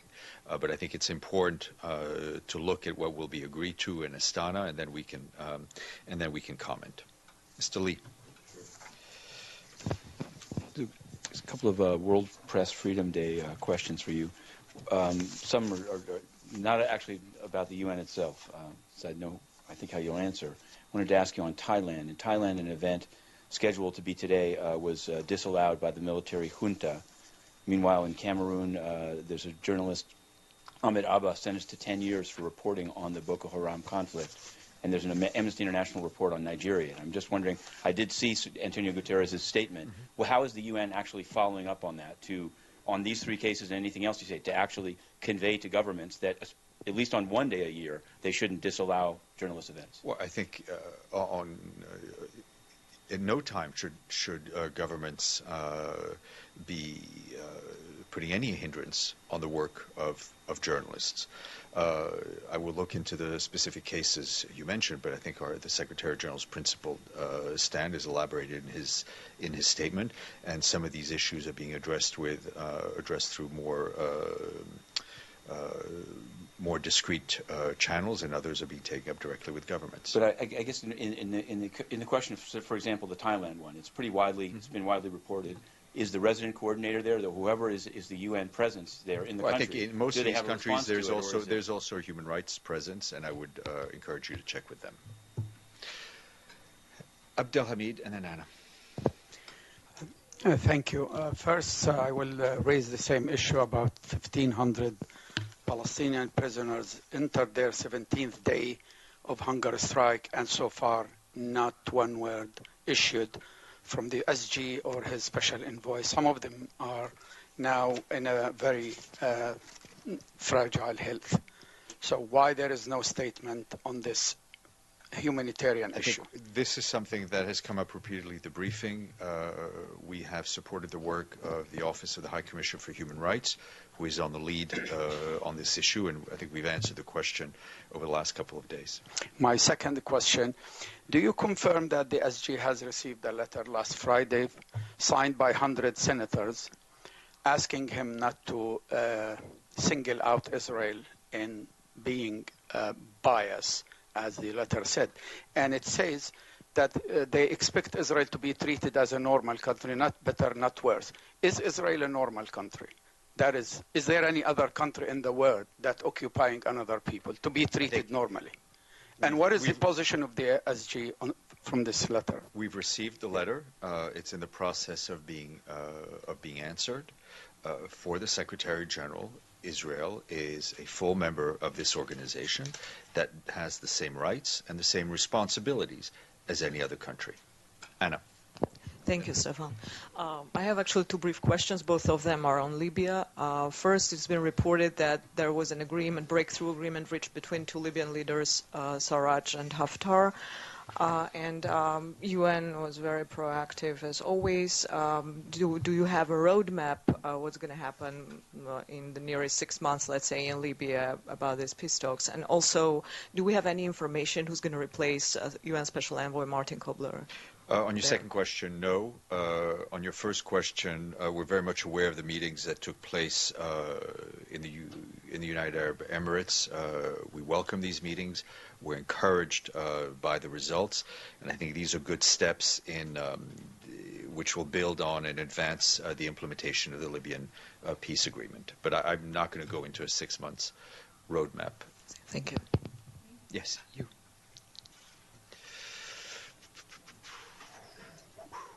Stefan, can you tell us what the SG thinks of the safe zones, and does he think it's a feasible proposal, and whether UN staff, whether peacekeepers or humanitarian workers, will be operating from such zones? Again, I don't think we should get ahead of ourselves here. First of all, it's important to see what is actually agreed upon in Astana, what the wording is, what the request of the UN is. As a matter of principle, as a matter of policy, I think we all know the deployment of peacekeepers is something that demands Security Council resolution. It's a very big project, and it also would require member states to give troops to be deployed. But that's just a basic fact. I'm not commenting on what's going on in Astana. I think in terms of quote-unquote safe zones, the Secretary General has expressed his opinion on this in the past. I think the UN has had the experiences that we know with safe zones in the past, and we need to make sure that they don't infringe on the rights of people to move in and out. Those are basic facts and basic principles. Again, I would stress that the Astana talks are starting tomorrow. It is very important for us to see what is actually agreed upon, and we will comment further once we see what happens. Mr. Klein, and then. Does the Secretary General have any opinion on politicizing archaeological research and exploration? And of course, I'm thinking particularly in Jerusalem. I think in terms of the vote yesterday in UNESCO, we expressed our position clearly yesterday.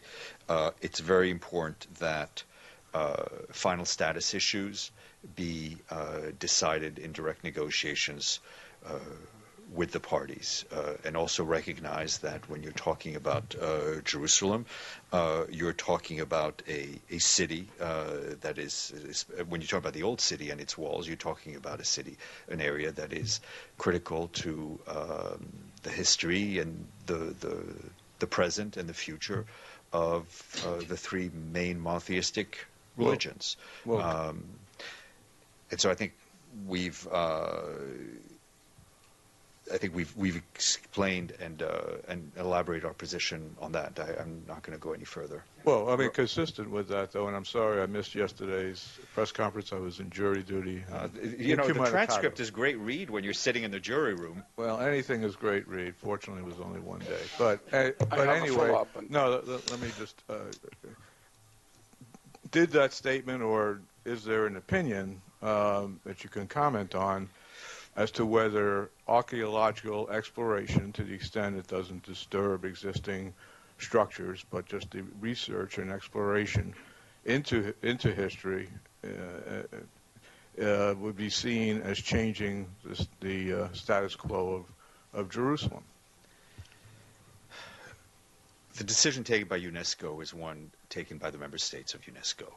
The Secretary General has his opinion, as I've just expressed, as we expressed yesterday. Anything and everything can be politicized. Anything and everything, I think, in that part of the world can be politicized, especially. Issues that will be dealt, that should be dealt as part of the final status issues, need to be dealt directly by the parties. Follow up. Yeah. In your answer yesterday, you said about the position of the Secretary General, you said my tone can tell about the position, which means that the SG, in a way, maybe he does not approve this UNESCO decision. First, does he have the right to go against a major UN organization if they pass a resolution like that? Second, tell me if there is any piece, any word in this resolution that the SG does not agree, and if it goes against any UN resolution.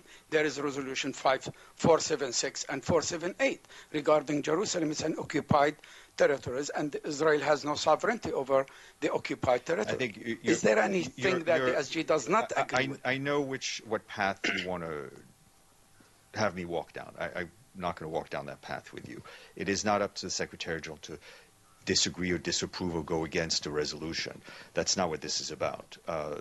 One right the Secretary General enjoys, which we all enjoy, is the right to speak and the right to express his opinion. What I said yesterday is that we were aware of the vote.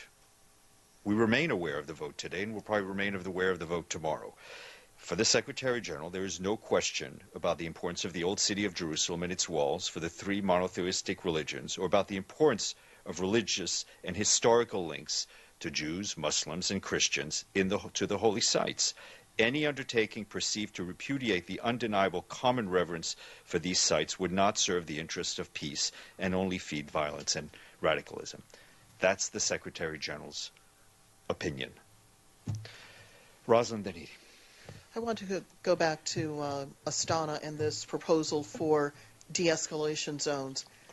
Is the Secretary General concerned that the Russians and Iranians are trying to essentially override the Geneva process by coming up with new proposals? I thought Astana was simply about trying to maintain the ceasefire. The Secretary General, I think, is supportive of the Astana process, and I think you can see the fact that Mr. de Mistura is attending this these talks.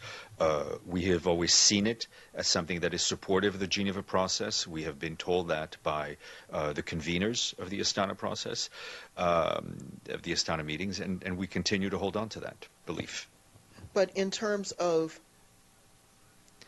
coming up with this idea, does this in any way detract from the overall goal of Geneva, which is to try to get a political resolution to the civil war? First of all, we have to see what exactly is agreed upon tomorrow. So I don't want to do any pre-game armchair quarterbacking. Let's see what happens tomorrow. The Geneva process is based on relevant Security Council resolutions dealing with political issues. I think anything we are looking for ways to halt the current violence. I mean, we've seen when there have been pauses, we're able to get humanitarian aid through, and so those are important issues for us.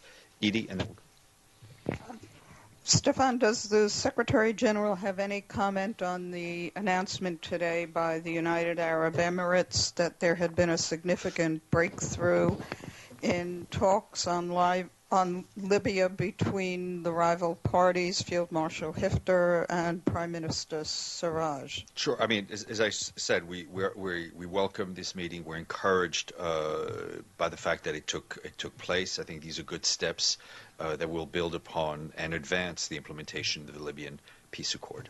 Yep. It's a follow-up regarding Astana. Mr. de Mistura had this idea before of safe zones. So my question is actually, to which extent he's coming with his own ideas or letting the parties come with their own? And I think there will be open and frank discussion tomorrow, and Mr. de Mistura will participate. And again, I don't want to anticipate what the outcome will be, but he is going there to participate in these discussions. But do you have your own I'm not going to get into that at this point. Olga. Thanks, Stefan. The follow-up on Israel and UNESCO. After UNESCO resolution, Israel announced it will withhold $1 million from in payment to UN budget. Do you already know which programs will it affect? Will it affect directly UNESCO or other UN programs? I don't know. Well, obviously, we're keen to find out, and I would also encourage you to talk to the Israeli mission. Oleg.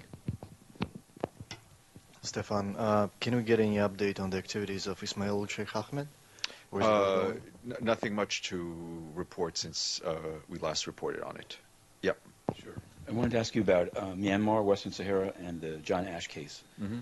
On Myanmar, yesterday, Aung San Suu Kyi in a press conference with the EU said they will not allow in the fact-finding mission agreed to by the Human Rights Council in March. She said we disassociate ourselves from the resolution because it's not in keeping with what's happening on the ground. I'm wondering, given that there was a lot of work behind that, is the Secretary General or somebody, the remnants of the Good Office's mission, thinking of contacting Aung San Suu Kyi about this rebuffing of a UN mission? Well, I think that's a question right now more aimed at our colleague at the Human Rights Office. We obviously, as a matter of principle, encourage all member states to cooperate with the various human rights mechanisms. Okay, I wanted to ask you, I'm sorry to ask you this again, but it's the stakeout took place Friday. It's now Wednesday, so it's 5 days later. You'd said that it's something working. I would like you to explain it, because in April 2016, after I think a shorter period of time, it was decided to append the Polisario stakeout behind Algeria. What's the difference now? When I'm ready to have something to announce, I will announce it, and I will explain it. Does that solution? Okay. That's all that's all I can say. Michal. Stefan, you said that Mr. Ainde is coming to the headquarters. Can you tell us when he's coming? President. And also, is it true that he's planning a meeting here at the headquarters with the Secretary General and the leaders of and the President of Cyprus and the leader of the Turkish Cypriot community?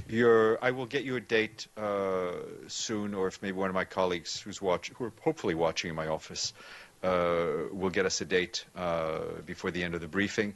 I know he's seeing the Secretary General to update him on the situation. I'm not aware of any trilateral meetings scheduled for here. Anna. Thank you, Stefan. To honor the Freedom of Press Day, I wanted to ask about a Russian blogger, Alexander Lapshin, who was detained in Belarus illegally, and then he was surrendered to Azerbaijan merely for writing in his blog Life Adventures his opinions about Nagorno-Karabakh Armenian region and its independence. What is UN's take on this? He has been detained since February, and his destiny remains unclear. What is UN doing? I'm unaware of this particular case, but as a matter of principle, obviously the Secretary General stands for the right of journalists to express themselves and to write without harassment from governments or any other sources. Thank you. Abdelhamid. Thank you. You spoke about that the SG's position vis-à-vis Israel, that it is a full member state, it has responsibilities and rights, which is, I agree with you 100%. They have responsibilities. What are these responsibilities? If these responsibilities do not include abiding by the Security Council resolutions? I don't know how else I can express my opinion. Israel is one of 193 member states.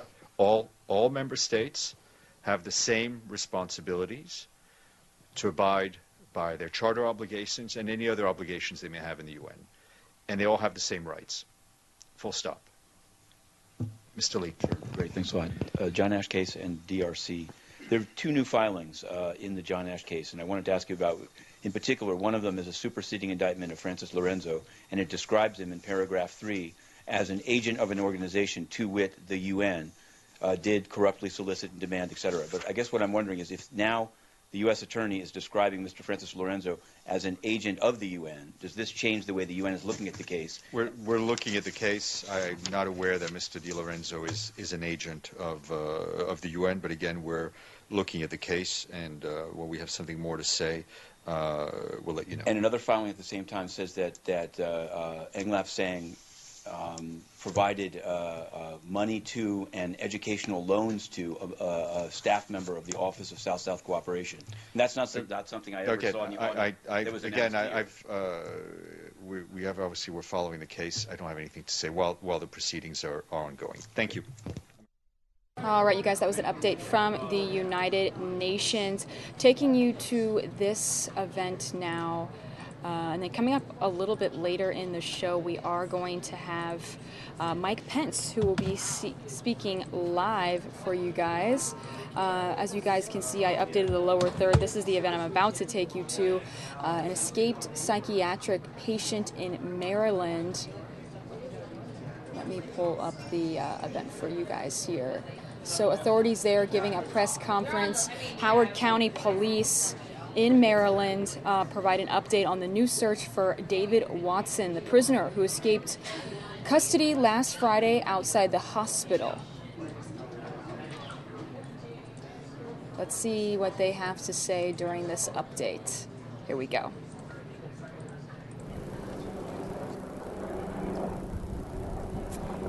Everybody good? Ready? So we have ramped back up a large-scale ground search here in the Jessup area after we received a report today of a possible sighting of escaped prisoner David Watson. A local employee called 911 around 9:30 this morning and said that he saw a man near the railroad tracks behind a building in the 8200 block of Dorsey Run Road. The caller reported that the man he saw was wearing a white hard hat and a safety vest, either neon yellow or orange in color. When the caller spotted the man, he ran, which the caller found suspicious and prompted him to call 911. Police responded to the area and, of course, located a number of workers who were wearing the clothing that was described by the caller, but we were able to rule out that any of those people were in the area where the 911 call came from. A short time later, we learned that a hard hat and a safety vest had been stolen from a storage building about a mile away from that Okay, scene. you guys, we'll take you back to that event. It happened a little bit earlier today. That is not live. We do want to take you to a live event now that always takes higher importance here on our show. This is the event beginning early where Mike Pence is supposed to be speaking a little bit later tonight. He's giving the keynote remarks at the Susan B. Anthony Gala in Washington, D.C. So let's take you to this live event right now. It's going to be a significant moment in your life tonight. So I'm holding up the prize card. I hope you find it there at your place setting. So here's the deal. You're going to fill this out, and the winner is going to receive a one-night stay at the Trump Hotel here in Washington, D.C. Now you're filling out the card, aren't you? And it includes breakfast. You can't beat that. So fill out that card. We're going to draw the winner later this evening. So somebody's going home tonight with a night at the Trump Hotel here in Washington. Please fill out the card. If you fill it out clearly, you got better odds of winning if we draw your name. There's going to be staff going around tonight to collect them from you during dinner. So you'd help us if maybe get that done now, so when the staff comes around, they'll pick them up, and we'll draw one card out tonight. Well, let me share something about Susan B. Anthony. The Susan B. Anthony list and the Charlotte Lozier Institute, I consider them the NRA of the pro-life movement.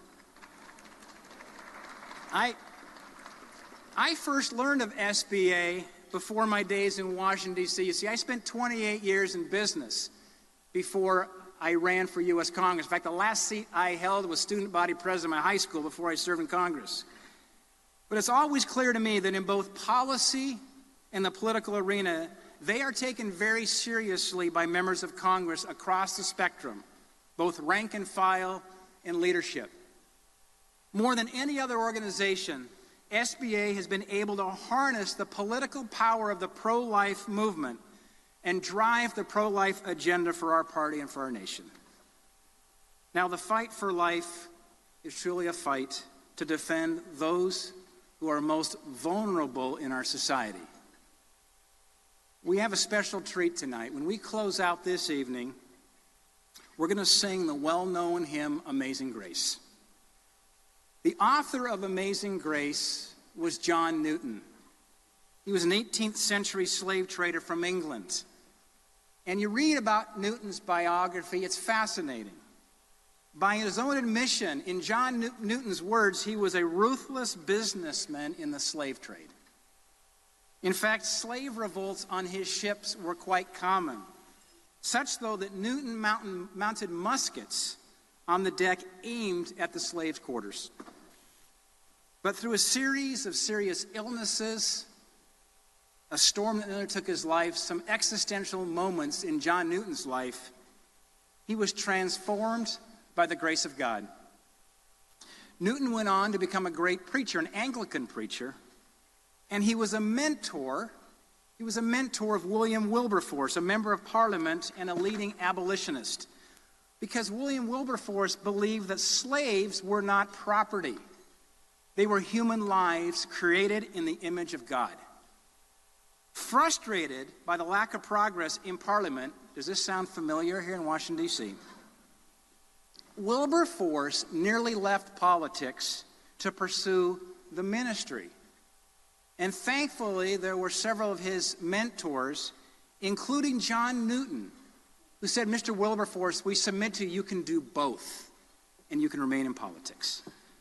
The opposition was intense. In fact, Wilberforce's abolition bills were defeated. Now listen to this. They were defeated in 1791, 92, 93, 97, 98, 99. Kellyanne, this makes Obamacare repeal look easy, I'll tell you, looking at this. Again in 1804 and 1805, defeated. But in February of 1807, his bill passed and was signed into law, abolishing the slave trade. John Newton was 82 years old when William Wilberforce saw his bill signed into law. He was nearly blind. He was close to death. He rejoiced to hear the news, and John Newton died several months later. We'll sing his hymn tonight when we close. And I would say, without Susan B. Anthony, List and without the Charlotte Lozier Institute, we wouldn't see the end of abortion in our lifetimes either. Because similarly, without John Newton, we wouldn't have had William Wilberforce. And without William Wilberforce, we would never have abolished slavery. We won't see the end of abortion in our lifetimes without the leadership of Susan B. Anthony List and the Charlotte Lozier Institute. It's as simple as that. Like Wilberforce and Newton, we must be persistent in our efforts. We must continue fighting for the lives of the unborn until we see the end of abortion.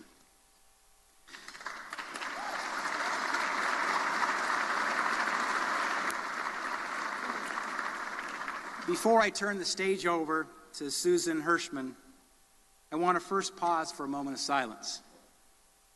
A moment of silence, reflection, and personal prayer in honor of Kate O'Byrne.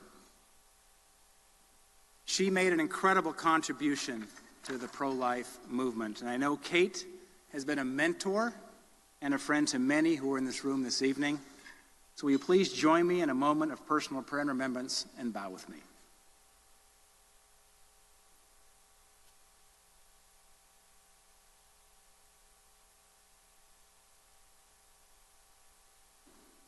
Thank you. I would now like to welcome to the stage Susan Hirschman. Susan is the CEO of Williams & Jensen. Prior to this, she was the Chief of Staff to the Majority Whip of the United States House of Representatives. Susan has been named one of the most powerful women in Washington and one of the top 100 most highly regarded staffers on Capitol Hill. And to top it all off, she's also an SBA List board member.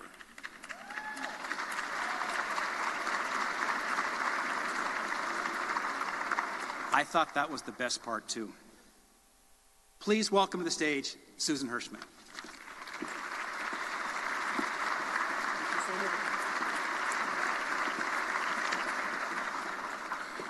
Thank you, Senator, and thank you for the moment of silence for Kate O'Byrne. She was indeed a mentor and a dear friend to many of us in this room, and as one of her girlfriends pointed out, for many of us, life is a little less fun without Kate here to enjoy it with us.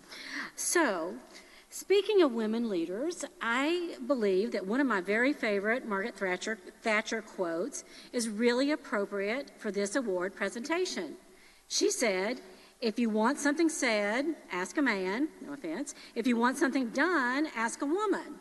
And the Marilyn Musgrave Defender of a Life Award, named after our very own Marilyn Musgrave, is presented to a woman, elected official, who has demonstrated courageous leadership for unborn children and women.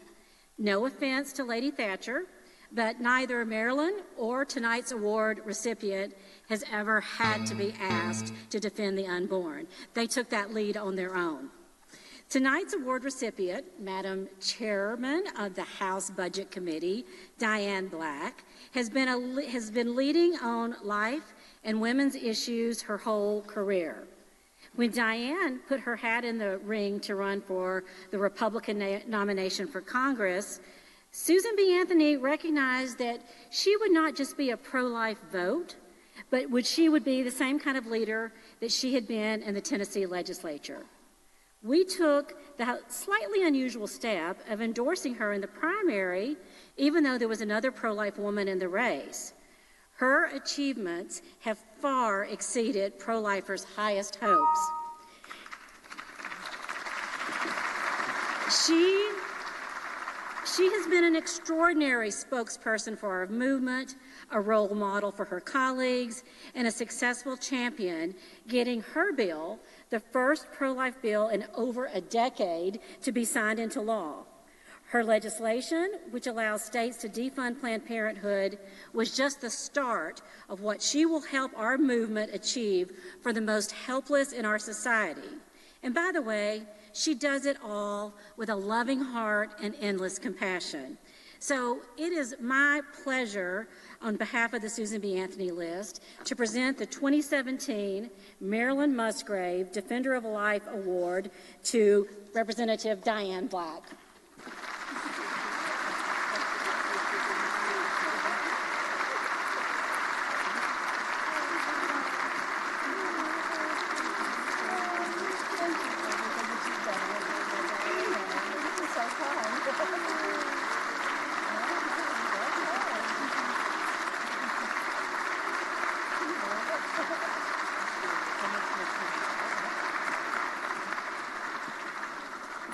I was told that the program was running a little behind schedule and that I was to be very brief, and I will do that. First of all, I want to say that my dear sweet husband, who has supported me in all of my endeavors in public policy, is here with me tonight, Dr. David Black.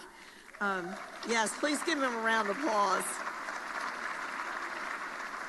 There are many nights where he eats peanut butter and jelly because I'm not there, but I must say to you that this is one of the most special awards. We get so many awards, and many of them sit on the shelf, but this is going to be a really special one for me.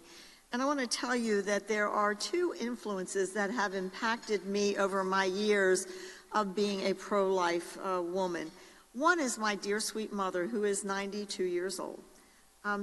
Yes, give her a big round of applause. She made sure that we were in church every single Sunday and that we heard the word. And it was there that I learned about God and about him being the creator of life, and that he is the one who actually creates us, not human beings. And so that influence came very young for me. We didn't have a car. We would walk to church for about maybe 3/4 of a mile in snow and rain, and it didn't matter, but you went to church on Sunday. The second is, and I can't believe I'm saying this, so please don't add this up, but 47 years ago, I graduated from nursing school. And we took a pledge, and Florence Nightingale pledged, and I'm going to abbreviate it by saying I devoted myself to the care of those that were in my care, the full devotion of those in my care. And I still remember the first baby that I helped deliver on the front lawn of the hospital as an emergency room nurse. And the thrill it was to have that new life in my hands created by God. And so both of those events, both of those influences in my life have impacted my pro-life stance. And it is really such an honor for me to get this here tonight. I can guarantee you this will be front and center in my office so that you'll be able to see it. And it is especially important tonight since the Vice President of the United States is going to be here.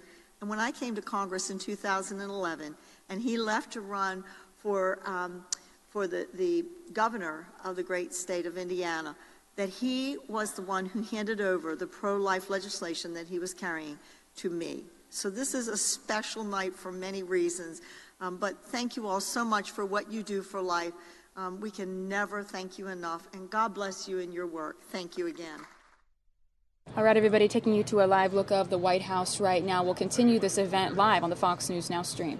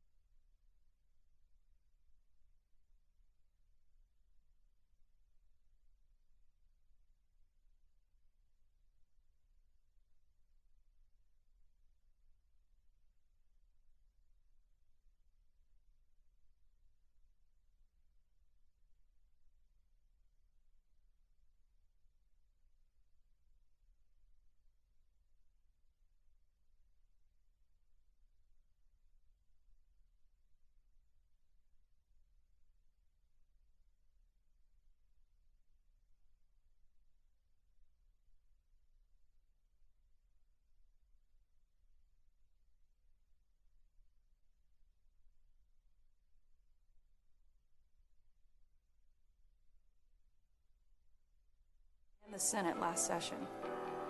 Today, the United States is one of 7 countries in the world. 7 nations. 7 nations. 7 countries. 7 countries allow elective abortion after 20 weeks. We are currently in the same company as China and North Korea.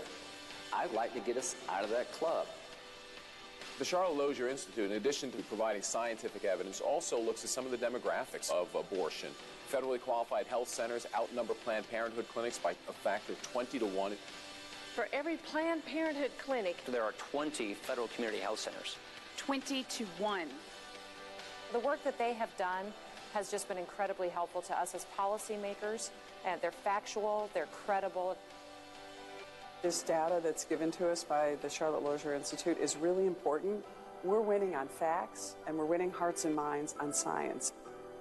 There will be many opportunities for pro-life policies to be enacted, and you can be sure that CLI will be contributing much to those pro-life gains that we will make under this new president.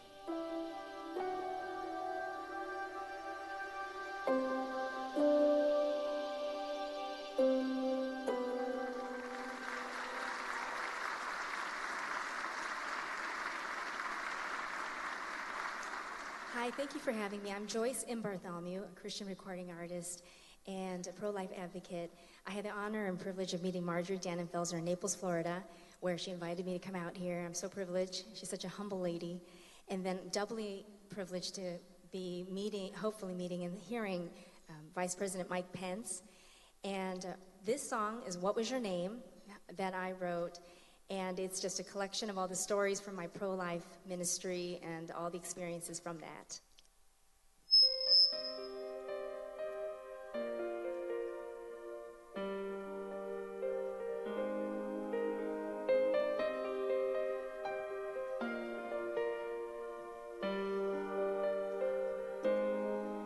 I was alone and afraid. They said I wasn't ready for you. They said a baby's a big mistake. I had no choice, it was all I could do.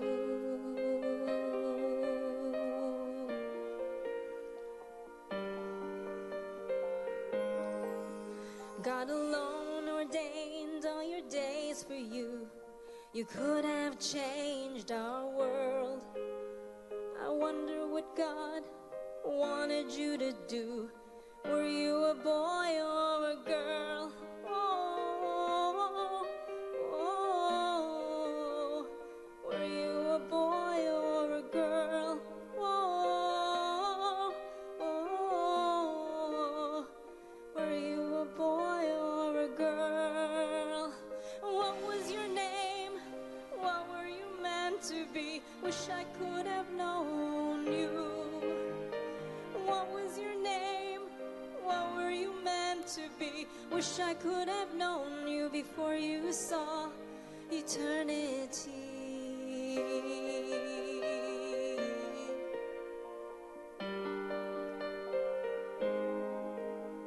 Forgive me for what I've done. Tears flood my heart. Forgive me, my child, my little one. You never had a chance to start. Whoa, whoa, you never had a chance to start. Whoa, whoa, you never had a chance to start. What was your name? What were you meant to be? Wish I could have known you. What was your name? What were you meant to be? Wish I could have known you before you saw eternity.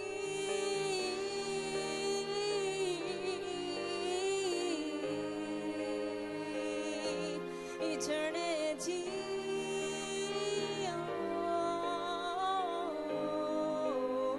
Oh, 'cause even in the darkness there's hope that I'll see you again one day. And when I see your face, I'll know in heaven we'll have so much to say.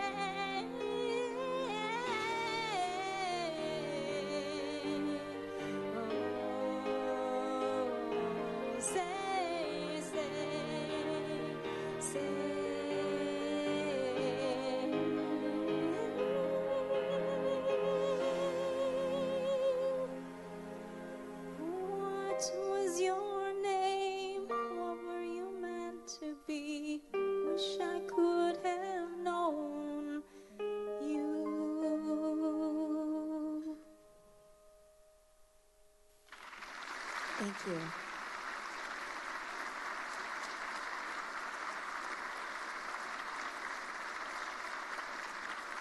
So I don't blow your ears out with the microphone thing here. I'm going to step back. So just please enjoy the evening, and don't forget to fill out your door prize cards and enjoy your dinner.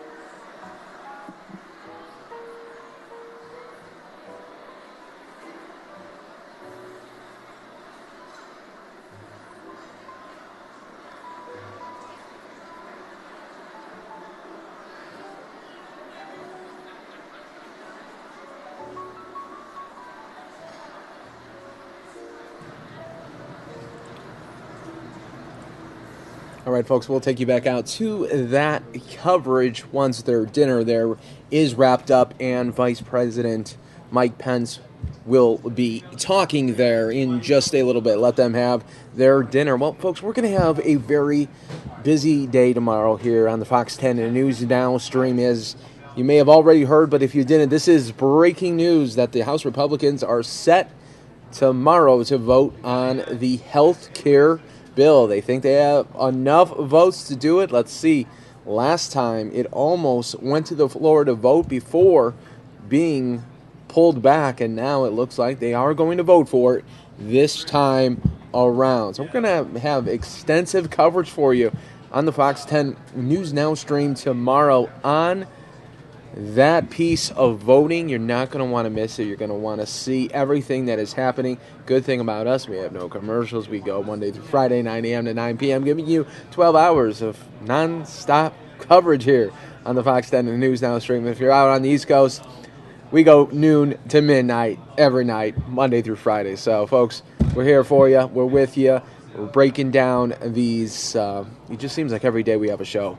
Every day it's just something different. If it's not something planned, then it's breaking news. And unfortunately, a lot of times we do get a lot of breaking news, either stabbings or shootings. We've seen that already so much in Texas. We're hoping that we don't have too many more of those this week, because, folks, we've had a lot. So stay right here with us on the Fox 10 News Now stream. I'm your host, Mike Page, going to be here with you for close to the next 2 hours here. Mary Kate will then close out the last 2 hours, so stay right here with us, folks. We're going to show you the White House. We'll be back with some more top news stories.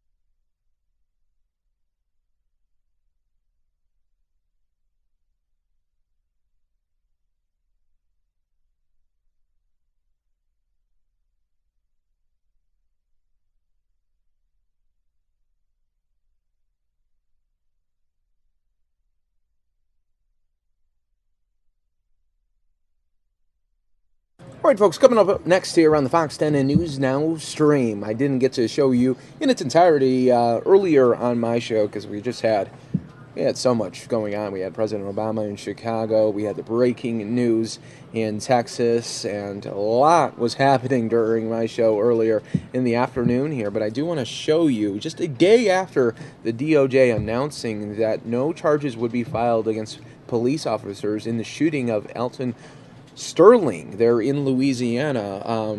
Members of his family and friends and also attorneys spoke out to the media today. So let's go to that, and we'll show that to you in its entirety.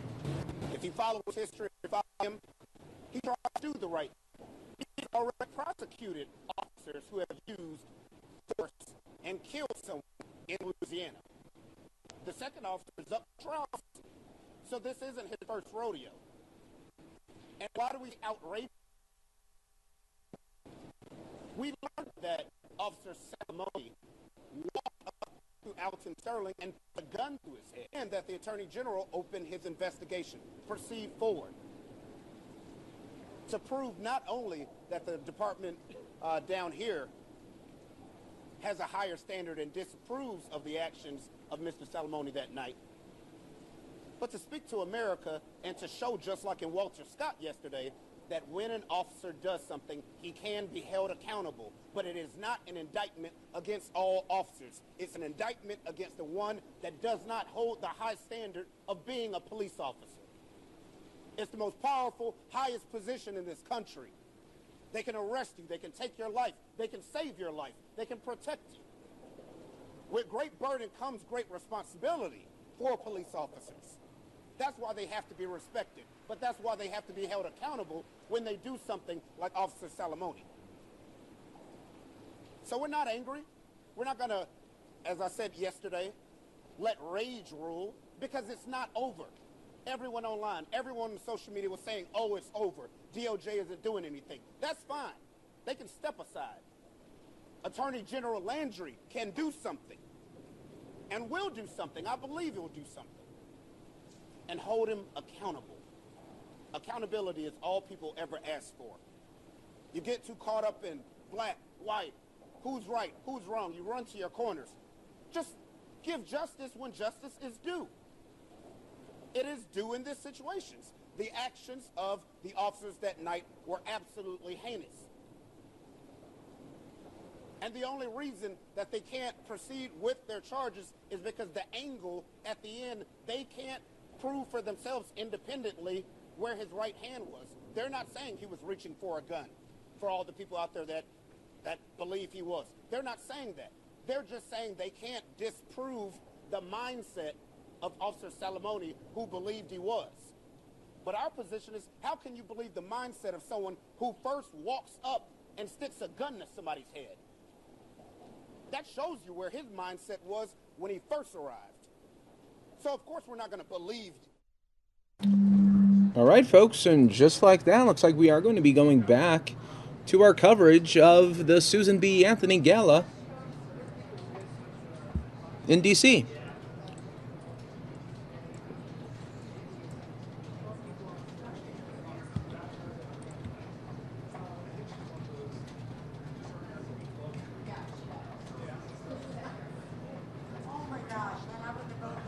And excuse me, everyone, but that event just got pulled away from me. So we are going to be waiting for Mike Pence, Vice President Mike Pence, to be speaking.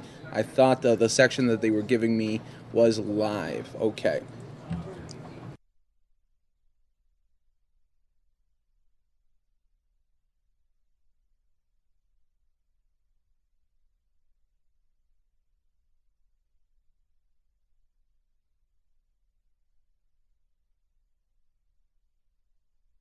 Social media was saying, oh, it's over. DOJ isn't doing anything. That's fine.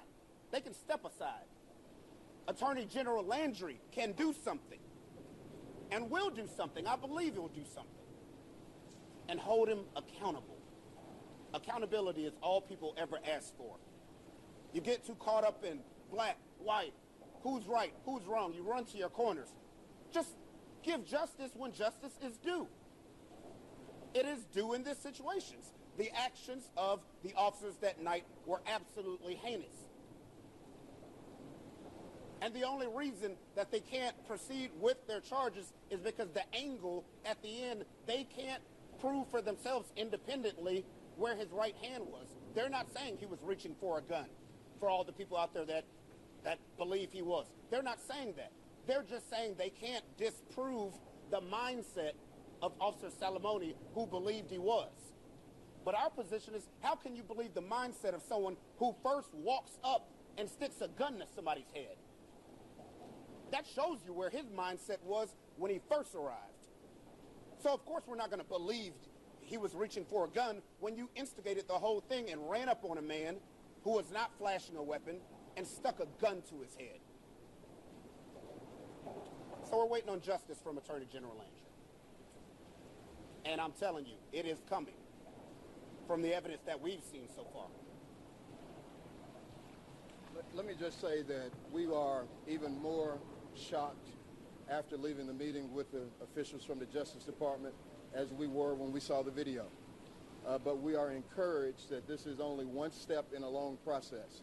We're encouraged that the Attorney General, once he gets the information that we saw today and that we heard today, we don't think he has a choice but to bring charges against these officers. At a minimum, these officers ought to be disciplined and fired. At a maximum, they should be locked up and sent to state prison in Louisiana. This is a long journey. We ask everybody to stay vigilant in this journey. We ask that everybody support this family, support the Sterling family, support his children. We're asking people from around the world to get involved in this effort. And we encourage the Attorney General to look at this file, to vet it, and do the right thing. And the right thing is that he will formally charge these guys. He will formally bring charges against these officers. We recognize that there is a different standard at the federal level than there is at the state level. And that threshold is a little different. But we think that the federal government has laid the case out for the Attorney General. And so we encourage Attorney General Landry just to do the right thing. Justin Bamberg, you know, when we look at everything that we heard today, everything that you've heard from these attorneys is accurate. And what you see in front of you is a group that's united. And we're united for justice. Officer Salamone doesn't need to have a badge or carry a service pistol. Quite frankly, if his supervisors and those individuals tasked with hiring and firing officers in the Baton Rouge Police Department knew what we heard today with regards to his actions that day, he should have been fired a long, long time ago. So right now, what we're going to ask is that Officer Salamone be terminated immediately from the Baton Rouge Police Department, and we will get justice. What needs to happen is local government, the state government, needs to be able to look Alton's loved ones, Alton's children, the mother of his children, his other family members, and everybody in this community and make it clear that Alton Sterling's life matters, that his family's life matters, and that each and every citizen in this community matters. And that decision can be made, and we think it will be made.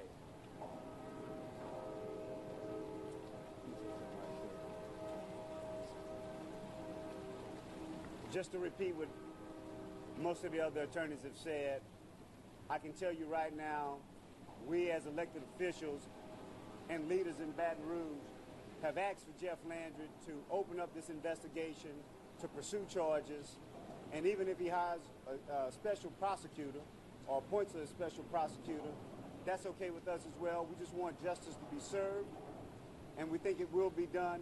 The lesson from this is to be persistent, to be prayerful, to be peaceful.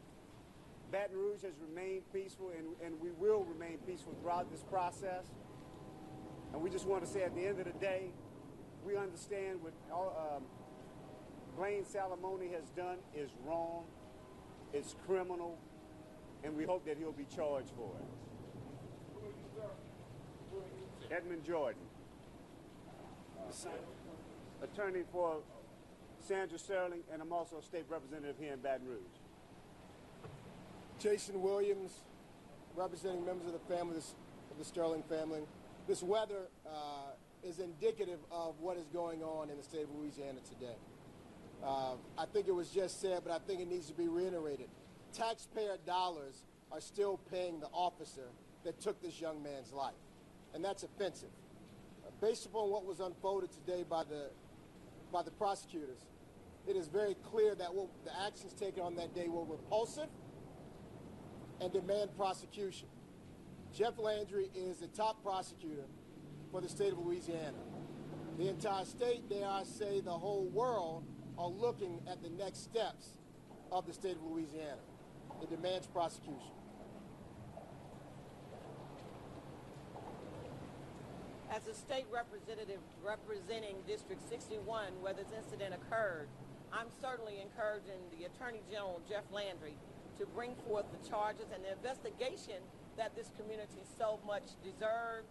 And I believe that this incident has happened with DOJ in a very offensive manner, not only to my district, but to the state and certainly to the city.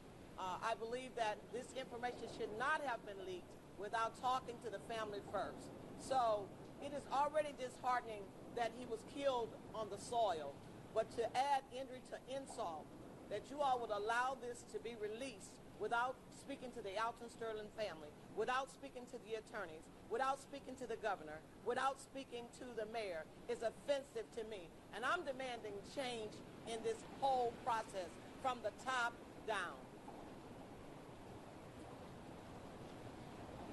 You talk.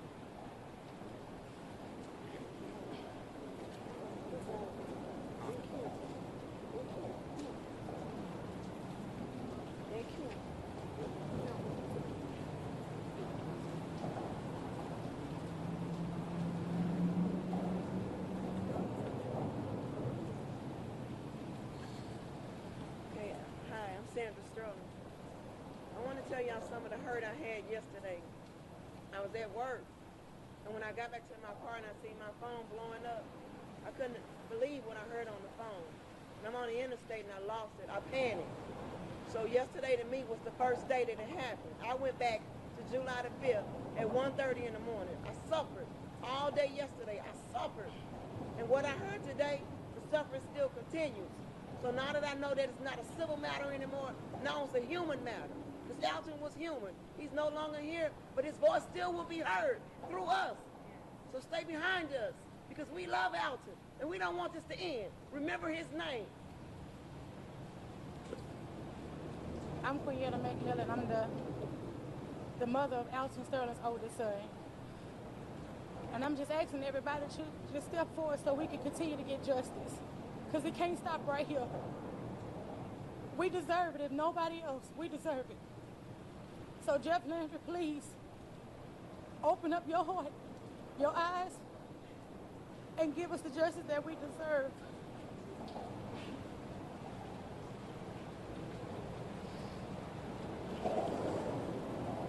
I just want to tell everybody, thank you for supporting me and my family. Thank you for supporting my father, who is no longer here with us, but spiritually he is still here. No matter if we don't get justice or not, we still have to depend on God, because guess what? God is an unjust God, and he will always be there for us no matter what. He may not be there when we ask for him, but he will always be there exactly when we need him. So I just want to let everybody know, no matter what goes on behind those closed doors in that court, it doesn't matter. You still have to depend on God, because I depend on God every day. God wakes me up every day. He puts me to sleep every day. I think of my daddy every night I go to sleep. God is there for me. My mama, my family is there for me. I have my brothers and sisters to look after, 11 of them.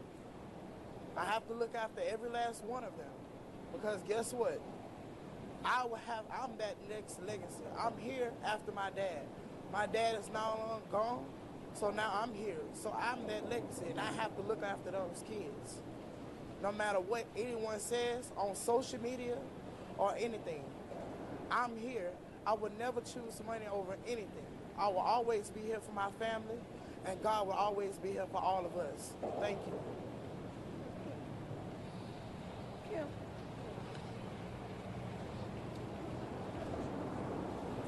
I'm Kimberly Pearson. I'm the mother of Alton's 11-year-old son. And I just want the justice to be served for him.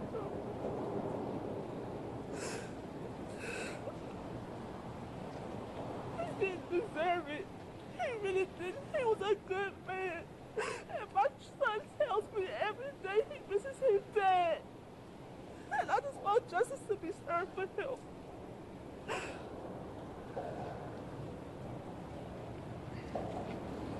I'm Andrika Williams, Alton Sterling's 3 youngest kids, Alton Jr., Journey, and Josiah. It's a hard pill to swallow. My son, every day he talk about his dad, missing him, and Alton didn't deserve what that man executed Alton like he was a dog in the street. And these people in the Justice Department, they like it's nothing, but if it one of their family members, they would have locked the person up like it was nothing. But I pray for justice. I pray for the Sterling family and all his kids. And I thank everybody for everything, all the support they're giving everyone. Thank you. Just briefly, a few questions.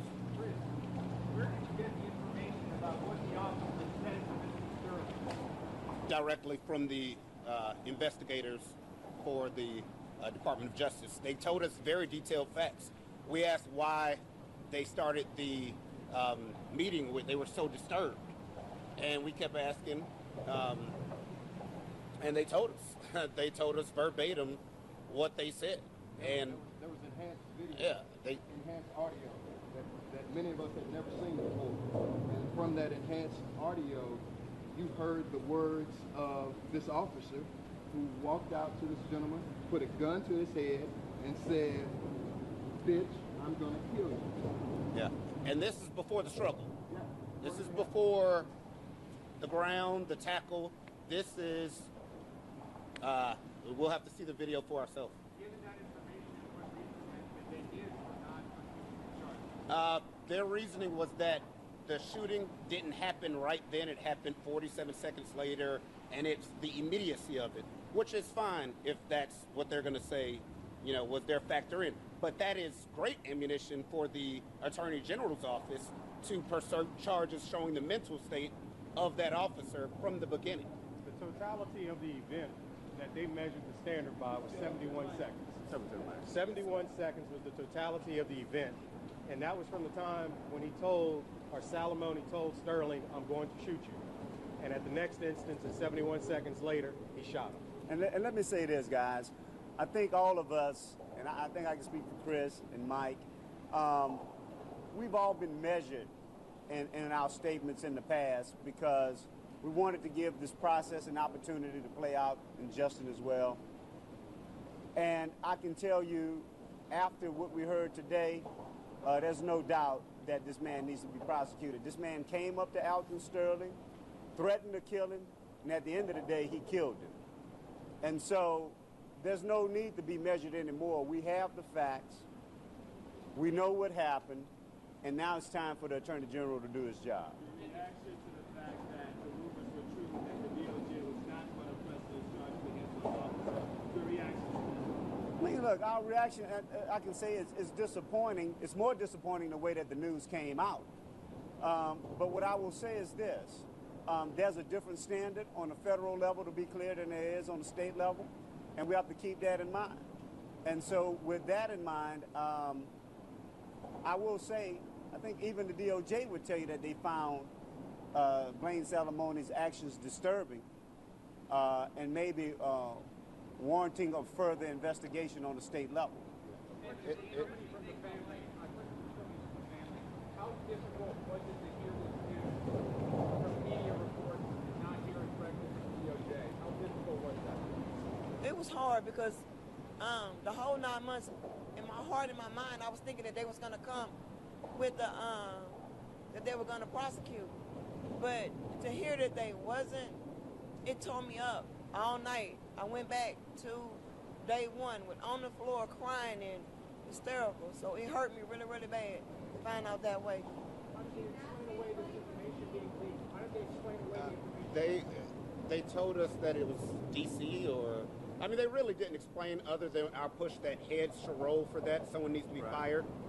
Because I even explained to them their damage was directly to the Sterling family and the community, but it also took away from the Scott family yesterday who got a prosecution, which is what we want and will end up with in this case. Because now the news was the leak, and no one had been called, none of the lawyers, none of the family, so that was just terrible. And somebody should be in trouble for that.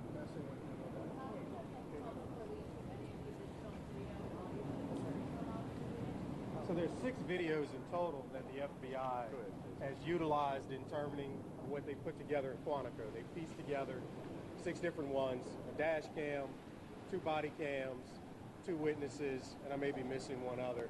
The store cam. So they pieced all of this together over a long sequence of threads to try and isolate every second that I just identified in the 71 to come up with a whole analysis, which then brought in the audio and it brought in other elements, which allowed them to make the statements that what these officers at Lee's Alimony did was extremely disturbing. That leaves a lot of question and a lot of reasoning for Jeff Landry to pick up this file and to say, you know what, these officers cannot conduct themselves in this manner and protect our citizens. Back to the question about the leak. It's very important to note this family did everything they were asked of by the federal government. They were very patient. They did every single thing they were asked of. And the one thing they could not get was the first word on the decision from the Department of Justice. And that is deeply troubling because I believe the Baton Rouge Police Department got word before this family did. And that speaks to something else.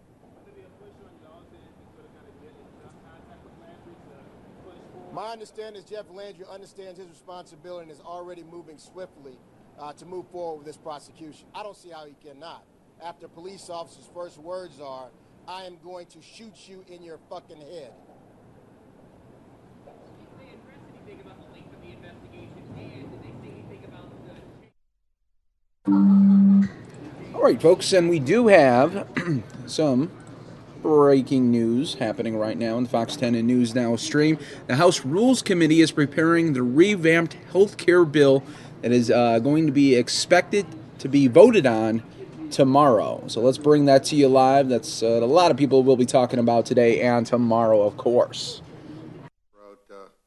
What the hell's even in this bill that we're about to report out of rules, because you've concocted yet another secretive backroom deal without holding any hearings, not a single one, or taking any input from Democrats.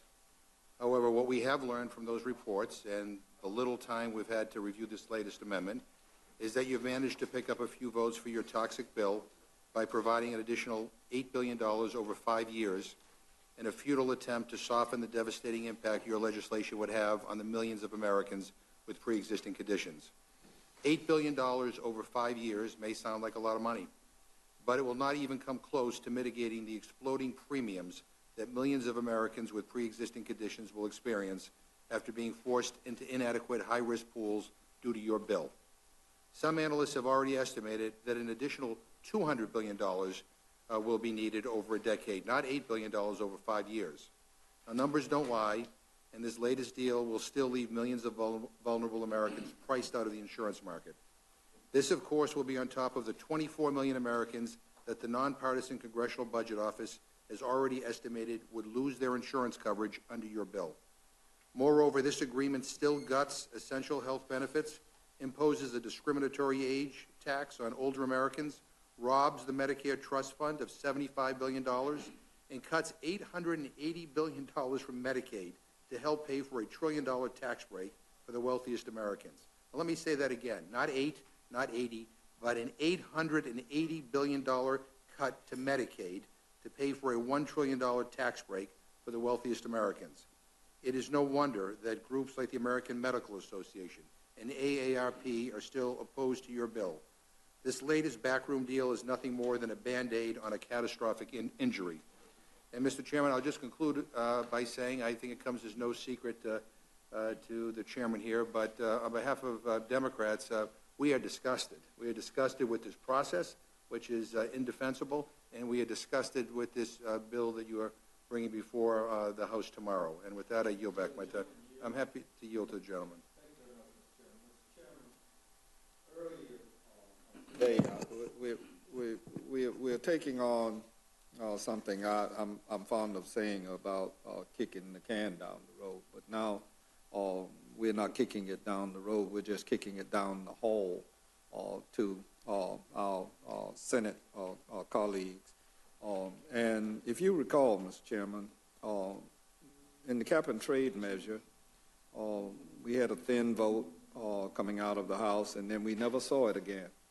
And I'm in the business of predicting here, and I've been pretty accurate so far. I'll predict for you that this will go to the Senate, and certainly in the form that it's in, we won't see it anymore.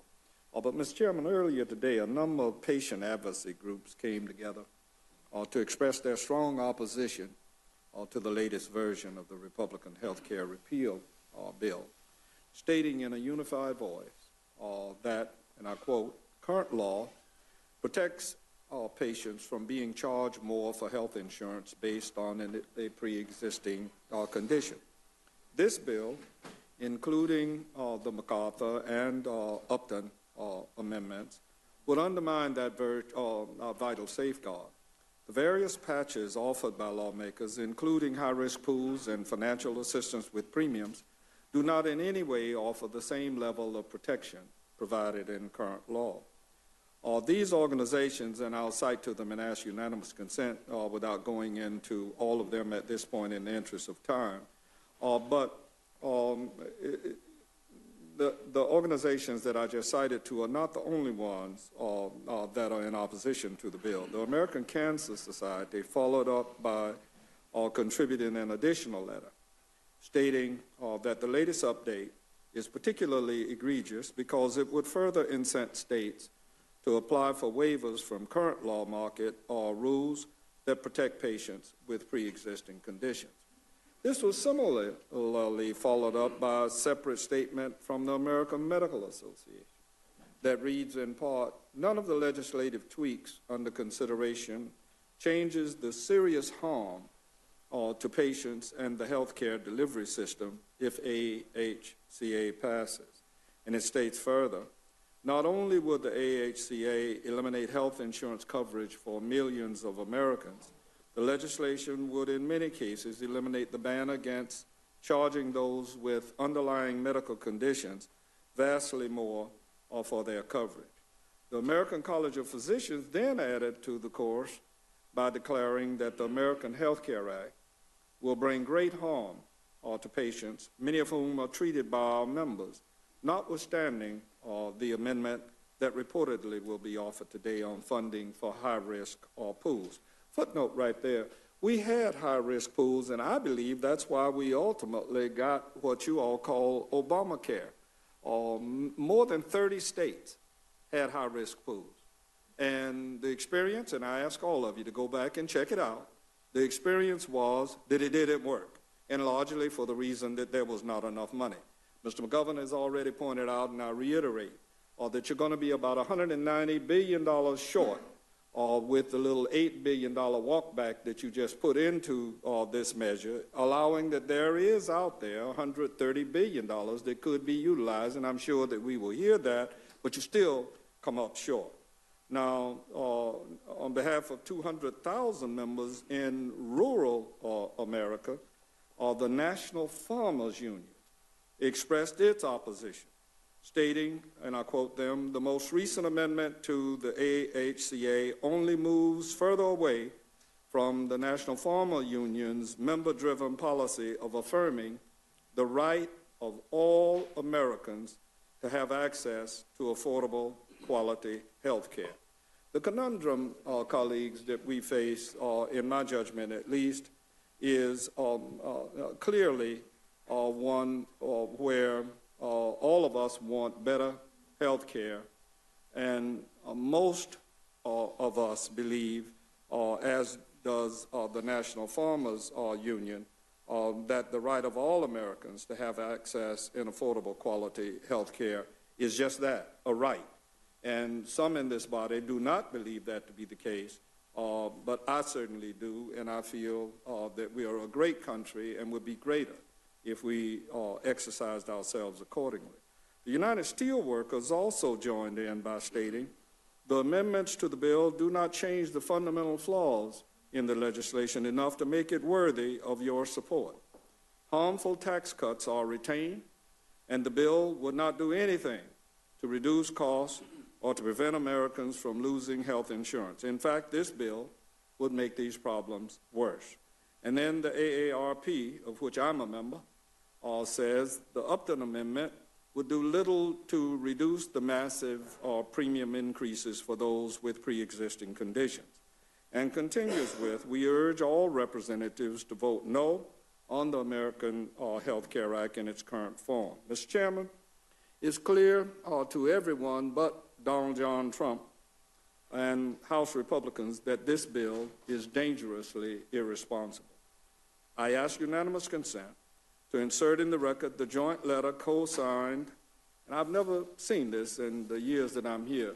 You all won't be able to see it, but this, I don't know how they got all of these people together to have their logos on the letter that they sent, and I'm sure many of you all received it too. So I ask unanimous consent, without going through every one of their letters and all of its particulars, that the record reflect this joint letter and the individual letters from the American Cancer Society, the Cancer Action Network, the American College of Physicians, the National Farmers Union, the United Steelworkers, and AARP, and the statement from the American Medical Association, all expressing their strong... Later that in the record. All of them, thank you, Mr. Chairman, all of them expressing their strong opposition to the Republican health care repeal bill due to the destructive impact it will have on our nation. And I yield back to Mr. McGovern. Thank you. I yield back to the chairman. Gentleman yields back his time. Thank you very much. We're delighted that each of you are here this evening. We first go to the gentleman from Michigan, former chairman of the Industry and Commerce Committee, the gentleman, Mr. Upton. Thank you, Mr. Chairman. I'll make my remarks brief as the hour is late. I'm here to present... Excuse me. The hour is early. This is the Rules Committee, Mr. Right. Upton. I appreciate you trying to designate the hour, but that is at the chairman's discretion. I did something about daylight savings time a few years ago. So anyway, I offer this amendment on behalf of myself, Mr. Billy Long, David Young, Valadeo, Knight, Denton, Kathy McMorris Rogers, and Ms. McSally, sitting on my right.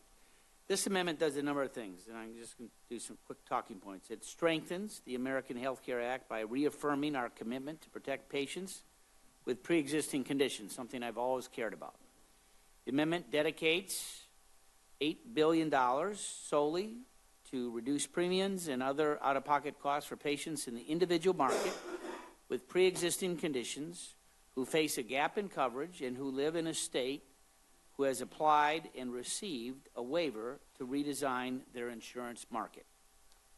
The AHACA, as amended, already includes an additional $130 billion through the Patient and State Stability Fund, which allows states to innovate and issue additional premium assistance to low-income and chronically ill patients.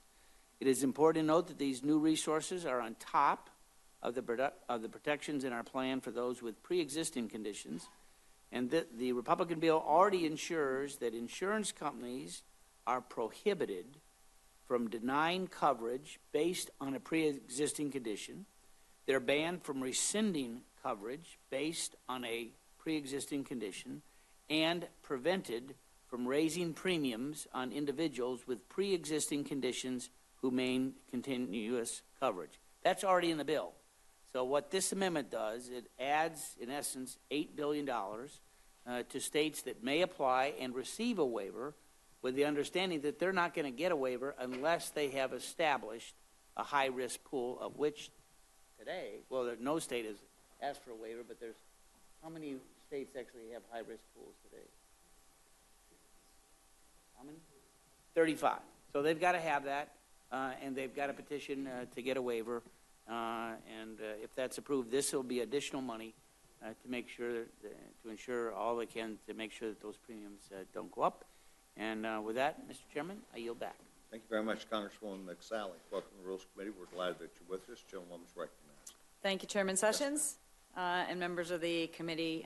Due to the arcane Senate procedural rules within the budget reconciliation process, the AHCA does not and cannot apply to members of Congress and their staff. To address this, I've introduced a separate standalone simple 2-page bill that would repeal the exemption for members of Congress and staff if the AHCA becomes law. In America, lawmakers are not above the law. Members of Congress should be treated no differently than Americans that are struggling to afford health care. Representatives should have to abide by the very same options of coverage as their constituents, and anything short of that is simply hypocrisy. We got to live by the rules we create, and this simple bill does that. Thank you, Mr. Chairman. Thank you very much, Mr. MacArthur. We're delighted that you're with us. Gentleman from New Jersey is recognized. Well, Chairman Sessions, Ranking Member McGovern, members of the committee, thank you for having me here and considering my amendment. I have said since the beginning of these health care negotiations that this issue has to be about people, not about politics, and for that reason I have 3 main objectives in offering this amendment. First, it ensures that the essential health benefits remain the federal standard. 2, it bolsters protections for pre-existing conditions and prohibits gender discrimination. And 3, it gives states some flexibility to design insurance markets suited to their unique needs so that the cost of coverage comes down and more people can afford it. Protecting the vulnerable, bringing costs down. These are 2 high priorities. It's my strong belief that we must act now to repair our health care system and provide Americans with the affordable and quality health care they deserve. Premiums are skyrocketing. We've all heard those reports all over the country, in some cases over 100% per year, year after year. Choices are dwindling. 18 months ago, my state, New Jersey, had 6 choices in the individual market. Today, we have 2. A third of counties in this country have 1. And that problem has to get addressed. Today, there are 23 million Americans who can't afford insurance coverage under Obamacare. They pay a penalty, and yet they have no coverage. They get a waiver, but they have no coverage. I'm not here to discuss the American Health Care Act generally, but I'm happy to answer any questions you have about my amendment. I just wanted you to know why I think it's important that we get this right. Thank you again for having me here and considering my amendment. Mr. Chairman, I'd like to, Thank you very much. to correct one misstatement that I had. Currently, there are no risk pools that are operating because the Affordable Care Act, in essence, at one point there were as many as 30 or 35 that were operating.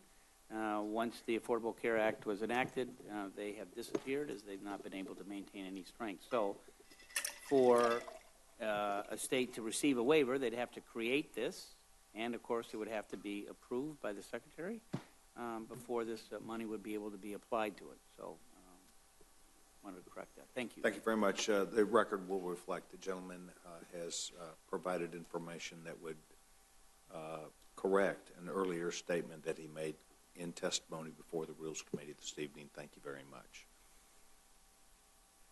Chairman Cole. I just want to welcome all 3 of our guests and thank all 3 of you for the contributions that you've made. Particularly want to single out you, Mr. MacArthur. I think your role in this has been pivotal. But I have no questions, but I'm very appreciative of the efforts all 3 of you have made to improve this legislation. Yield back. Thanks, sir. Gentleman yields back. I'm gentleman of Massachusetts, Mr. McGovern. Yeah, well, thank you, and I won't be long, but I just have a couple of questions. Since Representative McSally has been kind enough to join us tonight, I just have a couple of questions about your bill and the need for it. As you mentioned in your testimony, we found out last week that the MacArthur Amendment mysteriously exempted Congress from the damaging effects of this bill. And I say mysteriously because nobody seems to know who put the provision in. And as the Vox reporter who uncovered the exemption put it, and I quote, "No one will fess up to putting the Congress exemption in the AHCA amendment," end quote. Apparently, Representative MacArthur, your office told her that the Senate budget added it, and the Senate budget said no. In fact, they didn't. So I guess I'm just, curious. My first question is, where precisely did this exemption come from, and who thought that this bill was good enough for American families but not good enough for Congress?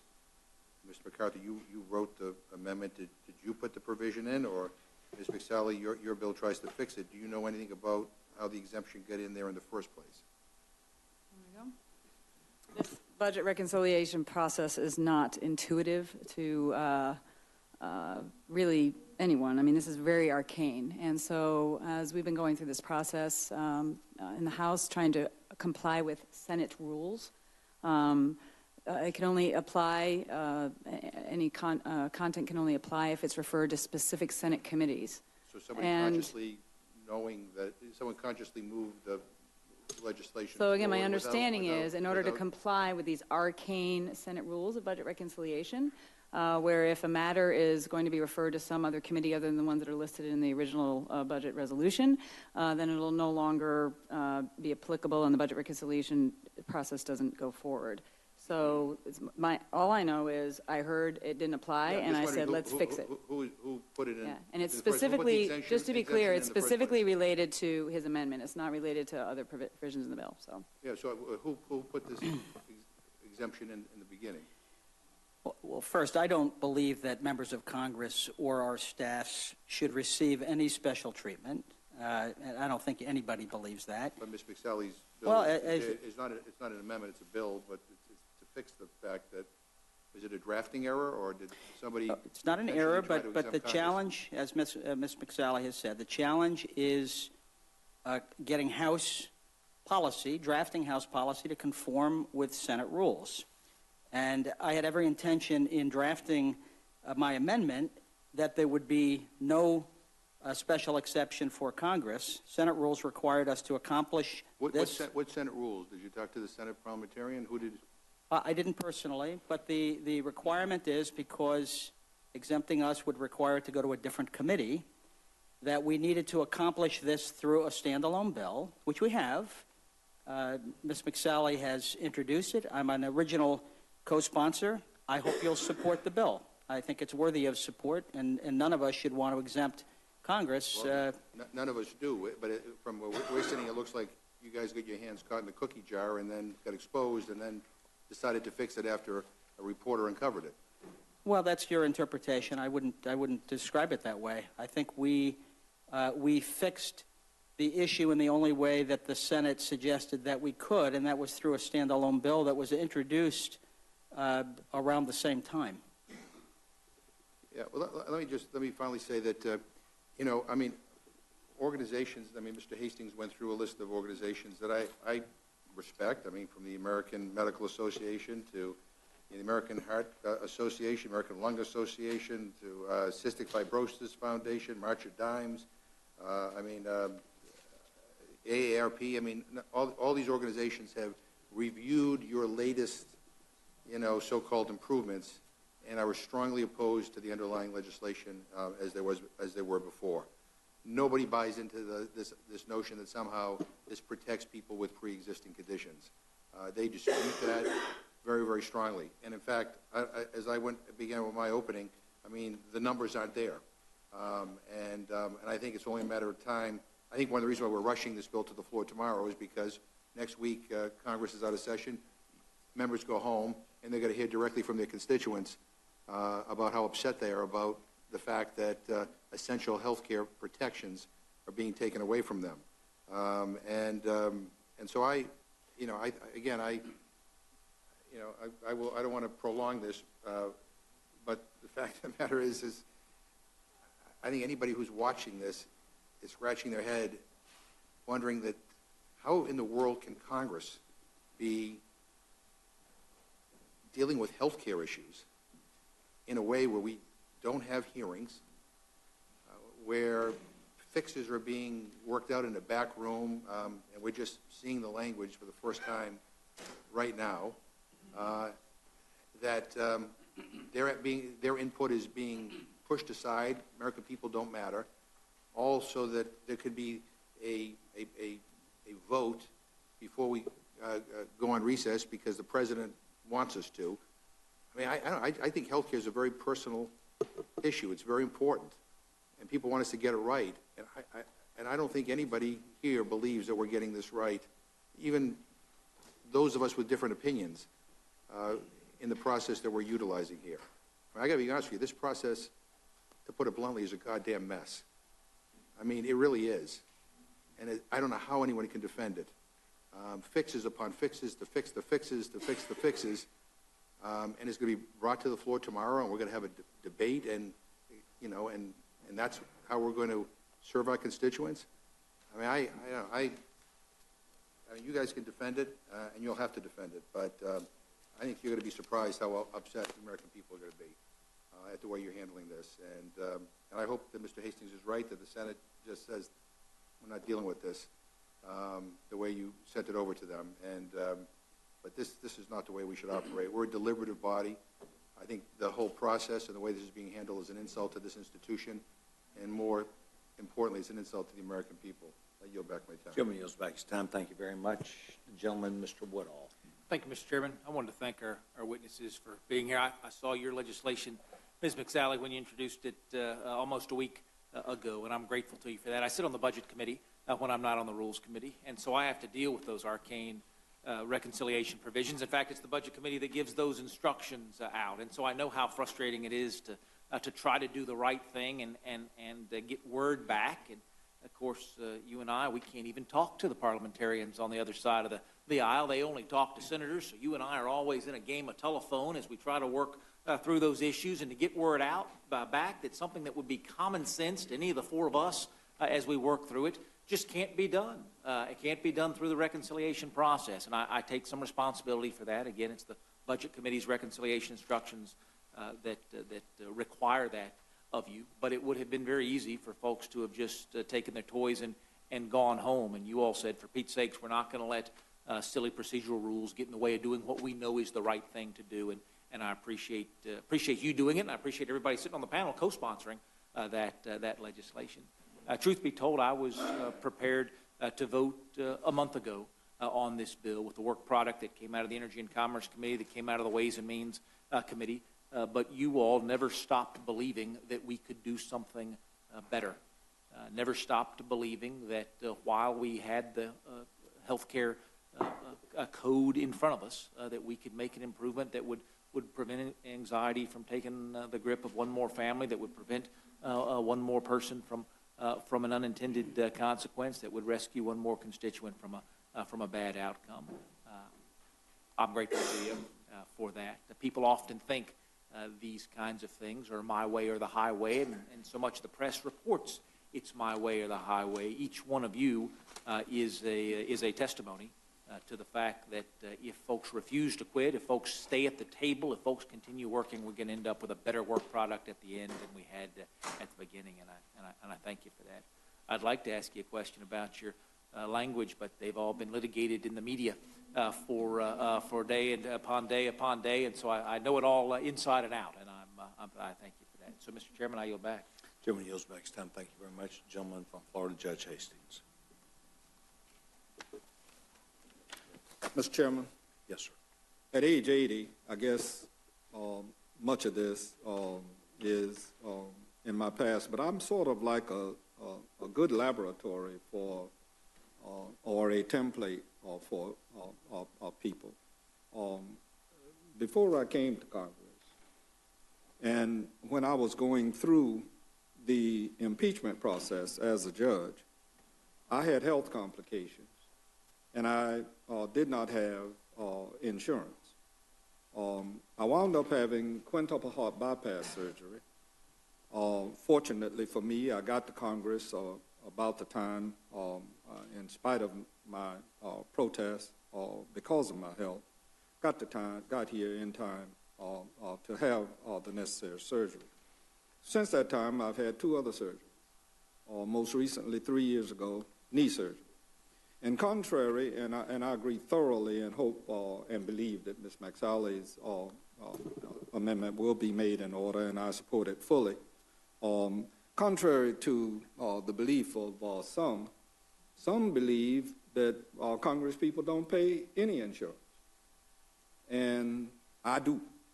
And under your measure, even though I'll survive whatever happens, I'm getting ready to have to pay more because, I don't need to denigrate insurance companies. They're businesses.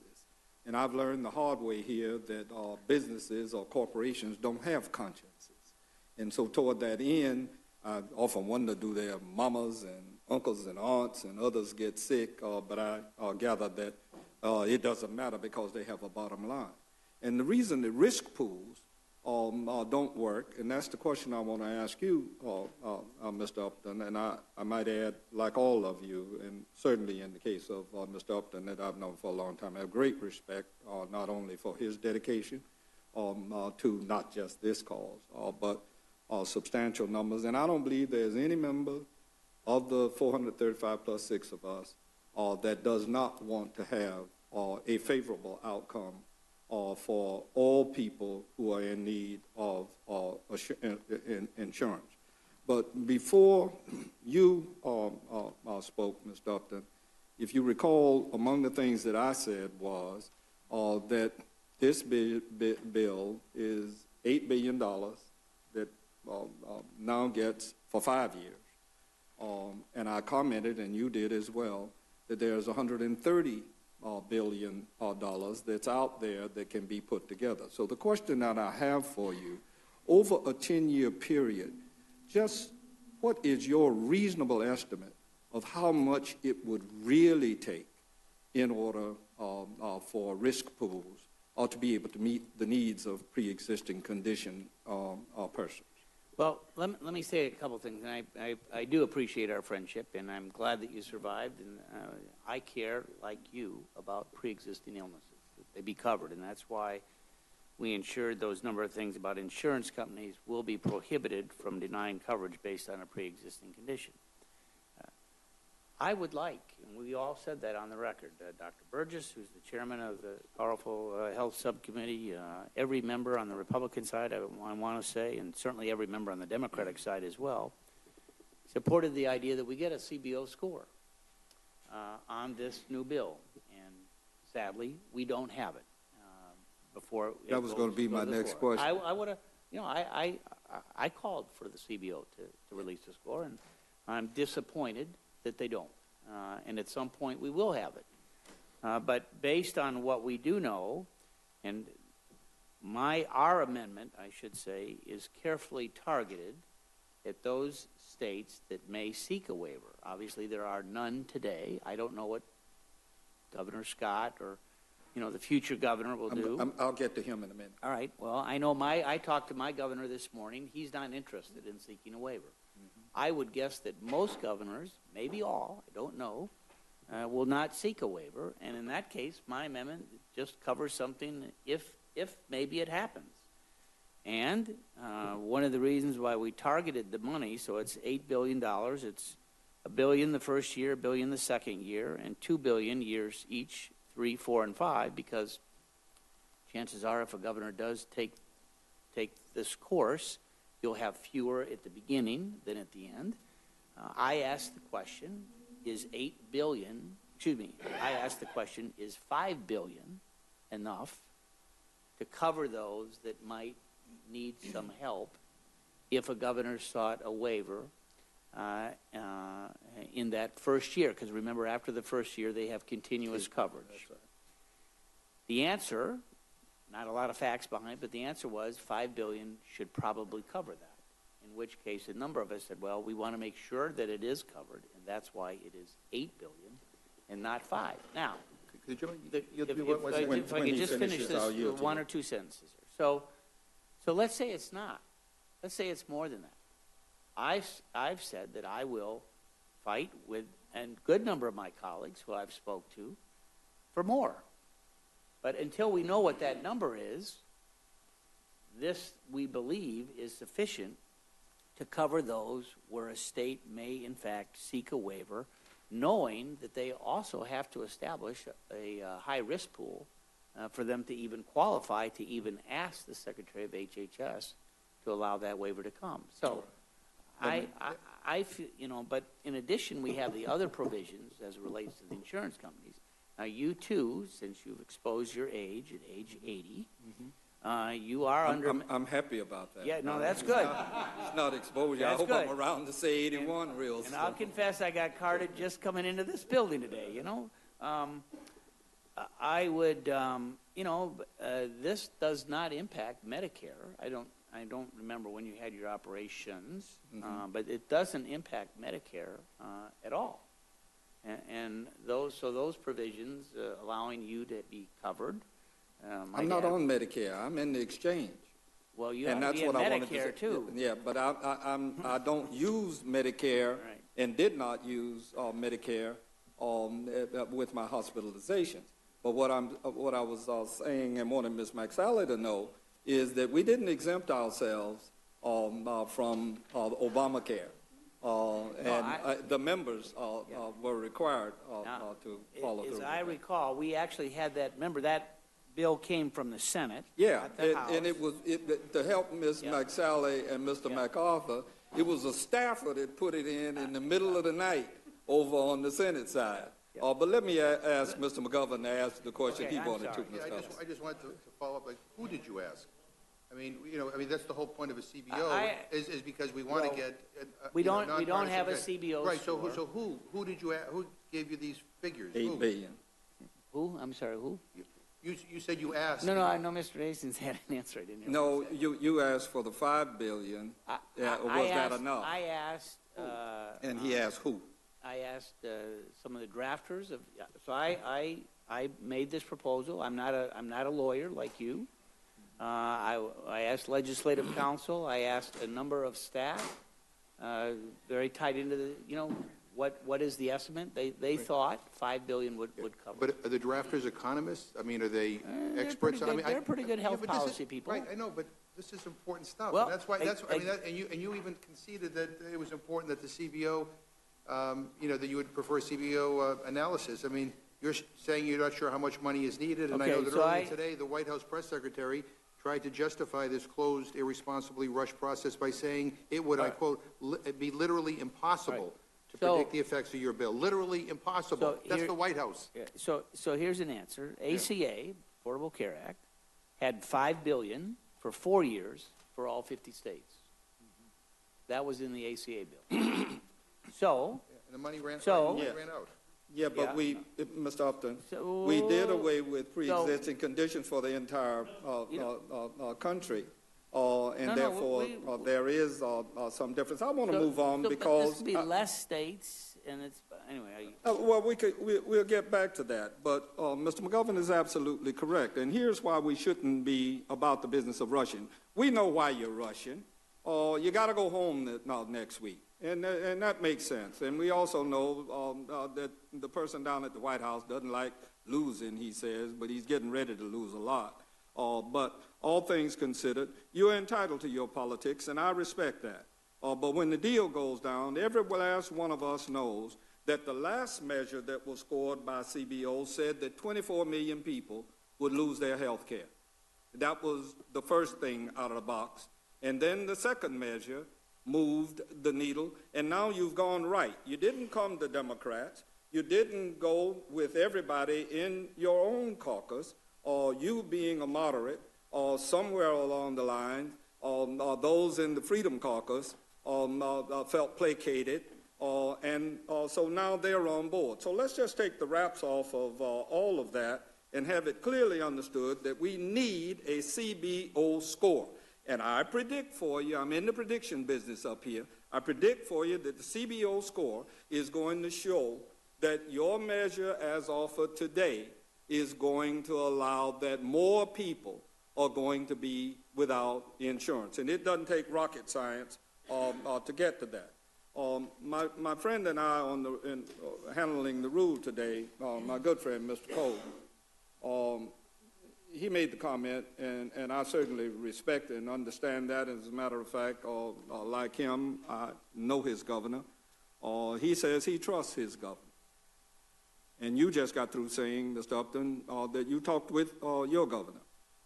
My governor has been the governor for 7 years, and I've never said a mumbling word to him, and he's never said a mumbling word to me, and I don't trust him.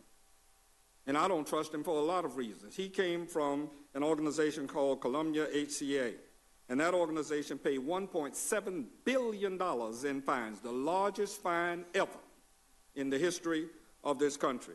And in all, the company committed 10 different types of fraud, including phony Medicare billing, And that ultimately led to the $1.7 billion fine. So in due respect to my good friend Mr. Cole from Oklahoma, I understand how he trusts his governor, but I don't trust mine. And I don't trust my legislature. Just a few years back, we block granted money, and you may remember when we did that up here, and $300 million went to Florida for Medicaid, and it wound up in the general budget. And somewhere along the line, ask either of you, are you comfortable with the fact that you do not have a CBO score when this measure is, if it is, voted on tomorrow? Are you comfortable with that? Well, again, I want to say that almost every member on both sides of the aisle, during the 27-hour markup that we had, indicated that we were hopeful to have a CBO score before it came to the floor. I'm sorry, I don't run CBO. I don't know a lot of people over there. I regret that we don't have it. I think that we should, but we don't have it. Mr. But my just bet reclaiming is, my time for a minute. If you had reclaiming my time, sir.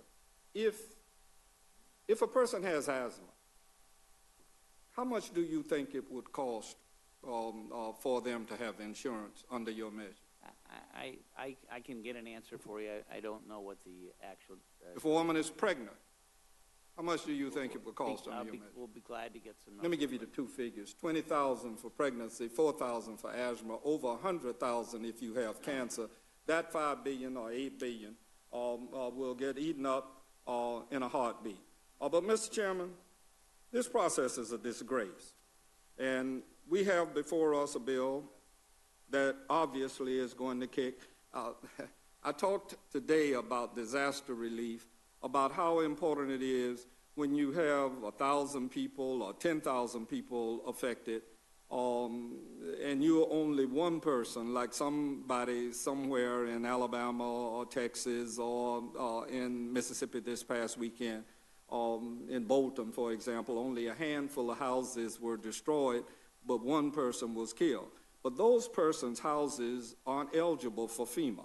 And I feel very strongly that one, as well as 1 million that are affected, ought to be a part of our responsibility in ameliorating their condition. So whether 24 million people are going to be without insurance that have it now, or whether one person is going to be without it, I think that our values allow that we should be concerned about them all.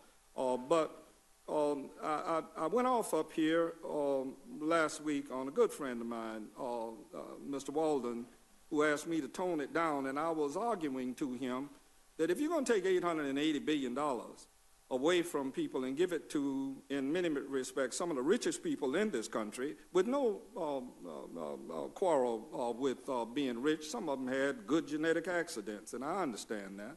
But at the same time, a lot of them don't need the money.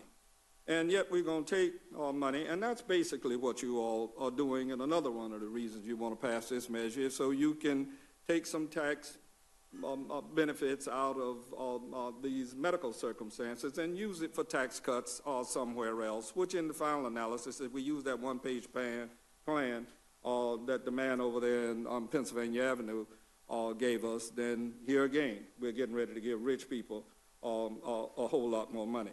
But it wasn't enough that you put this particular measure in. This latest version would gut protections for people with pre-existing conditions, and that's according to multiple outside experts. And the dollar figure that most experts say for 10 years, Mr. Upton, is $330 billion. That's where Mr. McGovern and I come down on. He said 200 million short. I say 190 million. To top it a billion. To top it off, because you plan to rush this to the floor before the ink is even dry, we won't have an opportunity to hear from our own nonpartisan experts at the Congressional Budget Office to understand the full impact of this latest version. And so what's the rush? You seem determined to pass this before anyone has an opportunity to know really what's in it. It's almost as if you're concerned that the new CBO score will confirm what we already know is true. that this bill would be devastating to the people of this country, and especially devastating to older, sick, and low-income Americans. Are you afraid that you may lose whatever support you once had if the American people have a chance to see what's in it? It's hard to imagine that your support could dip much lower than 17%. Let me hasten to add that I said to a colleague on the Democratic side that was gleeful that your first measure didn't pass. There's a move afoot out there on the left and the right with people mad with all of us. And therefore, when I talk about your percentages, I'm talking about the Congress, and then that includes me in that. And that's why I think we should be working together. Or are you afraid that some members might have second thoughts about taking health care away from millions of Americans once they're back in their districts and hear from their constituents? And it's kind of odd to me, and I keep hammering the Freedom Caucus, that their mantra is to know what they're voting on and to know how much it costs. And yet they've caved in regards to this measure. So I guess the proof will be in the pudding. But to say that I'm disappointed would be mild, and to predict for you what I think is going to happen in the Senate, I think they take health security a little more seriously and is a more moderate body than we are. And so you can reasonably expect that when you pass this tomorrow on the slimmest of margins, that you may never see it again, and you will not see it in the form that it's in. So let's just have at it. I've had my fun. I hope you continue to have yours, and some of you ain't going to be here the next time that we meet after 2018. Tell your body I said so. Gentleman yields back his time. The gentleman from Louisville, Texas, Dr. Burgess. Thank you, Mr. Chairman. I've already spoken a lot about this subject. We had a 28-hour markup, Chairman. Beg to differ. But I'll have ample opportunity to talk about this tomorrow on the floor, I expect. I do want to thank our witnesses for being here. I know Rules is an unusual committee. It meets at unusual hours of the day and night, and no clock in the Rules Committee. Anyone can talk as long as they want in the Rules Committee. That's one of our rules. I appreciate you all being here. Mr. Upton, like you, I really believed in the authorizing committee's product that we produced a month ago. I will accept the changes that have come to us. I know they've been made with the best of intentions, and people are trying to improve things. So I also appreciate the fact that you continued to push this and made certain that your wishes were known and acted upon, and I think that's very admirable. Again, we'll have plenty of time to talk about it on the floor tomorrow. I will yield back to the chairman. Gentleman yields back his time. Thank you very much. Gentleman from Colorado, Mr. Polis. You know, healthcare is about people's lives. It's such an intimate thing, and for those of us everybody who's interacted with the healthcare system in some way, we all know that. I think probably all of your offices, certainly mine, have received stories from people really talking about how the Affordable Care Act has made a difference in their lives. I could share hundreds of them. I'm just going to share two. One woman from my district writes, I'm a single mom on Medicaid. 1 year before moving to Boulder, I was diagnosed with cancer, and my husband left. The cancer was, thank goodness, mild and eradicated swiftly. But now as a single mom, that was fine because my girls and I called ourselves Girl Team, and we knew we were strong. We started our journey in Colorado. After moving to Boulder, my cancer returned, and I needed massive surgery again. This time I would need to be out of work for a full 6 weeks. The surgery went well. I recovered pretty quickly and only had one complication. This whole time I was thankful to have Medicaid. Things started looking up. Work was becoming more stable. Now, as I watch all that's going on, I'm sick to my stomach now for the first time in the last few years. My youngest daughter suffers from chronic migraines and is under the care of the Children's Hospital Migraine Clinic. She could lose that care. She also needs an EpiPen. I can't afford that if I lose my health care. I also have to maintain my post-cancer care, which I also couldn't afford. There's no option that exists outside of Medicaid that I can afford. Another constituent writes, if it were not for our state exchange options, I wouldn't be able to afford health insurance. Without the subsidy from the Affordable Care Act, my premium this year would be nearly $1,200 a month, with a maximum out-of-pocket of $6,500. To put that in perspective, I'd need to have a full-time, 40-hour-a-week, year-round job just to pay for health care insurance. I hope that you and others in Washington can prevent the repeal and replace of the Affordable Care Act. Being able to obtain the medical care and medicine that an individual needs is a basic human necessity. So as we look at these and listening to your answers from my colleagues, we don't know if this is enough, we don't know this score. Can any of you, reassure my constituents and your constituents that are covered under the Medicaid expansion, that are only able to afford health care because of the subsidies in the exchange, can you assure them that under this new plan they're still going to be able to afford health care? Well, let me just say this. I don't think any of our amendments here cover Medicaid expansion. One of the things that we did, my state is one of the 31 states, I presume Colorado is too, one of the 31 states that expanded Medicaid. And we thought carefully crafted a transition period for those states and protected those people. You didn't indicate in the letter from the nice woman whether she was part of the expansion or was, so yes. She's between 100 and 138%. Right. So the way that, and by the way, you know how low those levels are, right? Yeah, so I mean, 100%, yeah. You can't even in my town pay rent and feed yourself. I know. Yeah. So we continue that at 90%. It'll be at 90. It's actually a little higher than that now. It comes down, but it'll be 90% through at least 90% through 2019. And all of those folks that are in that universe of folks that are qualified then are grandfathered and will be on it until, for whatever reason, they're off. We protect all of those people. Really could say forever. And if the state chooses to continue up to that income level. Let me ask a quick question on protecting those people. It's my understanding, and people's circumstances change in life, as you know. Yep. So if our single mom was on the Medicaid expansion, she might do better in a certain year, be able to work an additional hour. Her health, comes together. She works 60 hours a week. Wow. She gets a raise. She goes above the Medicaid expansion. She loses her health care. Maybe she gets it through a job for a period of time. Let's say a year or two later, she loses that job. She's back in that Medicaid expansion range. It's my understanding she wouldn't get it back. It's only the continuous grandfathering. Yeah, it'd be those that are, you're right. You're right.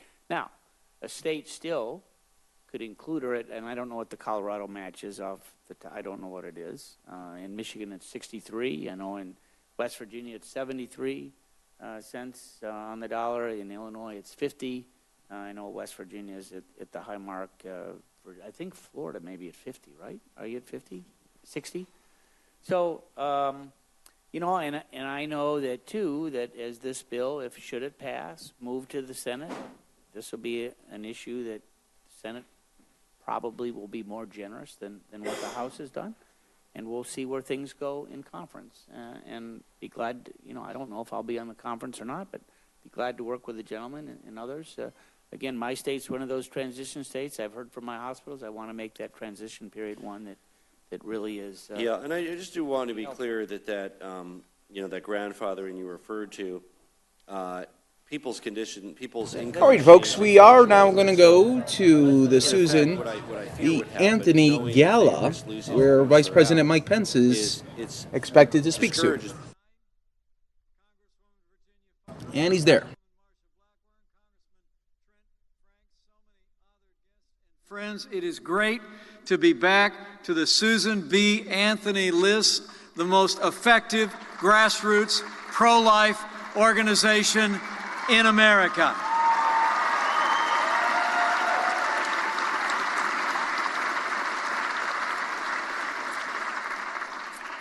I'm just delighted to be with you tonight.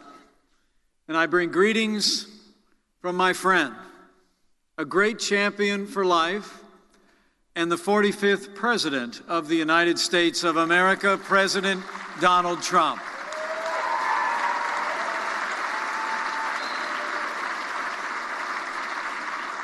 You know, thanks to the support of so many in this room and the Susan B. Anthony list, last November, President Trump won a historic victory. More counties than any president since Ronald Reagan. 30 of 50 states. States no Republican had carried in a generation. President Donald Trump turned the blue wall red, and SBA was there every step of the way.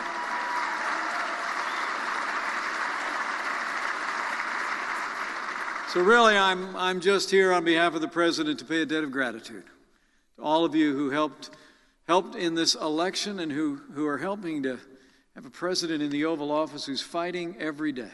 I promise you, fighting every single day to restore the sanctity of life to the center of American law.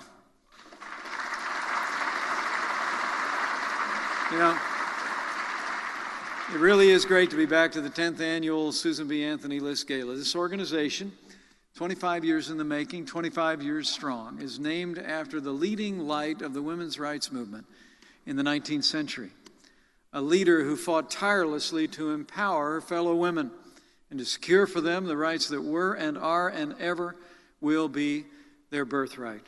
And so we remember and honor Susan B. Anthony tonight.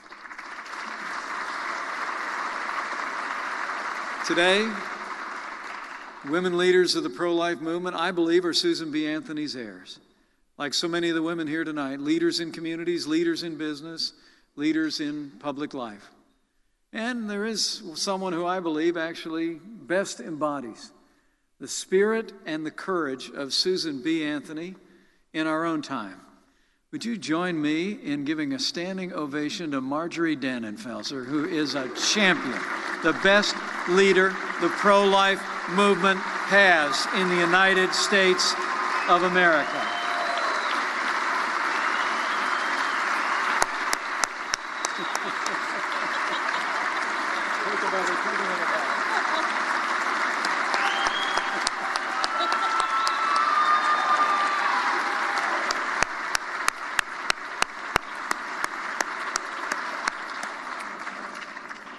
You know, as I look out across this room, I see more friends than I can count.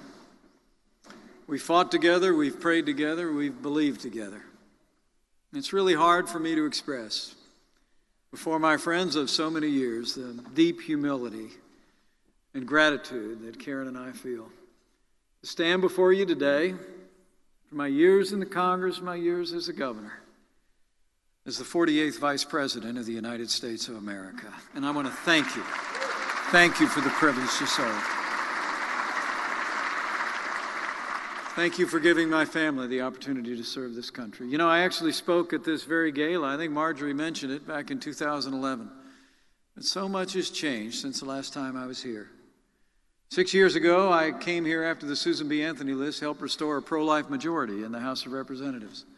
And now, thanks to you, thanks to your tireless work, your support, and your prayers, today, we have a pro-life majority in the House of Representatives, a pro-life majority in the United States Senate, and we have a pro-life President of the United States.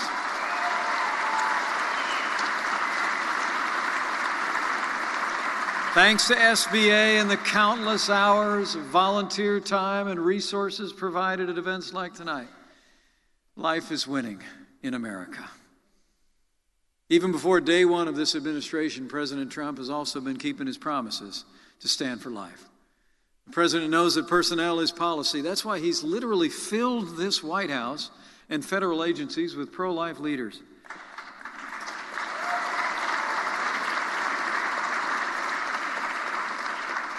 Like I'm telling you anything here tonight, you've already heard from Kellyanne Conway, the counselor to the president who's with us here tonight. Would you stand up, Kellyanne? This is a great, great champion for life.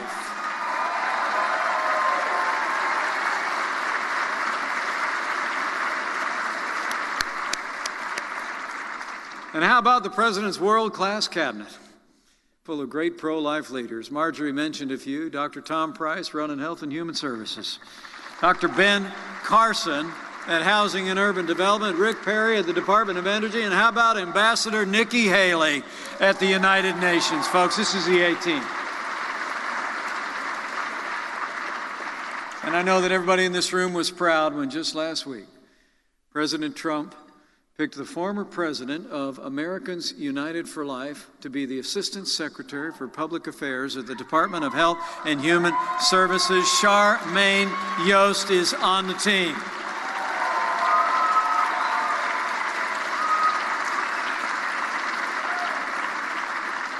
You know, for the first time in a long time, America has an administration that's filled top to bottom with people who stand without apology for life. But it's not just the people.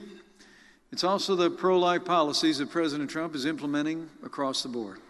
In his first week in the Oval Office, President Trump reinstated the Mexico City policy, preventing taxpayer-funded foreign aid from paying for abortion or promoting abortion beyond America's borders.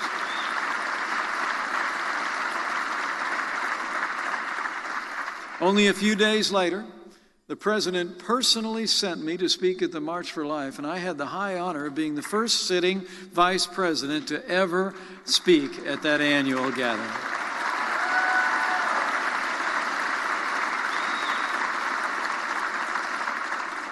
And make no mistake about it, he was the one who sent me. Kellyanne was there, she knows. Karen and I were honored to represent him. I'll never forget, the Prime Minister of England was actually visiting that day. It was a busy day for the President. And he was unable to break away to make that traditional phone call that every Republican president has made since the days of Ronald Reagan to the March for Life. I was standing by his desk in the Oval Office. Remember Kellyanne? Standing by his desk, and I said, fairly shyly, well, you know, they invited me too. And he immediately said, without hesitation, you go and tell them we're standing for the right to life. It's true. And of course, we all celebrate tonight the President's decision to nominate to the Supreme Court of the United States a new Associate Justice in the tradition of the late and great Justice Antonin Scalia. I believe and say from my heart with great confidence that now Associate Justice Neil Gorsuch is it's a jurist who will keep faith with the Constitution, and he'll uphold the God-given liberties that are enshrined there. And last month, thanks in no small part to all of you and to our honoree, Leonard Leo, Judge Neil Gorsuch became Justice Neil Gorsuch, and he is on the Supreme Court today.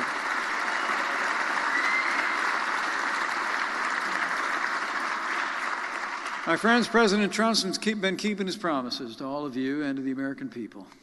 I'd like to say that in this administration, we're in the promise-keeping business. But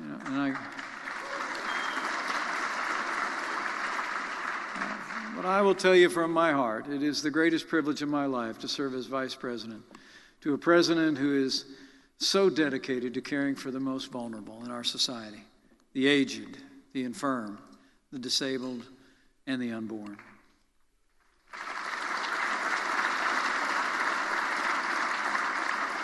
My family and I are humbled to play even a small role in this historic time for our principles, the principles that we all hold dear. You know, just over 1 month ago, at President Trump's direction, I walked up the steps of the United States Capitol to do my duty as the President of the Senate. That day, the Senate had deadlocked on a crucial bill that was personally important to President Trump and to all who cherish life. On that day, at the President's direction, as President of the Senate, it was my privilege to cast the tie-breaking vote to give states the power to withhold taxpayer funding from abortion providers at the state level.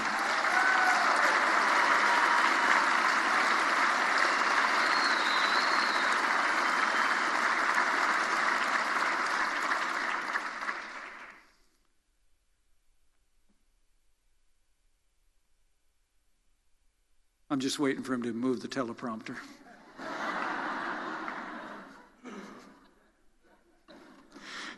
You know, the day the President signed that very bill into law did not mark the end of our fight to keep federal taxpayer money out of the hands of abortion providers. It was the beginning, and we're going to see that fight all the way through. This president is unwavering. He's unwavering in his commitment to defend life and protect women and children. And that commitment will be on full display this week, if you haven't heard the news yet. Just tomorrow, thanks to President Trump's leadership, Congress is going to vote to repeal and replace Obamacare.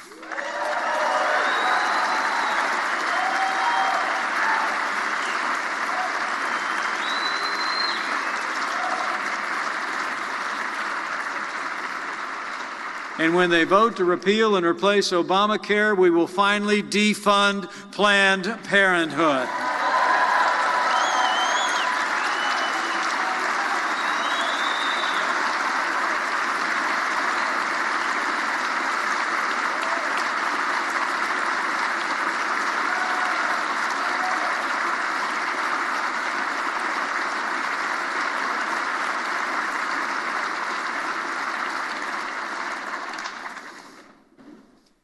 You know, when it comes to Obamacare, I don't have to remind anyone in this room the reasons why Obamacare has got to go.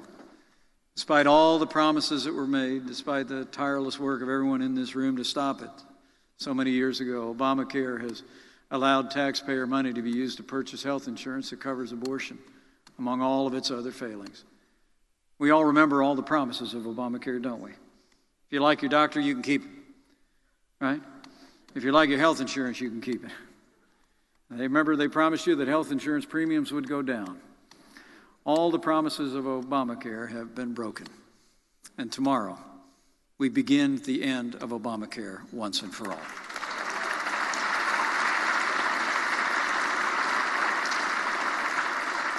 But the day Obamacare passed was also, it was a day of disappointment for the sanctity of life. But hope is finally shining through. The bill before the Congress actually eliminates Obamacare's abortion expansion, and it defunds Planned Parenthood and keeps the president's promise to devote those resources to health care providers that help women without promoting abortion. When this bill passes, it, I believe, will be one of the defining victories for life. And know that the president is grateful for your continued support. We're just at the beginning tomorrow. The House of Representatives is the first stage. Then we head to the United States Senate. And I want to thank you in advance for all that each one of you will do in the future to help move this legislation forward, to give voice to the voiceless, to bring healing and hope to women, to usher in a new era of health care in America that respects the values of the American people and finally, and at last, gives the American people the world-class health care that they deserve.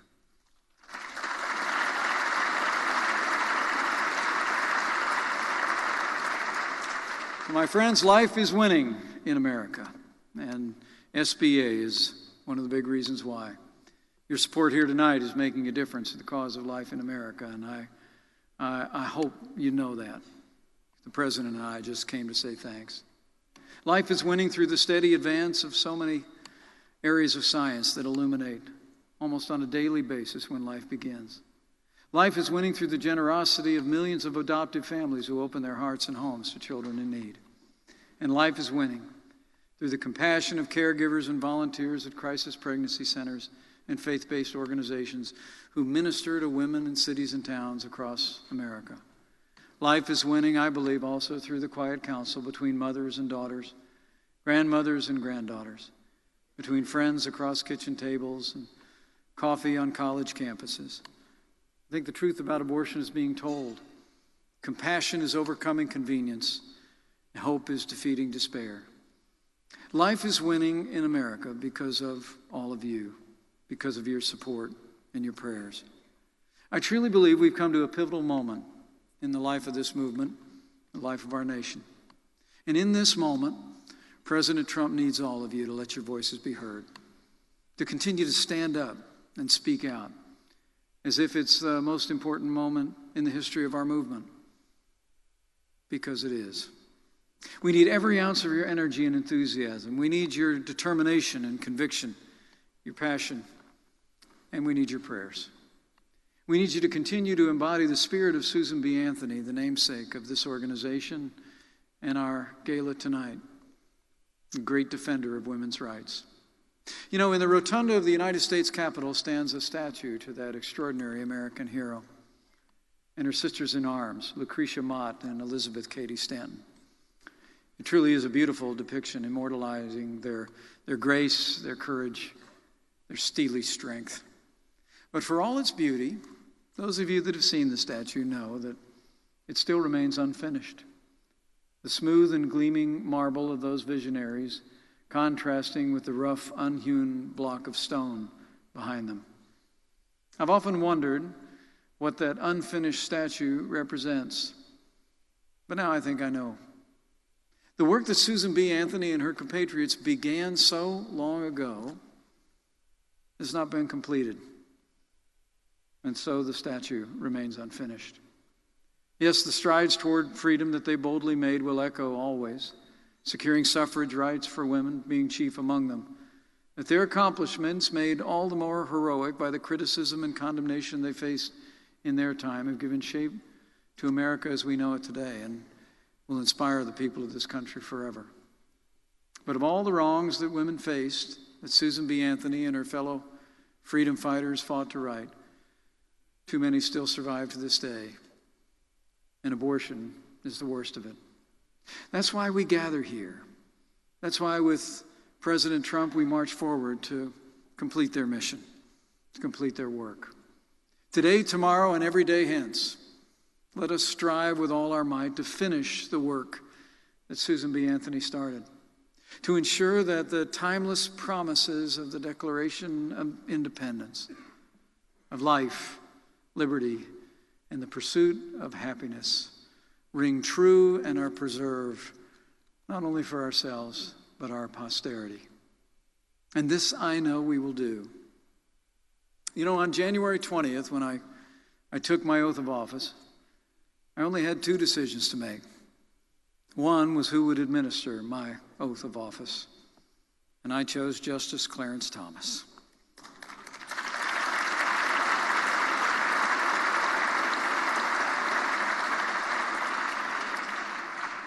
The second was what Bible I would use.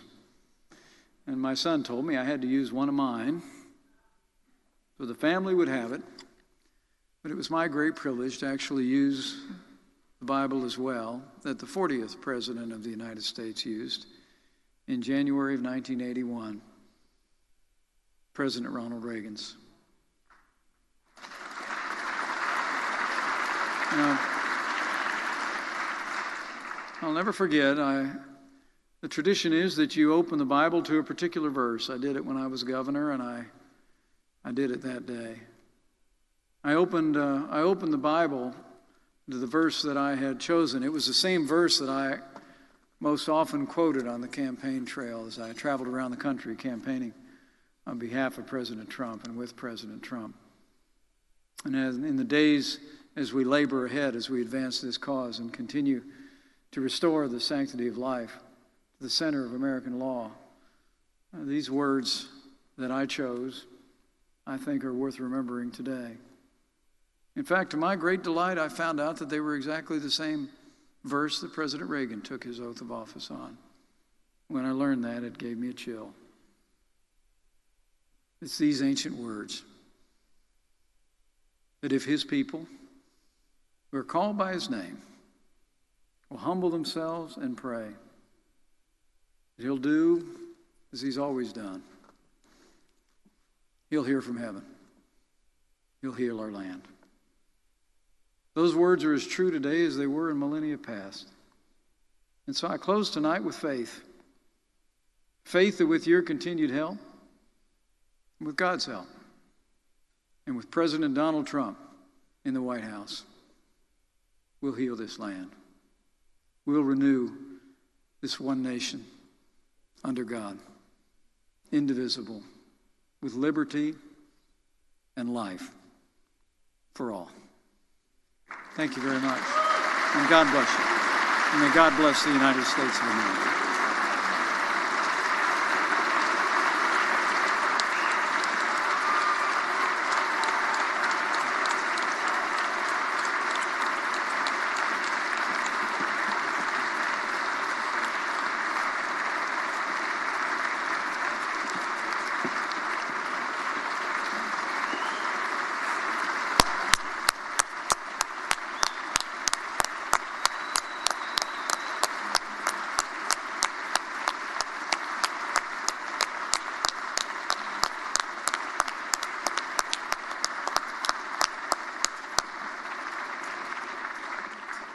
Mr. Vice President, thank you so much. Before we close tonight, I mentioned we were going to stand and sing Amazing Grace, and this will be our closing event. Marjorie talked about William Wilberforce. I mentioned him. John Newton was the mentor of William Wilberforce. And so we're going to have the lyrics put up on the screen. Are you ready? All right. Amazing grace, how sweet the sound that saved a wretch like me. I once was lost, but now am found. Was blind, but now I see. 'Twas grace that caused my heart to fear, and grace my fears relieves. How precious did that grace appear, the hour I first believed. When we've been there 10,000 years, bright shining as the sun, we've no less days to sing God's praise than when we first begun. Thank you for coming, and please join us for an after-dinner reception in the green room. There are cigars upstairs. Thanks again, and we'll see you next year.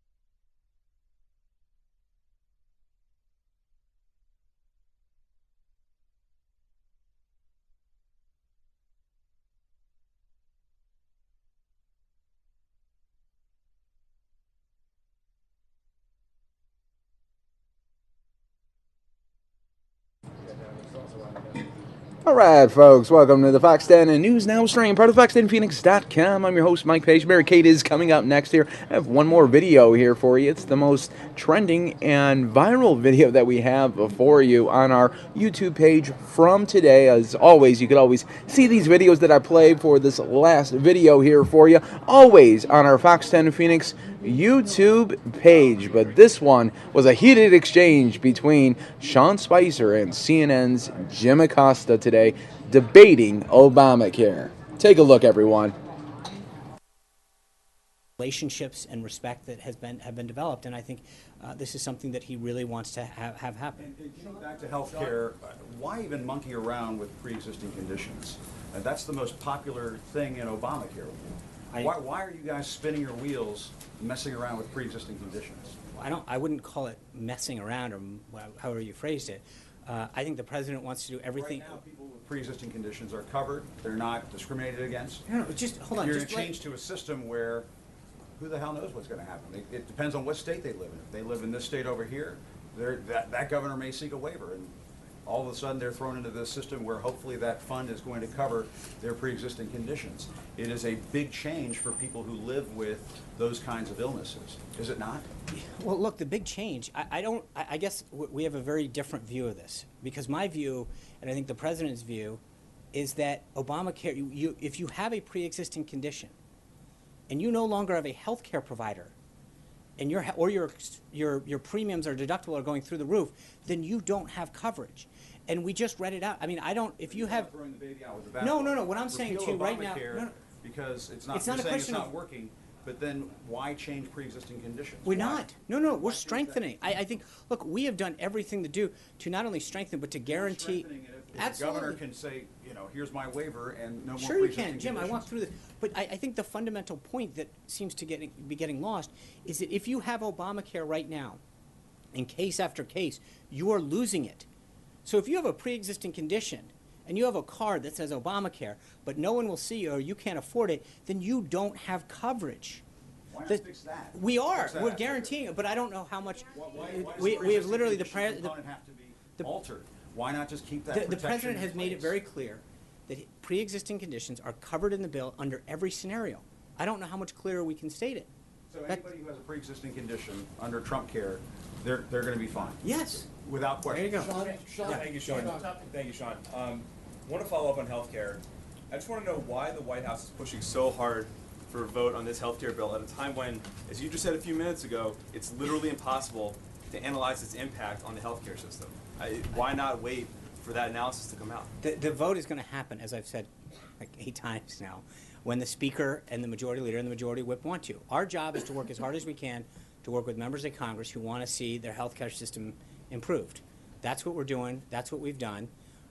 And so it'll be up to the House leadership to decide. All right, everybody. So that was from earlier today. Sean Spicer at the White House press briefing, doing his daily briefing. We're hoping you guys are all having a great evening. Mary Kate is going to take you to the final 2 hours here of the Fox 10 News Now stream, part of fox10phoenix.com. I'm your host, Mike Page. I'll see you guys all tomorrow here on the stream, and it's supposed to be a very, very busy day on this stream. Besides all the breaking news that we always seem to have, we will have the House voting on the repeal and replacement of Obamacare. That will be happening tomorrow right here on the Fox 10 News Now stream. Have a great night, everyone. Mary Kate coming up next here on the Fox 10 News Now stream.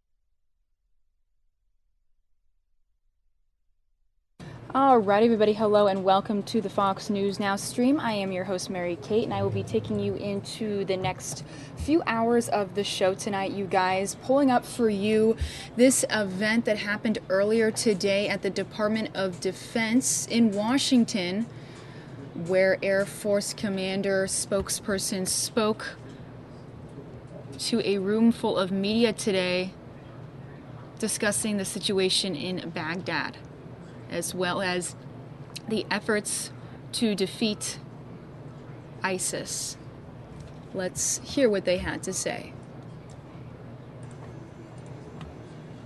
All right, good morning, ladies and gentlemen. We are pleased to be joined today by Colonel John Dorian, coming to us live from Baghdad. JD, want to make sure we can hear you and you can hear us.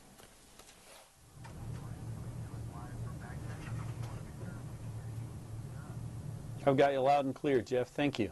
Great. We'll turn it over to you to give us an update on Operation Inherent Resolve.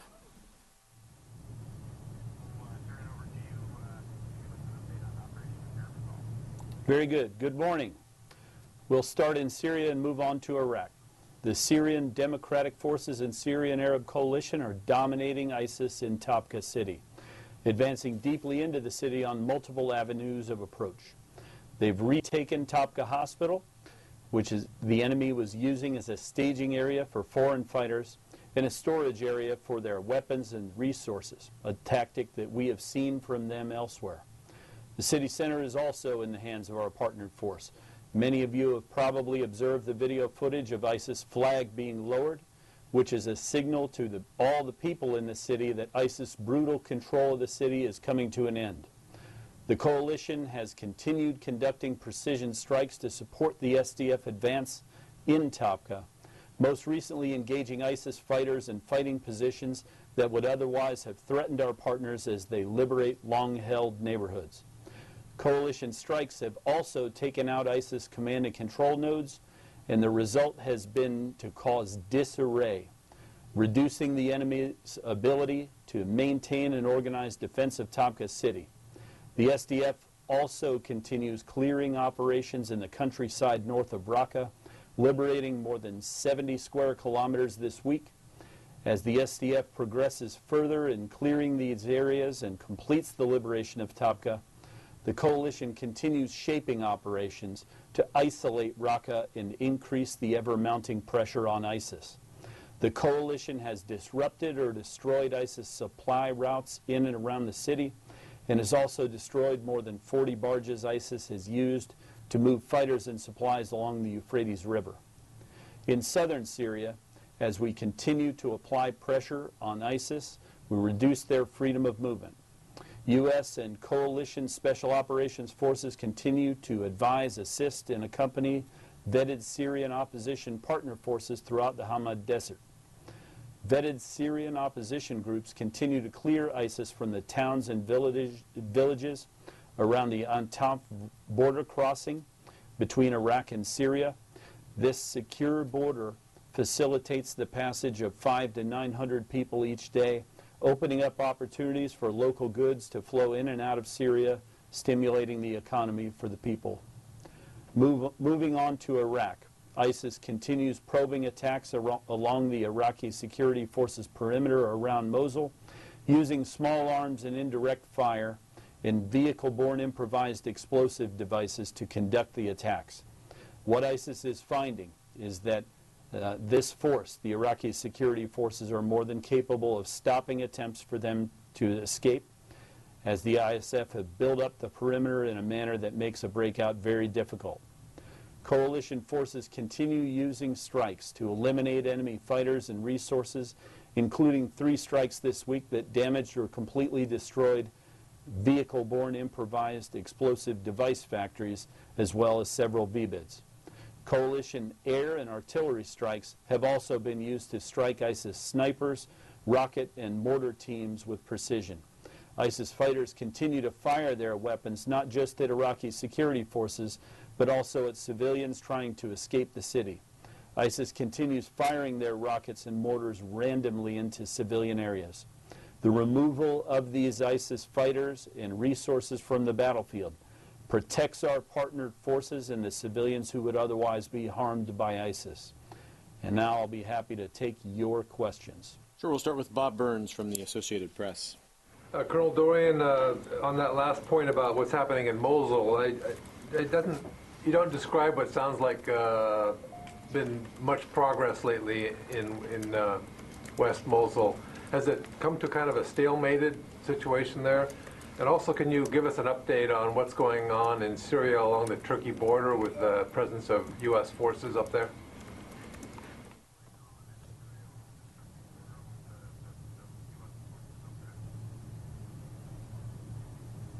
Sure, Bob. With regard to the progress in Mosul, the Iraqi security forces reduced the number of ISIS fighters with each passing day. They reduced the number of ISIS resources, so vehicle-borne improvised explosive devices, weapons, fighting positions, all the things that have caused such mayhem in the city. So I would say that it's not stalemated. The Iraqi security forces continue their maneuver around the city, and they'll position themselves for these last few neighborhoods. It'll be very dangerous, difficult fighting. It will certainly be dangerous as they move into these very dense urban areas, the ancient part of the city with the very narrow roads, but they do make progress toward that end every day. And I know that the Iraqi security forces are confident of their ability to finish the enemy in place in Mosul very soon.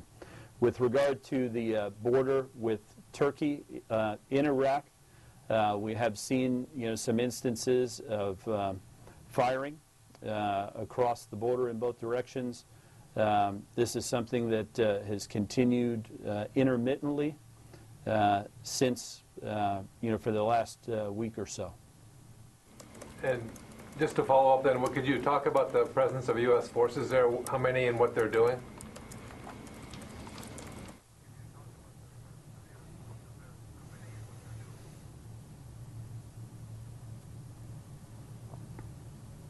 With regard to U.S. forces, we do have forces in northern Syria.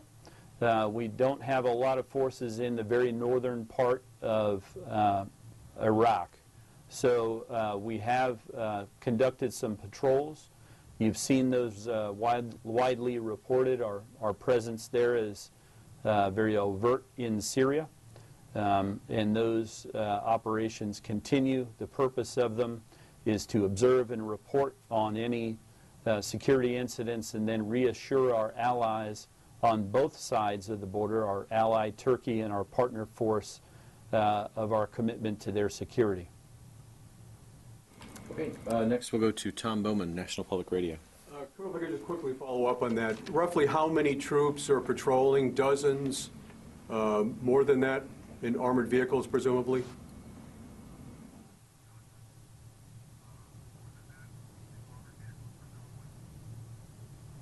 Yeah, Tom, I'm not going to get into numbers. We don't have a tremendous number of forces in Iraq, so the number of forces in any given area is not something that we really like to get into great detail on.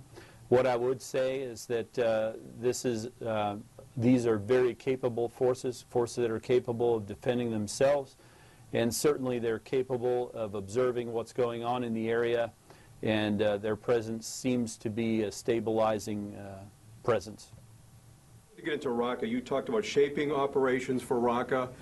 Talk a little bit about preparations for the final assault on the city. We keep hearing that the Syrian Arabs, Syrian Kurds will need more weapons and equipment before that happens.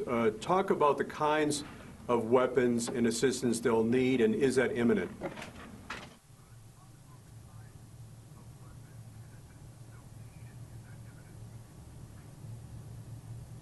Well, I'll give you a little bit of detail about the types of defenses that the enemy is building up in Mosul, or excuse me, in Raqqa. They're very similar to what we saw in Mosul, so that's elaborate berms, that's tunneling, booby traps, all the types of things, vehicle-borne improvised explosive devices. We think that that'll be a very dangerous and difficult battle when it does begin. With regard to the types of capabilities that our partner forces will need, I think we need to back up on that, and because there is still a matter of policy matters that need to be worked through with regard to what force will go into Raqqa. Right now we're focused on the isolation effort, so the operations are largely in Tabqa and then in the area north of Raqqa, and those operations are proceeding at pace. The Syrian Democratic Forces and the Syrian Arab Coalition, our partnered force, which is made up largely of Syrian Arabs, have been able to take territory away from ISIS, and ISIS has not been able to either retain or recapture any territory from our partner forces in Iraq or Syria, for that matter. Just quickly, we keep hearing that the Syrian Kurds and Arabs will be offered small arms, dishkas. Is that not the case, or you just can't say at this point?